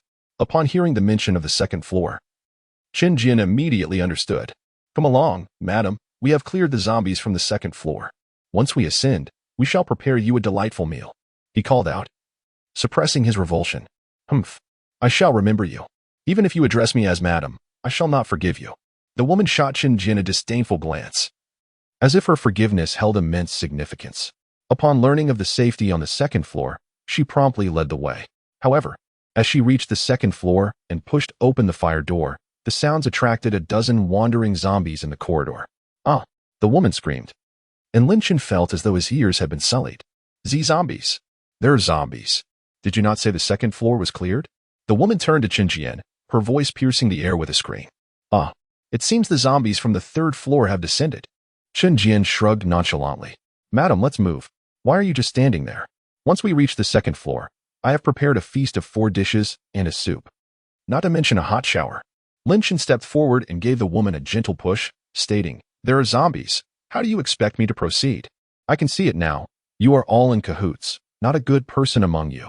The woman glared at Lin Shun, her voice rising in pitch. You claim there are zombies on the second floor. Is that not true? Lin Shun pointed at the limping zombies approaching them, addressing the elderly woman with an air of indifference. It is indeed true, but what does that have to do with your deceit? Let me go at once. The zombies are nearly upon us, she shouted vehemently. Are you not the one who excels at disregarding the truth? The time has come for you to showcase your talent. Come now, set aside the facts. The zombies before us are indeed a reality, and I am eager to witness how you manage to dismiss that. With that, Lin Shun forcefully kicked the woman into the throng of zombies. Such worthless scum had he encountered her before the apocalypse. Lin Shun might have taken on the role of a judge on a public bus. Now, seeing her in this state, he could not let her live, or his thoughts would remain clouded. Ah, you shall meet a dreadful end. I will haunt you even as a ghost. The woman screamed at Lin Shun. Though she too had awakened her powers and could resist the zombies, where would she find the courage to do so? Within mere seconds, the zombies had bitten through her neck. Immediately, Lin Chen and his companions witnessed a macabre feast of zombies.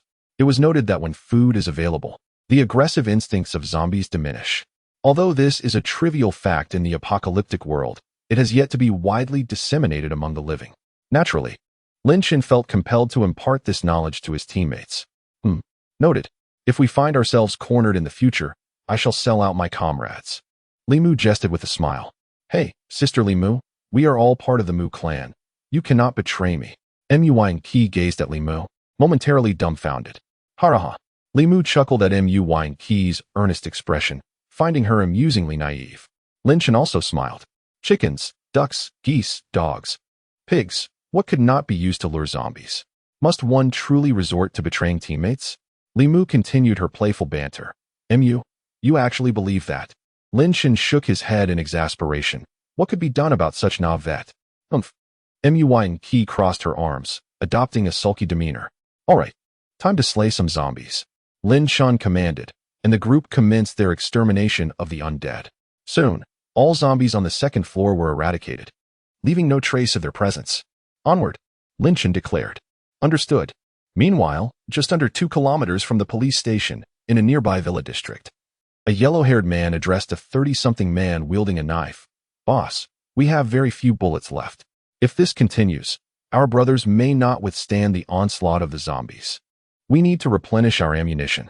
2 kilometers away, I recall it is the Bianqing police station, isn't it? The man with the knife pondered for a moment before responding. Indeed, it is the Bianqing police station. Huang Mao nodded affirmatively. There should be firearms inside. Gather the brothers. We shall pay a visit, declared the man wielding the knife. Yes, boss, Huang Mao replied excitedly, turning to relay the orders. Chapter 60. Want guns? Exchange for crystal cores. Under ordinary circumstances, a distance of 2 kilometers would take merely a few minutes by car. Even considering potential traffic congestion within the city, it would typically take no more than 10 minutes. However, in this post-apocalyptic world, they were forced to traverse on foot. Moreover, the number of zombies along the way was considerable, necessitating careful avoidance of these threats. For those they could not evade, they had to be eliminated. Thus, this seemingly brief distance of 2 kilometers took this group an astonishing hour and a half to cover.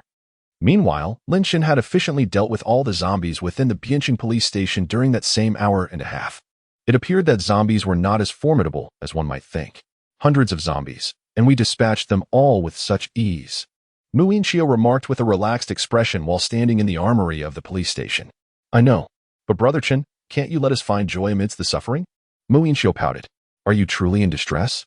Is the lollipop in your mouth not sweet, or is the cola unpalatable? Mu Jingyan teased, playfully poking Mu Yinqiu. After a lively commotion, Lin Chen gazed upon the armory, now reduced to a mere few shotguns, and with a hint of resignation, he remarked. I had hoped to procure some firearms and ammunition, but it appears there is nothing left. Although Lin Chen possessed a considerable number of firearms, one could never have too many. Even if he could not utilize them himself, selling them to others would suffice. As the exposure of crystal cores approached near certainty, they would transform into a form of hard currency. Among the zombies, only a scant few could ascend to become high-level undead. Having navigated the post-apocalyptic world for 5 years, Lin Chen had observed that at most, only 1 in 1,000 zombies ever evolved, with many remaining at the first level until their demise. In the subsequent era of extreme cold, food sources for zombies dwindled while human capabilities strengthened, leading to the starvation of most first-level zombies. Indeed, according to the research conducted by a group of scientists before his rebirth, a first-level zombie, deprived of meat, would succumb to starvation after approximately 6 months. However, second-level zombies were not plagued by this issue. Their vitality was remarkably resilient, allowing them to survive without sustenance for a year or 2. As for third-level zombies, there have been no reports of such entities perishing from hunger. Thus, the predominant population of zombies in the future would likely remain at the first level, with humanity's primary adversaries also being first-level zombies. Consequently, firearms emerged as the primary choice for combating these foes. After all, even if humans possessed minimal innate talent, extensive absorption of crystal cores could elevate them to the third level. Yet, the majority of zombies would remain at the first level. Regrettably, it seemed the armory's weapons had long been appropriated by the police. The remaining shotguns are likely left behind when the police station was overrun by zombies. After all, Lin Chen and his companions had just scavenged a considerable number of firearms from the corpses of the undead. In this wave, including the zombies on the street, Lin Chen and his group had slain nearly 700 zombies, resulting in a total of 233 crystal cores entering Lin Chen's spatial realm, thanks to a drop rate of over 30 to nearly 40%. However, these crystal cores would not suffice for Lin Chen and Enruosu to elevate themselves to level 3. Nonetheless, for a level 1 awakened individual, they could absorb them over the course of 2 to 3 days. Well, excluding Qinjian, that is. Qinjian glanced at Lin Chen and cautiously inquired. Following Lin Chen's gaze, he immediately shuddered. This newly appointed leader, while formidable in strength, was also ruthlessly cunning, harboring a vengeful spirit. Most importantly, this dog seemed to have set its sights on his prized sword. Thus, it would be wise for him to comply and go with the flow. I will follow you. Wherever you lead, I shall go. Qinjian gritted his teeth and declared. That's the spirit. Lin Chen replied, patting Qinjian on the shoulder. Goodness, are all these lovely ladies just for you? Qinjian exclaimed in astonishment. Upon hearing this, the women present blushed, some playfully pouting, while many simply lowered their heads in tacit agreement. As you can see, one each week, and there's still plenty to spare. Lin Chen proclaimed with pride. Brother, teach me your ways. How have you accomplished this? Qinjian knelt on one knee, adopting a posture that suggested he wished to swear fealty to Lin Chen as a father figure. It is quite simple. First, you must possess a charm akin to mine. Lin Chen adopted a sorrowful expression as he uttered this piercing remark. Qinjian was instantly rendered speechless. While he might have found a way to compensate through skill, in terms of sheer strength, he truly found himself at a loss. Otherwise, how could one claim the title of elder brother? Remarkably impressive indeed, quite formidable. Qinjian raised his thumb in admiration. A group of individuals, engaged in light-hearted banter, departed from the dormitory of the police station and made their way to the entrance. Upon reaching the gate, they were met with a sight of a ragtag assembly of young men, numbering around 20. Among them, 2 appeared breathless, their eyes nearly rolling back in their heads. Elder brother, have we been preempted? The blond youth murmured to the man wielding a knife, glancing at Lin Chen and the others. I saw it. Moreover, the next time you wish to speak in hushed tones, could you perhaps lower your voice a bit? Everyone present is either an awakened individual or possesses abilities. Your volume suggests you fear the adversaries might not hear you otherwise. The blond youth fell silent. The knife-wielding man regarded Lin Chen and his companions for 3 seconds in silence before stepping forward and giving a respectful gesture. Brothers, I am Wang Yun. You must have acquired a substantial amount of firearms and ammunition after taking the police station, correct? Might you consider sharing some of those firearms and bullets with us? Wang Yun addressed Lin Chen. Lin Chen scrutinized this unfamiliar figure, a sense of curiosity creeping in. He had never encountered this person in his previous life, and surmised that he had likely fallen victim to zombies during the battle at the police station today. I possess firearms, but you must offer crystal cores in exchange. In this world, there is no such thing as a free lunch. This has always been the case, and even more so in the aftermath of the apocalypse. Crystals? We are equally in dire need of those. If you seek provisions, I suggest you head to the survivor base at Xingzhou University, established by the military, where you might procure some reasonably priced weapons and ammunition. Here, the prices remain exorbitant. Lin Chen shrugged and remarked. Chapter 61. We kneel, yet our hearts are steadfast. Wang Yun still lingered in doubt, while Huang Mao, having just been reprimanded by Wang Yun, cowered behind a long-haired man, too intimidated to propose any viable suggestions. As for Lin Chen's group, consisting of 10 individuals and a dog, whose gender was still uncertain, this hardly provided Wang Yun and his companions with a substantial justification for coercion. Emerging from the police station in high spirits, it was evident that the zombies within had been vanquished. However, the entrance and the road outside lay littered with the remains of nearly 200 zombies. If it were not for the actions of this group, they would not have believed it themselves. Fools exist only among those who bask in warmth. These weathered individuals are astute, and even if they possess a hint of folly, it is akin to the endearing clumsiness of Huang Mao, rather than the previous woman in her 40s who excelled at disregarding facts. Observing Wang Yun's indecision, Lin Chen gestured for his companions to depart. The expressions of the others were cold and detached, especially Qinjian, who, sword in hand, resembled a stoic statue, entirely devoid of the eagerness he had shown earlier in seeking to acknowledge a fatherly figure. As Lin Chen reached the point where he stood shoulder to shoulder with Wang Yun suddenly spoke up. Wait a moment.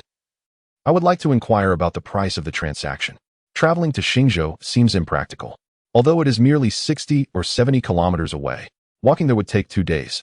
The most common mode of transportation is by bicycle, and undertaking such a journey on one is exceedingly arduous, with the risk of encountering zombies along the way. Resolutely, Wang Yun decided to make a purchase from Lin Chen. Upon hearing Wang Yun's words, Lin Chen halted and turned to him. Let us find a suitable place to discuss this in detail. He gestured towards a nearby pavilion. All right. Inside the pavilion, Lin Chen and Wang Yun sat facing each other. Wang Yun felt somewhat uneasy, inexplicably intimidated by the youthful vigor radiating from the young man before him. Now, please observe, Lin Chen declared, as he revealed 2 military-grade Type 92 handguns on the table. Do you know the difference between the military and the police versions? Lin Chen inquired. Wang Yun, momentarily taken aback, nodded slowly. Lin Chen's display had already left him in awe. The military version costs 10 crystal cores each and comes with 2 fully loaded magazines, while the police version costs 12 crystal cores each, also with 2 fully loaded magazines. Lin Chen explained, pointing to the 2 firearms. Gulping, Wang Yun finally gathered his thoughts and looked up at Lin Chen, uncertain of how to respond. Are you dissatisfied? It seems Mr. Wang requires something of a higher caliber. Observe. Lin Chen waved his hand, stowing away 2 Type 92 pistols in exchange for a Type 95 automatic rifle, a Type 03 automatic rifle, and a Type 191 automatic rifle. The Type 95 came with 100 energy cores and 2 magazines. The Type 03 with 130 energy cores and 2 magazines, and the Type 191 with 150 energy cores and 2 magazines. As my first client, for an order exceeding 1,000 energy cores, I will gift you a Type 92 pistol, Lin Chen declared. Gulp. This. Wang Yun was utterly astonished. A pistol was one thing, but rifles as well. Moreover, what was this constant transformation? Was it some kind of spatial ability? Observing Wang Yun's lingering hesitation, Lin Chen couldn't help but chuckle inwardly, feeling an overwhelming urge to show off. Are you not satisfied with the rifles? I see. You desire artillery, don't you? Lin Chen proclaimed, assuming an air of understanding. He waved his hand, retracting the 3 rifles, and gestured towards an open area nearby, where an 82 type vehicle-mounted howitzer and a PLZ-07 self-propelled howitzer materialized. This 82 type vehicle-mounted mortar can maneuver and fire, requiring only 300. Level 2 energy cores. Lin Chen added. By the way, the shells must be purchased separately, at a rate of 1 level 2 energy core per shell, or 30 level 1 energy cores. Quite reasonable, wouldn't you agree? He smiled at Wang Yun, who, along with his companions, including Qin Jian, was thoroughly bewildered. What just occurred? What had happened moments ago? Why could this man suddenly conjure up guns, artillery, and even tanks? Lin Chen, undeterred, continued to expound upon the remaining vehicle, the PLZ-07 self-propelled howitzer, available at an introductory price of merely 888 second-level crystal cores. Ammunition must be purchased separately, with each round requiring 5 second-level crystal cores, while first-level cores are not needed. Lin Chen remarked. Gulp. This. Wang Yun had yet to recover from his astonishment. The shock was simply overwhelming. Is that a howitzer? ISNT at a tank? If this is not available, then what remains might truly be beyond your means. Even I consider this a rare treasure. Would you like to see it? Lin Chen inquired with a smile. Turning to Wang Yun, uncertain of his own thoughts, Wang Yun instinctively nodded. Very well. Please take a look. Dongfeng Express. A guarantee of delivery. Valued at 999 third-level crystal cores, or 999 fourth-level crystal cores, or 999 fifth-level crystal cores, or 99 sixth-level crystal cores, or 9 seventh-level crystal cores. If you possess an 8th-level core, congratulations, this Dongfeng Express will belong to you. Lin Chen pointed at the Dongfeng Express, which occupied a significant portion of the playground, cheerfully introducing it to Wang Yun. Gulp. Thud. Wang Yun swallowed hard, while Huang Mao and the others fell to their knees. Qin Jian's mouth hung open like a red pig, entirely out of sorts. Aside from Qin Yusin and Li Mu Liqing, the rest were expressions of disbelief. Didn't Lin Chen only have a helicopter? How could he possess the Dongfeng Express as well? That thing, the legendary level 8 zombie, is surely beyond endurance, right? Mr. Lin, please spare me. We currently possess merely 17 level 1 crystal cores, not even enough to afford a rifle. This east wind delivery. Even if you grant me 10 years, I might still be unable to afford it. Wang Yun spoke with a bitter smile. What you say resonates with me. I believe you. Within a decade, you shall certainly be able to, Lin Chen declared, fixing his gaze upon Wang Yun. Mr. Lin. Wang Yun was deeply moved. He had thought that Lin Chen wished for him to survive for 10 years. Little did he know, Lin Chen had spoken similarly to everyone, emphasizing a customer-first approach. With 17 crystal cores, one could only procure a handful of bullets. Please provide your order. I shall endeavor to offer you a discount, sighed Lin Chen. Ah. The first transaction of the apocalypse. With such meager business for the second order, when shall we rise to prosperity? Lin Chen shook his head in resignation. Let us discuss this. Wang Yun nodded, rising to turn towards his comrades, only to find Huang Mao and the others kneeling on the ground. Have you no shame? Stand up at once. Wang Yun admonished. Brother, let us remain kneeling. It feels more comfortable. Indeed, kneeling is more pleasant, and it brings a sense of security. Huang Mao and the others chattered away. Very well, if you prefer to kneel, then kneel. Now, let us discuss what type of bullets we require. We shall procure some from Mr. Lin. Wang Yun stated. Chapter 62. No hot and sour soup. Is hot pot acceptable? Ultimately, after a discussion among Huang Mao and his companions, they resolved to spend a substantial sum of 17 crystal cores to purchase 50 rounds of 5.8mm ammunition for the Type 95 rifle, as well as 70 rounds for the Type 992 pistol from Lin Chen. The prices Lin Chen offered were 10 rounds of Type 92 pistol ammunition for 1 crystal core, and 5 rounds of Type 95 rifle ammunition for 1 crystal core. Such pricing cannot be deemed as merely exploitative. It is, indeed, quite unscrupulous. Wang Yun and his companions were utterly elated as they clutched the ammunition. Lin Chen observed their pitiful expressions and shook his head resignedly. Well, you may be considered my first clientele in Bien City, for the sake of sustainable development. Allow me to gift you a shotgun. I just retrieved this from a zombie's corpse, and it only comes with 5 rounds of ammunition. Regrettably, I have no more to spare. Lin Chen tossed a Type 97 shotgun to Wang Yun and remarked. As for the ammunition, Lin Chen had chosen to deceive Li Yunlong about Xiuqin, having procured 2 full boxes of Type 97 shotgun shells from the armory. Fortunately, Lin Chen did not have an insider like Zhao Gang on his side. Thank you, Mr. Lin. Thank you, Mr. Lin. Wang Yun, who already felt fortunate, was overjoyed upon receiving the shotgun from Lin Chen. They had experience with shotguns, and Huang Mao is currently equipped with a Type 97 shotgun. This weapon was remarkably effective against zombies, capable of rendering them incapacitated with a single close-range shot. Though there are only 5 bullets, it matters not. They are invaluable for preserving life in critical moments. I eagerly anticipate our next transaction. Should you come again, remember to bring more crystal cores. If you are able to procure second-level cores, I might make an exception and sell you an anti-material sniper rifle, but only for our forthcoming exchange. Lin Chen cast a glance at Wang Yun, envisioning their future dealings. Let us depart, Huang Mao. Wang Yun expressed his heartfelt gratitude to Lin Chen once more, then called upon the kneeling Huang Mao and others to leave together. Did we overpay? And Ruo Su quietly inquired of Lin Chen as they watched Wang Yun and his companions fade into the doorway. In matters of mutual consent, how can one deem it expensive? Furthermore, I provided them with life-saving ammunition. Possessing a gun without bullets is hardly different from wielding a mere stick. Lin Chen shrugged. The evils of monopoly. Mu Jingyan sighed. By the way, Brother Chen, the planetary space you've been boasting about, it can't be true, can it? You truly possess a planet? A fully developed modern industrial one? You aren't a planetary chief, are you? Mu Yinxiu spun around, scrutinizing Lin Chen with curiosity. The planet is indeed real, but it is entirely a primitive society, or rather, devoid of any societal structure. There are no sentient beings within. Lin Chen affectionately ruffled Mu Yinxiu's hair. May I visit it? Mu Yinxiu asked, her eyes sparkling with intrigue. Lin Chen smiled. What on earth? I see you are merely deceiving me, murmured Mu Yinxiu, yet her irritation dissipated within a minute, transforming her into a vivacious young maiden, cheerfully calling Lin Chen brother as she bounced alongside him. Meanwhile, Chen Jian remained in a state of stupor, trailing behind Lin Chen, at a loss for words. At Hengtai Wanchuang City. Building 3, 16th floor. By the way, Jian, you will be residing on the 15th floor. The layout differs slightly from this one, but not significantly.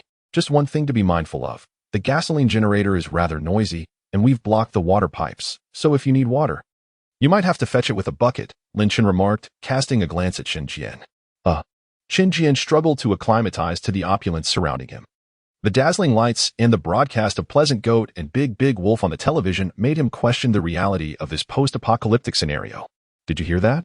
Lin Chen nudged Chen Jian with a kick. Oh. It doesn't matter, as long as I have a place to stay. What kind of days had Chen Jian been enduring lately? Meals consisted solely of dry noodles, and even water was a luxury, requiring him to ration a single bottle. Life had become utterly absurd. Yet, he had no choice. Had it not been for his foresight in stockpiling a modest amount of supplies prior to Awakening Day, he wouldn't have survived to this moment.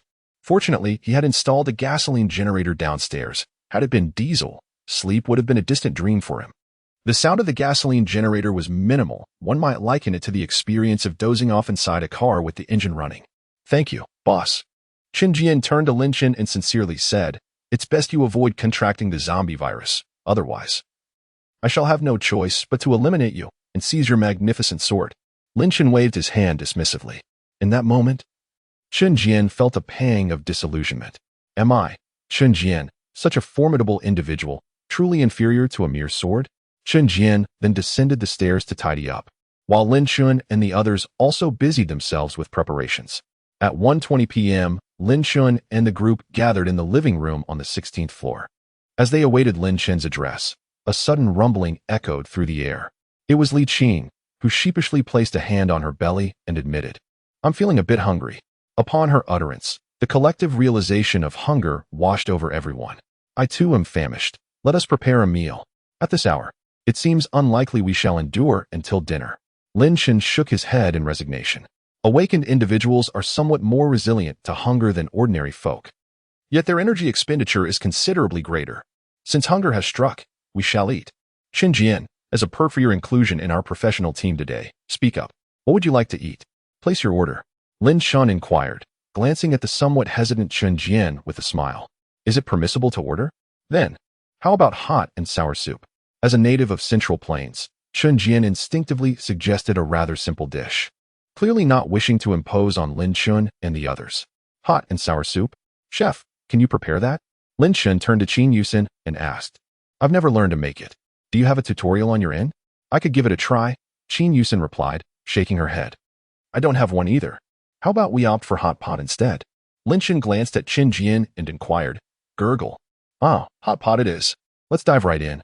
I will venture into the cosmic realm to procure a sheep. After we relish the hot pot, we can enjoy some skewers. As soon as Lin Chen finished speaking, a plethora of ingredients materialized upon the ground, and he himself vanished in a flash. Procure a sheep? Is it what I think it is? Chapter 63, Ant-Man 3 tonight, Thor 4 tomorrow night. In the cosmic realm, Lin Chen waved his hand, and an awakened sheep appeared before him. Bah! The awakened sheep, realizing its fate was sealed, chose not to resist, but to surrender. It's all right, it won't hurt. Just a quick one. Ah. Crunch. The sheep was dispatched. Lin Chen took merely 3 seconds to successfully eliminate this sheep, far surpassing the infamous sheep-gathering girl. Moreover, this was no ordinary sheep, but an awakened one. Observing the transformation of the sheep into lamb rolls, lamb slices, lamb skewers, lamb chops, lamb head, and lamb hooves, Lin Chen nodded in satisfaction. Just as he was about to depart the cosmic realm, Lin Chen paused, waved his hand, and summoned a cow. It's all right. It won't hurt. Just a moment. Once again, after 3 seconds, the delightful cow had been transformed into beef rolls, beef slices, beef skewers, steak, beef head, and beef tendons. With a sense of fulfillment, Lin Chen nodded and exited the cosmic realm, carrying both a sheep and a cow. In the living room, Lin Chen reappeared in less than a minute, startling Ruosu and the others. Before they had even begun, Lin Chen had already prepared a feast of beef and lamb. As the hot pot was set up, Chen Jian, who had not savored a proper meal in quite some time, swallowed hard, gazing at the lavish spread on the table. Alongside the central boiling pot, he slapped his own face with a resounding smack. The sharp sound startled Lin Chen. What are you doing? He exclaimed, resembling a bewildered child as he looked at Chen Jian. The others stared at him in astonishment, questioning his sanity. I just wanted to verify whether this is real, Chen Jian said, his voice tinged with bitterness. Truth and illusion, illusion and truth. From your perspective, everything happening now is undoubtedly real. However, from the standpoint of this world, it is possible that each of us is merely a program, a brain suspended in a vat, Lin Chen shrugged, posing a philosophical dilemma to Chen Jian. Isn't that terrifying? Chen Jian murmured. Brother, have you seen Ant-Man 3? Although the film is subpar, isn't the microscopic world fascinating? Lin Chen inquired. No, after watching Avengers, Endgame and seeing Iron Man's demise, I haven't watched any Marvel films since. Qin Jian replied, shaking his head. Lin Chen fell silent. Realizing that despite his lengthy discourse, Qin Jian had dismissed it all as nonsense. Tonight, we shall rectify this, Lin Chen declared. Determined to make Qin Jian watch Ant-Man 3 times, no, 5 times. The reason they refrained from allowing him to watch it 10 times was not due to a lack of determination on Lin Chen's part, but rather a constraint of time. Qin Jian immediately found the hot pot before him less appealing. Without further ado, he began to cook. Plates of beef and lamb were plunged into the pot, while those with a penchant for vegetables added their greens as well. As for tofu, vermicelli, and hot pot balls, they were deemed superfluous. Why indulge in such items when fresh meat was available? Moreover, if one craved tofu, there was readily accessible tofu to enjoy. Lin Chen mused as he reached for Enriosa's thigh, savoring the tofu with fervor. The gathering around the hot pot was a source of immense comfort for everyone, including Lin Chen, who found great pleasure in the meal. It seemed that hot pot truly was a dish best enjoyed in the company of many, creating a lively atmosphere. Lin Chen chuckled and remarked, "Indeed, I am already imagining a time when all the zombies have been vanquished, and we can gather together for a feast. It has been ages since I last enjoyed such a banquet." Chu Mo, gently caressing her belly, chimed in, "That sounds wonderful. That's simple. I shall take care of Qin Jian, and then we can set the table." Lin Chen responded, casting a playful glance at the teary-eyed Qin Jian, who was overwhelmed with emotion. "What?" Qin Jian protested, feeling unjustly accused. "Is it merely because I indulged a bit more in beef?" He was perplexed by the sudden shift in focus toward him. The others erupted in laughter, their amusement unabashed. After finishing their meal and allowing for digestion, Lin Chen proceeded to distribute the crystal cores among everyone, encouraging them to absorb the cores to enhance their strength. Generally speaking, for someone like Lin Chen, an ample supply of crystal cores would enable a transition from level 1 to level 2 in just over 2 days. As Enriosa absorbed it, an unexpected synergy between the two led to their simultaneous advancement to the second level. Otherwise, their progress would have been considerably slower. Among the remaining individuals, Mu Yinxiu and Mu Jingyan both took 6 days to absorb their crystal cores. Despite lacking a biological connection, their speeds were quite similar. Qin Jian was aware that it took him 7 days, indicating average aptitude. Enriosa was uncertain but speculated that her talent was comparable to Lin Chen's, with a delay of merely half a day to a day. As for the others, Lin Chen was not entirely sure and needed to observe further. As everyone began absorbing their crystal cores, Lin Chen commenced his observations. After 10 minutes, he formed a rough assessment. Among the rest, it was evident that those with awakened powers were. Lei Ting possessed the highest talent. His rate of absorbing a crystal core was similar to Lin Chen's, enabling him to advance in just over 2 days. Among humans, the quickest was undoubtedly Li Mu, who should reach the second level in 4 days. Next was Yan Zihui, slightly over 4 days, followed by Qin Yusin in 5 days. Li Qing was a tad slower than Qin Yusin, but still achieved it in 5 days. Chu Mo was the slowest, requiring 7 days. None were particularly lacking. Lin Chen had witnessed instances where individuals with ample resources took 10 days without reaching the second level, which was impressive in its own right. Within 7 days, they all remained viable candidates for advancement. Lin Chen smiled. With an abundance of crystal cores, if they hunted in the morning and absorbed the cores in the afternoon and evening, the fastest, Lei Ting, could likely advance in about 3 days. The slowest among them should reach the second level within half a month. Let us keep going. Lin Chen looked at everyone with a smile, then closed his eyes and grasped 2 first-level crystal cores to begin his absorption. Although the primary crystal cores offer minimal enhancement for secondary supernatural beings, they are not entirely without merit. Currently, there are no secondary zombies to eliminate, so one must make do with the primary crystal cores. Thus, time passed swiftly until nightfall. After sitting for an extended period, everyone was complaining of sore backs and aching limbs. Dinner was promised to be skewers. So Lin Chen led everyone down to the 15th floor, to Qin Jian's home, where they could indulge freely. As the savory aroma of grilled skewers wafted through the air, Lin Chen connected the electricity and set up a television. "Now, let us watch Ant-Man 3.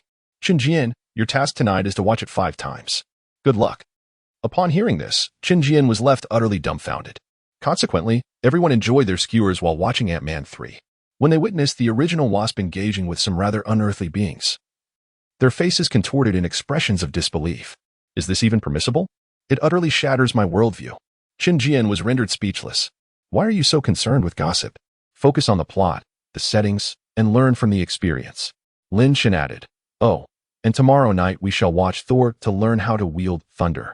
Thor. Well, that is acceptable. Chen Jian sighed in relief. Thor 4. Lin Chen replied nonchalantly. "Ah, boss, just end me now. My eyes, my poor eyes." In the end, Lin Chen did not actually make Chen Jian watch Ant-Man 3 for the entire night. However, they did indeed watch Thor 4. By the time both films concluded, it was nearly midnight. As bedtime approached, Lin Chen addressed the group, stating, "I shall forego sleep. It's merely one night. I have endured sleepless nights before, and tonight I am to absorb 10 crystal cores." Mu Inchio exclaimed loudly. "Youth has its advantages. However, I, as an elder, am no less formidable. Address me as the nocturnal warrior," Li Mu declared, asserting his own ability to endure. "As the illustrious swordmaster, how could I be outdone by a mere handful of ladies? During my studies, I was the top scholar in my class, and after entering the workforce, I outperformed 3 colleagues. No one surpasses my dedication," Chen Jian boasted, clutching his mighty sword. "You hold women in contempt," Mu Inchio retorted, swiftly labeling Chen Jian with an accusation. Goodness. Chen Jian was taken aback by Mu Inchio's cunning response. "Enough," Lin Chen interjected, playfully tapping Mu Inchio on the head, prompting the young girl to discreetly retreat behind her mother. "If you wish to compete, then compete. In the future, you shall encounter many more rivals. If talent is lacking, then hard work becomes even more essential. However, for tomorrow morning's battle, one must be alert. Otherwise, should you be bitten by a zombie, do not blame me for transforming you into crystal cores." Lin Chen's stern expression was primarily directed at Chen Jian, Yan Zihui, and Chu Mo. For the others were aware that he possessed the means to counteract the zombie virus. As for why he chose not to disclose this information to the remaining individuals, Lin Chen had his own considerations. Until he acquired the awakening item that would solidify their camaraderie, he would refrain from revealing any significant secrets to them. The cosmic realm may be regarded as a supernatural ability, an entity that cannot be seized by others, yet it harbors the potential to neutralize the zombie virus. The demand for such an item is exceedingly high. Did you not observe that Li Mu's powers were never even mentioned by Lin Chen in front of Ruasu? Chen Jian, Yan Zihui, and Chu Mo silently nodded in agreement. All 3 had witnessed the existence of zombies from the very beginning, having seen those around them gradually transform into the undead. And they had even taken the grim responsibility of slaying those on the brink of becoming zombies. Thus, they remained unperturbed by Lin Chen's words. 4. Should Lin Chen himself fall victim to a zombie bite, they would not hesitate to end his life as well. Lin Chen settled down on the 15th floor, clutching a crystal core as he resumed his absorption. In the master bedroom, Lin Chen and Ruasu had just finished bathing and were about to retire for the night. Lin Chen pondered, is this Chen Jian truly trustworthy? One must be cautious of inviting a wolf into one's home, especially when the young ladies outside are all to one's liking. And Ruasu's initial words were laced with concern, yet the latter part took an unexpected turn. What does it mean that they are all to my taste? Come, let me first transform you into my preference. Thus, amidst playful reluctance, a quarrel ensued. 2 hours later, the conflict had subsided. Lin Chen patted Ruasu on the back and retrieved a cigarette from the bedside table, lighting a black Lanzhou as he relaxed. The saying goes, a smoke after the event surpasses the joy of living like a deity. Lin Chen exhaled a perfectly formed smoke ring, watching it gradually dissipate into the air. He remarked, absolute trust is, of course, unattainable. However, Chen Jian is indeed a talent, albeit with somewhat lacking innate abilities. Yet, he possesses an awakened weapon, and his future accomplishments could still be promising. Have you noticed that I have not even mentioned the plum tree to him? And Ruasu was momentarily taken aback by his words. Isn't your greatest secret the planetary space? How did it shift to the plum tree? Lin Chen chuckled softly and patted her on the back. Resources can be seized from anyone. Even if one possesses the East Wind Express, it cannot be used indiscriminately. That tool poses a threat to humans, but it will only prove useful against zombies once intelligent zombies emerge. Therefore, even if someone attempts to snatch these resources, there must be caution. They should consider whether I might retaliate with the East Wind Express right in their faces. However, items capable of neutralizing the zombie virus are entirely different. Such things are coveted by everyone, as no one can guarantee that they will emerge from every battle unscathed. Lin Chen's words enlightened and Ruasu, clarifying why he had kept the existence of the plum tree from Yan Zihui and the others. Are we still discussing sleep or competition? Lin Chen turned to Ruasu with a playful smile. Of course, it's competition. At your age, How could you possibly sleep? And Ruosu sat up on the bed, leaning against the headboard, extending her hand towards Lin Chen. With a smile, Lin Chen also propped himself up against the headboard and retrieved 2 crystal cores, placing them into Ruosu's palm. While the others were quietly caught in their own struggles, as Ruosu remarked, at their age, sleep eluded them. Soon, the clock struck 6:30 in the morning. Qin Yusen had absorbed the last crystal core and got up to prepare breakfast. By 7, breakfast was ready, and Lin Chen, and Ruosu, and the others arrived at the dining area. Everyone had risen promptly and dressed neatly, especially with Qin Jian being an outsider among them. Indeed, Qin Jian had unwittingly become an outsider. Let's eat. Today our destination is the Silver Plaza and its surrounding areas, Lin Chen announced. Understood. The group nodded and began their meal. Meanwhile, Thunder, who had crawled out of his doghouse, exuded an aura that surpassed even Qin Jian's. Well done, Thunder. Here, have a leg of lamb. Lin Chen tossed a leg of lamb into Thunder's oversized dog bowl, chuckling. A leg of lamb? Damn it. I was never even as fortunate as a dog before the apocalypse. I never had the pleasure of tasting a leg of lamb, Qin Jian lamented, observing Thunder joyfully devouring the lamb leg, while glancing at the bowsy in his hand, which suddenly seemed less appealing. Brother, before the apocalypse, you probably didn't eat as well as Thunder. He wasn't just thriving after the apocalypse, he had done well even before it. Lin Chen turned to Qin Jian, playfully aggravating his wounds. Huh? Qin Jian was perplexed. Thunder was originally a police dog, you know? Do you have any idea how much the daily food allowance for police dogs in Modu is? The daily sustenance cost for a regular police dog amounts to 45 yuan. While in the bustling metropolis, it escalates to 90 yuan, surpassing even that of military dogs. Do you spend an average of 2,000 yuan solely on meals each month? Furthermore, this is their internal pricing, not the exorbitant costs of a hot pot meal in the market that could run you 200 to 300 yuan. Lin Chen relentlessly criticized Qin Jian. In his previous life, during Qin Jian's existence, he had inflicted considerable hardship upon Lin Chen. This was purely an act of vengeance. Unmistakably a reprisal. Qin Jian fell into a state of despair. Damn it, it was one thing to eat worse than a dog in the apocalypse. But to have done so even before the end times was simply too much. He found himself sobbing softly while eating delicious lamb buns, inexplicably overcome with emotion. Chapter 65. News of Jiang Wei. The location where Lin Chen and his companions currently find themselves can be considered the eastern outskirts of Bian City. Some developments have been completed, yet many remain unfinished and undelivered. Additionally, the Central Plains province is notorious for its abandoned buildings. Although Bian City is somewhat better, there are still plenty of half-finished structures. Fortunately, the destination for today is the government offices in the surrounding areas. Thus, the number of zombies should be considerable, albeit not overwhelmingly so. Lin Chen plans to spend a week clearing out approximately 80 to 90% of the zombies within a 1-kilometer radius, after which he intends to acquire crystal cores through the trade of weapons, ammunition, and supplies. Following that, they will pursue any reports of second-tier zombies to engage in combat. A sufficient number of first-tier crystal cores will enable the group to advance to the second tier. The remaining crystal cores serve to enhance the prowess of the thunderous fire and provide nourishment to the Li Zishu. Naturally, Jiang Wei and the invincible Dugu require attention, as does Lin Chen. Regrettably, neither Qin Jian nor Wang Yun have heard any news regarding Jiang Wei and Dugu. Nor do they know if these two individuals have adopted pseudonyms in later generations. After all, the name Dugu certainly does not resonate with the modern nomenclature. It is also plausible that Dugu's father was an ardent fan of martial arts, fortuitously bearing the surname Dugu, which inspired the unconventional name. As for Jiang Wei, the name's ubiquity renders it somewhat pedestrian and unremarkable. Nevertheless, the city of Bian is relatively small, and it would suffice to eliminate all possible candidates, wouldn't it? Yinzhua is situated to the east of Hengtai Wanchuang City, with a primary school and a government building of Bian City New District nestled between the two. At the onset of the apocalypse, the school undoubtedly suspended classes, yet it is certain that it harbors zombies.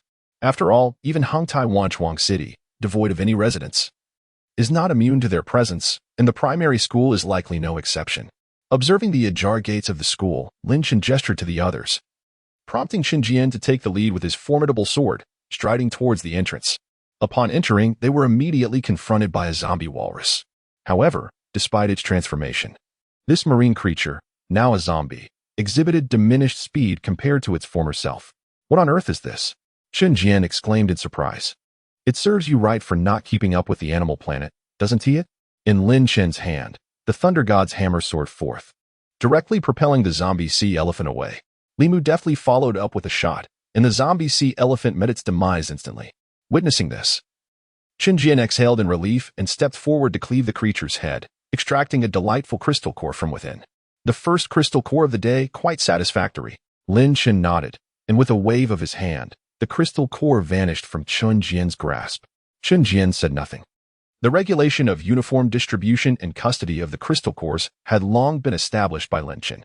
Furthermore, they were not in want, as Qin Jian still possessed 5 cores left unabsorbed from the night before.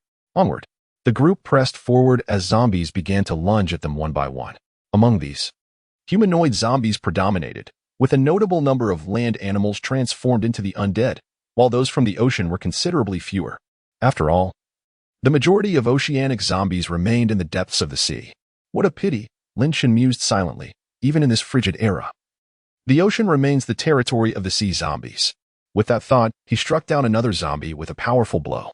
Inside the elementary school, there were only about 50 scattered zombies, which were swiftly dealt with, resulting in a total of 20 crystal cores for Lin Chen and his companions. The drop rate was steadily increasing. Proceeding with caution, they were instructed to remain vigilant and avoid attracting the attention of the surrounding zombies all at once, for that would compel them to resort to heavy artillery. Upon exiting, Lin Chen addressed his comrades. Understood. They navigated carefully until they arrived at a crossroads. Around the intersection loitered 2 to 3 dozen zombies, prompting Lin Chen and his companions to take refuge behind trash bins or the vehicles parked along the roadside. The horde of zombies was not overwhelming. A swift strike was warranted. With Lin Chen's command, the group emerged from their cover. Upon detecting the living, the zombies charged forth with a fervor reminiscent of dogs catching a whiff of something foul. Though that analogy may be deemed inappropriate, let us discard it. In any case, these zombies surged forward, intent on devouring Lin Chen and his companions. With a swift motion, Qin Jian darted forward, his speed remarkable, wielding the wind god sword which dispatched the zombies with excruciating efficiency. In less than 30 seconds, the street was strewn with the lifeless forms of the undead. We must move. More zombies are approaching from the distance, Lin Chen exclaimed, gesturing towards the oncoming horde. Let us go. In a flash, the group swiftly traversed the verdant barrier. This calamity was not of human origin. Surely, it could not be suppressed. As Lin Chen beheld the iconic 5 characters adorning the entrance, along with the fluttering red flag atop the central flagpole and the national emblem on the gate, he shook his head in resignation. Onward. Crossing the threshold, Lin Chen and his companions entered the courtyard. Upon their arrival, several zombies roared and lunged towards them. Before Lin Chen could utter a word, the 2 sisters, Li Mu and Li Qing, stepped forward, swiftly dispatching the zombies with their axes and blades. Lin Chen nodded in satisfaction and turned his gaze towards the building on the right, gesturing for his companions to proceed. Ignoring the few zombies still advancing from a distance, they charged into the edifice. Inside, the lobby was relatively devoid of zombies. Following the darkest of hours, when Bian City had completely succumbed, there were few staff members remaining at the government office, let alone any on duty. A horde of zombies surged forward, but they were swiftly dispatched by Qin Jian and his companions. It must be said that accepting Qin Jian into their ranks was a sagacious decision. This individual, having undergone extensive combat experience, may not excel in wilderness warfare, yet within the confines of such a cramped space, his mastery of the wind god's sword was nothing short of professional. The familiar strategy persisted. Clearing the first floor led to the second, and subsequently the third, until they reached the 5th floor. Upon forcefully kicking open a door labeled storage room, Lin Chen discovered 2 living souls inside, a man and a woman. The man was gaunt and ashen, appearing utterly drained of vitality, while the woman, in contrast, had a healthy complexion, as if recently revitalized. Are you here to rescue us? The woman inquired, her voice trembling with excitement as she rose to her feet, her ample bosom heavings, which nearly caused Qin Jian to lose his composure. No, we're just passing through. Are you aware that there are still living people here? Lin Chen asked the pair casually. Indeed. In the comprehensive office building over there, Zhang Wei might still be alive. He ran in earlier and stole our supplies.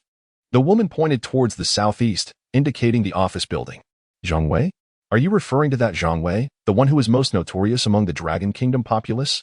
Lin Chen's pupils constricted at the mention of the name. Yes, that is the one, the woman affirmed with a nod. All right, I understand. Chapter 66. So, you are indeed named Jiang Wei.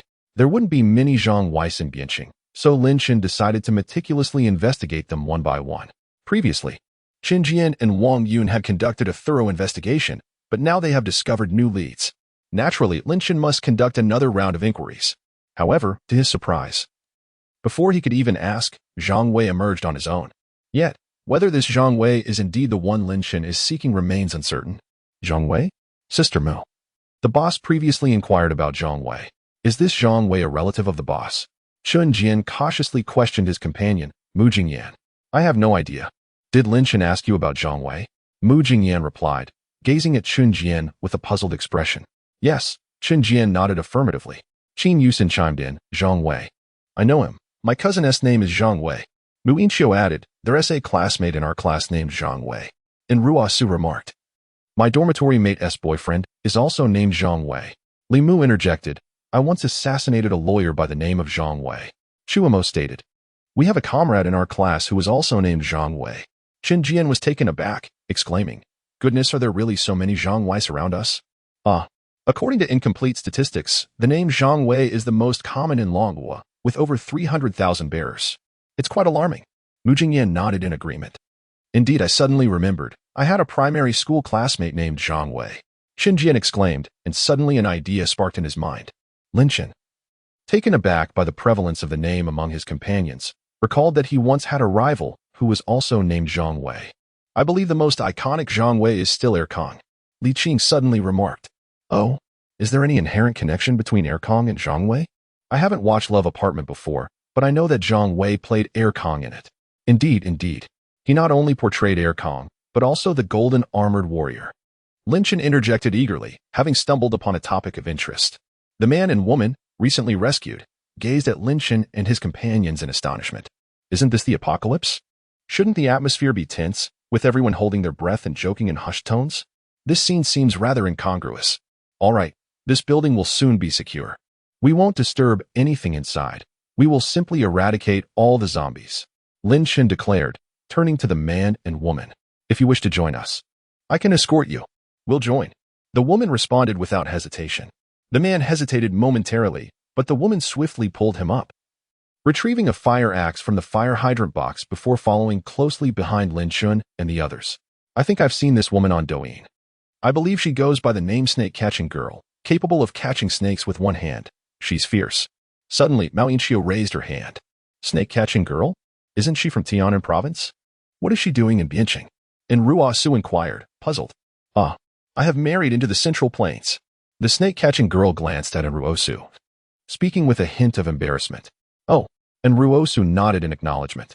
Subsequently, Lin Chen and his companions accompanied the snake-catching girl as they valiantly dispatched the zombies. It must be said, a woman capable of capturing snakes with one hand possesses remarkable prowess. Previously, they had hesitated due to the overwhelming number of zombies. However, emboldened by Lin Chen and his group, she wielded her weapon with exceptional skill. As the entire building was cleared, Lin Chen and his companions bid farewell to the snake-catching girl and her timid husband, resembling a small chick, and made their way to the comprehensive office building. Along the way, they encountered a few more zombies, all effortlessly dealt with by the group. Upon arriving at the comprehensive office building, they found fewer zombies compared to the previous structure. They conducted a thorough search, determined to locate Jiang Wei. If they were unable to find any living individuals, they would bring the snake-catching girl back for identification. Lin Chen was uncertain whether his butterfly effect would influence Jiang Wei's fate in this world. Thus, he resolved to eliminate all possibilities and obtain the awakening item that revealed friendliness levels from Jiang Wei. Understood. They pressed onward, swiftly clearing the first floor, followed by the second, third, and fourth floors. Upon reaching the fifth floor, they encountered a room designated as the storeroom. Why was there a storeroom on the same fifth floor, occupying the same location? Lin Chen gazed at the storeroom door, which was identical in every respect except for its color, and shrugged in exasperation. Perhaps they hired the same designer. Mu Jingyan remarked. Indeed. Let us open the door. With a commanding shout from Lin Chen, the door was forcefully kicked open by Qin Jian. Who are you? What do you want? The voice echoed in the cluttered room, revealing the presence of two individuals, a man and a woman. Is there anyone named Jiang Wei here? Lin Chen inquired, his gaze fixed upon the man. I am Jiang Wei. The man, timidly nodding, met Lin Chen's eyes. The woman beside him appeared disheveled and somewhat pitiable, while Jiang Wei, though spirited, bore dark circles under his eyes, perhaps a consequence of excessive indulgence in recent days. The stark contrast between the two and the girl who captured snakes was unmistakable. Is it truly you who goes by Jiang Wei? Lin Chen probed, studying this seemingly desperate figure. I am Jiang Wei. What of it? Jiang Wei rose, his tone growing increasingly hostile. Initially intimidated by the group armed with weapons, he summoned a surge of national pride upon realizing his own newfound powers. Do you possess any awakening artifacts? Lin Chen demanded sharply. Huh? What awakening artifact? Jiang Wei responded, bewildered. Observing his reaction, Lin Chen's enthusiasm waned. Jiang Wei's demeanor suggested a lack of deceit. This scenario presented four possibilities. First, this Jiang Wei was not the one Lin Chen sought. Second, he had yet to discover the awakening artifact. Third, he possessed it but was an exceptional actor. Or fourth, the artifact was indeed with him. Yet he remained oblivious to its existence. Regardless of the circumstances, it was unfortunate news for Lin Chen. Search. Lin Chen commanded sharply, initiating a thorough investigation of the room. Consequently, everything, including the woman, was meticulously examined, leaving no stone unturned. Even Jiang Wei's undergarments were scrutinized. Naturally, this task was entrusted to Chen Jian. What do you gain from following him? His lack of hygiene? His athlete's foot? Chen Jian remarked, glancing at the woman with a resigned shake of his head. I was coerced. The woman sobbed, her voice trembling. I do not believe you. I meticulously checked every condom over there. If you were indeed forced, would you have afforded him the opportunity to use one? Chen Jian shrugged. In this post-apocalyptic world, he had encountered many women, and it could be said that apart from those close to Lin Chen and the girl who had just captured a snake, none were virtuous. This woman was certainly no exception. Chapter 67. The Zombie Python. After a thorough search, they regrettably found nothing of significance. With no other recourse, the group had to leave the storage room and continue their hunt for zombies. Observing Lin Chen's despondent demeanor, Ruosu discreetly took his hand. Do not worry. If we did not find anything today, we shall surely uncover something next time. Ruosu whispered encouragingly into Lin Chen's ear, reviving a spark of hope in his weary heart. I need comfort tonight. Lin Chen murmured softly to Ruosu. Comfort yourself. Ruosu retorted, flustered, as she pushed Lin Chen away and blushed while heading off to slay more zombies. As Lin Chen and his companions departed, the woman turned to Jiang Wei and let out a resigned sigh. It seemed that these individuals were indeed formidable adversaries. Jiang Wei snorted dismissively, contemplating a retort. However, the overwhelming prowess demonstrated by Lin Chen and his group had undeniably left them at a disadvantage. Forget it, from now on. I shall no longer bear the name Jiang Wei. I will adopt my mother's surname. Jiang Wei muttered in frustration. Your mother? What is her surname? The woman asked, a look of curiosity crossing her face. My mother's surname is Yang, he replied. The woman fell silent for a moment, then cast a disdainful glance at Jiang Wei. Ah, that truly suits you, Yang Wei exclaimed, his irritation flaring as he advanced towards the woman, ready to assert his identity. However, before he could proceed, he abruptly halted. Forget it. I shall not stoop to your level. Meanwhile, Lin Chen remained blissfully unaware of the minor altercation involving Jiang Wei and the woman. And even if he had known, it would hardly have piqued his interest. The group swiftly eliminated the zombies within the governance office before turning their attention to the expansive Silver Plaza. They had not lost sight of their primary objective for the day, the vast Silver Plaza, teeming with an estimated 1,000 or 2,000 zombies. Observing the sea of corpses from atop a bus, Lin Chen and his companions murmured among themselves. Boss, why not simply blow them up? We certainly cannot slay all those zombies, Li Mu suggested. Blow them up? Lin Chen mused, stroking his chin. Indeed, let us blow them up. I, along with my sister, Xiao Hui, and Mo, each have the ability to independently operate a cannon. If the others assist us with a barrage of concentrated fire, these zombies will be no more, Li Mu remarked. Well, is a concentrated barrage really necessary? The square is not that large. If we employ 4 155mm howitzers, a single volley could reduce the 2,000 zombies to merely a couple of hundred. Under normal battlefield conditions, 4 cannons would not yield such an effect. However, the zombies are clustered so densely, as if awaiting their obliteration. Moreover, Ginza Square is not expansive, and the coverage of 4 shells is entirely sufficient to accomplish the task. Let us do it then.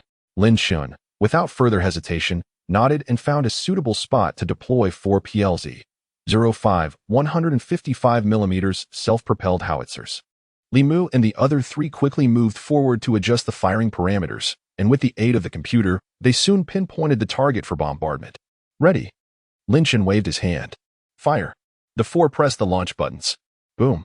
Even with their ears already blocked, and Ruosu and the others instinctively recoiled. The power of the artillery was truly immense. The thunderous roar of the explosions reverberated, causing nearby survivors to feel the very buildings tremble. As four shells struck, the entire Ginza Square was reduced to ruins. Nearly 90% of the zombies perished in the blast, and of the remaining few, less than 10% were left intact. This bombardment effectively annihilated almost 99% of the zombies in Ginza Square. The remaining 1% stands resolutely, observing Li Mu and the others leap forth. Lin Chen waved his hand to stow away the 4 grenade launchers, subsequently tossing the firearm to his companions. Precision shooting was the order of the day. At this juncture, there was no necessity for close combat training. Swiftly eliminating the threat would allow them to engage in melee within the confines of the shopping mall, which would be most advantageous. However, just as Lin Chen and his comrades vanquished the last of the zombies and prepared to retrieve the crystal cores, a sudden rustling emerged from the nearby thicket. Whimper. Woof woof. Thunder immediately heightened his vigilance, turning to the woods and whispering, his expression fierce. Uncharacteristic of a Labrador. Caution. Danger lurks. Lin Chen hastily led his team toward the distant open ground. The sound of rustling grew louder, and Lin Chen and the others glimpsed the swaying treetops and trembling branches. What could it be? A horde of zombies? Qin Yusen gritted his teeth. He had heard Lin Chen speak of the zombie tide. Could they be encountering it now? Everyone, take heed. If you encounter any impediment, do not resist. Lin Chen instructed. Huh. Oh. While Chun Jian remained perplexed, the others nodded in understanding. And Ruosu glanced at Lin Chen, hesitating to voice her thoughts. Was this man truly prepared to confront danger alone? Suddenly, the foremost branches quivered violently. Boom. The wall beyond the forest collapsed with a resounding crash, revealing a serpent's head with a diameter of nearly 50 centimeters. Gulp. My goodness. Is this a zombie snake? It exhibits all the characteristics of a zombie, slithering forth for over 10 meters, yet it has not revealed its entire form, prompting a startled exclamation from Mu Inchio. It's this creature. Why has it appeared now? Lin Chen gazed at the serpent, a wave of unease washing over him. He had encountered this zombie snake in his previous life and had struck it down, but regrettably, he lacked a suitable weapon at the time and failed to slay it, allowing it to escape. Do not assume that zombies cannot run. That notion applies only to the foolish first, second, and third tier zombies. Once a zombie reaches the 4th tier or above, its primary concern becomes its own survival. Zombies of the 4th tier and beyond resemble living beings infected with the zombie virus, rather than mindless creatures solely driven by the urge to consume. In his past life, when Lin Chen confronted this entity, they were both of the 4th tier, albeit the snake was smaller at that time. He had not anticipated that as it evolved, its size would actually condense, a truly astonishing phenomenon. Now, this considerable zombie snake unmistakably appears to be. This creature must already be a 2nd or even 3rd tier zombie. Right? Yin Zihue gritted her teeth. No, it remains a 1st tier, according to incomplete statistics from experts prior to Lin Chen's rebirth. The world's first 2nd tier zombie only emerged on the 7th day of the awakening. Moreover, that first 2nd tier zombie did not arise in Bian City, but rather in Xiang City. At this moment, Xiang City is in even worse condition than Bian City, having become a veritable paradise for zombies. Even Lin Chen, formidable as he was in his previous life, dared not venture into Xiang City. The first secondary zombie in the world has emerged, becoming the lord of the undead in the region of the Roaring Dragon Kingdom after 5 years. Indeed, anything above the 9th level of zombies is considered a lord. How can such a colossal creature still be classified as a 1st level zombie? This is simply unbelievable. Chu Mo was filled with disbelief. Are you aware of the situation regarding the nuclear wastewater discharge from the small island? Lin Chen inquired. Yes. Everyone nodded in response. This creature mutated after consuming the nuclear wastewater. Lin Chen explained. Oh, I see. Chapter 68. Slaying the Zombie Python. Before them lay a gigantic python, mutated from drinking nuclear wastewater, its length exceeding 50 meters, sending shivers down the spines of the onlookers. Brother Chun, should we not make a hasty retreat? This creature is far too enormous. Mu Inchio swallowed hard, her legs trembling uncontrollably. She wished to remain steadfast, but the sight of this 50-meter behemoth was enough to instill fear even in the hearts of the mightiest heroes. Do not resist, Lin Chen stated calmly, wielding the MJ Lunar with an air of authority. Very well. Several nodded in agreement. Lin Chen then turned to face the group. A palpable force compelling all but Enruosu. With a swift motion, everyone except Enruosu, along with Lei Ting and Chun Jian's sword, vanished into thin air. In the celestial realm, on an island reminiscent of Hawaii, Li Mu and the others materialized upon the sandy shore, armed with their weapons. They appeared starkly out of place alongside the seagulls soaring above and the colossal sea turtle ambling along the coast. It was as if modern special forces had traversed back to the age of dinosaurs.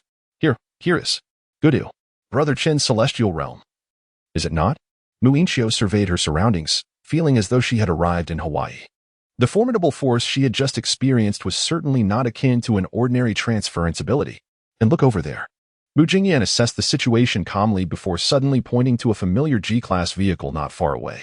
Hello, esteemed ladies, and Brother Jian, I am the Thunderfire. The engine of Thunderfire roared to life, swiftly gliding onto the beach, greeting Li Mu and the others with a cheerful call. Wait. The car can talk? Chun Jian was astounded. Such a fuss. Esteemed ladies, I am quite familiar with this island. Would you like me to take you on a leisurely tour? Thunderfire said with a smile. That sounds wonderful, Thunderfire. However, it seems you might be stuck in the sand. Muinchio pointed to Thunderfire's wheels and remarked. Not a problem, Mumu. Watch this. With that, Thunderfire transformed into a mechanical warrior, wielding a formidable halberd, leaving Chun Jian utterly astonished. Goodness. Transformers? Wow. Then, with a wave of his hand, Thunderfire summoned 2 Wanjia M7 vehicles. Xiao Yi, take the esteemed ladies and this rustic fellow. Let us set forth. Understood. Thanks to the superiority of the Thunderfire artificial intelligence, coupled with the intelligent driving control of the Wanjia automobile, it can seamlessly manage these 2 vehicles on this island. Chun Jian, in a daze, settled into one of the Wanjia M7s to explore the island.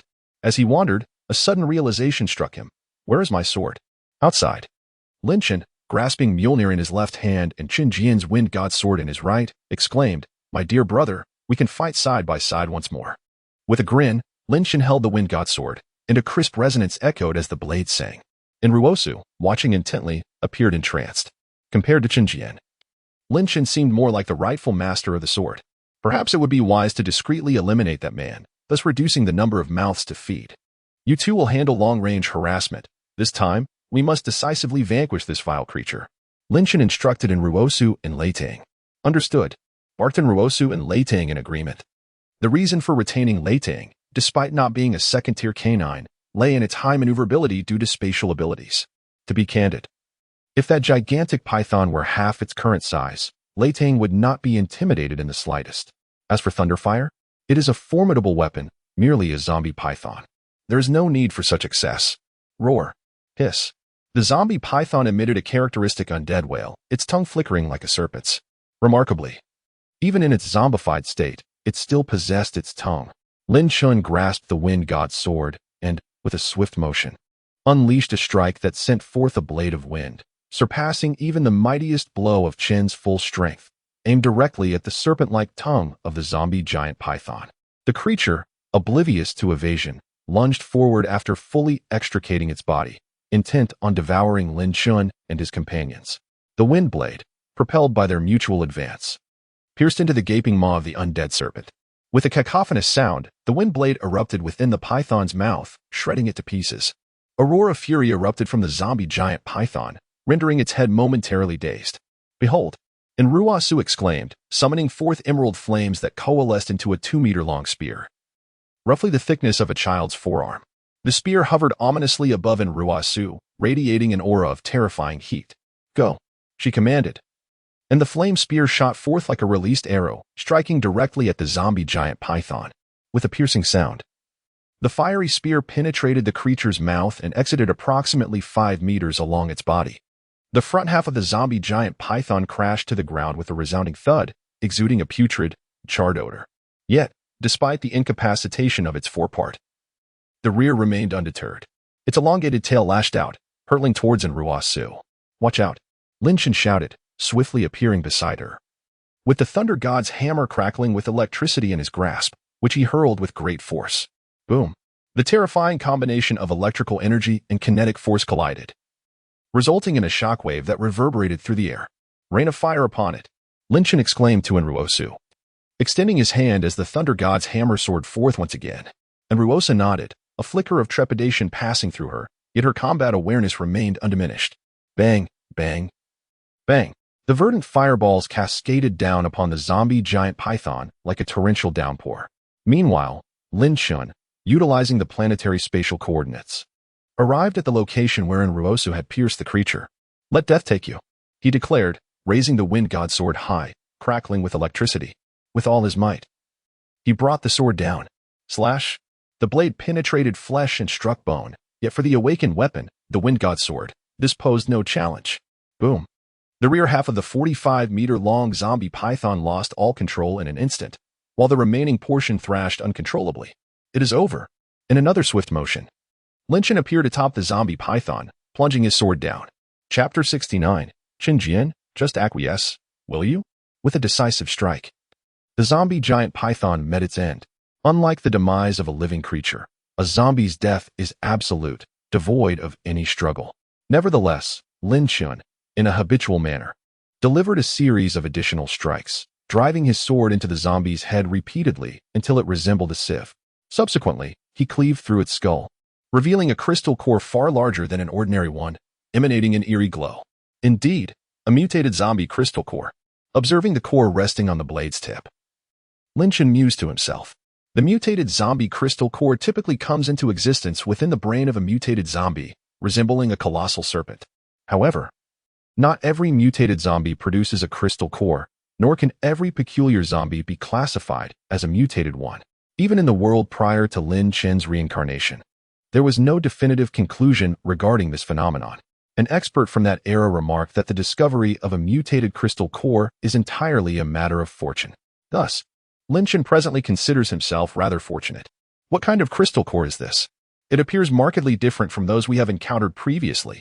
Enruosu hurried forward, initially intending to check on Lin Chen's well-being, but upon noticing the crystal core perched at the tip of his sword, she curiously inquired. The mutated zombie crystal core, while slightly superior to an ordinary crystal core, is still classified as a level 1 core, offering only marginal benefits. Lin Chen shrugged and waved his hand to store it within his planetary space. As Lin Chen pointed out, even the minimal distinction between level 1 and level 2 cores is significant. A level 1 mutated crystal core pales in comparison to a standard level 2 core. However, the advantage of a mutated core lies in its ability to provide a stable environment for an ability user during their advancement. For ordinary awakeners, the difference is negligible. As long as they accumulate sufficient energy, they are bound to progress. In contrast, ability users require a vast amount of energy for their ascension. Consequently, it is common for ability users to utilize higher-level zombie crystal cores for their advancement. The 9th level core, which ultimately precipitated Lin Chen's demise, was intended as his preparation for ascending to level 9. Who could have anticipated that it would lead to his downfall? However, misfortune has turned into fortune after death. One is reborn. This phenomenon is beyond explanation. Truly, it is a remarkable occurrence. Onruo smiled softly. Woof woof. At that moment, thunder bounded over, eager to assert its presence. During the recent battle, thunder had no opportunity to participate. The combat was too intense. Although it possesses considerable speed, its offensive power remains rather mediocre. Currently, thunder lacks the ability to manipulate spatial abilities for attacks. Fortunately, Lin Chen had encountered spatial ability users before his rebirth and could offer some guidance to thunder. Although such instruction requires it to reach the 2nd level, the corpse of the zombie python needs to be dealt with. Leaving it here is not advisable. Moreover, starving zombies might resort to consuming their own kind. If a zombie of this caliber were to be devoured by others, it could potentially precipitate the emergence of 2nd-level zombies. The thought of early advancement. In a moment of urgency, Lin Chen even let slip some exclamations in a foreign tongue. What should we do? Let us not incinerate it. Instead, let it remain here. On one hand, it may deter nearby zombies, and on the other, it might hasten the emergence of several 2nd-level zombies. To ascend swiftly, one requires the crystal cores of higher-level zombies. Therefore, it is unnecessary to eliminate this zombie python, which has the potential to expedite zombie evolution.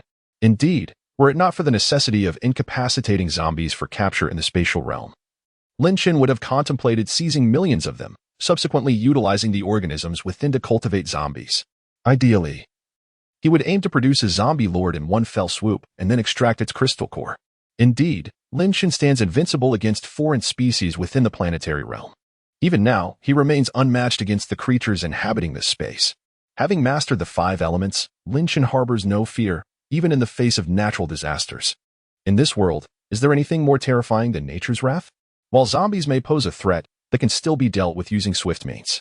However, phenomena such as tsunamis, volcanic eruptions, earthquakes, torrential rains, and floods are beyond the capacity of human resistance. Upon hearing Lin Chen's words, and Ruosu understood. If they could expedite the evolution of the zombies, then there would be no issue. They had both reached the 2nd level and to ascend further. 2nd-level energy cores were indispensable. The other members of their team, after a hurried 10 days, were also poised to advance to the 2nd level. As for outsiders, their concerns were of no consequence. Roar. The earlier battle did not deter the approach of the smaller zombies. In fact, upon sighting Lin Chen and his companions, their excitement surged. From all directions, roughly 50 to 60 zombies staggered towards them. Come forth. With a wave of his hand, Lin Chen summoned Li Mu and the others, who had been merrily engaged in the planetary space. My sword. Lin Chen gazed at Jiang, who appeared rather lackluster, shaking his head in exasperation. Such a sword, accompanying you, is truly a waste. Sigh. Pretending to be helpless, Lin Chen shook his head. Jiang clutched the Fengshen sword tightly, warily observing Lin Chen. This fellow always casts a covetous eye upon his prized sword. All right. This time, your magnificent sword has played an indispensable role in slaying the zombie giant python. Thus, the zombies surrounding us are entrusted to you, Lin Chen declared, pointing at the circle of zombies nearby. What the hell? Did you really slay that creature? Jiang expressed his lingering resentment, his tone becoming rather impolite. Slap. How dare you speak to Brother Chen like that? Before Jiang could finish his sentence, Muinchio swiftly delivered a resounding slap to him. Oh, how unfair. Jiang lamented. Brother Chen, you are truly remarkable. You severed that serpent cleanly in half. Are you aspiring to emulate the great ancestor and initiate a rebellion against the white serpent? Jiang, why not offer your sword as a tribute? This sword could serve as the national treasure of our great Chen Empire, perhaps influenced by her excessive indulgence in fantasy novels.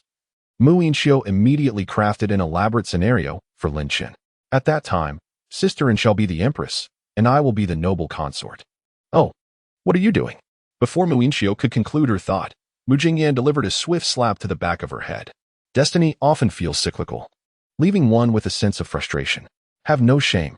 We must slay the zombies. Mu Jingyan pointed at the zombies that were now almost within reach, exasperated. Brother Chen, please consider. Jiang, just agree already. Muinchio chuckled, wielding her transformed longbow like a staff, and commenced her assault on the zombies. As for Jiang, he quietly distanced himself from Lin Chen, seeking a secluded corner to silently take down the undead. Chapter 70. A battle sparked by a can of cola. The surrounding zombies were swiftly eradicated, yet the interior of the Silver Plaza surely harbored many more. Let us proceed. With a grand gesture, Lin Chen and his companions arrived at the entrance. Oh, the rolling shutter has been pulled down? Could it be that there are no zombies inside? Qin Yusin remarked, gazing at the lowered shutter. Impossible. Lin Chen shook his head. The entire city of Bianqing has transformed into a kingdom of zombies. Only the western area has fewer of them. However, in such a vast shopping mall, it is inconceivable that there are no zombies within. Even if the shutter is drawn, it is highly likely that it was pulled down by people from the inside. Jiang, Lin Chen called out to him. Received. Acknowledging that he, wielding the wind spirit sword, was merely the doorkeeper, Jiang reluctantly stepped forward, swinging his sword to carve out a rectangular opening in the shutter. Boom. With a powerful kick, the shattered tempered glass, scattered by the blast of a grenade, erupted to reveal several zombies. Startled, Jiang instinctively raised his sword and struck, rendering 2 of the zombies headless. Charge. Lin Chen commanded, as the group blocked the entrance and unleashed a flurry of blows upon the zombies inside. Moments later, the zombies that had been obstructing the door were reduced to crystal nuclei, and Lin Chen and his companions streamed inside. Upon entering the mall, they found the first floor littered with debris from zombies that had been toppled. Yet, it was evident that the previous occupants had been cosmetics, gold, and boutique shops. The crooked letters of Sanfu seemed on the brink of falling. Roar. However, before the girls could express their sentiments about the building, a horde of zombies surged towards them from the distance. The door that Lin Chen and his companions entered was a discreet entrance located at the southeast corner.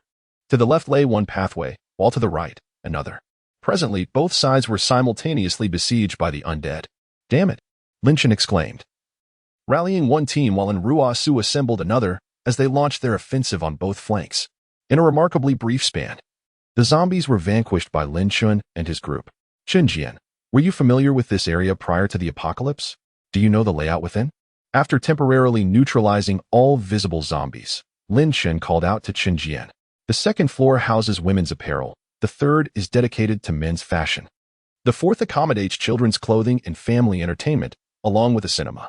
The fifth floor is for dining, and from that elevator, one can ascend to higher levels. Outside, you can observe that the taller buildings are residential apartments, featuring both single apartments and hotel accommodations." Jian replied swiftly, "It appears this will be quite an undertaking.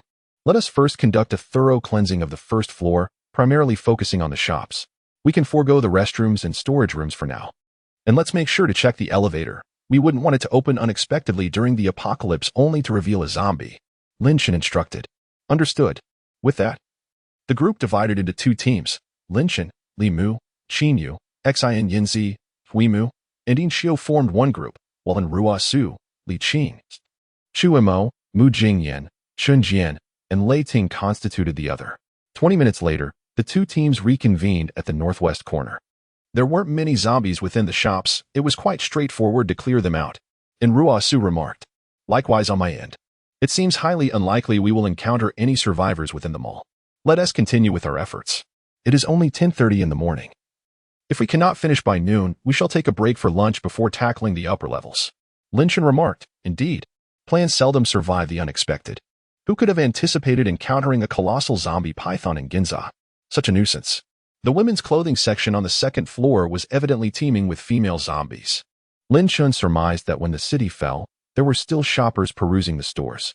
As the zombies were dispatched, several young women seized the opportunity to select a couple of garments they fancied. However, he speculated that by that time, they might no longer wish to wear anything else. After all, during combat, aside from awakening attire, Lin Chen had not experienced anything more comfortable than the Yinwang military uniform in his previous life. Speaking of awakening attire, he would need to pay a visit to Little Sunday. He had seen the awakening garment worn by the renowned First Master, Sakata Chu, from Little Sun's future. It was said that this Sakata Chu held the rank of Major before the apocalypse, earning the moniker Major Sakata among the martial community. Lin Chen planned to locate that piece of awakening equipment and meet with the undefeated Dugu before venturing to Little Sunday. In the future, it was reported that 13 pieces of awakening equipment emerged from Little Sun, 9 of which were historical artifacts or modern craftsmanship from the Dragon Kingdom, including that very garment. Furthermore, Lin Chen intended to recruit the twin-tailed Loli who had previously been mentioned. This Loli possessed formidable combat prowess and an impressive awakening ability. And meeting a fellow online acquaintance would certainly be an amusing endeavor. After clearing the second floor, the group ascended to the third. The men's clothing section on the third floor held little interest for Lin Chen and his companions, however, as they dealt with the zombies on that level. More zombies from the fourth floor began to descend the stairs. As they ran, it seemed that the left and right feet had not been coordinated properly, causing a zombie to trip and fall, which triggered a cascade of zombies rolling down like a ball. "Oh dear, this sight is unbearable," Lin Chen exclaimed, pulling out a CS-LM-12 Type 7, 62mm rotary machine gun. Originally mounted on helicopters, this weapon was now easily manageable in his capable hands. A barrage of bullets erupted, reducing the zombies before him to mere fragments scattered on the ground. "Goodness, Brother Chen, that was excessively violent. The path has been obliterated. We must change direction to ascend," Mu Yinqiu remarked, observing Lin Chen's actions with astonishment. My. Lin Chen acknowledged that this may have been his misstep and holstered the machine gun. However, the two female soldiers, along with 2 female assassins, and even Qin Jian, gazed at him with gleaming eyes. "Boss, that was a Gatling gun, wasn't it?" Li Mu chuckled. "The CS-LM-12 Type 7, 62mm rotary machine gun is essentially a domestic version of the Gatling." Lin Chen responded with a grin. "What? Would you like to give it a try?" They all nodded eagerly. Lin Chen shrugged, leading the group as they continued their ascent. Soon, the zombies on the 4th and 5th floors had been thoroughly cleared. Although the process was lengthy, they finished just before 11:50. "Let us grab a bite to eat. We'll continue our ascent after the meal, Lin Chen suggested. Okay. Thus, Lin Chen and his companions settled in a relatively clean hot pot restaurant, taking out some fast food and savoring it bite by bite. Qin Jian was the first to finish, squatting at the door with a can of cola, observing his surroundings while smoking. Suddenly, he sensed a commotion in the distance and, fearing a zombie attack, was about to raise his sword when he realized that the approaching figure was human. Instantly, Qin Jian became more vigilant. Halt. What are you doing? He barked at the newcomer. Could I have a sip of your cola? The voice revealed that it was a woman. Absolutely not. If you want cola, there's a fast food place over there. Go find it yourself. Qin Jian shook his head. After all, this was the Arctic chilled version of cola from the planetary space. He couldn't possibly share it with anyone else. The woman swallowed hard, her gaze fixated on the cola. In the next moment, she suddenly lunged forward, astonishingly snatching the can from Qin Jian's grasp. What the hell? Chapter 71. Then create an antidote for the zombie virus. The woman was incredibly swift. Even Qin Jian, who prided himself on his speed, was momentarily caught off guard. He had not anticipated that she would brazenly make a move for merely a few sips of cola. Gulp, gulp, gulp, hic. The woman paid no heed to the fact that she had indirectly kissed Qin Jian, gulping it down in one go and letting out a long belch. Damn it. You stole my cola. I'll make you pay for that. Qin Jian unsheathed his sword, charging towards the woman. Swish. However, the woman swiftly vanished before Qin Jian, her speed so remarkable that he could not perceive it. Speed ability? But how could that be possible? Although my lightning ability is somewhat unrefined, my speed has certainly improved. Qin Jian muttered to himself, his emotions a tumultuous blend of confusion and indignation, just as he prepared to exert his full strength. The woman effortlessly moved to the opposite side, retrieved 2 bottles of cola from within, and then, with several more swift movements, placed them into Qin Jian's hands. Thank you for the cola. Nothing beats a chilled drink, she said, her face, though dirty, radiating an innocent smile. Qin Jian found himself momentarily bewildered.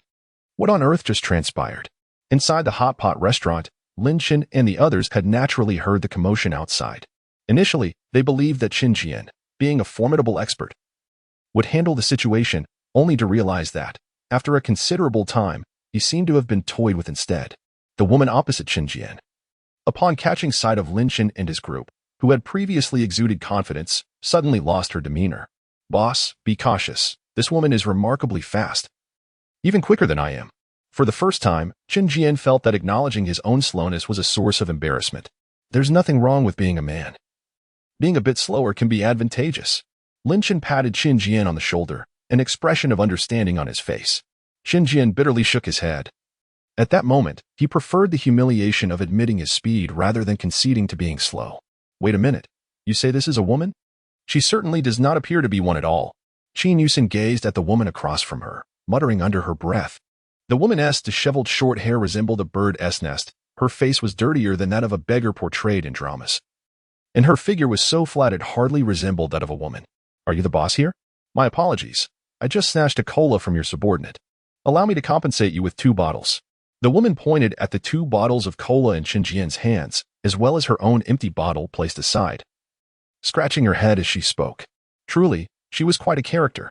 A beauty indeed, yet resorting to thievery, and a flying thief at that, Qin Yusen remarked, shaking her head. Sister, we have cleared this entire mall of zombies. According to the rules of the apocalypse, all the supplies within this mall rightfully belong to us. You're using my cola to settle the debt of the cola you pilfered from my brother. That doesn't seem quite fair, does it? Hearing the somewhat familiar voice and noting Qin Jian's rapid pace, Lin Chen recalled the woman's identity and adopted a stern expression, appearing all businesslike. Well then, I could step outside and fetch some cola for you. The woman shrugged, portraying an air of indifference. Ever since awakening her unique ability a few days ago, she had not been pursued by any zombies. The sight of a chilled cola, which she hadn't had in over a month, had prompted her to seize Qin Jian's drink. Although Lin Chen and his companions were numerous, it posed little challenge for her. Apologies. But the nearby zombies have been eradicated by us. As per the rules of this apocalypse, all resources in this vicinity rightfully belong to me. Lin Chen shrugged and declared, Oh, do not push your luck too far. I assure you, I am quite formidable, and if provoked, I am capable of anything. The woman glared at Lin Chen, her filthy little face suddenly ablaze with anger as she bared her teeth at him. Well, boss, why not let it go? It's just a few cans of cola. Chen Jian, sensing the tense atmosphere, instinctively moved to intervene on Lin Chen's behalf, though he was unsure of his own motivations. You two certainly are amusing. Lin Chen scrutinized Chen Jian, then glanced at the woman opposite him, shaking his head in resignation. Even in this second life, his early arrival had not altered the fact that these two had taken a liking to one another. With this thought, Lin Chen firmly pulled Chen Jian behind him and stepped forward, calmly stating, "Since you claim you can accomplish anything, I implore you to create a cure for the zombie virus. Should you succeed, I shall overlook this incident, and in return, I will provide you with ample food and water, even an endless supply of cola." After the flood, Lin Chen had salvaged countless beverages from the ocean. He had an inexhaustible supply of cola. Upon hearing Lin Chen's words, the woman fell silent, as did Chen Jian and the other women behind Lin Chen. Only Thunder remained, gnawing on a piece of premium A5 Wagyu beef, curiously observing these humans. Is it truly so difficult to resolve the zombie virus? How astonishingly rare. The woman across from Lin Chen gazed at him in speechless disbelief. When he claimed he could accomplish anything, he certainly did not mean proving the Goldbach conjecture. The distinction between achieving something and merely solving a mathematical problem is vast, let alone concocting an antidote for a zombie virus. That endeavor is even more daunting than solving math problems, is it not? Very well, I concede my error. Please, do tell me how you intend to deal with me. The woman shrugged, shaking her head in resignation. Why not keep me here as a spouse for my brother? Lin Chen suggested, pointing towards Chen Jian. This pair of unfortunate souls had been intertwined even before Lin Chen's reincarnation, ultimately meeting their demise in the jaws of a zombie. In this lifetime, he hoped to alter the trajectory of their fates. Huh? What? Both Chen Jian and the woman were momentarily taken aback. Boss, you are aware of my principles. I have always upheld the notion of being devoid of romantic entanglements and wielding my sword with unwavering focus. Moreover, this woman comes from an affluent background. I am unworthy. Chen Jian remarked, casting a dismissive glance at the woman. Too wealthy? What does that imply? Li Mu and Li Qing appeared perplexed. Are you familiar with the term airport? Mu Yinqiu whispered to Li Mu and Li Qing. Yes, we know, that woman is. Oh, understood. In an instant, Li Mu and Li Qing comprehended.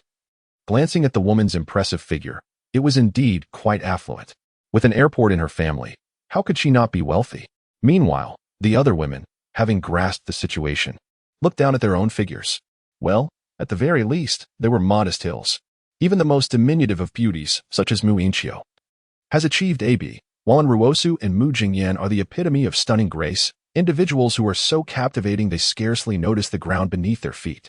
Ah, I shall end your life. A single remark from Chen Jian ignited a fiery rage within the woman, prompting her to swiftly appear before him. Chapter 72. The team continues to grow. Although Chen Jian's speed did not match that of the woman, his strength surpassed hers by a slight margin. The woman's rapid movements, though impressive, proved ineffective against him, delivering only minor discomfort. Unbeknownst to him, Chen Jian refrained from employing full force, and in the midst of their scuffle, they inexplicably found themselves in an embrace. "Release me, you scoundrel!" the woman exclaimed, baring her teeth in frustration. "I cannot let go. I have finally caught you. If I release you, what will happen to me?" Chen Jian clung to her tenaciously, the scent of hair oil invading his senses. Yet he showed no inclination to release her. Ah! The woman gritted her teeth, contemplating a threat against Chen Jian, but knowing she had consumed his cola, felt a sense of guilt, leading her to seethe in frustration. "Lin Chen, what are you thinking? Throughout this journey, you have ruthlessly eliminated many individuals. Yet you have paired this woman with Chen Jian?" And Ruosu inquired, her gaze fixed upon Lin Chen in confusion. "Of course, it is because I possess a discerning eye. A talent for recognizing gems among mere stones." Lin Chen replied with a smile, and Ruosu was perplexed, pondering why a student of agriculture like Lin Chen would be so adept at using idioms, suspecting he might be preparing for further studies. The woman's extraordinary ability surpasses even Chen Jian's speed. Do you believe that an ordinary speed-related power could reach such heights? Chen Jian's swiftness ranks only behind Lin Chen and Lei Ting within the team. Lin Chen employs the manipulation of planetary space to gain an advantage, while Lei Ting benefits from spatial abilities. The woman before them, exhibiting a speed greater than Chen Jian's, is undoubtedly not an ordinary ability user. Curiosity piqued among the others, particularly Mu Yinqiu, who boldly inquired further. "All right, everyone, gather around," Lin Chen declared, extending his hand as a bolt of electricity surged forth, incapacitating the two individuals momentarily. Subsequently, Lei Ting swiftly retrieved them. Lin Chen lowered his gaze to the woman convulsing on the ground and inquired, "What is your name?" Though her legs were numbed by the electric shock, her voice remained intact. "Zhou Xiaowei," she responded, her eyes locked onto Lin Chen, a flicker of fear evident within them. Lin Chen nodded in acknowledgement. It appeared this young lady was not adept at deceit, for her name was consistent with that of a previous existence. Unless fortune had truly dealt him a poor hand, encountering the same woman in 2 lifetimes who was a deceiver seemed improbable. "Your ability?" Lin Chen continued, his curiosity unabated. "Spatial teleportation," Zhou Xiaowei replied swiftly. "I can create a teleportation portal visible only to myself, allowing for rapid passage. Currently, I can only perform random teleports within a 10-meter radius, and in a fully charged state, I can teleport approximately 100 times. It's no wonder, and Ruosu realized. Once space is involved, it transcends mere speed. Understanding dawned upon her. It became clear why Zhou Xiaowei exhibited such remarkable velocity.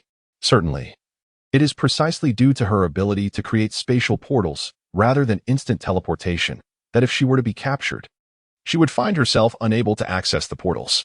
This is merely the extent of Zhou Xiaowei's abilities at present. Prior to reaching the 3rd level, Zhou Xiaowei could only manifest spatial portals visible solely to herself, which permitted passage for only her. The distance was limited, and the frequency of use was constrained. However, upon attaining the 4th level, when all abilities undergo a significant transformation, Zhou Xiaowei's powers experienced a profound metamorphosis. The portals could not only be freely materialized or dematerialized, but also allowed others to pass through. Moreover, these portals could be repositioned and closed at will. Imagine enveloping a zombie with a portal and then abruptly severing it, reminiscent of the scene in Avengers: Infinity War where Wong confronts Thanos' son. It would be exhilarating. Lin Chen was uncertain what abilities Zhou Xiaowei might acquire during her second transformation at level 7. But he eagerly anticipated witnessing her evolve into an even more formidable force in the boundless future. "Excellent. Join our professional team. We are in dire need of talents like you," Lin Chen exclaimed, resembling an enthusiastic recruiter as he gazed at Zhou Xiaowei, suddenly breaking into a radiant smile. "Do I have any choice?" Zhou Xiaowei replied with a bitter tone. "Of course, if you can devise an antidote for the zombie virus, I might consider letting you off the hook." Lin Chen chuckled. "Then I shall join your esteemed team. By the way, do you provide showers?" Zhou Xiaowei would never disclose to Lin Chen that the reason for her haircut was the excessive oiliness of her hair. In this post-apocalyptic world, access to clean water has become exceedingly rare, let alone for washing one's hair or bathing. Zhou Xiaowei found herself amidst a throng of zombies in a shopping mall, devoid of any running ability prior to her awakening. "Come on, Ruo, take her to wash up and change clothes. We shall resume our fight," Lin Chen declared, producing 2 buckets of steaming water, undoubtedly sourced from a natural hot spring within the planet's space. Gulp. Such pristine water for bathing. Is this truly real? Zhou Xiaowei swallowed hard. "Put away your rustic demeanor. Following the boss means feasting 9 times a day. Hurry and get ready." Qin Jian rolled his eyes, holding his sword with an air of indifference, reminiscent of a certain legendary swordsman. "Qin Jian, your posture is strikingly similar to how I acted in middle school, deliberately trying to appear aloof to attract girls." Muo Inxiu chuckled at Qin Jian's expense. Qin Jian's facade crumbled instantly, turning to Muo Inxiu with a menacing glare. She hastily ducked behind Lin Chen, muttering to herself, "Men in love are truly terrifying. Brother Chen, you won't turn into this, will you?" Lin Chen playfully pulled Muo Inxiu back, bemused by her audacity, as she seemed to revel in her status as a minor. As if to say, how would you fare against the Minor Protection Act? To be frank, in this world, no matter what Lin Chen does, there would be no opposition. However, if this book were to be written in such a manner, it would be doomed. Adolescents may harbor vague feelings, yet they must not engage in relationships. This is the boundary that must not be crossed. Thus, Lin Chen can only silently await 5 months and 20 days more. 10 minutes later, after tidying her tousled hair and donning a military training uniform, Zhou Xiaowei emerged under the guidance of Ruosu. "Qin Jian, you lucky fellow," Mu Inxiu remarked, observing the dainty Zhou Xiaowei and addressing Qin Jian. What does that have to do with me? I certainly don't want my future child to be born into hunger," Qin Jian retorted, putting on a tough facade, which was rather endearing. "Your name is Qin Jian, is it? Just wait. Once I am able to best you, I will ensure you remain childless," Zhou Xiaowei declared through gritted teeth as she glared at Qin Jian. "I shall eagerly await that day," Qin Jian scoffed. Lin Chen surveyed the quietly expanding group, including some familiar faces from his past life, and felt rather content. The future now appeared exceedingly promising. Chapter 73. Inquire about Jiang Wei wherever one goes. Though these two adversaries were at odds, they both understood the importance of the greater picture. The mall's zombies had been largely eradicated, leaving only the apartment complex and hotel above. Zhuo Xiaowei, having been here for so long, do you have any knowledge of the situation up there? Lin Chen inquired, glancing towards Zhuo Xiaowei, who was quite a distance away from Qin Jian, as they made their way toward the apartment area. It is somewhat unclear, yet as you are well aware, after devices such as mobile phones endure damage, even if the military promptly notifies the residents of Bianqing to evacuate, a significant portion of the populace may still remain uninformed. At that moment, when the mall was overrun by zombies, I witnessed many individuals fleeing upstairs. Zhuo Xiaowei pointed towards the ceiling. Let us investigate. If it is indeed zombies, we shall eliminate them and collect their cores, transforming them into our own assets. Should it be humans, we might even discover some high-quality individuals. Or perhaps even find Jiang Wei. Speaking of Jiang Wei, Zhuo Xiaowei, have you ever heard of Jiang Wei? Lin Chen inquired. Jiang Wei? Upon hearing that name, Zhuo Xiaowei fell into contemplation. In her previous life, after Zhuo Xiaowei and Qin Jian perished, Lin Chen only later learned of this Jiang Wei. Thus he was uncertain whether Zhuo Xiaowei was aware of him. While Zhuo Xiaowei pondered, Lin Chen and the others swiftly arrived at the apartment complex. Roar. In the corridor of the apartment building, 3 zombies were lurking. Before Lin Chen could utter a word, Qin Jian swiftly darted out, and with 3 strikes of his sword, the 3 zombies were reduced to cores. Qin Jian, your luck is truly abysmal. 3 zombies yielded but a single core. Mu Yinqiu, having decapitated a zombie, found only 1 core, and helplessly addressed Qin Jian. Well, at least there is one, right? Qin Jian scratched his head. Ah, forget it.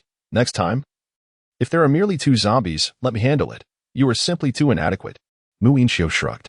As Mu Yinqiu spoke, Zhuo Xiaowei's eyes suddenly brightened. I've just remembered. I once had a colleague whose girlfriend was named Jiang Wei. Zhuo Xiaowei exclaimed, resembling a man on the brink of death who suddenly sits up. Girlfriend?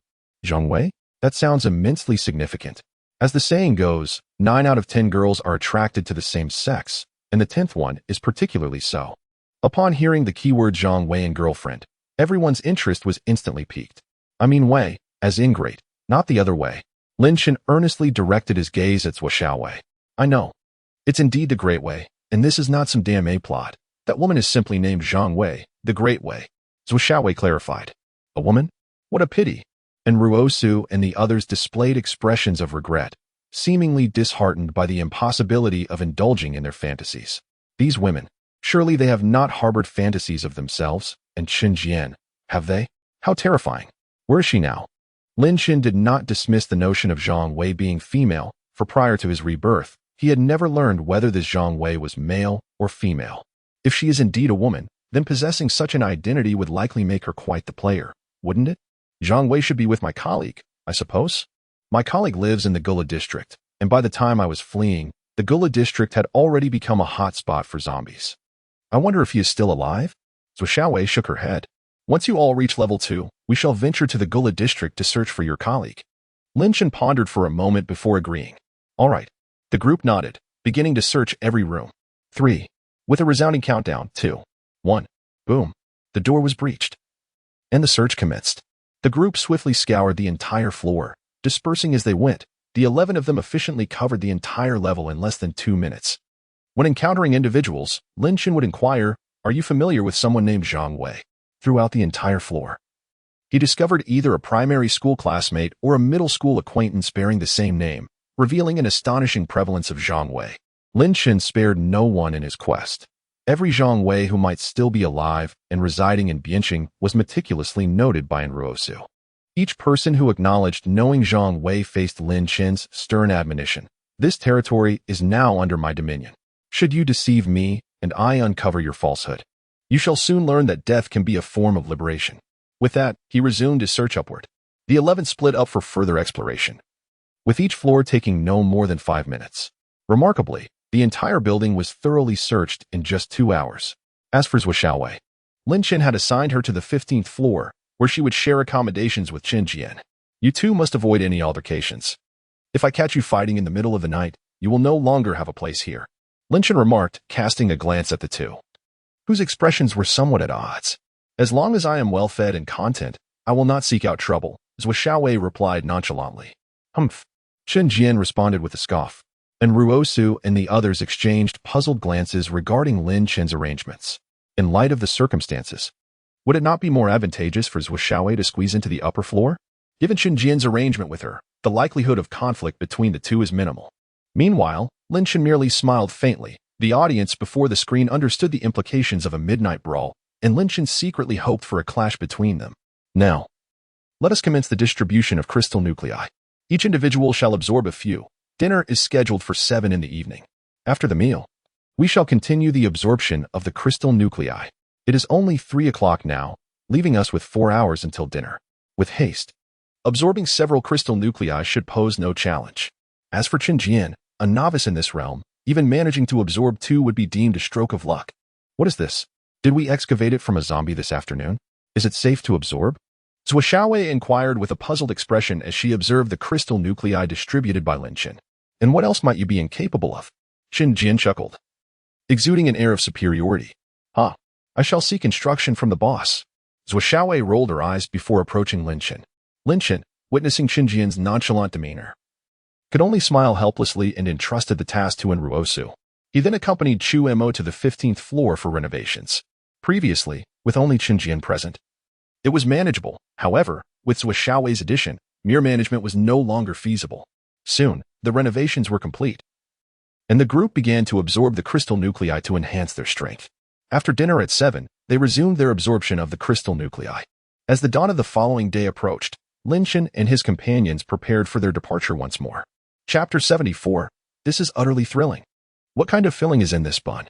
Gulping, gazing at the large buns on the table, accompanied by a bowl of millet porridge suitable for the constitution of Dragon Country's children, tea, eggs, pickles, a plate of sauced beef, and a plate of pig's head. Zhou Xiaowei, who had already indulged in a sumptuous meal, swallowed hard and inquired. Today, the fillings are sauced beef and lamb. The proprietor mentioned that everyone here is either an awakened individual or possesses extraordinary abilities. Thus, ordinary food can no longer satiate their appetites. Therefore, the sauced beef is crafted from the flesh of awakened cattle, and the lamb is from awakened sheep. Moreover, this pork from the pig's head is also sourced from an awakened pig. Class leader Qin gestured towards the feast laid out before them. Gulp. Awakened. Can awakened animals be consumed? Zhou Xiaowei exclaimed in astonishment. Of course, the proprietor's spatial realm is filled with tens of millions, perhaps even hundreds of millions of chickens, ducks and geese. As for pigs and sheep, there are several 100,000, while cattle are somewhat fewer, around 100,000. Being the head of the cooking brigade, he is quite knowledgeable about the quantity of his ingredients. Upon hearing this, not only was Zhou Xiaowei taken aback, but even Ruosu, who had spent the most time within the spatial realm, was left astounded. There's a mistake regarding the cattle. Lin Chen suddenly interjected. Did I say too much? Qin Yusen scratched his head, recalling that Lin Chen had mentioned it was around 100,000. However, in these past few days, the number of calves has exceeded 200,000. Lin Chen articulated. Then, is a calf born from an awakened cow also considered awakened? Mu Jingyan suddenly inquired. Indeed. Not only awakened animals, but also we, the humans. Lin Chen replied. On the day of awakening, pregnant women typically receive 2 units of awakening energy. The child within them is born as a first-level awakener, and the likelihood of becoming a supernatural being is significantly heightened. This data has been compiled by future generations, and Lin Chen merely appropriated it. Why is it generally 2 units? Mu Yinxiu seized upon the crux of the matter. Because some individuals carry twins, or even triplets. Lin Chen elaborated. Oh, I understand. If one could bear 108 children, then one could essentially birth a Liangshan. And it is quite possible they would all be supernatural beings? Mu Yinxiu exclaimed, appearing enlightened. What kind of terrifying logic is that? One birth yielding 108 treasures? Are you aiming to be a big shot at Liangshan? Lin Chen rolled his eyes. He struggled to recall the popular novel themes of yore, thus failing to grasp Mu Yinxiu's reference. Brother Chen, I sometimes truly wonder. Are you perhaps a university student? Mu Yinxiu remarked while munching on a bun and sipping millet porridge. Lin Chen rolled his eyes again. I suspect your words are directed at me. What's wrong with being a student? I am not a newborn. Today's objective is the hospital over here. He produced a printed map of Bianqing, pointing towards the area north of the Ainsworth Plaza. There, aside from residential zones, stood the hospital. According to Lin Chen's experience, in the apocalyptic world, Typical residential complexes seldom harbor formidable zombies. Instead, these creatures prefer locations such as hospitals, schools, parks, and shopping malls. Lin Chen could not quite fathom the reason behind this phenomenon. He simply adhered to the wisdom gleaned from his previous life. Once everyone had satisfied their hunger and thirst, they descended to prepare for their departure. Just as Enrosu and the others anticipated that Lin Chen would continue to hone their combat awareness today, he unexpectedly produced an armored vehicle and a tank. The PTL-09 wheeled assault vehicle and the 99A tank emerged, leaving Yin Zihui astounded. "Boss, is this not a tad excessive?" she exclaimed, gazing at the two formidable machines. "Just a friendly reminder, what I've unveiled are all Army-grade assets from the rocket force. And I haven't even brought out everything yet." Lin Chen chuckled. "Goodness," Yin Zihui blurted out. Having initially believed that Lin Chen's East Wind Express was sufficient to ensure their luck, only to discover that there were even more impressive resources at his disposal. "All right. Prepare to set off." Lin Chen waved his hand as Yin Zihui and Li Mu led a group onto the 99A, while Chu Mo and Li Qing took another group onto the other vehicle. Lin Chen, along with Thunder, boarded the Pihua. Today marked a significant undertaking. With the rumbling sound of the tank's tracks grinding against the pavement, the zombies on the streets began to converge towards the armored behemoth. Crush them. With only a few zombies in their path, engaging in gunfire would be a waste. Simply rolling over them sufficed. Understood. Li Mu was exhilarated as he drove the 99A tank, crushing zombies beneath its treads. Some fortunate souls, like Li Erniu, were merely knocked down, only to be obliterated by the armored vehicles that followed. How thrilling. Is this truly the apocalypse? Was what I witnessed before merely a semblance of a biological crisis? Zhou Xiaowei excitedly explored the interior of the tank, feeling as though she were in a dream. How fortunate we are to be with our leader. Do you realize that the tank we are operating might be one of the few still functional in this world? Most others have their electronic systems rendered inoperative. Yin Zihui explained. I had no idea. Zhou Xiaowei admitted her ignorance. As the tank and armored vehicles advanced, they soon arrived at the hospital entrance. The hospital faced east, and numerous zombies roamed the street. Fire. Lin Chen commanded with a sweeping gesture, and the heavy machine guns mounted on the tank and armored vehicles, along with the domestically produced Gatling gun he cradled, erupted in a hail of bullets. A couple of hundred zombies on the road were overwhelmed, utterly unable to withstand the onslaught. Collect. With all the zombies down, Lin Chen waved his hand, and a flurry of crystal cores soared into the spatial realm. The group then turned their gaze toward the hospital entrance. As Lin Chen anticipated, the hospital was teeming with zombies. Even though it was merely a private clinic, there were easily over 1,000 zombies lurking in the courtyard. Observing their attire, it is likely that merely 1/10 of the undead are native zombies, while the remainder have crawled ashore from the depths of the sea. Boss, what should we do? Li Mu inquired, gazing at the multitude of zombies. Blast them to oblivion. I have replaced the cannon on the armored vehicle with a 122mm howitzer, and the main gun of the Type 99A tank boasts a 125mm caliber. Let us engage decisively. Lin Chen declared from within the Thunderbolt train, gripping the intercom as he addressed the two vehicle commanders. Understood. Load the cannon. Fire. Thus, the scene erupted. Boom. Boom. Boom. A tank and an armored vehicle commenced an unrelenting bombardment of the zombies within the hospital. The undead exhibited no capacity for resistance. What could a mere level 1 zombie accomplish?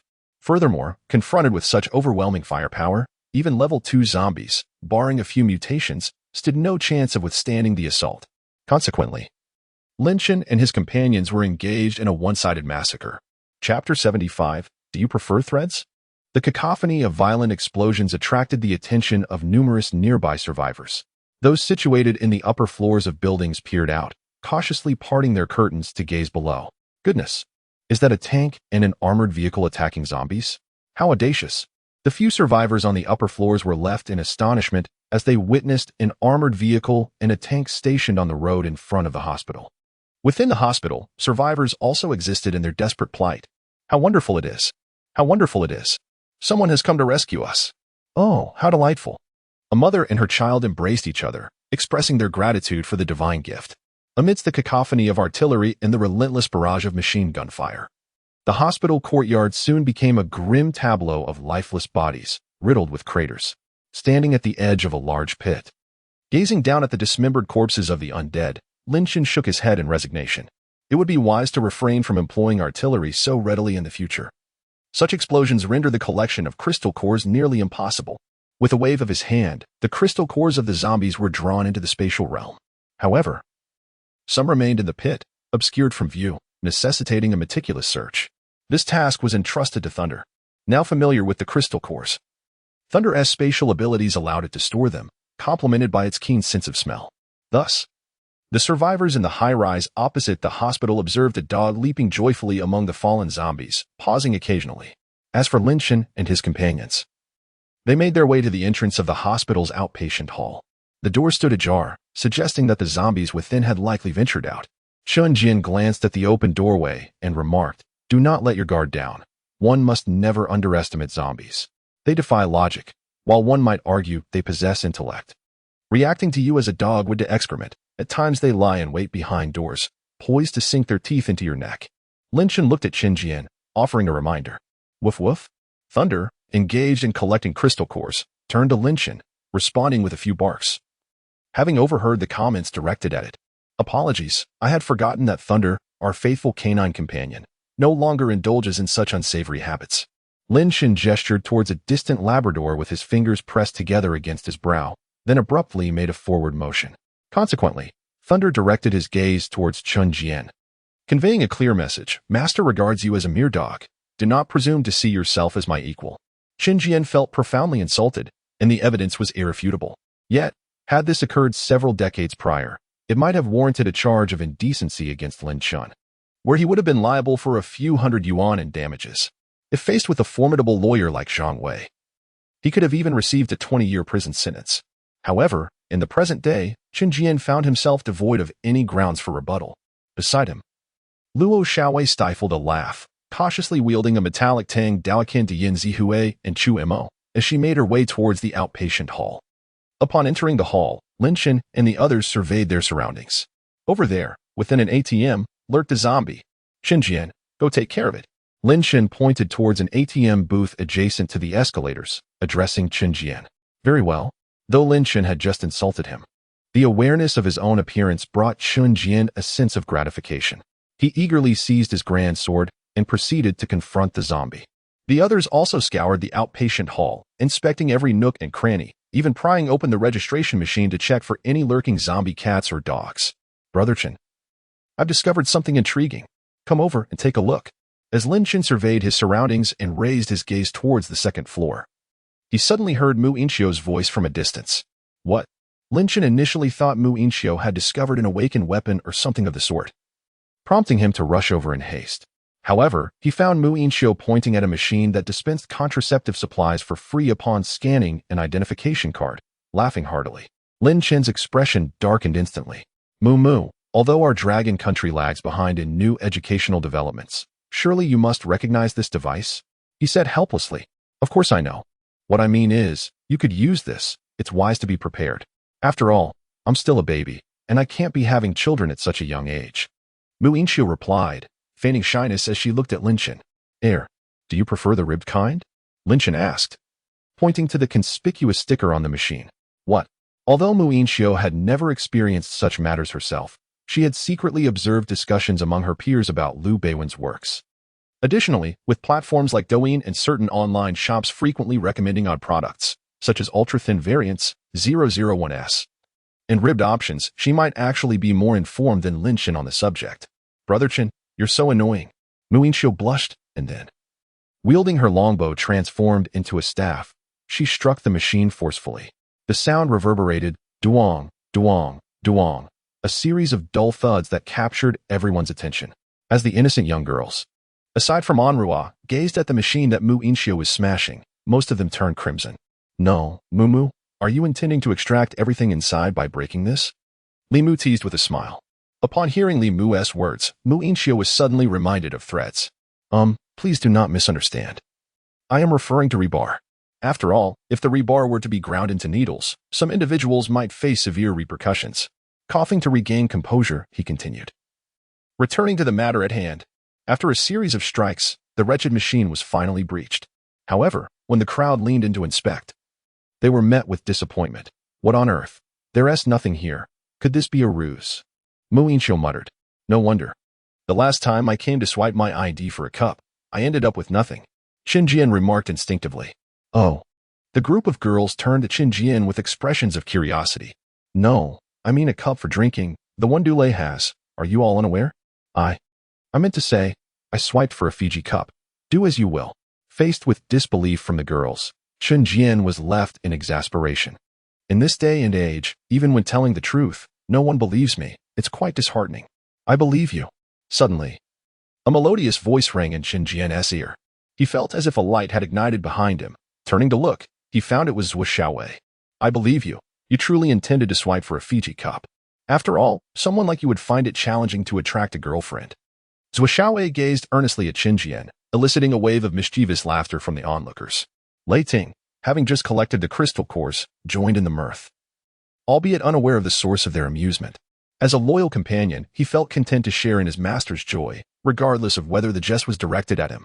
Indeed, even if the jokes were at his own expense, he took pride in his ability to bring happiness to his owner. Chapter 76. The Hospital Director. In the outpatient hall, once it was confirmed that no zombies lurked within, the group commenced their search of the first-floor pharmacy. Regrettably, the majority of pharmaceuticals had been requisitioned by the authorities following the outbreak, especially during the darkest times, when production ceased entirely. However, they did manage to uncover a few medications tucked away in obscure corners. I can see why this was overlooked by the officials.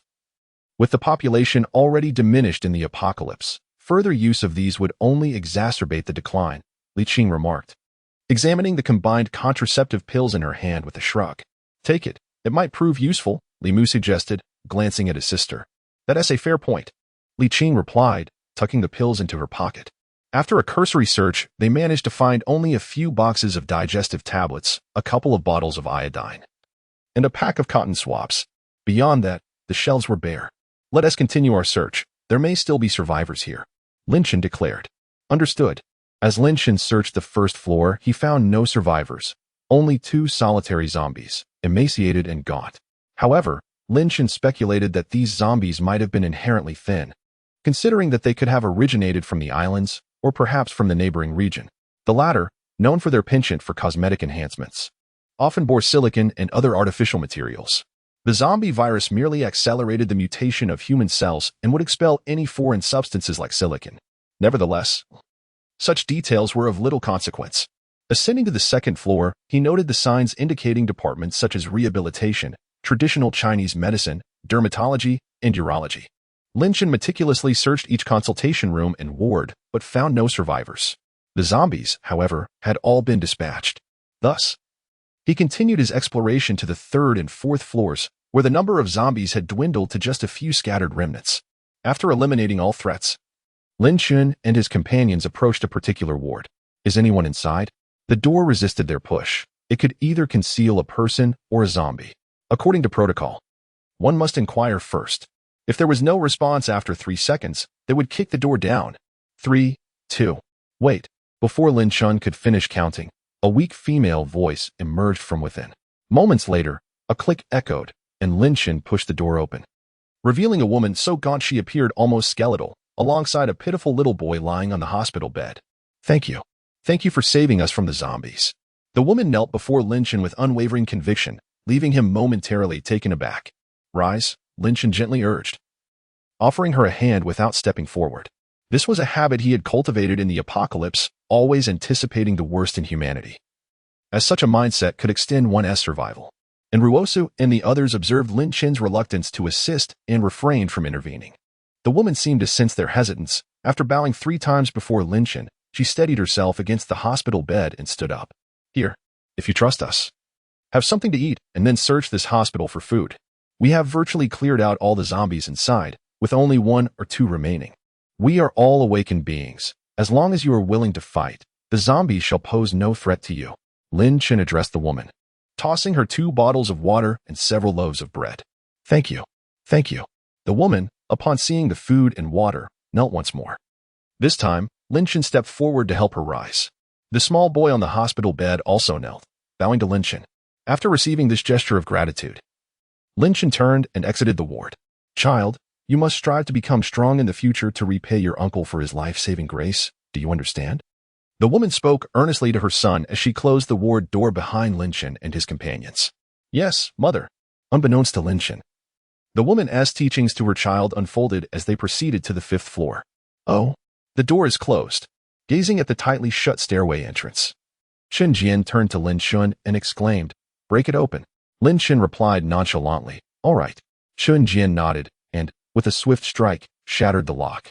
With a clatter, the door swung open, only to unleash a cascade of tables and chairs that tumbled down. Chen Jian hastily raised his sword to cleave through them, but struck only air. Turning around, he noticed Lin Chen staring intently at the spot, having previously utilized his planetary space to gather the furniture away. It seemed there was indeed someone on the 5th floor. Lin Chen murmured, then stepped inside. With a swift kick, he sent a stool flying, which collided with the wall, producing a dull thud. "Is anyone here? If not, I might just blow up the building." Lin Chen shouted. "Haha, my brother, please don't take offense." As the words fell, a rotund man emerged from the director's office, hurrying while adjusting his trousers, appearing as if he had been interrupted in the midst of important business. "Brother, here, have a cigarette." The man approached Lin Chen, grinning nervously at the sight of him and his armed companions, while retrieving a packet of soft cigarettes from his pocket and offering one to Lin Chen. "No, I only smoke black Langio," Lin Chen replied.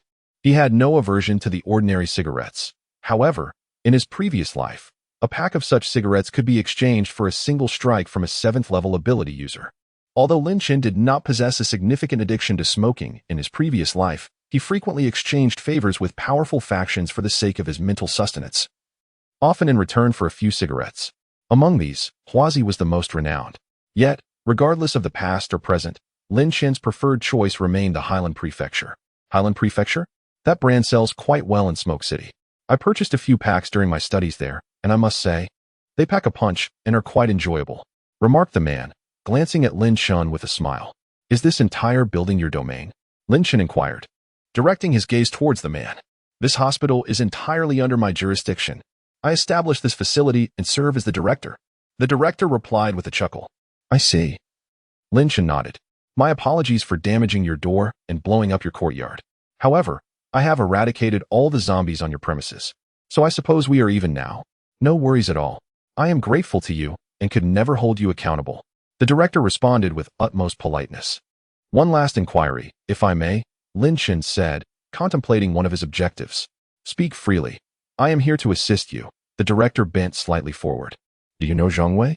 Lin Chen asked, looking intently at the director. "Jiang Wei?" The director paused, taken aback by the name.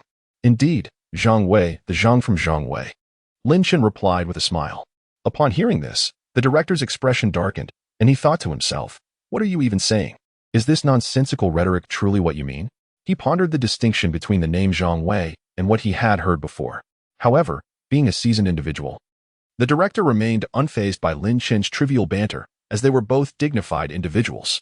Moreover, Lin Chen appeared to possess considerable strength, and the director humbly acknowledged that he was not his match. As for Jiang Wei, he had encountered numerous individuals bearing that name. Perhaps 8 out of 10 he had met. The most memorable among them was undoubtedly the female Jiang Wei, who had undergone 5 abortions in his hospital, each time accompanied by the same man. "Isn't that intriguing?" the director remarked with a chuckle. Lin Chen and his companions were left speechless. As a director, why are you so preoccupied with the matter of female patients undergoing abortions? Lin Chen inquired, bewildered. The director replied, "Well, prior to establishing this hospital, I served as the head of the gynecology department at the provincial First People's Hospital. My university studies primarily focused on gynecology." With pride swelling within him as he spoke of his expertise, the director's demeanor shifted. "Very well." Lin Chen conceded with a resigned nod. "Is there anything else you require, sir?" The director cautiously asked Lin Chen. "Nothing at all. We are heading to clear out the other zombies in the hospital." Lin Chen responded. "Oh, by the way, there is a mother and child in pediatrics downstairs. Please take good care of them. If I discover they have lost weight, or, heaven forbid, perished," Lin Chen concluded, raising his hand to unleash a lightning orb that shattered the window into fragments. I understand. Should they suffer even the slightest injury, I shall present myself before you." The director has adeptly navigated circumstances to reach this stage, mastering the art of situational awareness. "It is indeed for the best." Lin Chen nodded, leading the group down the stairs. On the 5th floor, upon witnessing Lin Chen and his companions emerge into the battle-scarred courtyard, a twitch of irritation danced at the corner of the director's mouth. "Ah, Well, there is nothing left to destroy now. Today, as concessions may yield benefits tomorrow. This individual is no ordinary character. The director sighed in contemplation, then turned to the two nurses clad in their uniforms behind him, erupting into a cackling laughter. Come. Xiaowan, Xiao, let us revel together. In the courtyard, Lin Chen and Ruosu exchanged a resigned smile upon hearing the commotion from the 5th floor. Compared to the others, their keen hearing, honed to a second level, allowed them to discern the ruckus quite clearly. Let us move forward. There are still 3 more buildings to inspect, Lin Chen declared with a sweeping gesture. Wait, it seems we have yet to address the basement. Chun Jian interjected. He was well acquainted with the layout of the hospital, aware that the outpatient hall consisted of 5 floors above ground and 1 subterranean level. Very well. Let us proceed to clear the basement as well. The basement may hold fewer zombies, yet it is likely to harbor survivors. Perhaps we might even encounter Zhang Wei. Thus, Lin Chen and his companions descended via the safety staircase. However, the lower floors were devoid of windows, allowing no light to penetrate. The only illumination came from the faint green glow of emergency signs, rendering the space shrouded in darkness. Lin Chen produced a flashlight from his spatial pocket and distributed it to everyone. Upon arriving at the door, it was indeed securely locked. I shall take charge. This time, Lin Chen remained silent as Chun Jian boldly stepped forward, wielding his wind spirit sword to dismantle the lock. The sound of the sword striking the lock resonated, drawing the attention of the zombies within, their guttural growls echoing in response. Be cautious, Lin Chen advised Chun Jian as the ominous sounds of the undead grew louder. Understood. Chun Jian nodded, and with a swift motion, he brought the wind spirit sword down once more, cleaving the door open, causing the zombies to surge forth. With a fearsome roar, 3 zombies lunged at Chun Jian, their claws bared, one aiming directly for his throat. With remarkable composure, Chun Jian struck back, bolstered by the beams of light from his teammates' flashlights. In a matter of moments, 2 of the zombies found themselves decapitated.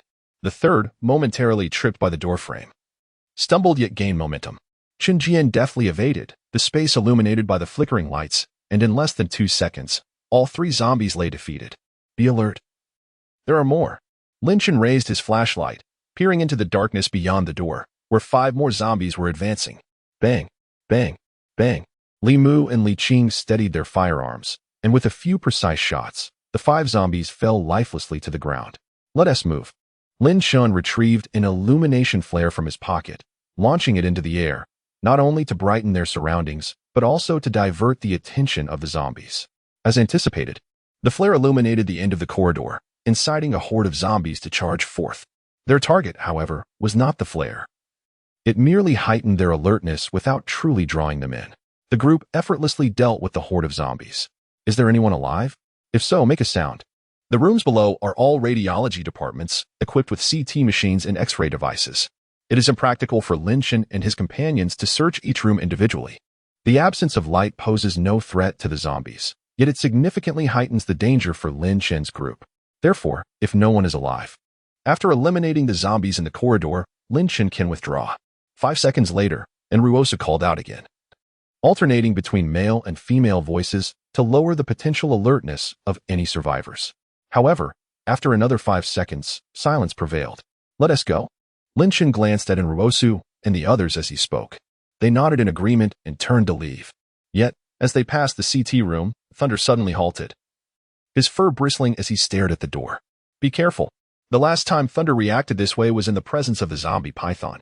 Now, something mutated might lurk within that CT room. Bang, bang, bang. In the next moment, terrifying knocking reverberated from the CT room's door. Lin Chen frowned. Let us head upstairs. A gentleman does not stand beneath a perilous wall. Naturally, Lin Chen would not choose a disadvantageous position for battle. If there is a chance to escape, they must take it. Quickly, the group remained calm as they retreated in an orderly fashion. As Lin Chen and Thunder brought up the rear and exited through the door that had been shattered moments before, the door to the CT room was violently torn open. Then, a towering figure of approximately 2 meters and 45 centimeters emerged from the shadows. It was a grotesquely muscular zombie, retaining a humanoid form. Its gaze fixated on Lin Chen. A second-tier zombie? Just a few days have passed? Lin Chen scrutinized the creature before him. Its impressive height and well-defined muscles unmistakably indicative of its classification. Let us go. Quickly. Lin Chen exclaimed, hurling a thunderball to momentarily impede the advance of the second-tier zombie. Good. The others, without hesitation, swiftly fled. Moments later, they found themselves in a rugged courtyard, while the second-tier zombie continued its relentless charge. Arriving at the entrance of the clinic, roar. The guttural growl reverberated towards Lin Chen as foul saliva dripped from the corners of the zombie's mouth. Chapter 78. The slaughter of the second-tier zombie. It seems that today, I, Lin Chen, am destined to be etched into the annals of history. Lin Chen observed the second-tier zombie before him, his emotions a tumultuous blend, yet predominantly filled with elation. Although he was uncertain how this creature had evolved to its current state, such details were inconsequential. Before his rebirth, experts had indicated that second-tier zombies manifested 7 days post-awakening. Yet now, it had barely been. Ruah, what day of the awakening is it today? Lin Chen suddenly turned to Ruah Su and inquired. It's the 7th day. Why? Ruah Su replied cautiously, her eyes fixed on the second-tier zombie. The 7th day? Has it really progressed this swiftly? Lin Chen was momentarily taken aback. He had thought only a few days had passed since his awakening, yet it had already been 7 days. The appearance of the second-tier zombie was thus not surprising. Alas, the opportunity to etch his name into history had vanished, so he resolved to eliminate it. Initially intending to showcase his prowess, he now found the 7th day had arrived, prompting him to unleash a brutal assault. With this in mind, Lin Chen gestured for the Thunderfire to emerge. Thunderfire, engage it, he commanded, pointing at the second-tier zombie before him. Though Thunderfire had not absorbed many crystal cores yet, it was undeniably far more formidable than a mere second-tier zombie. As a species requiring the absorption of crystal cores to enhance its abilities while possessing intelligence, Thunderfire's rank was comparable to that of human zombies. However, a transformer is still a transformer. The current limitation of Thunderfire's endurance did not diminish its inherent power. At last, a worthy opponent had appeared to allow Thunderfire to demonstrate its capabilities. Thunderfire spoke, startling Zhou Xiaowei, who was then utterly astonished as it transformed into a robot. Chen Jian, that vehicle can speak, and it transformed into a machine. Zhou Xiaowei exclaimed, gripping Chen Jian's arm, her voice trembling. Is it truly that astonishing? Have you never seen Transformers before? Chen Jian rolled his eyes, displaying none of the earlier shock he had felt upon hearing Thunderfire speak. Meanwhile, as Zhou Xiaowei remained in disbelief, Thunderfire had already brandished its halberd. With a resounding crash, it struck down, sending the second-tier zombie flying through the air. A roar erupted.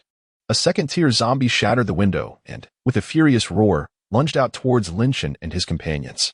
The Thunderfire, an iron projectile devoid of any fleshly essence, while possessing some merit, was not his quarry. How fortuitous. Lin Chen glanced at the approaching undead, deftly flipping his wrist as the Mjolnir vanished from his grasp, replaced instead by a portable rocket launcher. Whoosh. Boom. The rocket soared forth, detonating violently upon the second-tier zombie. The creature was propelled backwards, half of its body obliterated by the explosion. This second-tier zombie proved to be rather feeble, unable to withstand a single rocket. Observing Lin Chen effortlessly dispatch the second-tier zombie without even resorting to his abilities, Li Mu shook his head in disbelief. Watch this. Thunderfire seized the opportunity to claim the kill, a swift strike cleaving downwards, and the second-tier zombie met its demise on the spot. Throughout the entire encounter, Lin Chen had not once employed the powers of a second-tier ability user, yet he had effortlessly vanquished the zombie. Let us see if there are any crystal cores. Muinchio exclaimed with excitement, anticipating that the second-tier zombie would yield a more substantial core. Upon hearing her words, the others reacted swiftly, advancing to allow Thunderfire to sever the zombie's head. As expected, a round, gray crystal core emerged from within the undead's cranium. The first-tier zombie had a transparent core. Yet the second-tier zombie's core is gray. Will the next tier unveil a golden legend? Muinchio pondered curiously. Lin Chen shrugged, remaining silent. Indeed, the legend of crystal cores existed. The 9th-tier core was the golden legend, the very reason for his rebirth. It is said that if my current trajectory and the one before my rebirth exist in parallel worlds, then who has taken possession of that 9th-level crystal core? General Xing Daorong of Zero Ridge and the entwining of Lan Yin with Tang Chuan? Let us proceed. The emergence of second-level zombies necessitates the formulation of a new combat strategy. The surrounding zombies have been largely eradicated. Presently, the available crystal cores are adequately sufficient for Lin Chen and his companions to all ascend to the second level. Thus, our forthcoming objective will be to hunt a portion of the second-level zombies, followed by the cultivation of some second-level zombies. Unfortunately, Lin Shun and Enroosu have suddenly elevated their starting point, and the future advancement rate of zombies may not keep pace with their progress. Therefore, to enhance strength, an ample supply of crystal cores is imperative. However, nature may not yield such a plethora of high-tier zombies, leaving us with no choice but to cultivate a few.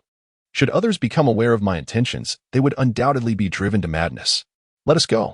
Today's mission has concluded, and Lin Shun and his companions may return home. The cook is preparing the meal while Lin Shun retrieves the electronic map he previously downloaded, beginning to examine the location of Bianqing. In my past life, I arrived in Bianqing 5 months later, at which point the most formidable zombies had reached the 4th level. However, it is certain that within the next 2 to 3 days, the 3rd and 4th level zombies, along with those that later emerge as 5th level zombies, will inevitably ascend to the 2nd level. In fact, even now, there are zombies that have advanced to the 2nd level, though no one has been keeping track in Bianqing. Therefore, the next step lies ahead. Lin Shun pointed towards a school in the northeast and remarked, Bianqing Technical Institute? What a striking name. Observing the name, Li Mu couldn't help but grimace. It was evident that although the young girl had spent several years abroad as an assassin, she still understood the meaning of technician. While the name may seem peculiar, it is indeed a public institution dedicated to cultivating technical talents, such as those skilled in CNC machinery. Qin Jian wished to clarify any misconceptions regarding his hometown school, yet the name itself was undeniably misleading. He pondered who had originally chosen this name, questioning whether it had been conceived in a foot massage parlor. Isn't it quite far from us, around 2.5 kilometers? Mu Yinxiu nodded, measuring the distance. How many kilometers? If you say 2. 5, just say 2. 5. Saying 2.5 might lead people to think you're a little blackie. Lin Shun looked at Mu Yinxiu, exasperated, and replied, I'm born in the year of the rooster. Mu Yinxiu chuckled. Aren't you an old lady from 06? The year of the rooster was in 05, wasn't it? Lin Shun, puzzled, responded, I was born in January of the Gregorian calendar, so being a rooster is accurate. Mu Yinxiu shrugged. Next time, refrain from mentioning it. The rooster has long since passed, and you, little blackie, no longer have a coop. Lin Shun rolled his eyes and continued pointing at the Technical Institute. Mu Yinxiu shrugged again. What does it matter? Chapter 79, Thunder Level 2. Distances are no concern. These zombies pose little challenge for us. Let us tidy up. We shall depart for Bianqing Technical Institute at the break of dawn, Lin Shun declared, folding the map with a flourish. Indeed, since Lin Shun had made a resolute decision, the others offered no objections. Moreover, confronting high-level zombies would undoubtedly enhance their prowess. Lunch consisted of quintessential Northwestern noodles. Regrettably, although Qin Yusin had acquired many culinary skills, she had yet to master the authentic beef noodle dish. The popular Lanzhou Lamian, though well-known, was not the genuine beef noodle that Lin Shun had anticipated. Thus, they settled for oil-splashed noodles. As the generous bowls of wide noodles were served, the group couldn't help but salivate. Is this the authentic Biangbiang noodles from Shijing? Absolutely delightful, Qin Jian exclaimed, swallowing hard, utterly enamored with the broad noodles before him. Speaking of beef noodles, there are quite few in Shijing. I once had some in Lanzhou, and they were splendid, both delicious and affordable, Miao Jingyan remarked with a smile. Indeed, Lin Shun replied, his head held high with pride, while the other girls who had spent time in Qinzhou shared in his enthusiasm. All right, let us eat. After our meal, we shall absorb the crystal cores. Calculating the time, Lin Shun mused. Today, Thunder should reach level 2. He affectionately patted Thunder's head.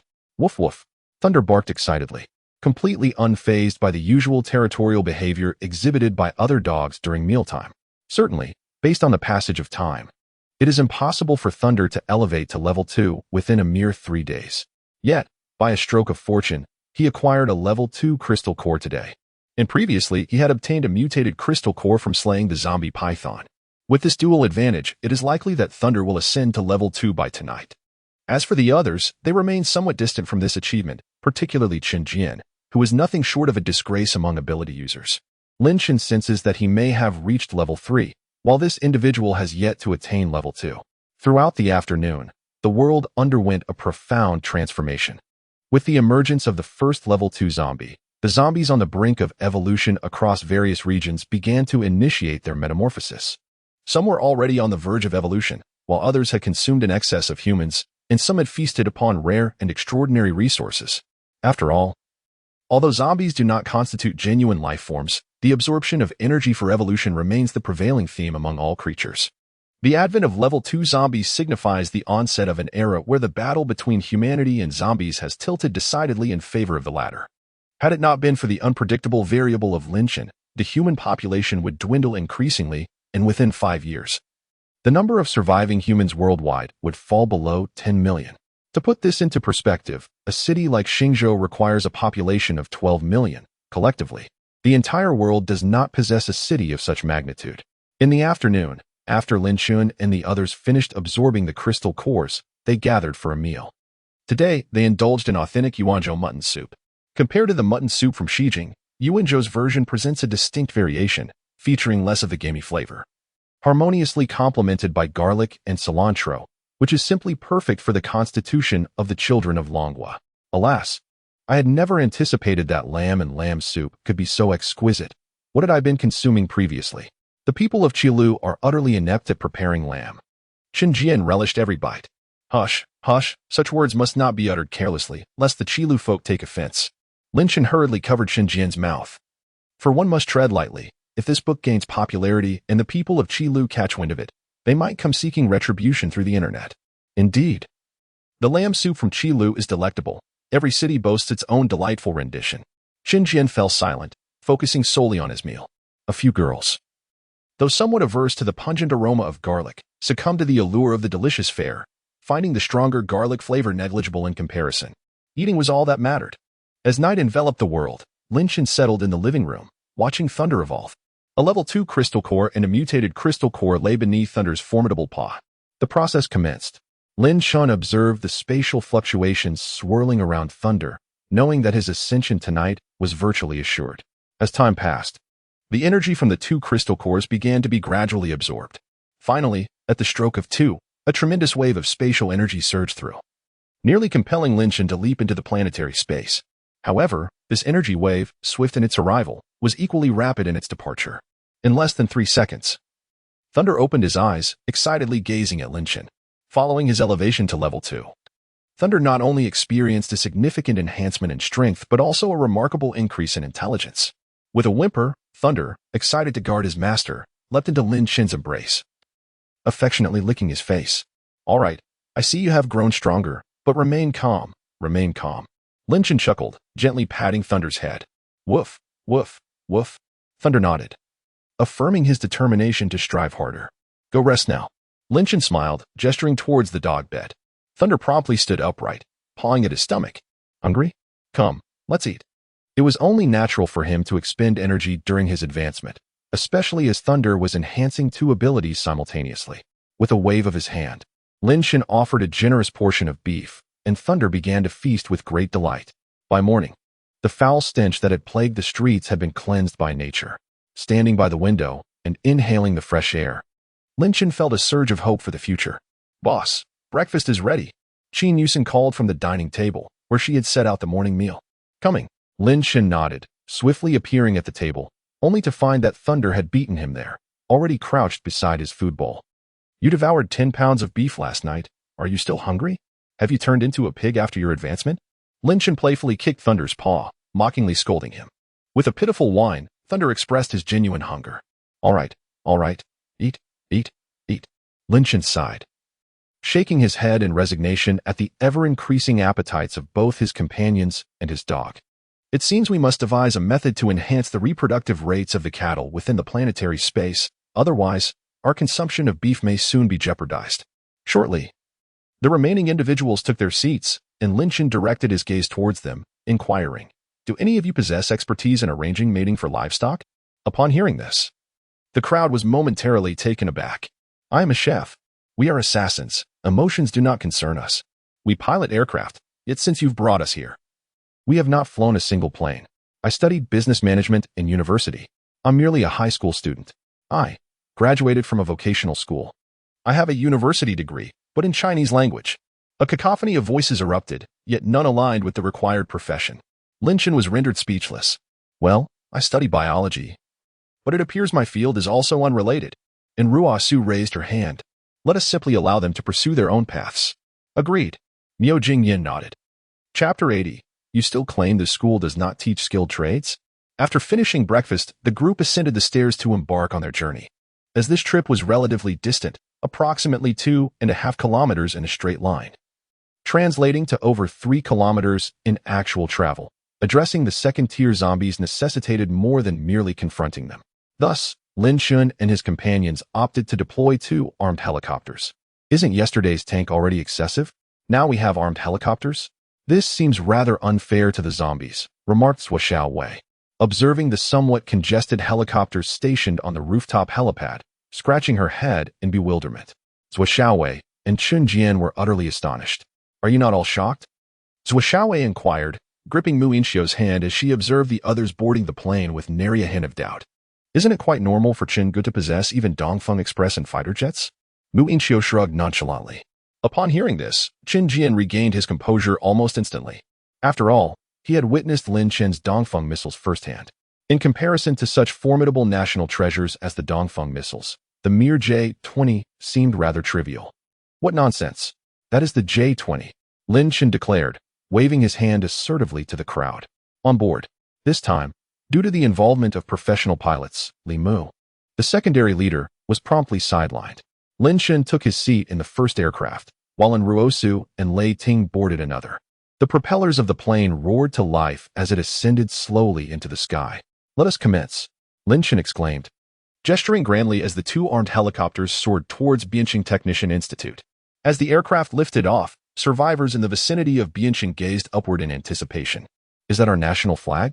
Are those soldiers from the Yanhuang army? Are we to be saved?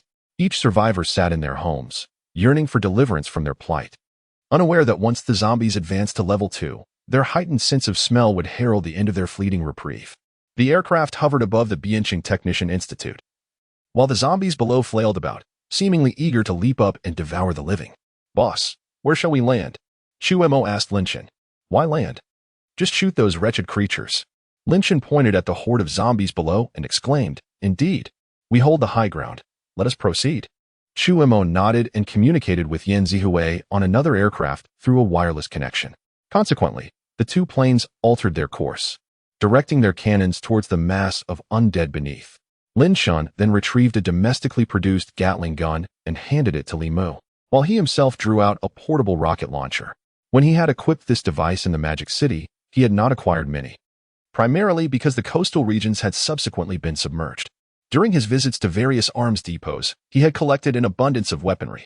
Presently, the arsenal within Lin Chen's planetary space was more than sufficient for the scale of a world war. Moreover, now that he had mastered the 5 elements, he could fabricate some simpler items using the resources available in his planetary space. While the production of gunpowder remained somewhat elusive, the creation of bullets posed no challenge whatsoever. Unlike the scarcity of brass resources in the Dragon Kingdom, the planetary space was replete with a multitude of resources, none of which had been harvested. Lin Chen could easily extract brass to manufacture bullets. Under such circumstances, ammunition would never be in short supply. Lin Chen intended to seek out a military expert to learn the intricacies of crafting shells and missiles. Once he grasped the process, with further mastery over the planetary space, he might very well summon a swift delivery from the east wind.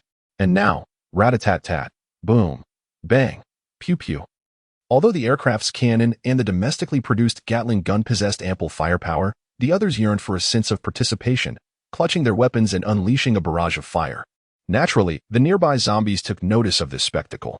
A mere zombie dared to be audacious?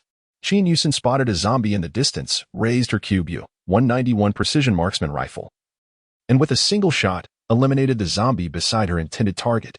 Wow, Sister Qin, your marksmanship is truly remarkable. Is this the legendary culinary squad hiding tigers and crouching dragons? Mu Yinxiu exclaimed, captivated by Qin Yusen's performance. Qin Yusen wished to inform her that her aim had been on the other one, but by sheer coincidence, she had achieved a headshot. Was this a display of skill or mere luck? Just as Qin Yusen pondered, Lin Chen issued a ceasefire order. Prepare for landing. The zombies in the schoolyard have been nearly eradicated, and no Tier 2 zombies have been detected. Let's check if any are inside. Lin Chen's voice resonated over the public frequency. Understood. All right, landing. With Lin Chen's command, Chu Mo and Yan Zihui expertly maneuvered the aircraft to a smooth halt on the playground. As the plane touched down, a few straggling zombies came rushing in, eager to offer themselves. Swish, swish, swish. Before anyone could raise their weapons, Jiang had already darted out. With swift precision, he struck, transforming the zombie into a crystal core that was promptly claimed by Lin Chen. Over there is the academic staff dormitory. Let us first proceed to the faculty residence, Lin Chen remarked. Understood. The group nodded in agreement and swiftly made their way to the faculty dormitory. The faculty residence of Jiang Technician College stood modestly at 6 stories. A diminutive structure compared to the towering edifices of 20 or 30 floors commonly seen, and due to its modesty, it lacked even an elevator. Estimating. Lin Chen noted that each floor likely housed around 23 rooms, totaling fewer than 140 across 6 floors. They aimed to complete their task within the hour. Understood. Given the presence of second-tier zombies, the group maintained close proximity. Lin Chen led one team, and Ruosu another, while Lei Ting, Qinjian, and Swiss Xiaowei formed a third. The inspection of the faculty dormitory proceeded swiftly. A thorough search revealed no survivors and only a handful of zombies, merely a dozen or so. Consequently, the faculty dormitory was cleared in less than an hour. All right, next step, the student dormitory. Directly across from the faculty residence lay several student dormitories, and Lin Chen and his companions naturally chose to venture nearby. Indeed, they forged ahead towards the student dormitory, first encountering the girls' dormitory. They fought their way inside and soon reached the 3rd floor. It was then that Lin Chen beheld a scene that made his heart race. Qinjian, is this what you meant by a technician school devoid of technicians? Before him stood a group of girls clad in form-fitting black skirts. With high heels strewn across the floor, it was hard to believe these individuals were not technicians. I only saw this on the official website. I had no prior knowledge. Qinjian felt utterly innocent. There exists a school at my doorstep, initially igniting a sense of excitement within me, as I believed I might discover fresh talents in the field of technology. However, upon perusing their official website, I realized that the institution specializes in cultivating high-tech professionals, focusing on subjects such as computer science and CNC technology, akin to the offerings of New Oriental. Yet, upon further reflection, it seems the school truly lives up to its name. In Chapter 81, titled A Battle for Survival, although the girls perceive Lin Chen's remarks as somewhat impolite, they acknowledge that he is, after all, their savior. They are indeed aspiring technicians. Lin Chen poses an intriguing question. Given that the darkest hour has persisted for such a long time, how have you managed to survive thus far? It must have been 38 days, correct? He gazes curiously at the group of would-be technicians. We stockpiled a significant amount of supplies beforehand. One of the girls, with voluminous waves of hair, gestures towards a nearby corner where a heap of food is situated. Lin Chen's eyes widen in astonishment at the sight. At least 10 boxes of instant noodles, along with loaves of bread, spicy snacks, and even cold medication, stomach remedies, and sanitary products can be spotted. Though their provisions may be dwindling, it is evident that these young women have been diligent in their preparations. Lin Chen, still puzzled, inquires, "Do you have any individuals with special abilities among you?" "Yes." One of the girls replies. Rong possesses supernatural powers. She can bestow buffs upon others. If we were in a game, she would be classified as a support character. At the beginning, the girl with the flowing waves pointed at a girl curled up in the corner and spoke. It was originally the penultimate question, but now. "The next question is, are you willing to join our professional team?" Lin Chen inquired, directing his gaze towards the group of girls. Huh? The 6 young ladies turned to Lin Chen, their expressions filled with disbelief. Were these not the uncles of the Yinwang army? How could they possibly invite these underage girls to join them? Moreover, what sort of professional team was this? If you choose not to join, then so be it. We won't force you. Lin Chen chuckled, preparing to pose the final query. We will join. We will join. Rong from the corner raised her hand and exclaimed loudly to Lin Chen and the others. Very well, do you have any other clothing? Change into something else and come with us. Lin Chen instructed. No. Here, change into these and let us set off. Lin Chen declared, tossing 6 sets of Yinwang military training uniforms into the air. The girls had different body types, yet Lin Chen, being an experienced individual, could discern their sizes at a glance. The girl with the flowing waves was taken aback by Lin Chen's actions. However, with an ability user among them in the dormitory, the girls hesitated for a moment before beginning to change into the uniforms. Lin Chen and the others stepped out and closed the door. 3 minutes later, the girls emerged, clad in their new attire. Upon seeing the 6 rejuvenated young ladies before him, Lin Chen nodded in satisfaction. Introduce yourselves while we walk. Let us head upstairs. With a sweeping gesture, Lin Chen noted that there were still some dormitories left unchecked. While the 6 girls changed their clothes, Lin Chen and his companions had already cleared several rooms, but there were still more on the upper floors. "I am Sunyu, 17, declared the girl with voluminous waves as her introduction. "Shang Wanrong, 17, chimed in the girl affectionately nicknamed Rongrong. "Wenyu, 17, Xie Miao, 17, Zhou Xiaoyan, 17. All were of the same age, 17, wearing ordinary sports shoes rather than heels, and generally standing about 165 meters tall.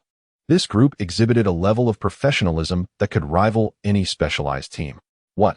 Chun Jian is utterly dumbfounded. Having lost his home, what kind of predicament is this? The girls looked towards the one called Zhou Xiaowei, who was closely following her lead. They were merely students, albeit well-versed in various subjects, but ultimately, they remained students. Such a scenario was quite rare in a technical school. Before long, the group finished clearing the current dormitory building and moved on to the next. Sun Yu and the other 5 girls observed as Lin Chen and his team vigorously battled zombies, eager to lend a hand. They did not see themselves as mere decorations by following Lin Chen. Clearly, they possessed the intelligence to stockpile supplies long before the apocalypse. Shang Wanrong watched Chun Jian charge forward and waved her hand, granting him a boost. In an instant, Chun Jian felt approximately 30% of his energy restored. "Is this your ability?" Lin Chen inquired, intrigued by Shang Wanrong's power. "Indeed, at present, I can restore energy and stamina to others." Shang Wanrong nodded obediently. "Chun Jian, how much have you recovered?" Lin Chen inquired, directing his gaze toward Chun Jian. Before his rebirth, Lin Chen had heard whispers of an auxiliary ability user in Bianqing. Yet he remained uncertain if that individual was indeed Shang Wanrong. "I've restored approximately 30%, Chun Jian replied. "Very well, in your current optimal state. How many individuals can you assist?" Lin Chen shifted his attention to Shang Wanrong. 10, at most 12, she responded. Lin Chen nodded. A dozen would suffice. Currently, their team comprised very few ability users, with only 4 focusing on offensive capabilities, one of whom was a dog. Typically, ability users developed their skills independently, though some unlocked abilities automatically as they grew stronger. Lin Chen belonged to the former category, while Thunder's powers were auto-unlocked. At the first level, Thunder could only utilize teleportation in dimensional space. However, upon reaching the second level, not only did the range and duration of teleportation improve, but the dimensional space also expanded. More importantly, this time, Thunder acquired offensive spatial abilities. Lost in thought, Lin Chen and his companions descended the stairs, preparing to head to another building. Suddenly, a low, ominous roar of a zombie echoed from a distance. That growl, it's unlike ordinary zombies. It bears resemblance to the second-level zombie from yesterday, and Ruosa remarked, instantly on high alert. No, someone intends to reap the rewards, Lin Chen declared, gazing toward the source of the second-level zombie's roar. Who dares to snatch our prey? Qin Jian exclaimed, his mood darkening. Boss, let us eliminate them. Chapter 82. Invincible Dugu. The secondary crystal nucleus is a matter of paramount personal interest for Lin Chen and his companions. Anyone who dares to seize the crystal nucleus shall face the wrath of Lin Chen. Unbeknownst to Lin Chen, Chun Jian harbors such audacious intentions. Had he been aware, he would undoubtedly have sought to reclaim his prized sword. However, upon discovering that someone was attempting to claim a kill, Lin Chen could not remain passive. Following the sounds, Lin Chen and his group swiftly arrived at their intended destination. In the verdant expanse between 2 teaching buildings stood a towering zombie, over 2 meters in height, roaring furiously. Encircled by a dozen individuals of both genders, armed with a variety of weapons, some wielding firearms, others brandishing melee weapons. Hey, you over there. This secondary zombie belongs to us. Isn't it rather inappropriate for you to claim the kill? Chun Jian stepped forward, his long sword crackling with electrical energy. A clear indication of his status as an ability user. Ability user? Not to be trifled with. A young man, seemingly the leader of the group, exchanged glances with his teammates. So, you're the ones looking to claim the kill? We have painstakingly surrounded this secondary zombie. And now you wish to swoop in for an easy victory? Before the young man could finish his sentence, a girl interjected. What a joke. Over 90% of the zombies at Bianqing Technician Academy have fallen to our hands. Did you not notice the helicopter moments ago? That relentless bombardment eliminated at least 70% of the zombies. Tell me, should not the head of this secondary zombie rightfully belong to us? Qin Jian was never less than formidable throughout his life, yet he found himself at a loss for words only in the presence of Lin Chen and Zhou Xiaowei. As for the group of insignificant individuals before him, they were nothing more than trifling nuisances to the sword-wielders of Zuin. Did you pilot that helicopter just now? In an instant, the young man's pupils constricted. Watch out. It was evident that these individuals were also a professional team, adept at coordinated attacks. As they observed the second-tier zombies charging forward, they opened fire with their firearms. However, ordinary rifles and handguns proved insufficient to inflict fatal harm on the second-tier zombies, which merely slowed down momentarily before continuing their relentless pursuit of the young man. With a deafening roar, a second-tier zombie's bellow stunned a girl momentarily. Be careful, be careful. The young man shouted repeatedly, while Chun Jian remained unresponsive. That girl must have Xin in her name. Swiss Xiaowei elucidated. Understanding dawned upon Chun Jian. The battle raged on, with Lin Chen and the others observing, poised to intervene when these individuals could no longer withstand the onslaught. In Lin Chen's calculating gaze, it was clear that without assistance, these people were destined for demise that very day. They lacked awakened weapons and powerful ability users. The only one who exhibited any potential was the one named Be Careful, who seemed to possess wind-based abilities, exhibiting commendable speed but woefully inadequate strength. The speed of the second-tier zombies had already reached parity with that of a first-tier wind ability user. If that young one possessed any offensive skills, such as Wind Blade, there might have been a chance for a turnaround. However, at this moment, it was utterly impossible. Boss, if you do not intervene soon, we may face dire consequences. Just as Lin Chen was preparing to take action, the young man suddenly shouted. Lin Chen immediately heightened his vigilance. Were there others nearby? Woof woof. Thunder suddenly barked twice towards a large tree in the distance, clearly indicating the presence of someone there. Nevertheless, given Thunder's status as a level 2 supernatural beast, it was only now, with its heightened sense of smell and abilities, that it detected the presence. This was partly due to Thunder not activating its powers. And perhaps the adversaries were formidable. As the young man shouted, a figure suddenly burst forth from behind the tree. The figure moved with astonishing speed, appearing above the level 2 zombie in mere moments.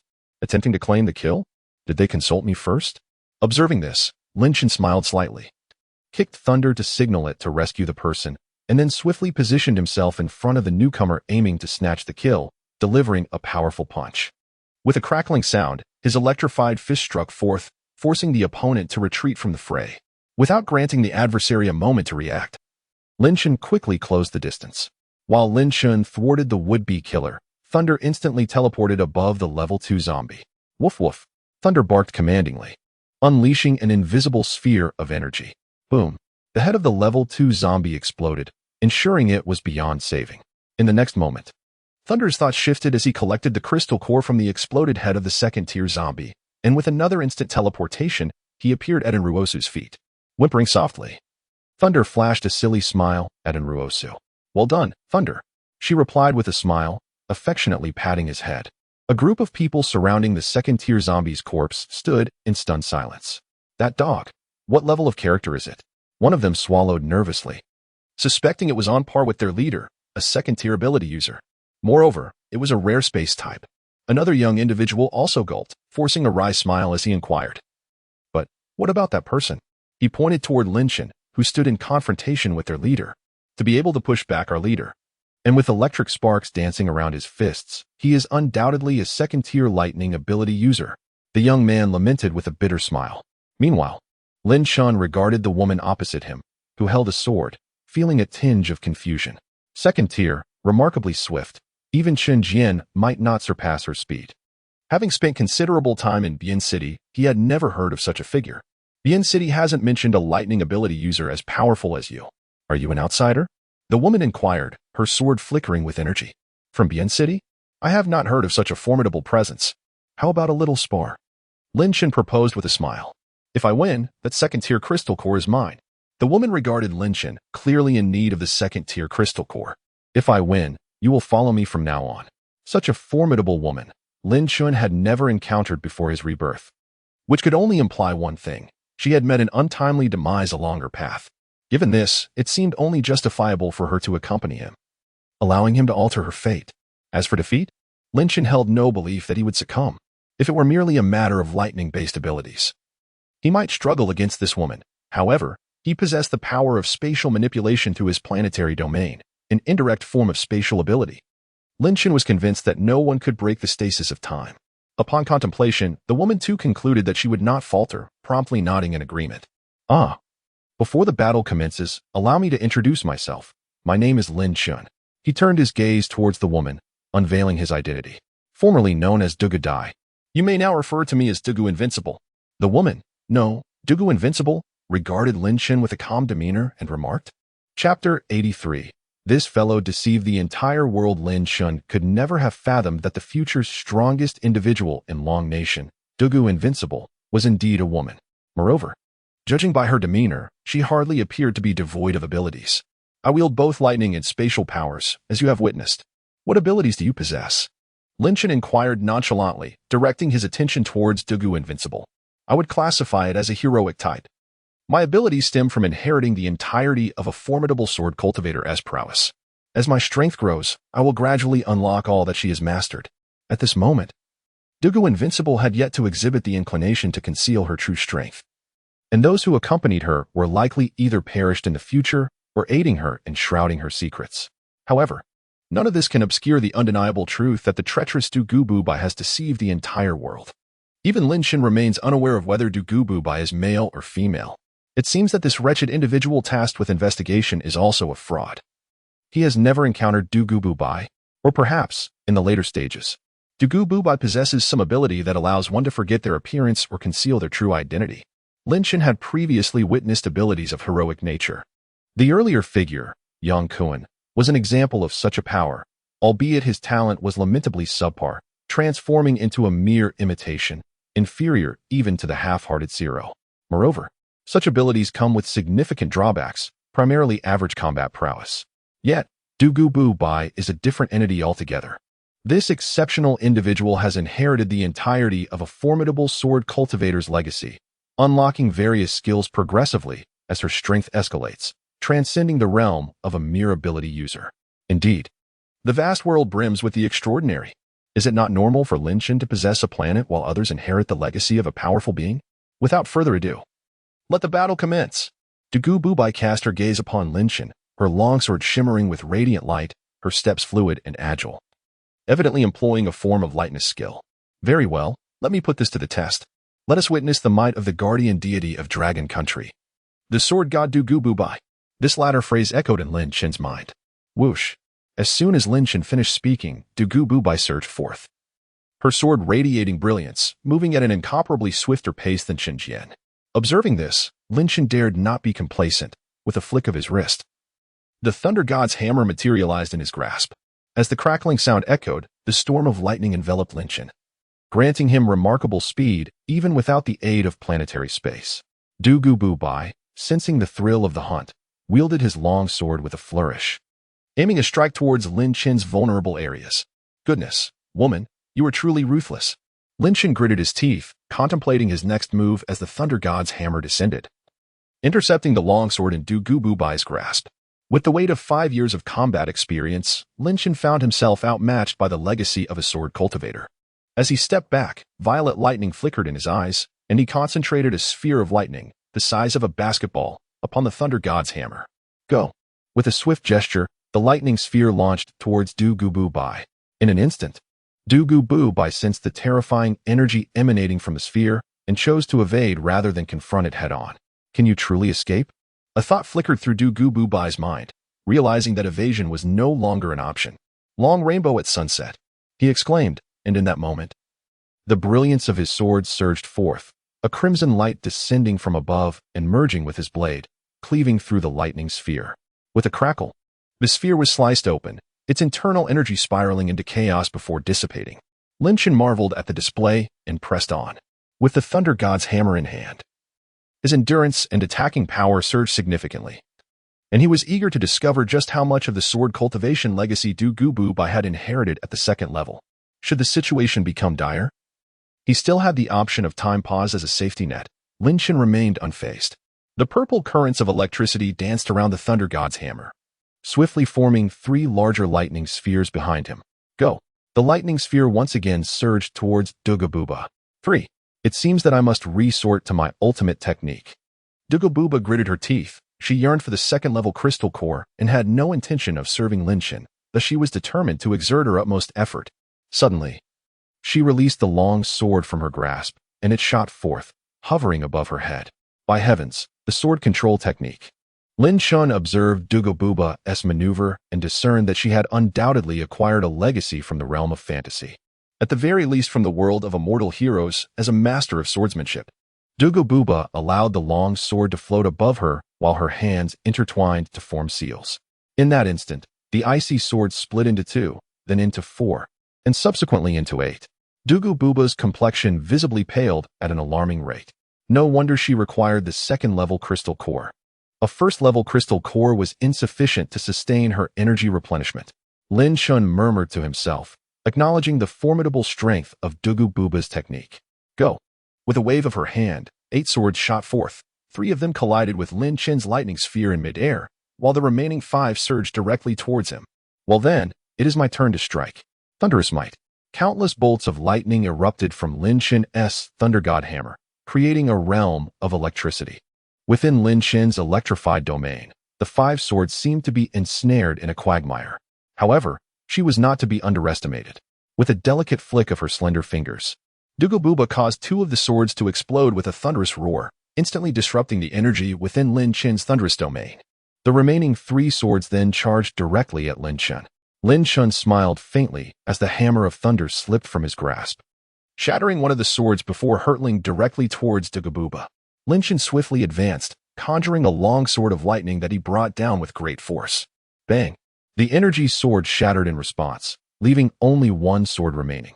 Undoubtedly, this sword was the true essence of Dugobuba's long sword. Time stood still. For the first time, Lin Chen employed his ability to pause time against this sword.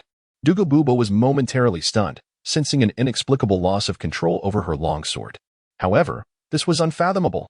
The ice sword was intrinsically linked to her very life. It could not simply vanish. Should it be destroyed, she would undoubtedly suffer a mental blow. Yet, astonishingly, despite everything appearing intact, she could no longer sense it. Meanwhile, the hammer of thunder hovered ominously above her head. Clearly, in her exhausted state, defeat was imminent. Chapter 84. The team continues to grow, having triumphed over Dugobuba, who had once been a living nightmare for Lin Chen and the other level 8 ability users. Lin Chen's emotions were somewhat complex for a fleeting moment. Observing the equally dazed Dugobuba, he waved his hand to release the pause on time. The longsword clattered to the ground, instantly awakening the stunned Dugobuba. As for the others, they were already in a state of astonishment. They had initially believed their leader's strength to be merely adequate, but it was now evident that this surpassed the realm of a level 2 ability user. Could a level 2 ability user truly possess such power? And Ruo Su rushed forward, grasping Lin Chen's hand, her voice laced with concern. How did you achieve that? A secret, Lin Chen chuckled. The matter of time pausing, akin to the Li Zishu, was one of Lin Chen's great secrets, which he could not divulge easily to others at this moment. Although, with the arrival of the invincible Dugu, she would soon be considered one of their own. I concede, and I shall uphold my promise. From now on, I will follow you. Dugu did not press further, for everyone harbors their own secrets, and she too possessed her own. Welcome to our professional team. Lin Chen smiled, stepping forward to extend his hand toward Dugu. She reciprocated, shaking his hand briefly. Boss, are you truly going to join them? Then, what shall we do? A young individual stepped forward, casting a glance at Dugu and cautiously inquiring. I apologize, my strength is insufficient. I am unworthy to be your leader. Dugu replied with a hint of embarrassment. It matters not. With Dugu joining our professional team, if you are willing, you two may join us, Lin Chen remarked. I greatly admire your team's combat awareness. Equipped with professional weaponry, you could undoubtedly enhance your combat prowess. Dugu accepted this, recognizing the potential of these professionals, whom Lin Chen would not overlook. Although their weaponry was subpar, their skills were undeniably commendable. With Dugu's early training, in a one-on-one confrontation, perhaps only Li Mu and Li Qing from Lin Chen's team could match these individuals, given that both had endured countless life-and-death battles previously. As for Chen Jian and Xiao Wei, they may indeed not stand a chance against the young contender. If Lin Chen is not mistaken, the youth is already on the brink of advancing to a level 2 awakened. Furthermore, the one named Xiao Xian possesses a speed that rivals Chen Jian's.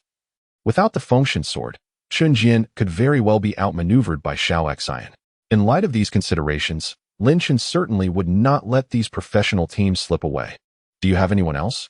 Lin Chen inquired, directing his gaze toward Dugobubi. That's all. Dugabubi replied. After we hunted level 2 zombies yesterday, I successfully advanced to level 2, and today's hunt is to facilitate Xiao Li's advancement. I see. Lin Chen nodded in understanding. It was fortunate that he had also decided to pursue level 2 zombies. Otherwise, he might have missed the opportunity to meet Dugabubi in the future. Should Dugabubi grow even stronger, he might not be able to win her over. As it stands, he chuckled to himself. Lin Chen intended to shape her future as he desired, which conveniently allowed for better arrangements regarding their living quarters. Initially, it felt somewhat inappropriate to have Chen Jian alone on the 14th floor, but with the addition of Qiu Li and his companions, the floor would certainly become more lively. Very well. Dugabubi showed no objections. Thus, a group of them followed Lin Chen to commence their hunt for zombies. Observing the ragtag band before him, armed with an assortment of mismatched weapons, Lin Chen promptly began distributing arms. He equipped them with a complete set of firearms and melee weapons. For those who favored swords, he offered Han swords, Tang swords, and Longquan swords. For those who preferred blades, there were Tang sabers, Shochuan knives, ring-headed swords, and broadswords, all customized for their needs.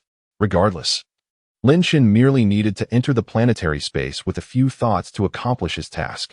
Possessing the ability to control all metals within this realm, he adeptly formulated the most suitable alloy composition. The resilience, weight, and sharpness achieved an almost perfect equilibrium. It could be said that this represented the pinnacle of scientific cold weaponry. Advancing further would lead to creations akin to the Aurora sword. As Qiu Li and the others gazed at the weapons in their hands, they were overwhelmed with excitement. Moreover, the perfectly fitted Yanhuang military uniforms they donned were far superior to their previously assembled attire. The only drawback was the slight greasiness of their hair. A refreshing bath would have been delightful. Consequently, Lin Chen later fulfilled their wishes. The renovation on the 15th floor had been completed during his previous encounter with Chu Imo. Thus, he temporarily allowed all the men to take a shower, while the young ladies ascended to the 16th floor. In terms of environment, the 16th floor was undoubtedly superior.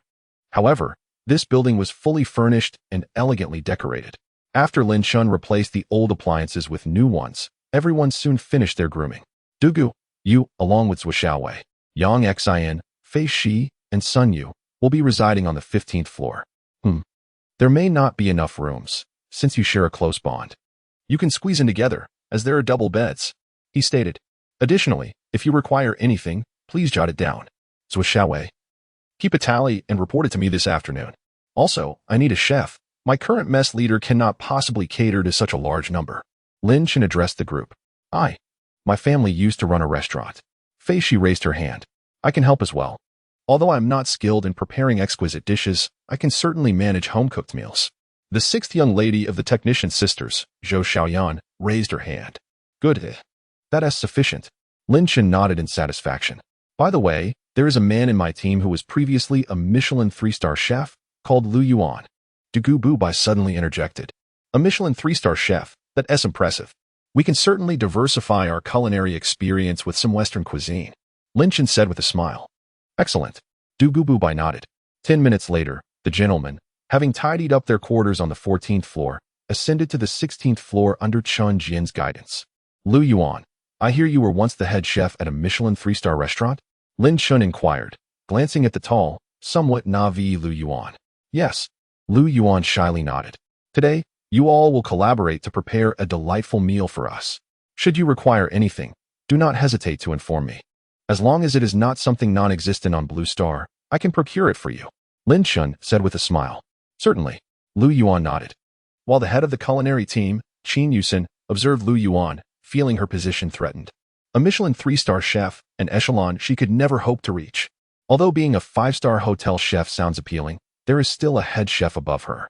Moreover, she specializes in Chinese cuisine. What if Lin Chen prefers Western food? Chapter 85. I apologize, elder sister, but I favor Lin Laoda. Lu Yuan first requested a set of chef's attire from Lin Chen. Lin Chen swiftly located the necessary items in the spatial realm of the planet and presented them to Lu Yuan. Considering that Western cuisine might require specialized culinary tools, he promptly procured a complete set of kitchenware. Although the kitchen on the 16th floor was not as expansive as those found in hotels and restaurants, it was undoubtedly larger than a typical household kitchen. The areas for Chinese and Western cooking were distinctly separated. Thus, Qin Yusen, accompanied by Fei Shi and Lu Yuan, with Zhou Xiaoyan, began their culinary endeavors with 4 chefs at work. Currently, Lin Chen's team comprised 11 individuals plus a dog, along with 6 technicians led by Sun Yu. The addition of Dugabubi and her professional crew expanded the group to a total of 14, bringing the total count to 31 people, including the dog. Preparing meals for 31 individuals, even when divided into Chinese and Western cuisines, was no small feat. It was evident that completing such a task within an hour was implausible. Even in a typical household, preparing more than 2 hot dishes often took over an hour, let alone meals for 31. Having only briefly acquainted himself with their names and abilities, Lin Chen realized he had yet to discern their skills, particularly those related to daily life or professional expertise, akin to Lu Yuan's culinary prowess.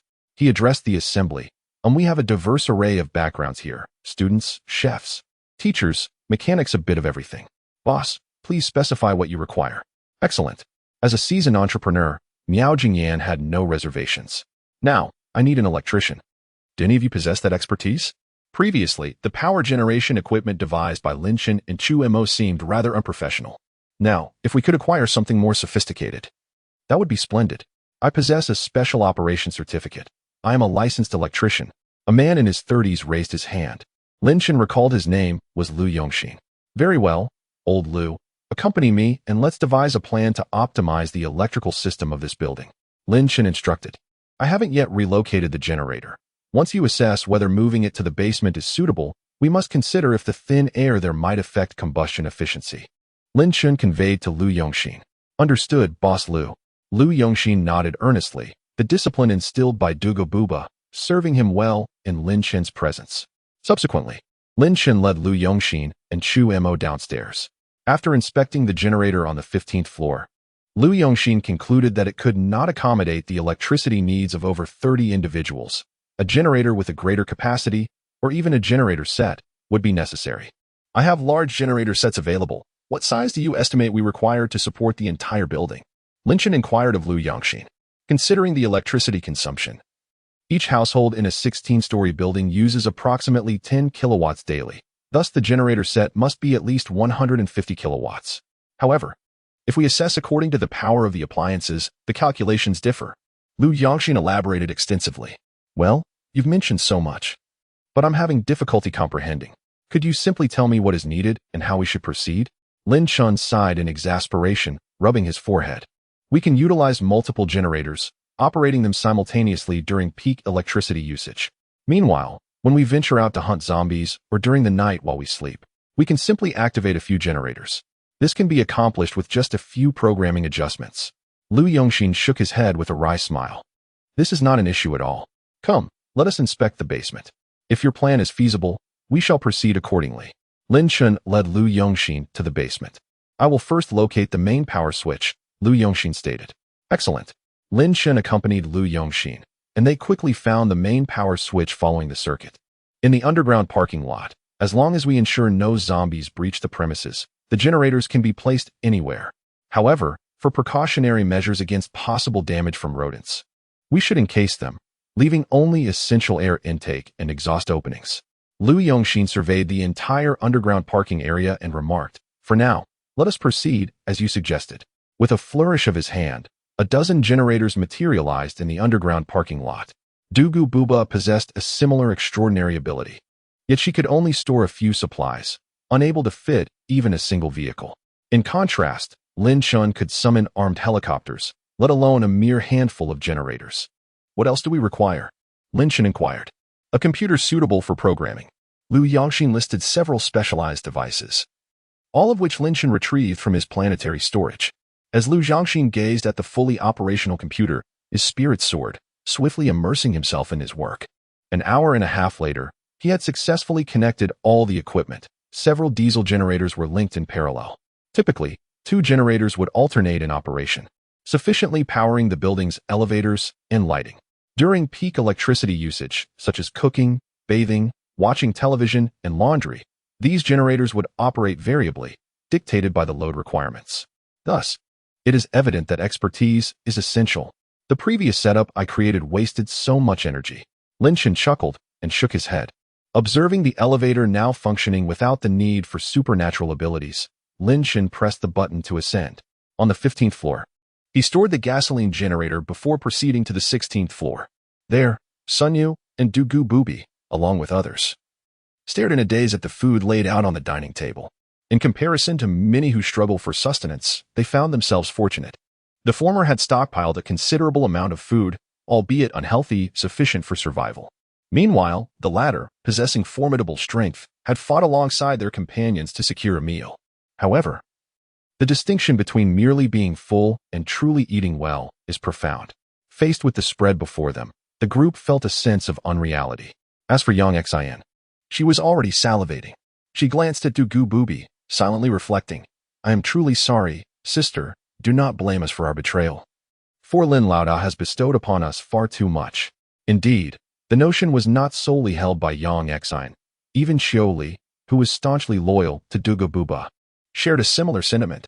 "Ah, the meal is ready. Come, let us eat. You wouldn't wait for me to commence, would you?" "Surely not." Lin Chen, seated at the head of the table, remarked with a smile as he observed the others. The remaining guests swiftly took their seats, turning their attention towards Lin Chen. And Ruosu, watching the scene unfold, could not help but chuckle quietly. Unbeknownst to her, Lin Chen had transformed from the mischievous young boy he once was into the leader of over 30 survivors. If the future could persist in this manner, it might not be so bad after all. Chapter 86. The Frigid Young Lady. Dugu Buba. 31 individuals and one dog managed to occupy a single table. One can only imagine the vastness of this restaurant. With the final dish of soup being served, Lin Chen and his companions eagerly began their meal. The first course was Western cuisine, featuring authentic A5 Wagyu beef masterfully prepared by Michelin 3-star chef Lu Yuan, which even Lin Chen, who typically shunned Western fare, found himself indulging in. Alongside the steak were delicacies such as caviar, treasures that Lin Chen had cherished. In a moment suspended in time, what Lin Chen held in his hands mirrored the essence of his companions. While the Western dishes served primarily as appetizers, the true feast lay in the traditional Chinese cuisine crafted by Qin Yusen. A myriad of dishes served in large bowls twirled around the table, accompanied by an array of beverages rapidly consumed. Catering to those who relished rice, both steamed buns and fluffy rolls were provided. Lin Chen and his companions, accustomed to such meals, savored them at a leisurely pace. However, Dugu Bubai and Sun Yu, among others, after initially holding back, soon abandoned any concern for their image. In his fervor to seize the food, Dugu Bubai even resorted to using his extraordinary abilities. Lin Chen watched in astonishment, truly impressed by their determination. Observing the ferocity with which these individuals devoured their meals, Lin Chen felt compelled to join the fray. After all, if he did not partake, he would be left with no choice but to dine on roasted lamb in the starry expanse later. Well, perhaps not. Lin Chen merely sampled a few bites. While in Ruosu, noticing this, leisurely savored her food. Initially one to compete for food, Mao Yin-xiu now took delicate bites, refraining from overeating, anticipating something delightful to come. From the moment they began their meal of Chinese cuisine to the point of empty plates, or rather, empty bowls, it took less than 10 minutes. Burp. Dugu Bubai let out a long belch, casting an apologetic glance at Lin Chen. "I'm hungry. These dishes are quite delightful," he remarked coolly, resembling an emotionless swordsman.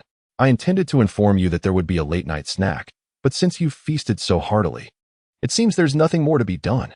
Lin Chen smiled at the group, their bellies visibly round, particularly at the sight of Chen Jian. What? Chen Jian was momentarily stunned. He had completely forgotten that typically there were other offerings. Furthermore, it was only 3 in the afternoon. When he had previously come with Zhou Xiaowei, there had been plans for a barbecue in the evening. No. We are all awakened or possess extraordinary abilities. We will certainly digest quickly, Chen Jian exclaimed. Qin Yusen's barbecue skills are truly exceptional, particularly her secret seasoning, which is simply remarkable. Is that settled? Lin Chen inquired. Glancing at Chen Jian, "I shall go at once," Chen Jian exclaimed, rising to dash downstairs. Wait a moment. Lin Chen halted him, prompting Chen Jian to look back in confusion. "First, let us tidy the dining table. The kitchen brigade has prepared the meal. It is only fair that we wash the dishes, is it not?" Lin Chen articulated. "Indeed, that is only reasonable. We shall attend to it immediately." The satisfied group swiftly rose, gathering their bowls and utensils as they made their way to the kitchen. However, the throng proved cumbersome.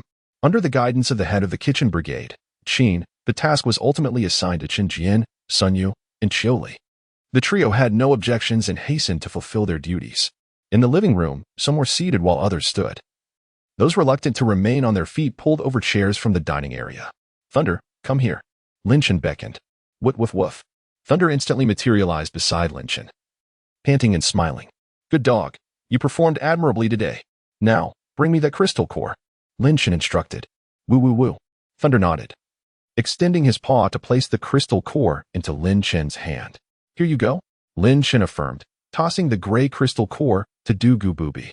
You have given this to me? Dugu Booby expressed his bewilderment. Isn't this a wager? Why has it been bestowed upon me? Here. The fastest Li Mu will not reach level 2 until tomorrow night, while Qiu Li is about to attain it. By granting him this opportunity, we can augment our high-end combat capabilities, Lin Chen remarked. Then why not give it to him personally?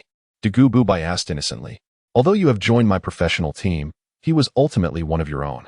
I may bestow it upon him directly in the future, but today marks our first day. If I were to give it to him outright, it might seem somewhat covetous. Lin Chen chuckled as he spoke.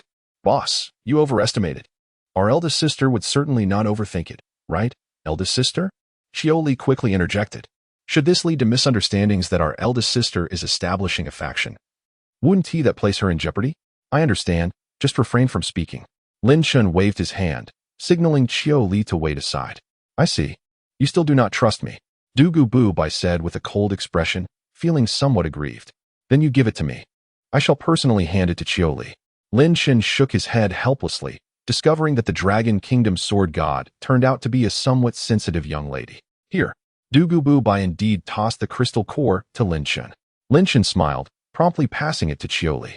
He nodded with a grin and began distributing the crystal cores to everyone. Witnessing this scene, Dugu Booby unexpectedly retrieved over 100 crystal cores from a ring on her left hand and placed them before Lin Chen. What is this about? Lin Chen inquired, observing the still aloof expression of Dugu Booby, puzzled. Let us distribute them together. Dugu Booby succinctly replied. This is your private property. Do you understand the concept of private property? It seems that even if you were to marry me, your premarital assets would remain solely yours and need not be shared with me, Lin Chen remarked. Oh, Dugu Booby responded, still clutching the crystal core, as if these items bore no significance to her. Never mind, I shall regard these crystal cores as my trade-off, Lin Chen sighed, shaking his head in mild regret as he produced a plum and tossed it to Dugu Booby. She inspected the plum with interest, preparing to consume it immediately. Wait, Lin Chen quickly interjected, leaning in to whisper a phrase in her ear. With Lin Chen's prowess as a level 2 ability user, no one aside from Enruasu could possibly overhear their exchange. This is a fine treasure. I shall dispatch a few more level 2 zombies tomorrow. Upon learning of the plum's effects, Dugu Booby nodded in understanding, stowing the fruit within her storage ring, her demeanor as frosty as ever. Very well. After distributing the level 1 crystal cores laid upon the table, Lin Chen instructed everyone to absorb their energies. At 7 in the evening, Lin Chen summoned 5 sheep, preparing to roast them on the rooftop. As they beheld the succulent roasted lamb before them, everyone, including Li Mu and Li Qing, found themselves salivating. Surely, even those readers indulging in this tale late at night would find themselves swallowing their own saliva in anticipation, wouldn't they? Chapter 87. The efficiency of zombie slaughter greatly increases beneath a sky adorned with brilliant stars. A gathering of humans, none exceeding the age of 35, convened for a feast. Tonight, libations would flow. With a flourish, Lin Chen summoned an array of drinks to the table, snow beer, hard cider, and even red wine, all appearing in abundance. Never mind. Let us indulge in a modest drink instead. The day is reserved for battles, while the night grants us the opportunity to absorb the energy of the crystal cores. We must not become complacent. Mu Jingyan shook her head. A little indulgence is permissible. Moreover, we are all awakened beings with extraordinary abilities. A mere sip of wine cannot possibly incapacitate us. Lin Chen chuckled, lifting a bottle to drink directly from it. Wow, Brother Chen is incredible, Mu Yinxiu exclaimed, seizing a bottle of red wine to join in. No drinking allowed. Mu Jingyan fully embraced her maternal role, asserting that underage girls are prohibited from consuming alcohol. What's the big deal? We're just having fun. Mu Yinxiu rolled her eyes, casting a reluctant glance at Lin Chen. You 7 underage girls should stick to beverages. Regardless of their previous revelries, upon entering this narrative, they must adhere to the laws protecting minors. Underage drinking is simply unacceptable. Very well. Sun Yu and the others obediently nodded. Having changed into comfortable home attire, they bore no trace of their former roles, resembling well-behaved neighborhood girls instead. Observing her companions surrendering to the rules, Mu Yinxiu pouted and resigned herself to sipping the drink Lin Chun had provided. How disappointing. I had hoped to get Lin Chun drunk and make him violate the laws regarding minors. But alas, alcohol is off the table. Just wait until I come of age. I will ensure you're thoroughly intoxicated. Mu Yinxiu bared her teeth at Lin Chun. Sister Mu, having spent considerable time with the boss, could you share some stories about him from before? Strong individuals are always revered. In the society before the apocalypse, wealth held the utmost importance. Possessing money equated to power. However, in the aftermath of the apocalypse, strength became the paramount value.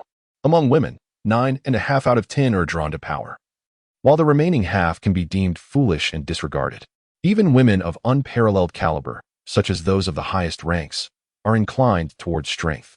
These young ladies are no exception. It can be asserted that those who have survived until now, apart from a few exceedingly fortunate fools, possess intelligence. Intelligent women will undoubtedly devise every conceivable means to enhance their lives.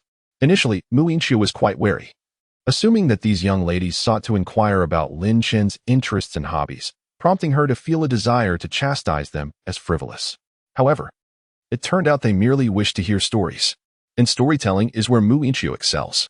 Thus, she commenced recounting their initial encounter with Lin Chen, narrating their journey from Shijing to Bianqing, where they vanquished a zombie giant python and eliminated a second-tier zombie.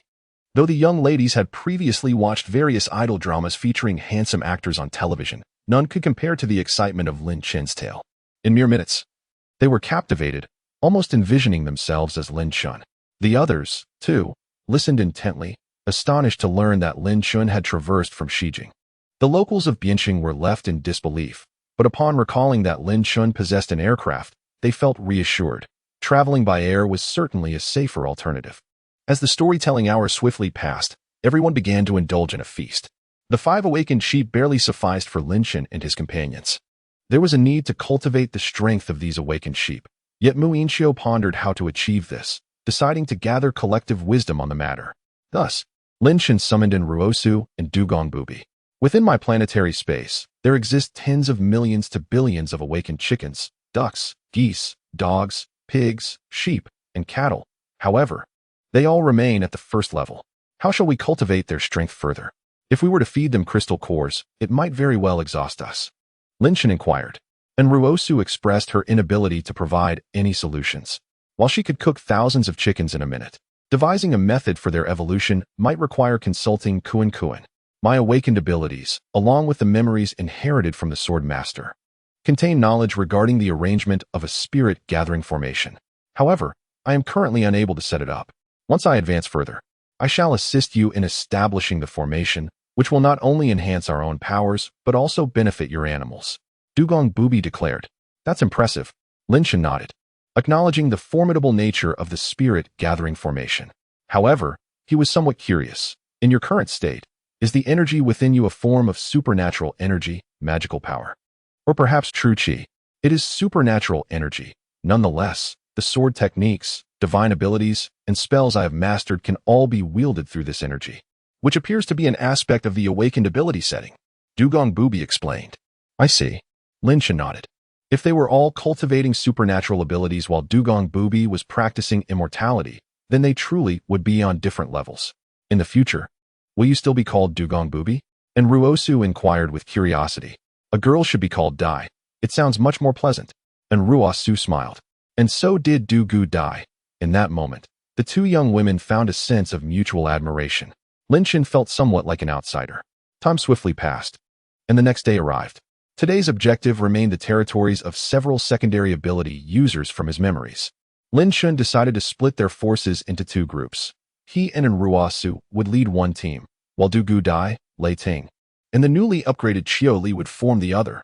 The reason for including Lei Ting was due to his superior spatial abilities, which could accommodate more equipment. Unlike Dugu Dai's spatial ring that could not hold tanks or armored vehicles. Consequently, for helicopters took to the skies, 2 from each group. On Dugu Dai's side, there were 2 retired soldiers, both former army lieutenants, who had no trouble piloting the armed helicopters. Lin Chen also brought along several individuals from Dugu Dai's team. while she included 3 members from Sun Yu's group, as everyone was primarily focused on leveling up, making it rather uncomplicated. Thus, by noon, both teams had successfully eliminated 2 secondary zombies each, leaving Du Gu Dai's group astonished by their efficiency. Sister Dai, our strength is considerable. We have no issues dealing with high-level zombies. The main problem lies in our speed of action and ability to clear out enemies. With these new additions, we are practically unstoppable. Chioli understood that the disparity between them and Lin Chen lay in their zombie clearing speed. Although the number of secondary zombies in Bian City was limited, each significant gathering point typically harbored one, and this number was steadily increasing with time. The crux of the issue was that secondary zombies were invariably surrounded by numerous primary zombies. If the first-level zombies are not eradicated, these minor calamities can indeed pose significant trouble for everyone. Lin Chen's prowess is remarkable. Du Gu Dai, in a rare moment of candor, expressed an unrefined sentiment before leading her team back. Chapter 88. Reunion with Wang Yun. However, as the airplane traversed Route 5, Lin Chen spotted a familiar group besieged by zombies below. Chen Jian, don't those individuals seem familiar?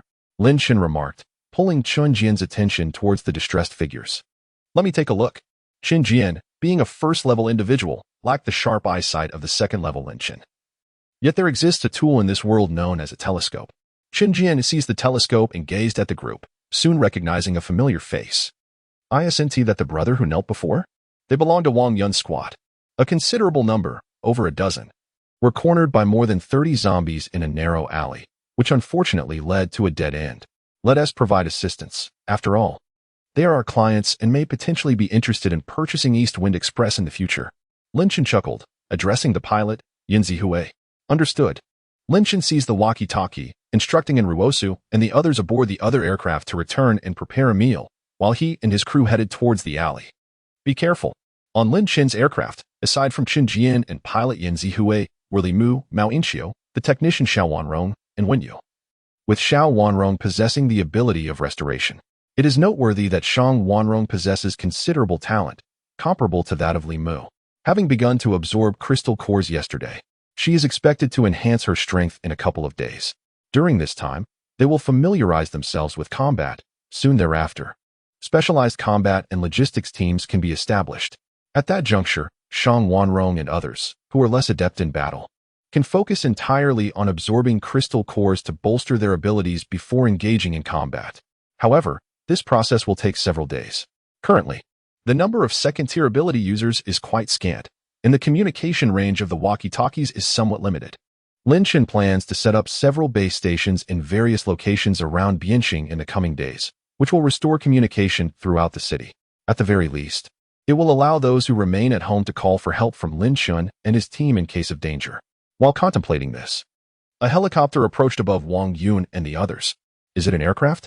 Has the military finally arrived? Wang Yun and the others looked up at the sky and saw Lin Chen's helicopter hovering above. Fire. Drawing their rifles, Lin Chen and his team prepared for precise shooting. Xiao Wanrong and Wen Yu, who were not particularly skilled with firearms, refrained from targeting the zombies near Wang Yun and instead aimed at those in other areas. Otherwise, 2 young girls, armed with rifles for less than 24 hours, might inadvertently shoot Wang Yun and his companions. The 30-odd zombies posed no significant challenge to Lin Chen and his group.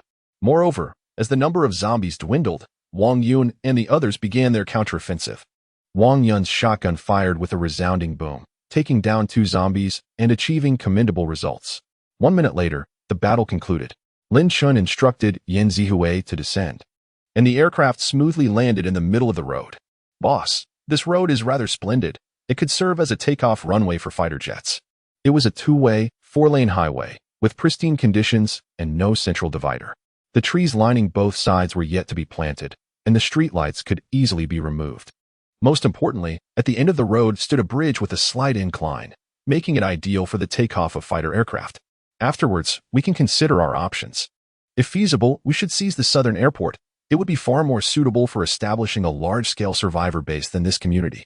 Following the extreme cold era, higher elevations would become increasingly frigid due to the biting winds. In contrast, being on the ground would allow Lin Chen to directly heat the space using a boiler. Coupled with the presence of fighter jets, possessing an airport would be exceedingly advantageous. Indeed, Yin Zihui nodded in agreement. Just then, Wang Yun and others rushed over. Mr. Lin, I never expected it would be you to save me. Thank you so much. Wang Yun and the others expressed their profound gratitude, simultaneously taken aback by Lin Chen's possession of a helicopter. However, upon recalling Lin Chen's affiliation with Dongfeng Express, they deemed it merely a helicopter and thought little of it. It's been several days since we last met. It seems your strength has improved. How has your accumulation of crystal cores been? Do you still require weaponry? Lin Chen's primary focus was on trading arms, embodying the role of a shrewd merchant. Thus his opening remark was business-oriented. We do need some supplies, particularly ammunition. Moreover, we wish to acquire a sniper rifle. Recently, we have recruited a former armed police sniper. If we had a sniper rifle, our efficiency in hunting zombies would be significantly enhanced, Wang Yun remarked with a smile. As for sniper rifles, I have several options. Take a look.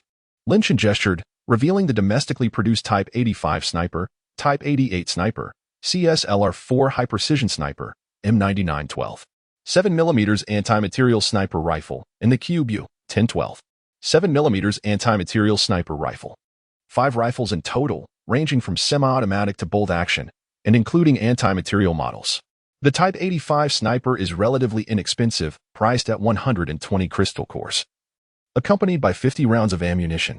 The Type 88 sniper, akin to the Type 85, also costs 120 crystal cores and comes with 60 rounds of ammunition.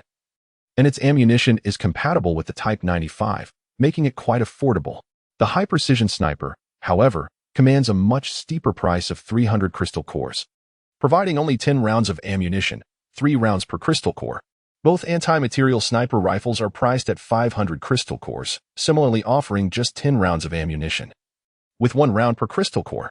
Lin Chen's prices are not arbitrary. In fact, they are considerably more economical than what he paid for a rifle before his rebirth. When it comes to pricing, it is undoubtedly fair and transparent. He Guangla, come take a look. Wang Yun, uncertain of what to purchase, summoned He Guangla, the recently recruited armed police sniper. He Guangla was hesitant, unaware of his superior's financial capacity, and thus refrained from making extravagant requests. He yearned for the 2 anti-material sniper rifles, for a single shot from such a weapon could potentially incapacitate a second-tier zombie. However, they might not be able to afford them. How many crystal cores do you possess? Lin Chen inquired, directing his gaze towards the somewhat hesitant He Gang before turning to Wang Yun. Just over 300. Wang Yun scratched his head in response. Over 300? It seems you have been quite industrious these past few days, Lin Chen remarked, astonished, for it had been only a short while since their last transaction with Wang Yun. We altered our strategy, hunting zombies in residential areas. Each household yields at least 1 crystal core. After absorbing some, we still have an excess of over 300 cores. Wang Yun replied with a smile. Indeed, your plan is remarkably well-structured, Lin Chen acknowledged. How about this? I see that this brother also has an affinity for anti-material sniper rifles. I possess intelligence regarding second-tier zombies.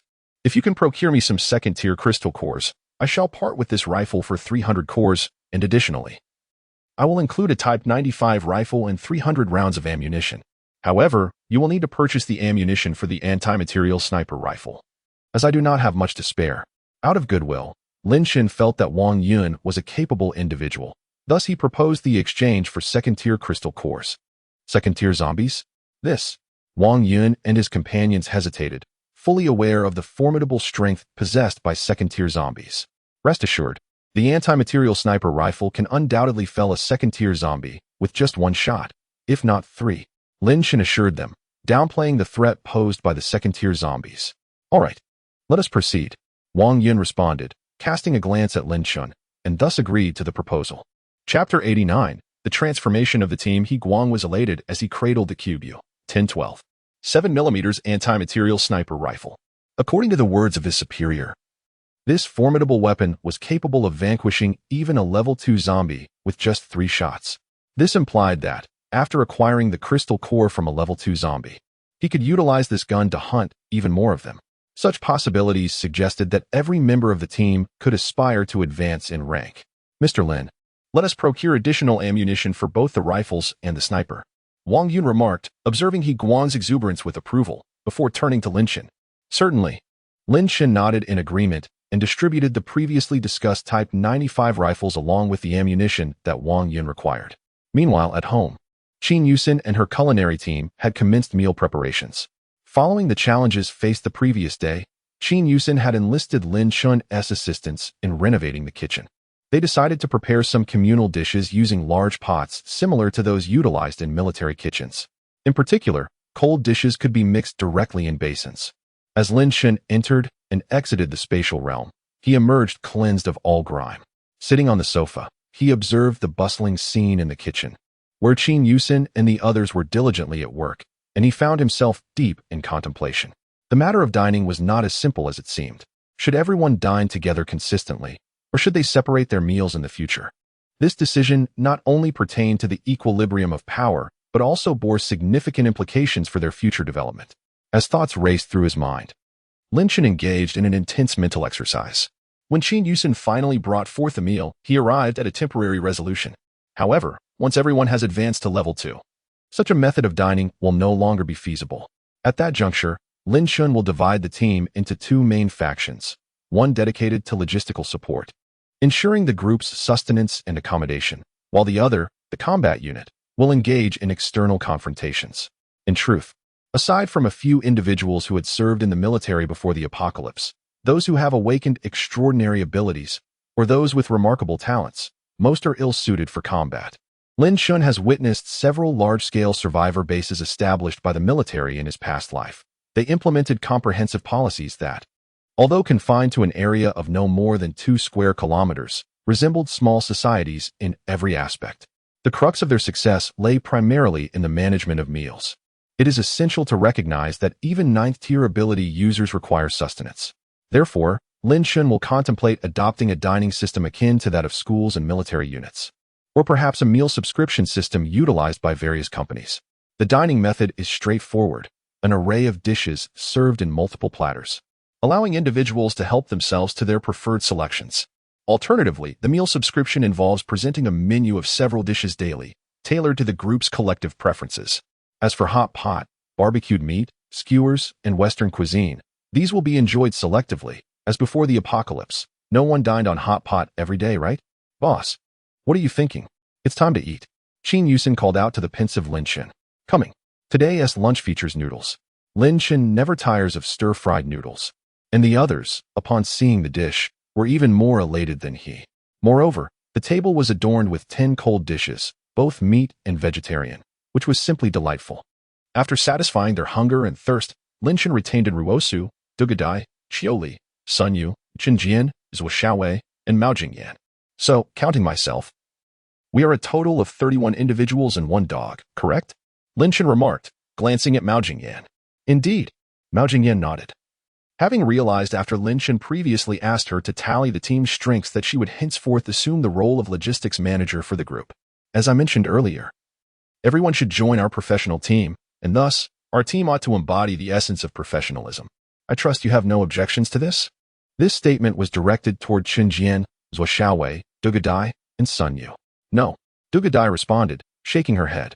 Ever since being defeated by Lin Shun, she had nearly transformed into a reflection of him. At this point, she was inclined to accept whatever Lin Shun proposed. As for Qinjian and Zhuoxiaowei, they had no dissent. One was captivated by Lin Shun's commanding presence, while the other was merely indebted to Lin Shun for a bottle of soda, thus willingly aligning with him. Sun Yu, being a minor technician, lacked the authority to voice any opinion. Well then, I shall speak freely. Lin Shun chuckled and nodded, continuing. We are now quite prosperous, and our numbers may very well increase in the future. To be frank, with the resources available in my planetary space, not only could I sustain you all, but I could also comfortably provide for 100,000 individuals. Furthermore, the planetary space allows for agriculture, ensuring a continuous supply of food resources. However, mere sustenance and warmth do not encapsulate all our needs. Moreover, even the act of dining requires our esteemed class leader, Qin, to facilitate it. Firstly, commencing tomorrow, the 5 of you, Zhuoxiaowei, Qinjian, Shang Wanrong, and Yang Xian, shall remain at the base, dedicating yourselves to the pursuit of attaining level 2. Once you achieve this milestone, you shall be assigned to appropriate combat teams based on circumstances. Aside from myself, Ro, Tudu, Qiuli, and Lei Tang shall take turns guarding the base, for remaining at home is not an invitation for leisure. While our advancement from level 1 cores to level 2 may not yield substantial gains, it is by no means futile. Those stationed at the base must diligently absorb the cores to enhance their prowess. The remaining individuals will be organized into 2 combat teams. I shall lead one, while the other shall consist of all but the level 2 guardians.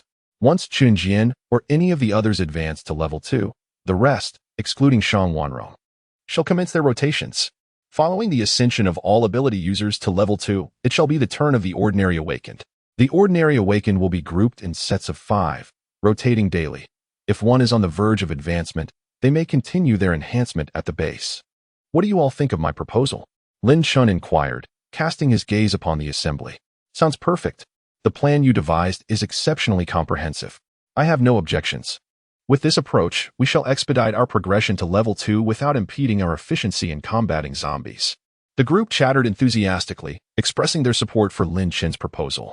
I have an idea. Mu Jingyan suddenly raised her hand and spoke. Sister Mu, please share. Lin Chen nodded in agreement. I believe that Qin Yusin and the others could also practice at home. If the meals are prepared in advance, everyone would have more time to enhance their abilities. Moreover, while they are at home, they can absorb crystal cores to improve their strength, achieving dual benefits. Mu Jingyan articulated. What do you all think? Lin Chen turned to Enruosu and the others. Enruosu was the first to nod, indicating her approval. As Lin Chen's devoted admirer, Dugadai naturally had no objections either. Seeing the former leader in agreement, Xiao Li also consented without hesitation. The remaining individuals, being Lin Chen's supporters, readily nodded in agreement as well. Very well, it is settled, Lin Chen declared. Indeed. Chapter 90. The Level 2 Mutated Zombie Tiger. The next day, Lin Chen decided to keep all Level 1 ability users at home, with the exception of Li Mu. He had not disclosed anything about Li Mu's situation to anyone, not even to Enruosu. Therefore, Li Mu remained in Lin Chen's team as an ordinary awakened individual. Since complete secrecy was paramount, there could be no exceptions. Only those without powers could stay at home to absorb crystal cores. As for how Li Mu would evolve in the future, that remained uncertain. Honestly, Lin Chen had no idea how to address Li Mu's condition moving forward. Surely, they could not resort to drawing blood or cutting flesh from her, could they? Li Mu harbored similar concerns, yet witnessing Lin Chen's commitment to enhancing everyone's abilities without granting her any special treatment oddly brought her a sense of reassurance. She may be somewhat slow-witted, yet she is by no means foolish. A fool cannot assume the role of an assassin. Lin Chen held an unwavering confidence in himself. Li Mu could only quietly observe Lin Chen's retreating figure, moved by his own sentiments. Today's mission involved Lin Chen leading a team to the high-speed rail station to hunt down second-level zombies. According to Lin Chen's memories from his previous life, there resided a formidable 4th-level mutated zombie tiger in this vicinity. If this creature were still present, it should have now reached the 2nd level. The likelihood of animals mutating is generally higher than that of humans, for these creatures consume anything in their path. For mutated zombies, the more diverse their diet, the greater the chance of mutation. Today, the house was being guarded by Enruosu. Thus the other team maintained the same configuration as yesterday, albeit with the absence of Enruosu from Lin Chen's side. Once the personnel count was confirmed, Lin Chen and his companions set forth, watching them depart. Enruosu turned to the others remaining at home, her authoritative presence palpable. Those of you left behind, do not presume that your abilities elevate you above the rest. Nor should you feel out of place for staying behind. Brother Chen leads our comrades in the hunt for zombies for the sake of us all. Your efforts in absorbing cores to enhance your strength while remaining here also serve the greater good. Especially you, Shenjian. If you cannot even keep pace with Yang Xian, brace yourself for Lin Chun's wrath. And Ruosu's words ignited a sense of motivation within Shenjian. The group gathered closely, clasping the cores in their hands, commencing the process of absorption to augment their power. The 4 members of the cooking team left at home were not idle. They sat cross-legged on the ground, their hands tightly grasping the crystal cores, absorbing energy to enhance their strength. According to Lin Chen, typically meals would commence at a designated hour, so they arranged their cooking schedule accordingly. The remainder of their time was devoted to the absorption of energy in the morning, which, although only a few hours extra, could yield significant results for those with a rapid absorption rate. With such dedication, Qin Yusin might even surpass Chen Jian in advancing to the 2nd tier. Meanwhile, Lin Chen continued to carve a path through the air with the helicopter. After all, the number of flying zombies was quite scarce. Even if they encountered avian zombies, they had formidable weaponry like flamethrowers at their disposal. Coupled with high-velocity machine guns, they had little to fear. even if the bird-like zombies took to the skies. Arriving above the high-speed train station, they observed over 3,000 zombies swirling around the square, densely packed in the area. Such a multitude of zombies would pose a formidable challenge if confronted on the ground, Limu murmured, contemplating the daunting task ahead. I reckon the high-speed train station is a tough nut to crack, which is why this morning, I loaded all 4 Wuji, 10 helicopters with rockets. Lin Chen remarked with a smile. Each Wuji, 10 could carry 76 70mm rockets, totaling 140 rockets between the 2 aircraft. Quite the ample supply for this horde of zombies. Piloting the helicopter, Yin Zihue chuckled. Understood. Zihue and Momo. Find a suitable direction and prepare to rain down rockets upon the zombies below. Lin Chen lowered the radio and addressed the 2 pilots. Yes. The pilots nodded in agreement without any dissent, and the aircraft began to circle into position. Below, the zombies had long since become restless, gazing up at the helicopter, with some even attempting to stack upon one another. This phenomenon has been vividly depicted in numerous zombie films throughout the ages. However, at this moment, these pitiful creatures stood no chance against the modern arsenal. Whoosh, whoosh, whoosh. The rockets soared, trailing brilliant flames as they erupted amidst the horde of zombies, creating a magnificent display of fireworks. Boom, boom, boom. The zombie masses were instantly obliterated. The makeshift towers of corpses collapsed, transforming into crystalline cores, oddly appealing. Rat-a-tat-tat. The aircraft's cannons roared to life, leaving the zombies with virtually no opportunity to react. Just as Lin Chen and his companions reveled in their onslaught, a sudden, piercing howl pierced the air. Almost immediately, a massive zombie tiger, towering at 5 meters and stretching 10 meters in length, burst forth from the nearby high-speed rail station. With astonishing agility, it leaped directly toward the helicopter in which Lin Chen was seated. Oh no! Limu gasped in alarm. Yet Lin Chen merely smiled faintly. He had been anticipating this creature's arrival. I thought you might not show up, but it seems you couldn't resist for long. The mutated zombies possessed a semblance of intelligence. Otherwise, they would merely be monstrous prey for humanity. With a swift motion, Lin Chen vanished into the aircraft. In the next instant, wielding the mighty ulterior, he struck the airborne zombie tiger with a powerful blow. The impact caused the creature to falter, and it plummeted to the ground. Seizing the opportunity, Lin Chen smiled slightly as arcs of electricity danced around ulterior. A bolt of lightning, thick as a man's arm, descended from the hammer, crashing into the zombie tiger's head. The creature lay motionless on the ground, its breath shallow and labored. With a flick of his wrist, Lin Chen sent ulterior soaring, delivering a crushing blow to the downed beast's skull, rendering it utterly destroyed. Having released the hammer, Lin Chen began to descend rapidly, but as he extended his hand, a peculiar gray crystal, shimmering with an otherworldly light, soared into his grasp, restoring his ability to hover. The diminutive zombie tiger was nothing more than a paper tiger in the grand scheme of things. Boss is amazing, Li Mu exclaimed, giving Lin Chen a thumbs up. Let us finish off the remaining rockets, then we'll go down for a closer look. Lin Chen communicated over the radio. Understood. With 70 rockets remaining, launching 2 at a time, it wouldn't take long. In less than a minute, the square in front of the high-speed railway station had transformed into a desolate ruin. Among the rubble, the once active throng of 3,000 zombies had dwindled to fewer than 300, clustered at the edges and corners. Let us go. Time to investigate. A mere 300 zombies posed little challenge for Lin Chen and his companions. Moreover, these zombies were scattered rather than clustered, making them even easier to deal with.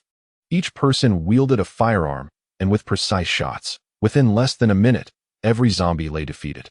Lin Chen smiled faintly, gesturing to collect all the crystal cores before striding into the high-speed railway station. Chapter 91. Duga Dai seeks aid upon entering the station. Lin Chen and his companions primarily aimed to locate any survivors.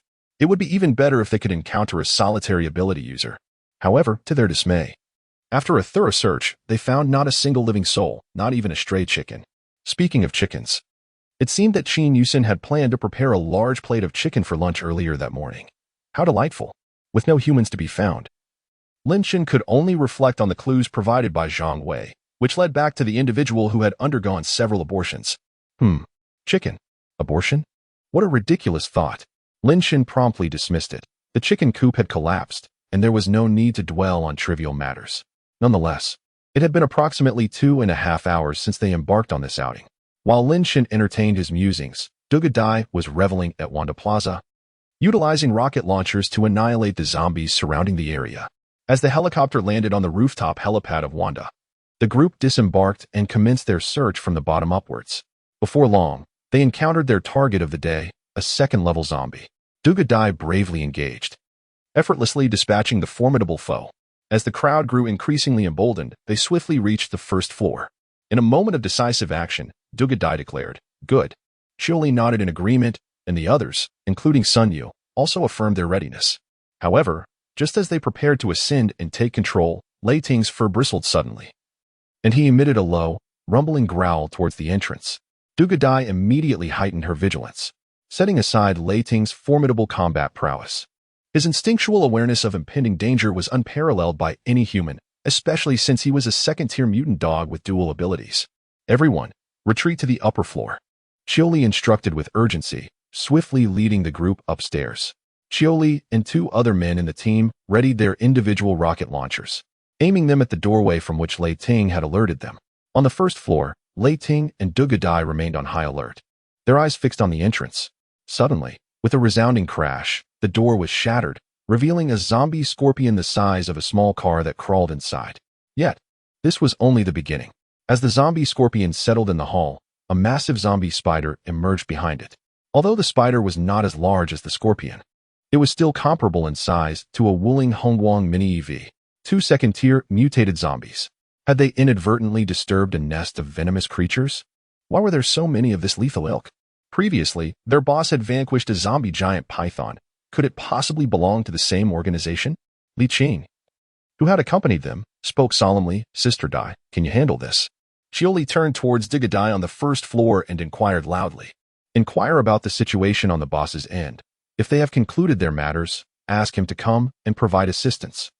The two mutated zombies pose little challenge for Dai, especially with the presence of Lei Ting and Chioli, both possessing second-tier combat capabilities. However, these two mutated zombies are accompanied by countless smaller zombies. Indeed, Dai's senses reveal that above them lurk mutated spiders the size of basketballs, along with mutated scorpions the size of normal roosters, gradually encircling the entire building. Under such circumstances, they stand no chance in combat. Seeking aid from Lin Chen becomes their only recourse. Chioli nodded without hesitation, retrieving the car-mounted walkie-talkie he had taken from the vehicle earlier, and began to communicate with Lin Chen. He called out several times, anxious that Lin Chen and his team might not hear him. "This is Lin Chen. What has transpired?" Lin Chen was busy gathering resources within the high-speed rail station when Li Mu suddenly approached with the walkie-talkie. "Boss, we have encountered two mutated zombies. Dai Jia instructed me to call for immediate assistance, and it may be more complicated than it seems. We require support, urgently." Chioli explained briefly before directly requesting aid. "All right, assistance will arrive in 10 seconds. Lin Chen shouted. "Do not resist. I will transport you into the planetary space." "Understood." Li Mu, having prior experience, nodded affirmatively, while even those without such experience followed suit. Meanwhile, on Chioli's end, Dai called out, "What did the boss say?" Chioli, momentarily stunned, replied, "The boss said help will arrive in 10 seconds. 10 seconds? Dai perceived Lin Chen's words as mere jest. As the mechanical watch on Chioli's wrist ticked 10 times, Lin Chen's figure suddenly materialized beside Dai. "Goodness. The distance to the high-speed train station is at least 9 miles in a straight line, isn't it?" Chioli swallowed hard. Meanwhile, Lin Chen directed his gaze towards the two mutated zombies across from them. "I have also witnessed the situation outside. There are tens of thousands of diminutive zombie spiders and scorpions." Lin Chen recalled these two entities, which he had previously vanquished when they were at level 6. However, now, it poses a considerable challenge, as these creatures have mutated, making it difficult for me to take on both at once. Dai remarked. "What has happened to your confidence, sister?" "Nearly 2 mutated zombies." Lin Chen chuckled. "The renowned sword god of the Dragon Kingdom, the indomitable Dugu, is afraid of facing 2 at once? After reaching level 3, I could handle 3 with ease." Dai stated succinctly. Lin Chen understood from her words, this young woman. The stronger she became, the more knowledge she accumulated, yet at present, she still seemed somewhat lacking. Lin Chen shrugged and released the Thunder God hammer from his grasp. Boom. The 2 level 2 mutated zombies were sent flying by the impact. A tremendous force of thunder erupted from Lin Chen, enveloping the 2 mutated zombies. Bang. The Thunder God hammer struck the heads of the mutated zombies, obliterating them as effortlessly as in a game of Plants vs. Zombies, where one crushes moles. Impressive. Dugadai glanced at Lin Chen and gave him a thumbs up. A trivial matter. Lin Chen smiled faintly, waving his hand to store away the 2 second-level mutated crystal cores. But what about the small zombies outside? Over 10,000 first-level mutated zombies were no trivial adversaries. If they were human zombies, one might simply shoot at them. But now, the only option was to obliterate everything, including Wanda. Lin Chen shrugged. There are still 5 survivors. Chioli interjected. Where are they? Lin Chen inquired. At the Hadaleo on the 4th floor. Excellent. Lin Chen nodded, swiftly appearing in the hot pot restaurant on the 4th floor, and promptly knocked the 5 individuals unconscious. With a wave of his hand, he stored them in the planetary space and rejoined his companions. Do not resist. Lin Chen addressed everyone present. Understood. With a wave of his hand, he gathered all but Dugadai into the planetary space. Then, Lin Chen produced a bomb capable of reducing the entire building to rubble.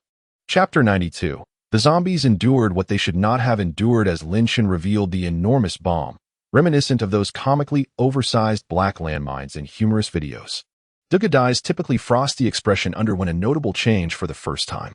Her lips twitched as she gazed at the massive explosive, swallowing hard. If this thing detonates, won't it obliterate us as well? Dugadai was still reluctant to meet her demise. The fuse crackled ominously as it began to burn down, prompting Dugadai to tug at Lin Chen's hand, urging him to flee quickly. No need to panic, just hold on a moment longer. But do refrain from instinctively resisting, or you might indeed find yourself obliterated. Lin Chen chuckled. No. When it comes to matters of life and death, Dugadai is exceedingly serious. 10 seconds later, the fuse of the bomb had nearly burned down to its end. Lin Chen nodded in satisfaction, gesturing to draw Dugadai into the spatial realm. After pausing time for 3 seconds, he swiftly moved to the rooftop, retrieved the helicopter, and then, using the spatial realm, arrived at a location 2 kilometers away. 3, 2, 1. As the countdown progressed, Lin Chen summoned Dugadai back into the world. At the end of the countdown, a tremendous fireball erupted in the distance, followed by a powerful tremor, and finally a thunderous boom. The deafening sound instinctively caused both Lin Chen and Dugadai to cover their ears. The towering flames engulfed the entire Wanda building, and the zombies, of course, were utterly annihilated. The immense force of the explosion was palpable even to Lin Chen, and those closer to Wanda would undoubtedly have felt it even more intensely. Some zombies might have been killed instantly by the shockwave. Fortunately, Lin Chen had thoroughly scoured the vicinity of Wanda and confirmed that there were hardly any surviving humans. To the east of Wanda lay a serene lake. Gurgling, Dugadai turned to Lin Chen and then gazed at the epicenter of the explosion. With such weaponry, not only second-tier zombies but even those of the 20th tier could likely be obliterated, could they not? Is this the potency of modern technological weaponry?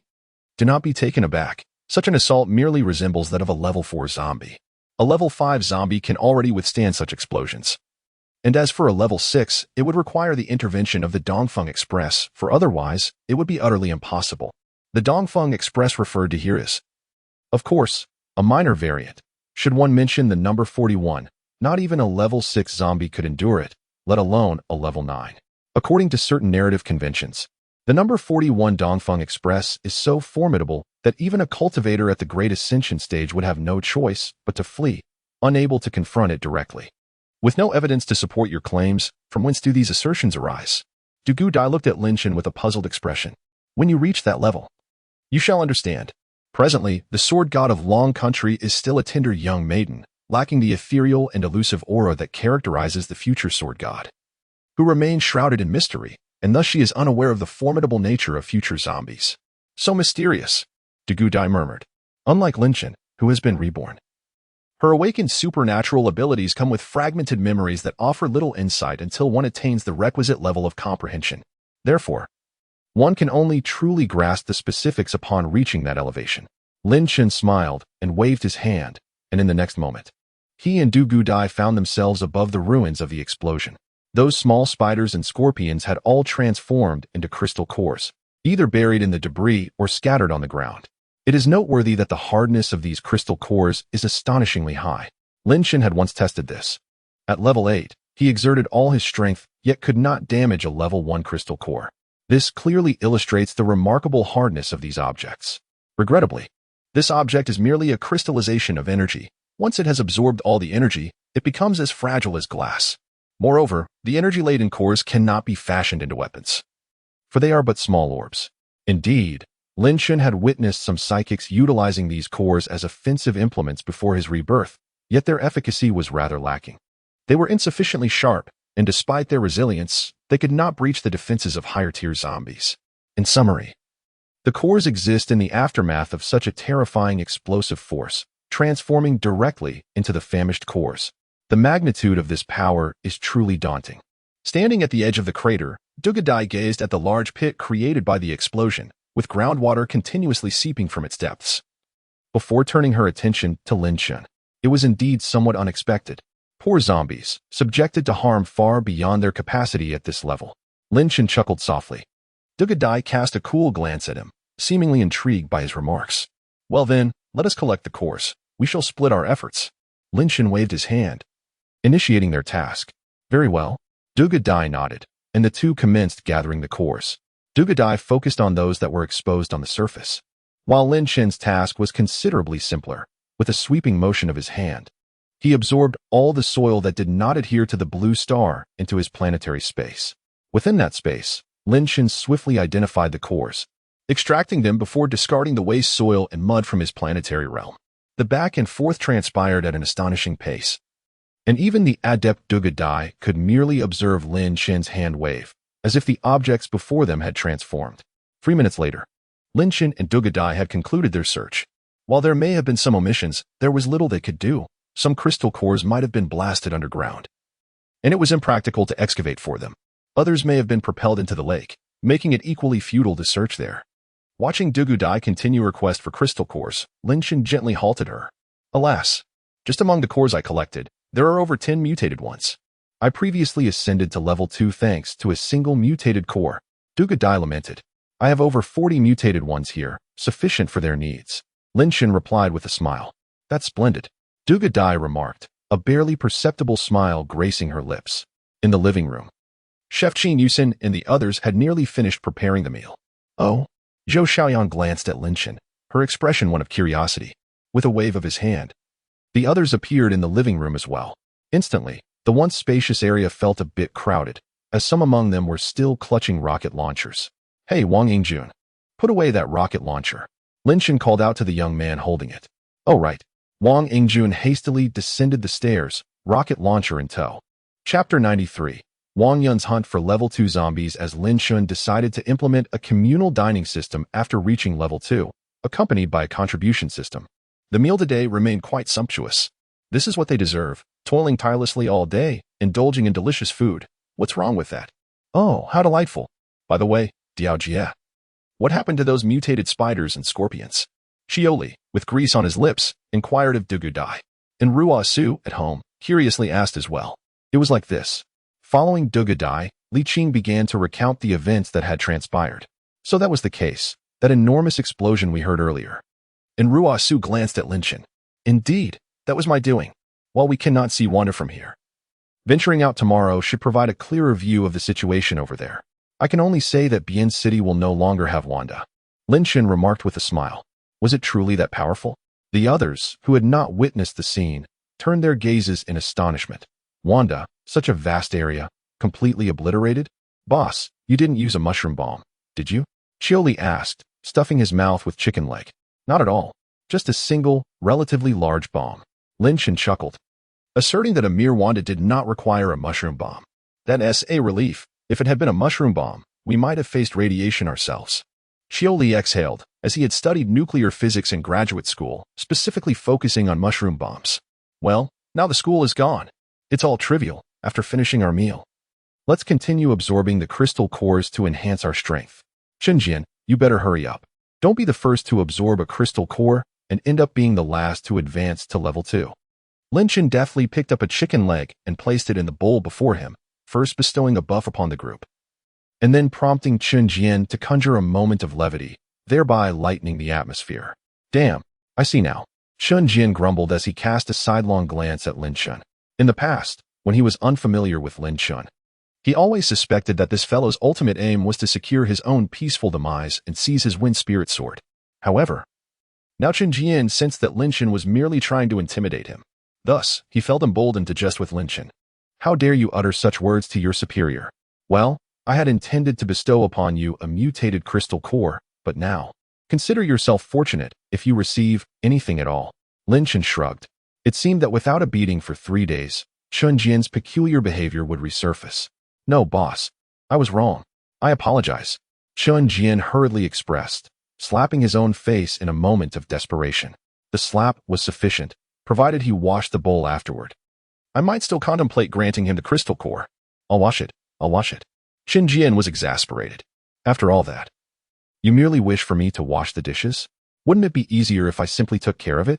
Meanwhile, as Chen Jian trudged through the arduous task of washing dishes, approximately 5 kilometers away from Lin Shan and his companions, in a vast park spanning over 400 acres, Wang Yun and He Guang lay sprawled on an inoperable giant pendulum, gazing into the distance. Brother Wang, we have initiated our actions. There is indeed a possibility of level 2 zombie activity in this area, Huang Mao reported, grasping one of the few walkie-talkies in the group as he addressed Wang Yun. Be vigilant and prioritize safety. Upon encountering a second-tier zombie, we must retreat immediately and leave the battlefield to He Guang. We are no match for a second-tier zombie, Wang Yun declared emphatically. Understood. Huang Mao nodded, then proceeded to scout ahead. As he passed through a small grove, he suddenly raised his hand. A deep, guttural roar emanated from the thicket. Run. Without a moment's hesitation, Huang Mao waved his hand, signaling everyone to flee. From the woods emerged a towering second-tier zombie, standing over 2 meters and 60 centimeters tall, bellowing ferociously. Wang Gu, we spotted a second-tier zombie. We've spotted a second-tier zombie. Huang Mao pressed the intercom, turning to fire his weapon while shouting. I see it. Retreat quickly, and be cautious of your 14 o'clock direction. 5 zombies are approaching. Wang Yun, peering through a monocular, communicated urgently to Huang Mao. 14 o'clock direction? Huang Mao momentarily paused, contemplating the reference, when suddenly, 5 zombies burst forth. Damn it, Wang Gu, that's clearly 2 o'clock. Huang Mao lamented silently, bemused by the peculiar way of indicating directions. Will we soon have a 23 o'clock direction as well? However, due to the intercom being off, Wang Yun remained oblivious to Huang Mao's remark. As Huang Mao and his team successfully dispatched the 5 zombies, He Guang took aim at the second-tier zombie. One shot. Blow your head off. The special police and the special forces differ significantly. Their training demands a lethal precision. The most reliable method involves targeting the enemy's head, incapacitating them instantaneously to mitigate threats to hostages or urban areas. In contrast, the special forces merely require a hit on the enemy, whether it be to the head or body, as long as it results in their demise. Thus, He Guang instinctively aimed for the cranium of the level 2 zombie. Wait. Mr. Lin mentioned that it might take 3 shots to kill a level 2 zombie. He should wait until reaching an open area before firing, targeting a more vulnerable spot. Wang Yun hurriedly intervened. This, understood. He Guang realized the validity of this advice. Since a level 2 zombie is classified as such, it surely surpasses an ordinary zombie. Evading bullets is not beyond the realm of possibility. Moreover, if a single shot fails to eliminate it and it retreats into the thicket, the situation would become dire. Consequently, under the allure of Huang Mao and others, the level 2 zombie was successfully lured into a spacious plaza, positioned atop the giant hammer. He Guang found himself within the entire range of attack. Excellent. A free shot. Wang Yu nodded, raising his monocular to observe the level 2 zombie. Meanwhile, He Guang took a deep breath, his finger poised on the trigger. Bang! A muffled sound echoed as He Guang's shoulder jolted, yet it was nothing serious. Although wielding a heavy sniper rifle as a semi-automatic might be somewhat exaggerated, maintaining a steady aim posed no challenge. The 12.7mm armor-piercing incendiary round tore through half of the level 2 zombie's body. A fierce roar emanated from the second-tier zombie as it turned to face the source of the gunfire. He Guang, undeterred, pulled the trigger once more. Bang! The sound of the gunshot resonated violently, the bullet piercing through the chest of the second-tier zombie, splitting it asunder. The upper half of the zombie emitted a chilling wail. Yet as time flowed onward, its life force waned. Phew. Thankfully, I took your advice, Brother Wang. This creature certainly possesses remarkable reflexes. My first shot was aimed at its back, but it evaded, resulting in a hit to its right side. He Guang glanced at Wang Yun. Let us descend and claim this second-tier crystal core. We can then report to Mr. Lin. Wang Yun replied with a smile. Absolutely. Chapter 94. What a fortuitous turn of events. Having vanquished the second-tier zombie and simultaneously dispatched several first-tier zombies, they acquired over 100 crystal cores, leaving Wang Yun and his companions in jubilant spirits. With this powerful sniper rifle in hand, they even contemplated the possibility of hunting second-tier zombies. The second-tier crystal cores could not only be utilized to procure superior weapons and equipment from Lin Chun, but could also enhance their abilities, thus ensuring better survival in this apocalyptic world. Brother Wang, I believe we can not only purchase weapons and equipment from Mr. Lin, but also acquire valuable intelligence. The presence of second-tier zombies here was disclosed to us by Mr. Lin. Furthermore, this area is spacious with relatively fewer zombies. If there are more locations like this, 2 such places would be worth a second-tier crystal core, making it a worthwhile endeavor. Although Huang Mao knelt quickly, his appointment as the frontline commander by Wang Yun indicated he possessed considerable skill. His words clearly swayed Wang Yun. It was not entirely out of the question, however, Mr. Lin and his group already had armed helicopters at their disposal. Would it not be more prudent for them to handle these manageable second-tier zombies themselves? Why divulge this information to us? Despite his intrigue, Wang Yun remained rational. Indeed, Mr. Lin's revelation about the second-tier zombie might stem from his awareness of its proximity to our residence. Sighing, Huang Mao lamented, "Yes, boss." The others nodded in agreement before mounting their bicycles and heading towards the Bianqing Police Department. As Wang Yun and his companions approached Lin Chen's group, they encountered a figure adorned with a large gold chain, seated upon a donkey that was being ridden backward. This peculiar sight, once popular in the northeastern regions, had brought him good fortune as he traveled with a band of followers. "Boss, the further west we venture, the fewer zombies we encounter." A green-haired youth, with a sheathed Han sword slung across his back and an unlit cigarette dangling from his lips, remarked to Tingo, who sat atop the donkey. It seemed this phenomenon was related to the massive explosion earlier, possibly the result of a powerful ability user or military activity. Regardless, the western region appeared significantly safer than the east. Tung Gu regarded the green-haired youth with an air of composure and confidence. Before, Tung Gu was a notorious underground boss in Magic City, controlling dozens of venues. However, due to policy changes, he began to transition, closing down several illegal establishments. Although he still engages in some illicit activities, he has managed to maintain a clean slate. With a substantial amount of capital at his disposal, Tung Gu is not well versed in investments. Despite having several hundred university students working under him, he believes that such ventures are best avoided, especially after witnessing the downfall of Hang Tai and the penalties imposed on Ant Financial. Thus, Tung Gu specializes in money lending, always setting his rates just below those announced by the central bank. He adjusts his rates accordingly, focusing on avoiding usury. As a result, many individuals across the nation in need of loans seek him out, including Lin Chen. Before the great upheaval in Magic City, Lin Chen borrowed money from other big shots and repaid it to Tung Gu before requesting another loan. That night, Tung Gu had plans to indulge in a profitable venture and entertain a couple of ladies, but just as he settled down, he received a call for a legitimate business opportunity that required him to travel to Bianqing. He took a night trip there, and that very night, Magic City fell. Fortunately, Tung Gu had investments in Bianqing, allowing him to survive. A few days ago, on the Day of Awakening, Tung Gu was fortunate enough to discover his own supernatural abilities. He then rallied his loyal subordinates to establish his own survivor base, gradually beginning to hunt zombies in a quest for survival. Brother Wang, we spotted a group of survivors ahead, seemingly comprising about 30 to 40 individuals. As he passed through an intersection, the observant He Guang glanced at Tung Gu and the others, remarking, "There are about 30 or 40 of them. Be cautious and conceal your weapons." Wang Yun pondered for a moment before responding, "Understood." Huang Mao and the others nodded in agreement, and soon they were on their bikes, setting off on their journey. Naturally, Tung Gu and his group had also noticed Wang Yun and his companions. In no time, the two parties converged. "Brothers, have you been hunting zombies in this area all along?" Tung Gu inquired, observing Wang Yun's demeanor and the palpable aura of menace in his gaze. Having once navigated the streets in his youth, Tung Gu recognized that these individuals were not to be trifled with. Indeed, Wang Yun affirmed with a nod. "We emerged from the west. You heard the explosions this morning, didn't you? I wonder if they were caused by powerful abilities or the military. The number of zombies in this vicinity seems to be dwindling, which must be related." Tung Gu remarked, "We know very little about that.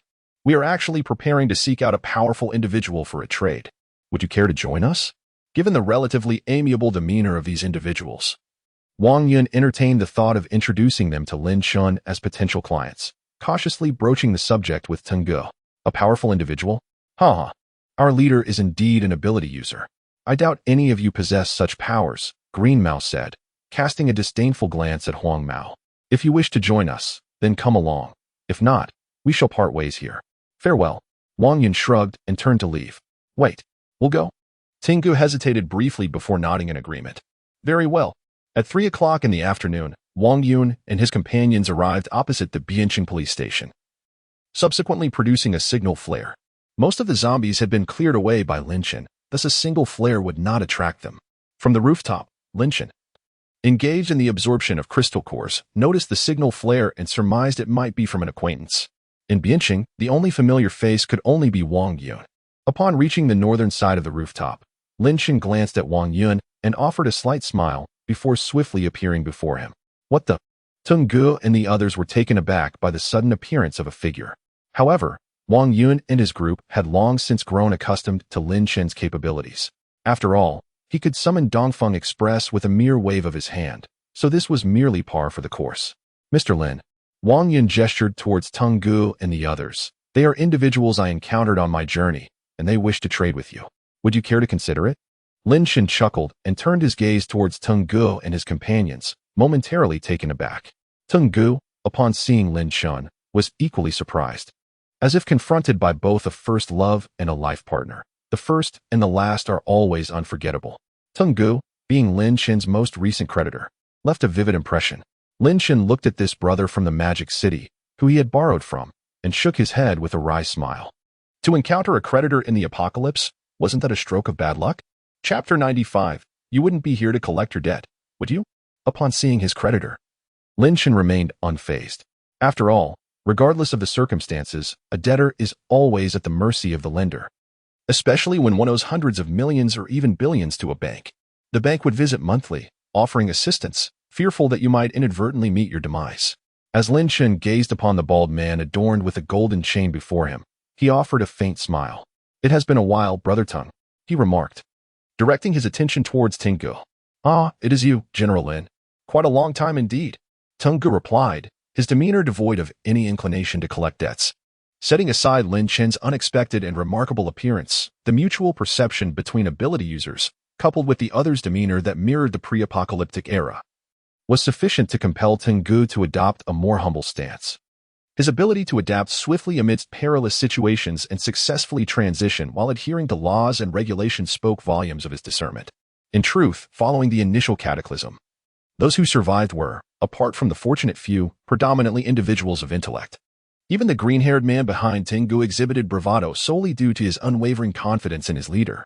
However, upon witnessing Lin Chen's sudden and extraordinary maneuver, he promptly transformed into a docile creature, akin to a kitten. Brother Teng, prior to the apocalypse, I borrowed your funds. I never anticipated that the world would crumble so abruptly, leading to a collapse of the monetary system. You wouldn't be demanding repayment, would you? Lin Chen inquired with a smile. Of course not. The money you borrowed, General Lin, is merely a courtesy. Teng Ge replied earnestly. That's a relief. Lin Chen chuckled, then turned to Wang Yun. Wang Yun, your presence here suggests you bring good news? Wang Yun, upon hearing this, smiled slightly and retrieved a level 2 crystal core from his pocket. Thanks to your support, I have not failed in my mission. Observing the secondary crystal core in Wang Yun's hand, Lin Chen gently waved his hand, causing the crystal core to vanish from Wang Yun's palm. Witnessing Lin Chen's astounding maneuver, Teng Ge and others were once again taken aback. Let us find a more suitable venue. Conducting business on the bustling street is rather unseemly. Wouldn't you agree? Lin Chen inquired, glancing at Wang Yun and Teng Ge. You have the final say. They replied in unison, exchanging a knowing glance. Lin Chen, observing their tacit understanding, was suddenly reminded of his middle school days, when he would download TXT files in Internet CFS, with scant introductions on the pirated websites, recklessly amassing a collection. Among those similarly titled novels, one particular work of boys' love shattered his preconceived notions entirely. The demeanor of these two men now oddly evoked the image of a domineering gang leader and his aloof subordinate from those times. Upon entering the police station, they found themselves once more in the familiar pavilion, where Lin Chen and the two leaders sat together. Wang Yun, You have been a loyal customer. Let us attend to matters concerning the newcomer first, shall we? Lin Shun discerned that Wang Yun likely had inquiries, so he sought a pretext to send Teng Gu away for the moment. Of course. Naturally, Wang Yun replied, his spirits lifted, casting a grateful glance towards Lin Shun. Teng Gu, however, was insistent, gesturing for Wang Yun to proceed first. After some back and forth, it was Teng Gu who ultimately initiated the transaction. We have scoured numerous residential complexes, and food supplies are generally abundant. I wonder if you have any weaponry or equipment. We could exchange these for crystal cores. Teng Gu gazed at Lin Shun. The matter of food was secondary. The Dragon Nation's regulations on firearms were already stringent. Yet they had discovered these weapons on the corpses of some Yanhuang soldiers. However, the ammunition was scarce, and its precision varied. There was an abundance of everything. Thus, Lin Shun demonstrated once more the technique he had showcased before Wang Yun, as he unveiled the East Wind Express and quoted a price of 8-level crystal cores. Teng Gu was utterly astounded. This truly was something that ordinary citizens like us could possess. Gulp. Lin Yu, you are indeed impressive, lacking sufficient vocabulary. Teng Gu could only express his admiration with a single remark. Lin Shun chuckled at his words, waved to retract the East Wind Express, and turned his gaze to Teng Gu. Teng, you have seen the goods. Everything you can conceive, I possess. In addition to firearms, I also offer custom-made cold weapons, whose efficacy undoubtedly surpasses all cold weapons in this world, excluding awakened ones. That green-haired fellow, if you wish to exchange for a superior sword, I can customize it for you. It merely requires 888 first-level crystal cores or 5 second-level ones. Lin Shun had tested the cold weapons fabricated through planetary space, and inflicting damage on second-level zombies posed no challenge. Currently, Chioli was utilizing such a weapon, thus the fee of 5 second-level crystal cores was already a concession. However, as the saying goes, nothing ventured, nothing gained. Lin Shun had already produced a substantial quantity of alloy and could conjure it with just a thought. What more could one desire? This. The green-haired man glanced at his leader. President Lin, you jest. How could we possibly possess such an abundance of crystal cores? Moreover, my entire family requires these cores to enhance our strength. Let us consider this. I have a champion marksman from the World Championship under my command. Do you have any firearms of greater potency? I would like to procure one, along with other rifles and handguns, to expedite our progress in hunting zombies. Teng Gu was quite rational. He understood that finances should be allocated judiciously. That is not an issue. Please, inform me of your requirements. Lin Shun waved his hand, and a plethora of sniper rifles materialized before them, including a formidable 40mm caliber sniper cannon. Gulp. One shot from that could likely incapacitate even a level 2 zombie. Teng Gu swallowed hard at the sight of the cannon's barrel, which could accommodate 3 fingers. It was uncertain whether even a level 3 zombie could withstand such firepower. Standard level 3 zombies are merely slightly larger and faster than their level 2 counterparts. And in terms of defense, they truly cannot endure kinetic weaponry, let alone a sniper cannon. Even a reinforced squad armed with a Type 95 light machine gun could bring such a creature down. Gulp. How much does this cost? Teng Gu inquired, piquing Wang Yun's interest as well. Not exorbitantly priced, merely 5 level 3 crystal cores. Upon hearing Lin Chen's mention of 5, Teng Gu initially thought it referred to level 2 cores, as did Wang Yun. However, upon realizing they were level 3, their spirits immediately dampened. Or 500 level 2 cores would suffice. Lin Chen chuckled. This weapon is capable of inflicting damage on level 3 zombies, so naturally, level 2 cores will not suffice. Lin Chen was, after all, quite the shrewd merchant. I simply cannot afford it. Let us take a glance at that formidable sniper rifle. 500 rounds, nay. Not even 500. He is incapable of producing even 5. Ultimately, Teng Gu acquired an M99 for the price of 1 secondary crystal nucleus along with 100 primary crystal nuclei. This was the same price previously offered to Wang Yun. There was no necessity for disparate treatment. Lin Shun was equally astonished to discover that Teng Gu possessed secondary crystal nuclei, despite being merely a primary ability user himself. Subsequently, Teng Gu procured a batch of firearms and ammunition to arm his subordinates. Thank you. We look forward to your next visit. Lin Chen remarked with a smile directed at Teng Gu. Thank you, President Lin. We shall return. Teng Gu was overjoyed, eager to venture forth and hunt zombies before dusk fell. Wait. Just as Teng Gu turned to leave, Lin Chen called out to him. Chapter 96. News of Zhang Wei. What is it, President Lin? Teng Gu turned back to Lin Chen, puzzled. Did Lin Chen suddenly have an inquiry? Trusting in Lin Chen's prowess, Tengu did not entertain the thought that Lin Chen might deceive him or harbor ulterior motives. Such a formidable presence had no need for underhanded dealings. Lin Chen merely wished to inquire whether Tengu was aware of a certain Jiang Wei.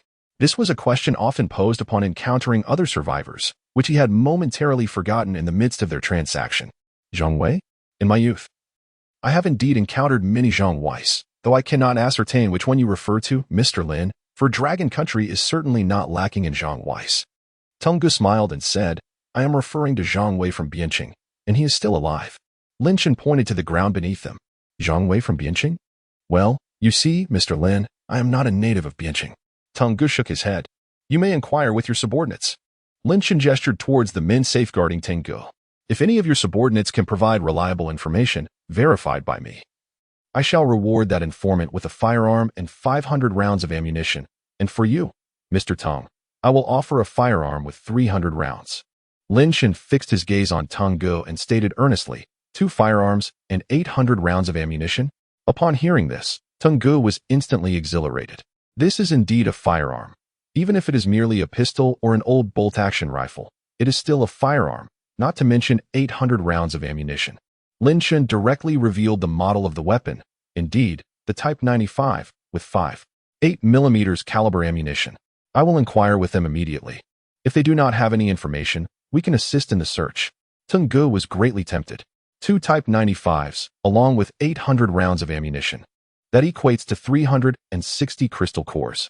This price is worth the risk, and more importantly, it is not merely about the crystal cores and firearms, but rather the favor from Lin Chen. Tengu was acutely aware of the monetary relationship he shared with Lin Chen. If this connection could be expanded and deepened, the future supply of weaponry for himself and his associates would no longer be a concern. Inquire away. Lin Chen nodded in agreement. Indeed.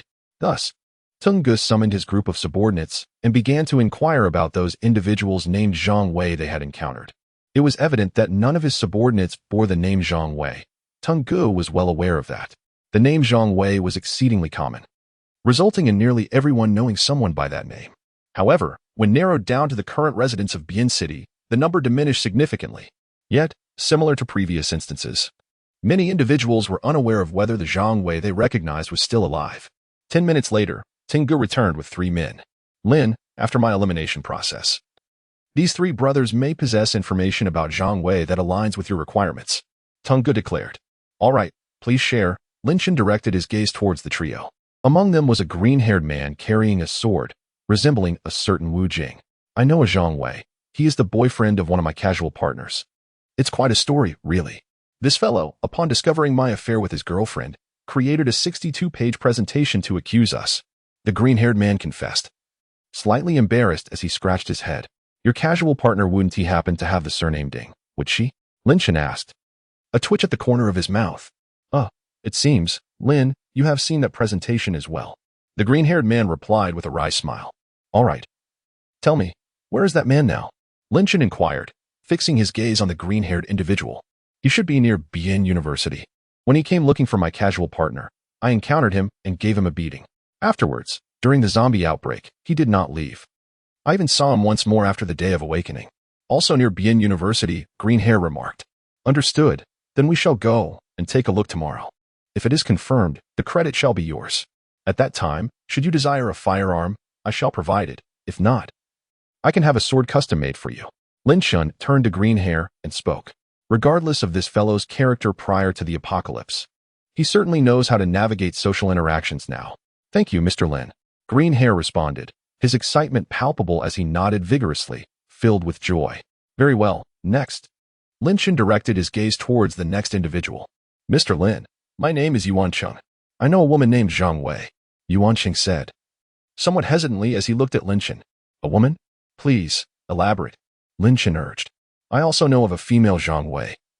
I wonder if she is the same as the one you mentioned. This was not the first time Lin Chen had heard of a female Jiang Wei, counting this instance.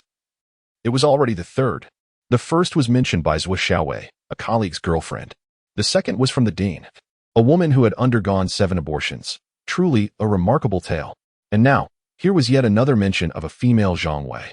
If these 3 were indeed the same person. This Jiang Wei is my ex-girlfriend, which is why she leaves such a lasting impression. During our time together, she underwent 3 abortions. Mr. Lin, I assure you, I am not a scoundrel. I simply failed to take precautions. This woman was quite brazen, insisting on that particular preference. She claimed to revel in the sensation of being filled. Furthermore, she did not take any medication, which resulted in us having 3 abortions during our year together. Yuan Cheng forced a smile and said, "Are you referring to that hospital over there?" Lin Chen gestured towards a nearby medical facility. "Yes, that's the one."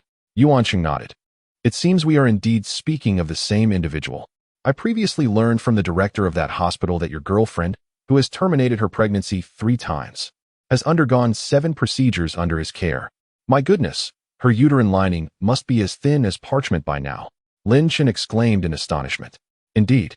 Alas, I advised her against it, but she would not listen. After her 2nd pregnancy, I felt a deep sympathy for her and wished to marry her. Yet she simply remarked that everyone is merely having fun, and taking things seriously leads to loss. We were even apart for 3 months at that time." Yuan Cheng lamented. "Poor child." Lin Chen observed Yuan Cheng, feeling that the green hair atop his head ought to be on Yuan Cheng's. "Do you know the whereabouts of that woman?" Zhang Wei. Lin Chen inquired. "I do. Just the day before yesterday, she secretly sought me out and we had an encounter," Yuan Cheng replied.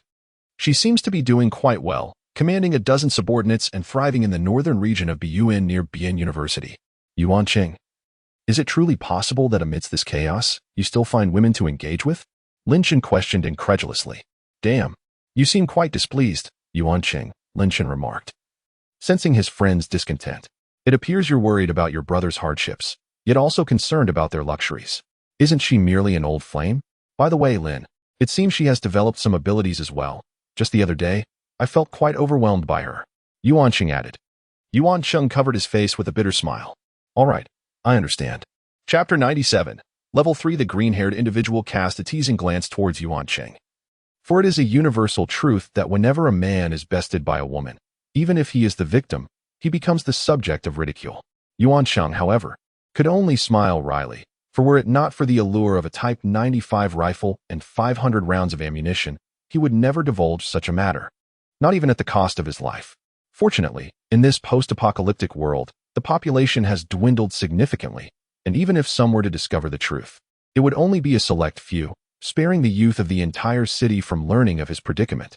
With that settled, the last individual began to recount his inexplicable connection with Zhang Wei. The last time he laid eyes on his cousin was 15 days prior to the awakening, during a time when the front lines had fallen and zombies had begun their invasion. As for the location, he only provided Lin Chen with a rough estimate, uncertain if Lin Chen would be able to locate it. After noting the details concerning the 3 Zhang Wei, Lin Chen offered a respectful gesture towards Ting-Gu, expressing his gratitude, and left behind a means of contact. Ting-Gu and his companions nodded in acknowledgement and turned to leave. With the acquisition of such an extensive array of weaponry, including an anti-material sniper rifle, they could indeed begin to address the threat posed by level 2 zombies. As Lin Chen had suggested, after all, becoming stronger necessitates the utilization of more potent crystal cores. "Boss, it appears that Mr. Lin is quite invested in this Zhang Wei. Could it be that this Zhang Wei possesses something of great value?" the green-haired one remarked, looking at Ting-Gu with a hint of curiosity. Who knows which Zhang Wei he is referring to? In a post-apocalyptic world, survival demands not only courage but also keen insight. Who among us can afford to offend such powerful figures? Should the intelligence we provide prove beneficial, and should they locate Zhang Wei, whether to acquire treasures, seek vengeance, or reconnect with long-lost relatives, they would owe us a significant favor. Such a favor from a formidable ally could very well be the key to navigating a life-threatening crisis. As he spoke, Ting-Gu weighed the walkie-talkie in his hand. This high-powered device boasts a communication range exceeding 5 kilometers. While urban environments may present challenges, a distance of 2 to 3 kilometers remains unproblematic. Truly, it is your foresight that stands out. Greenhair readily acknowledged his previous misjudgment. Now, let us find a location to hunt zombies. Although there are few undead roaming the streets, numerous hordes likely lurk within the residential buildings. Ting-Gu shook his head, leading his companions toward a nearby community. At the police station, Wang Yun cautiously inquired of Lin Chen, "Mr. Lin, are they trustworthy?" That Ting-Gu is an astute individual, well aware of the actions he should and should not undertake. "Now, seeing that you hesitated earlier, is there something more you wish to convey?" Lin Chen replied with a smile. We wish to purchase information regarding the locations of second-tier zombies, Wang Yun said cautiously. I see, Lin Chen responded. I had anticipated something more significant. What do you intend to offer in exchange? Lin Chen smiled and turned to Wang Yun. How about you receive 2 crystal cores for killing 3 second-level zombies? Wang Yun tentatively inquired. All right, let's not beat around the bush. A 50-50 split will suffice. If you kill 2, just give me 1. Lin Chen replied, eyeing Wang Yun, the fortunate one. If fortune truly favored him, Lin Chen would not mind extending a little generosity. Once he obtained the awakening item from Zhang Wei that revealed friendliness levels, he could consider including Wang Yun and others as auxiliary team members. Thank you, Mr. Lin, Wang Yun said, his excitement evident as he nodded vigorously. Ruorio, tell me. If someone appears 3 times in my intelligence network without any basis, does that imply there are no issues, or does it suggest there might be? Lin Chen asked, absorbing the crystal core while addressing Ruosu beside him. There must be a problem. Ruosu nodded in agreement. Then perhaps this female Zhang Wei is my target. Lin Chen resolved to seek out this female Zhang Wei the following day. Does that mean we won't be hunting zombies together tomorrow? Ruosu looked at Lin Chen. Tomorrow should be Thunder's turn to guard the home, right? I will need Thunder with me, so you can continue to protect the home, Lin Chen stated. All right. Ruosu accepted without hesitation, nodding. Crack. Just as Ruosu finished nodding, a second-level crystal core in Lin Chen's hand shattered in response. He had absorbed its energy with too much force. I seem to be on the verge of a breakthrough, Lin Chen remarked to Ruosu, smiling. So soon? Ruosu gazed at Lin Chen, both having advanced to the second level simultaneously. She had spent an additional half-day absorbing energy at home. Yet she was astonished to find Lin Chen ready to advance first. It must be due to the unique nature of my planetary space. Within that realm, although Lin Chen's absorption rate remained constant, the energy he amassed progressed at a far greater pace than outside. However, despite having accompanied Lin Chen into the planetary space, Ruosu did not experience such effects. Lin Chen speculated that this was a special advantage bestowed upon him by the planetary space. So that's how it is. Ruosu realized, finding it hard to believe that such a planetary space existed. Lin Chen's ability to advance swiftly was indeed remarkable. He gently patted Ruosu on the head and said, you need not wait for me for dinner. After I advance to the 3rd level, I shall find my own meal. I will ask Yusin to save some food for you. Ruosu smiled and replied, all right. Lin Chen nodded, and with a single thought, he vanished from the spot. In the planetary space, Lin Chen sat cross-legged atop a towering mountain, the cacophony of nature enveloping him. As he closed his eyes, the 2 second-level mutated crystal cores clasped in his hands began to diminish the impact of the surroundings. At last, in a moment of profound stillness, Lin Chen's world fell silent, leaving only the ceaseless surge of energy emanating from his core. Soon, 3 hours had elapsed, and the energy within him reached its limit. The unique energy of the second-level mutated crystal cores surged into his energy core, where electric lights flickered, and subsequently, a bolt of electricity erupted from within Lin Chen's being. With a swift motion, the Mjolnir, cast aside by Lin Chen into the cosmic expanse, sensed the sudden surge of energy. Following the pull of its master, it soared through the air, whistling towards Lin Chen. In a heartbeat, as the mighty hammer drew within mere inches of him, Lin Chen abruptly opened his eyes and raised his hand, firmly grasping the handle of Mjolnir. A blinding flash erupted, illuminating the clouds atop the mountains. As the winds roared and swirled, with a leap, Lin Chen ascended, a gentle wave of his hand parting the tempest. At last, he had reached the 3rd level.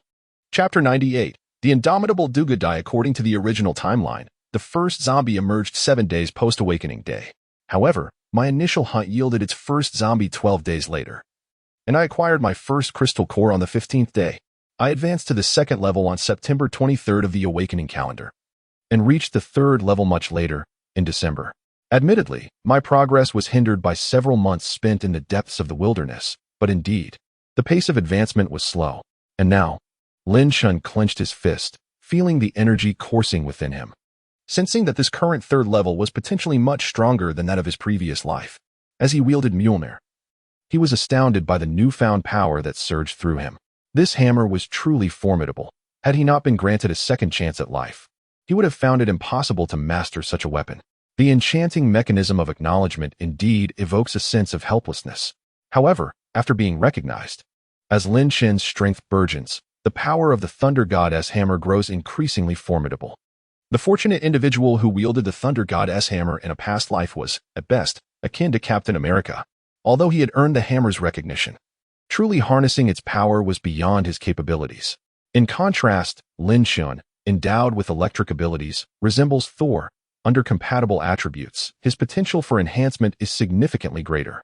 With a thunderous proclamation, Lin Shun leapt into the air, enveloped in violet electricity, reminiscent of a deity of thunder. A myriad of lightnings surged forth, coalescing around the Thunder God's hammer as he wielded it. Raising the hammer high with his right hand, he brought it crashing down upon the mountain before him. The impact created a deep crater over 20 meters in diameter, releasing the scent of scorched earth. This technique, which I could only unleash at the 4th level in my previous life, demonstrates remarkable power. Lin Shun gazed once more at the Thunder God's hammer, reflecting on the constraints of the 3rd and 4th levels, which had been mentioned previously. Yet, relying on the hammer, he astonishingly achieved this prowess at the 3rd level, truly extraordinary. After restoring the mountain with a wave of his hand, Lin Shun was about to experiment with further skills when his stomach grumbled. Hungry. Time to feast. Since Enruosu mentioned that Jiang Chen would save him a meal, there must indeed be food to enjoy. This phase of advancement had consumed nearly 5 hours in total. As I entered, it was just past 5 in the afternoon. Everyone should be absorbed in their tasks now. I suddenly appeared in the living room on the 16th floor. Indeed, the room was empty, illuminated only by the soft glow of the spotlight, providing a basic level of light. Alas, although the living room was devoid of people, it was not without a canine presence. Thunder sensed Lin Shun's arrival the moment he appeared. Opening his eyes, he let out a few excited barks, eager to assert his presence. Come here. Lin Shun beckoned to Thunder with a casual motion of his hand. With enthusiasm, Thunder dashed toward Lin Shun, resting his front paws on him. Are you hungry? If so, I can whip up something special for us. Lin Shun affectionately patted Thunder's head. Thunder nodded in affirmation, indicating that he was still hungry. Then let us eat together. They made their way to the kitchen, switching on the lights. For plates of food had been prepared for Lin Shun by Jiang Chen, a delightful array of both hot and cold dishes. The cold dishes required no heating, while the warm dishes could simply be placed in the microwave for a quick warm-up. Lin Shun put the dishes inside the microwave and then waved his hand, retrieving a leg of lamb that had been roasted earlier but left unfinished. Here, let us change our dining locale, so we don't make a mess everywhere. He tossed the leg of lamb to Thunder. With a flicker of thought, Thunder stored it in his personal space and pointed outside toward the dining table. All right, let us eat first, and once this is heated, you can help me bring it out. Lin Shun instructed Thunder. The canine nodded in affirmation, indicating everything was fine. Holding their dishes, Lin Shun and Lei Ting approached the dining table. Lei Ting produced a roasted leg of lamb from his spatial storage and placed it upon the table, eagerly devouring it. Meanwhile, Lin Shun began to relish his meal. It seemed that the culinary skills of the little chef had flourished remarkably, as the cold mixed 3 strands dish was far more delectable than before. Once the meal concluded, Lin Shun affectionately patted Lei Ting's head, who responded with a broad grin, nodding in satisfaction. All right, focus on absorbing the crystal core to enhance your energy. I have reached level 3. You must strive as well, lest you be surpassed by the unmatched Dugu.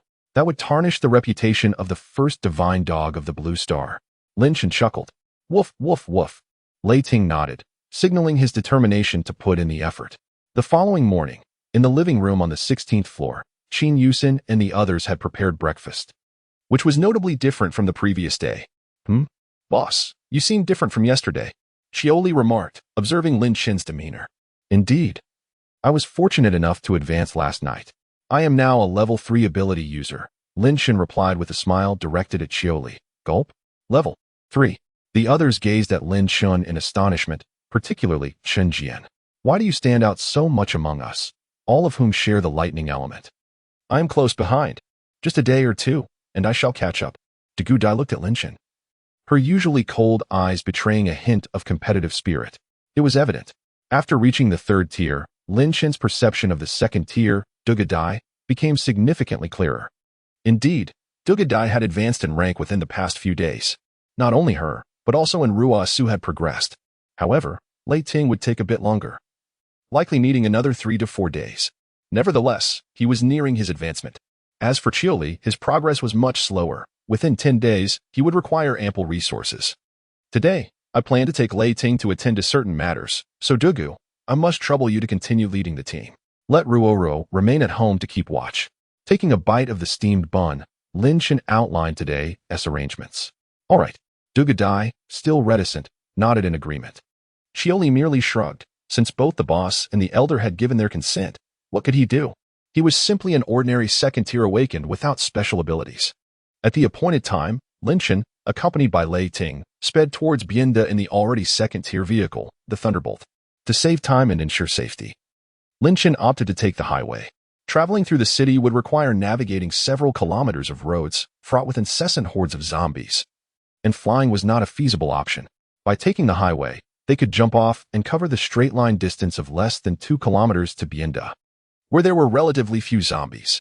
Thus, Lin Chen, Lei Ting, and the Thunderbolt swiftly accessed the highway, soon exiting onto a suburban area. Arriving at the gates of Bienda Lei Ting, it is now time for you to showcase your prowess. Please assist in locating any living souls nearby. Lin Chen instructed Lei Ting. As the thunderous canine began to activate its olfactory abilities, Lin Chen surveyed his surroundings. He found himself in the northwest corner of Bian University, with 2 residential complexes to his left, the smaller of which was likely the vicinity where the enigmatic female Jiang Wei operated. However, similar to how Tung Gu and his companions had inadvertently wandered into his area, it was uncertain whether these individuals would remain in one location. According to Lin Chen's knowledge, a level 5 zombie was destined to emerge in Bian University, implying the existing presence of level 2 zombies. Given that the female Jiang Wei was an ability user, it was natural for her to seek out level 2 zombies. Yet, it remained uncertain whether she had already subdued one. Suddenly, Thunder barked excitedly at Lin Chen, indicating a discovery. You mean over there? Lin Chen inquired, following Thunder's gaze towards the direction of the Biyuan garden. It appeared that the woman had yet to commence her activities that morning. Thus, they decided to investigate further. With a swift motion, Lin Chen slipped into the astral realm, extending his mental prowess anchored at the northwest corner of Bian University towards the direction Thunder had indicated. Soon, he detected a fluctuation of energy from a group of individuals approximately 363 meters away. Without a moment's hesitation, Lin Chen vanished from his spot and reappeared at the location. As Lin Chen made his entrance, a rather provocative sound reached his ears. Goodness, has it already begun this early in the morning? Lin Chen's lips twitched as he followed the source of the noise, only to find the living room devoid of furniture, save for a sprawling mat on the floor and a few chairs. At that moment, a disheveled woman, as you might imagine, was sprawled across one of the chairs, engrossed in a game of PUBG, intermittently emitting sounds as if she had just been eliminated. Meanwhile, at the output station, a man was exerting every ounce of his strength. The woman was undeniably beautiful, almost mesmerizing, and her glasses only added to her allure. Lin Chen counted the individuals around her, one engaged in output, one playing PUBG, 2 others also absorbed in the game, while a few more stood in line. However, not a trace of joy could be discerned on their faces. Each appeared as though they had just lost a loved one. 2 more. While Lin Chen felt speechless, he also observed the scene with the intrigue of a live broadcast. Suddenly, the woman shouted loudly, and he noticed 2 more individuals had joined the output station. What the hell? Is this even possible? Truly, she is a remarkable woman, having endured 7 miscarriages. I am at a loss for words. Lin Chen mused. Such a spectacle he had only ever witnessed in risque literature and anime. In reality, it seemed improbable, even if it could be staged. Yet, the woman Jiang Wei had successfully accomplished this feat 3 eliminations, truly impressive. This could be an adjective or an exclamation. Finally, an hour later, as the enchanting Jiang Wei emitted a long, piercing cry, the group of men trembled simultaneously, signifying the end of the battle. Phew. You all performed admirably, Jiang Wei remarked, surveying her surroundings with a satisfied nod. Thank you for the compliment, Sister Jiang. The men replied in unison, then began tidying up their garments in the venue, while some took out perfume to freshen the air. At last, someone discovered Lin Chen's presence around the corner. Who are you? A newcomer? The men queried, having never seen Lin Chen before. Me? I am merely a passerby. Lin Chen chuckled, gradually stepping into view. At that moment, the alluring Jiang Wei, adorned in silken pajamas, approached, fixing her gaze upon Lin Chen with a furrowed brow. Young man, you possess such striking looks, yet you engage in such questionable activities? Trespassing into private property is a crime in any nation, and I could rightfully end your life without consequence. Jiang Wei regarded Lin Chen with a penetrating stare. Then, hosting a silver party is also a crime, is it not? Lin Chen retorted. brandishing a chair and taking a seat. He hesitated to sit upon any of the chairs in the room, uncertain of what they might harbor. An ability user? Jiang Wei observed Lin Chen's actions with growing wariness. With a flick of her delicate hand, a group of men encircled him. Noticing Lin Chen's reluctance to act immediately, Jiang Wei perched herself on the battle chair, crossing her legs and playfully applying nail polish, her dainty foot swaying towards Lin Chen as if casting a spell of allure. "Young man, do you find me beautiful?" The woman named Jiang Wei glanced at Lin Chen and smiled, commenting, "You look quite decent. But your name evokes thoughts of a legal pioneer. By the way, given your familiarity with the law, you aren't seriously studying it, are you?" As Lin Chen pulled out a nail clipper, trimming his nails, he replied casually, "You." Jiang Wei harbored a deep aversion to her name being called. Since reaching adulthood, she had contemplated changing it, yet the process proved to be cumbersome. Though she had submitted the necessary applications, they remained unresolved when the apocalypse descended. Leaving her name irrevocably fixed as Jiang Wei. "I shall grant you an opportunity to rephrase," Jiang Wei said to Lin Chen in a low voice. "What is the matter? You bear the name Jiang Wei, and you can't even be addressed by it?" Lin Chen shrugged and waved his hand dismissively towards her group of friends. Meanwhile, Jiang Wei scrutinized Lin Chen, her brow furrowed. On his glasses, all indications of his friendliness were marked with question marks. Although she was a second-tier ability user, she could not gauge Lin Chen's friendliness, implying that he must possess a level of 3 or higher. "I've heard a rumor that you own a treasure that allows you to perceive others' friendliness. Is that so?" Lin Chen looked at Jiang Wei and suddenly remarked. As he spoke, his gaze was fixed intently on her. Indeed, Jiang Wei's pupils dilated in shock, as if astonished that Lin Chen was aware of this matter. Subsequently, she subtly adjusted her glasses with a trembling hand, prompting a knowing smile to curve at the corners of Lin Chen's lips. It seemed he had finally discovered what he was searching for. Lin Chen smiled gently, raising his right hand towards the woman, Jiang Wei. What are you going to do?" She feigned calmness, lowering her hand and directing her gaze at Lin Chen. With a subtle smile, Lin Chen flicked his wrist, and in an instant, the glasses vanished from her face, only to reappear in his grasp. "Return them to me. Give me back my glasses," Jiang Wei shouted furiously, her eyes flashing with a mesmerizing violet glow as the men around her charged fiercely at Lin Chen. Could she possess the ability to control others? In his previous life, he had never heard of such a power. Was this fellow playing a dangerous game with himself? Lin Chen pondered, waving his hand lightly as thunder manifested in the arena. Chapter 100, The Enigmatic Glasses. Observing the throng before him, a mocking expression graced Thunder's canine features. A mere assembly of first-level nuisances. He could have dealt with them easily at his own first level, let alone now that he had mastered spatial abilities following his ascension to the second level. In a matter of moments, Thunder dispatched the group encircling Lin Chen, leaving only the woman, Jiang Wei, who was no longer lounging nonchalantly. Her legs were tightly pressed together, and she glared at Lin Chen with resentment. Why did you come to steal my treasure?" she bellowed. "These glasses allow one to see the friendliness levels of others, correct?" Lin Chen inquired, his curiosity piqued. Completely disregarding her wrath. Who told you about this? I have never shared this with anyone." Jiang Wei gazed at Lin Chen, her emotions a tumultuous sea. "He put them on directly." Lin Chen chuckled as he donned the glasses. "Jiang Wei, level 2 enchanter. These glasses can actually reveal the abilities and names of others? How astonishing." Lin Chen exclaimed in astonishment at the female Jiang Wei. "How is this possible? I have possessed these glasses for quite some time, and they only show friendliness levels." The female Jiang Wei looked at Lin Chen with disdain. "However, you are a level 2 enchanter, and my friendliness level towards you is a staggering -100. I cannot be mistaken about this information. As the first owner of these glasses, the credibility of her words holds weight. Yet, how could her statements differ so drastically from his own?" Lin Chen murmured softly, then turned his gaze towards Thunder. "Thunder. Level 2 spatial enhancement K9. Friendliness, 100. Even if you tell it to eat excrement, it would never touch a drop of urine?" Lin Chen's expression darkened. These glasses seem to possess a degree of intelligence. "It appears, my dear, that you have yet to unlock the true potential of these glasses." Lin Chen speculated that the woman's limited information might stem from her weaker abilities, but it could also be attributed to his own prowess.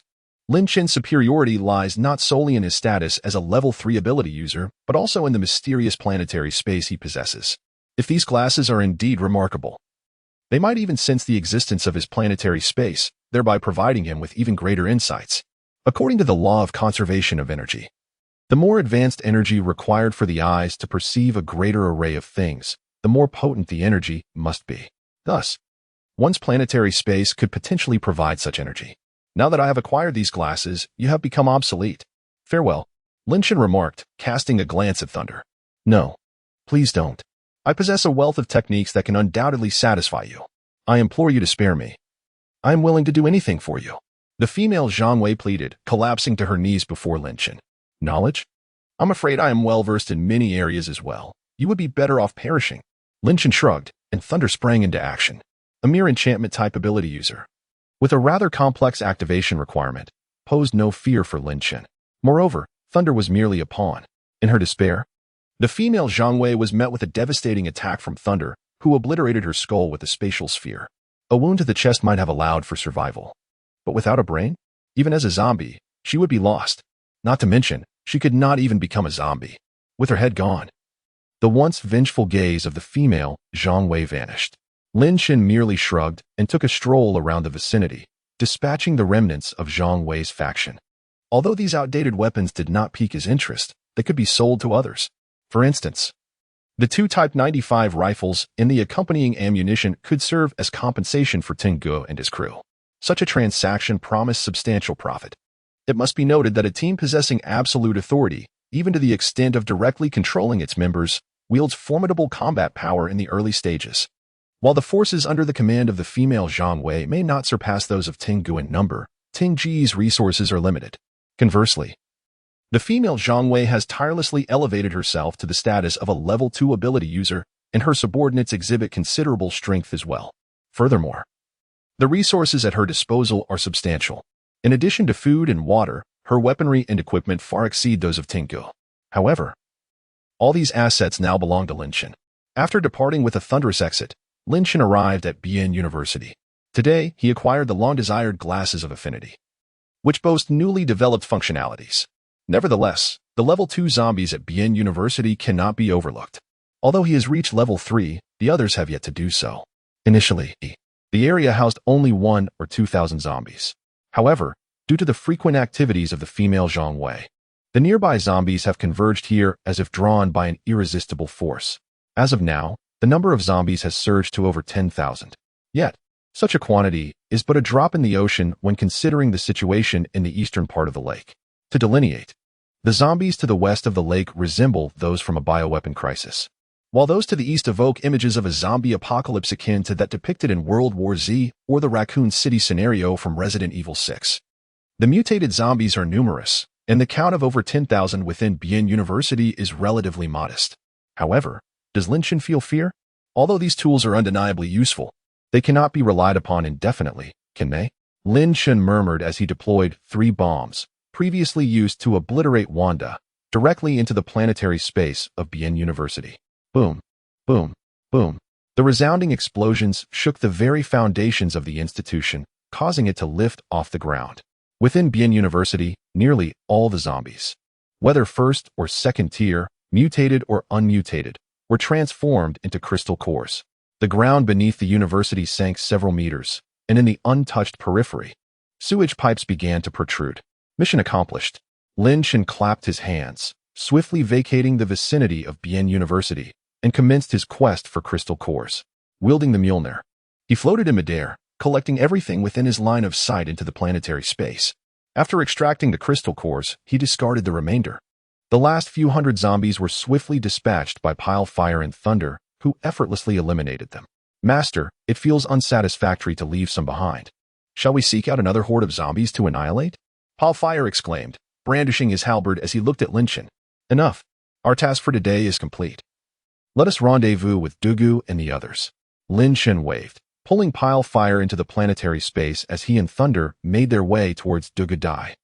Meanwhile, on Dugadai's side, the colossal commotion from Lin Chen's actions did not go unnoticed. Well, the boss is at it again. Chioli shrugged, shaking his head in resignation. Chapter 101, Signs of the Zombie Tide. Chioli's complaints did not last long. For scarcely a minute after he had voiced his grievances, Lin Chen appeared beside them, accompanied by Thunder. Have you succeeded? Asked Dugadai, her icy gaze fixed upon Lin Chen. Indeed, it was a breeze, he replied, a hint of satisfaction in his tone. This time, I acquired something quite remarkable. Lin Chen turned his attention to Dugadai, and the information about her manifested above his glasses. Duga Dai. Level 2 Heroic Ability User. Friendliness, 97. If you desire to be intimate with her, she likely would not object.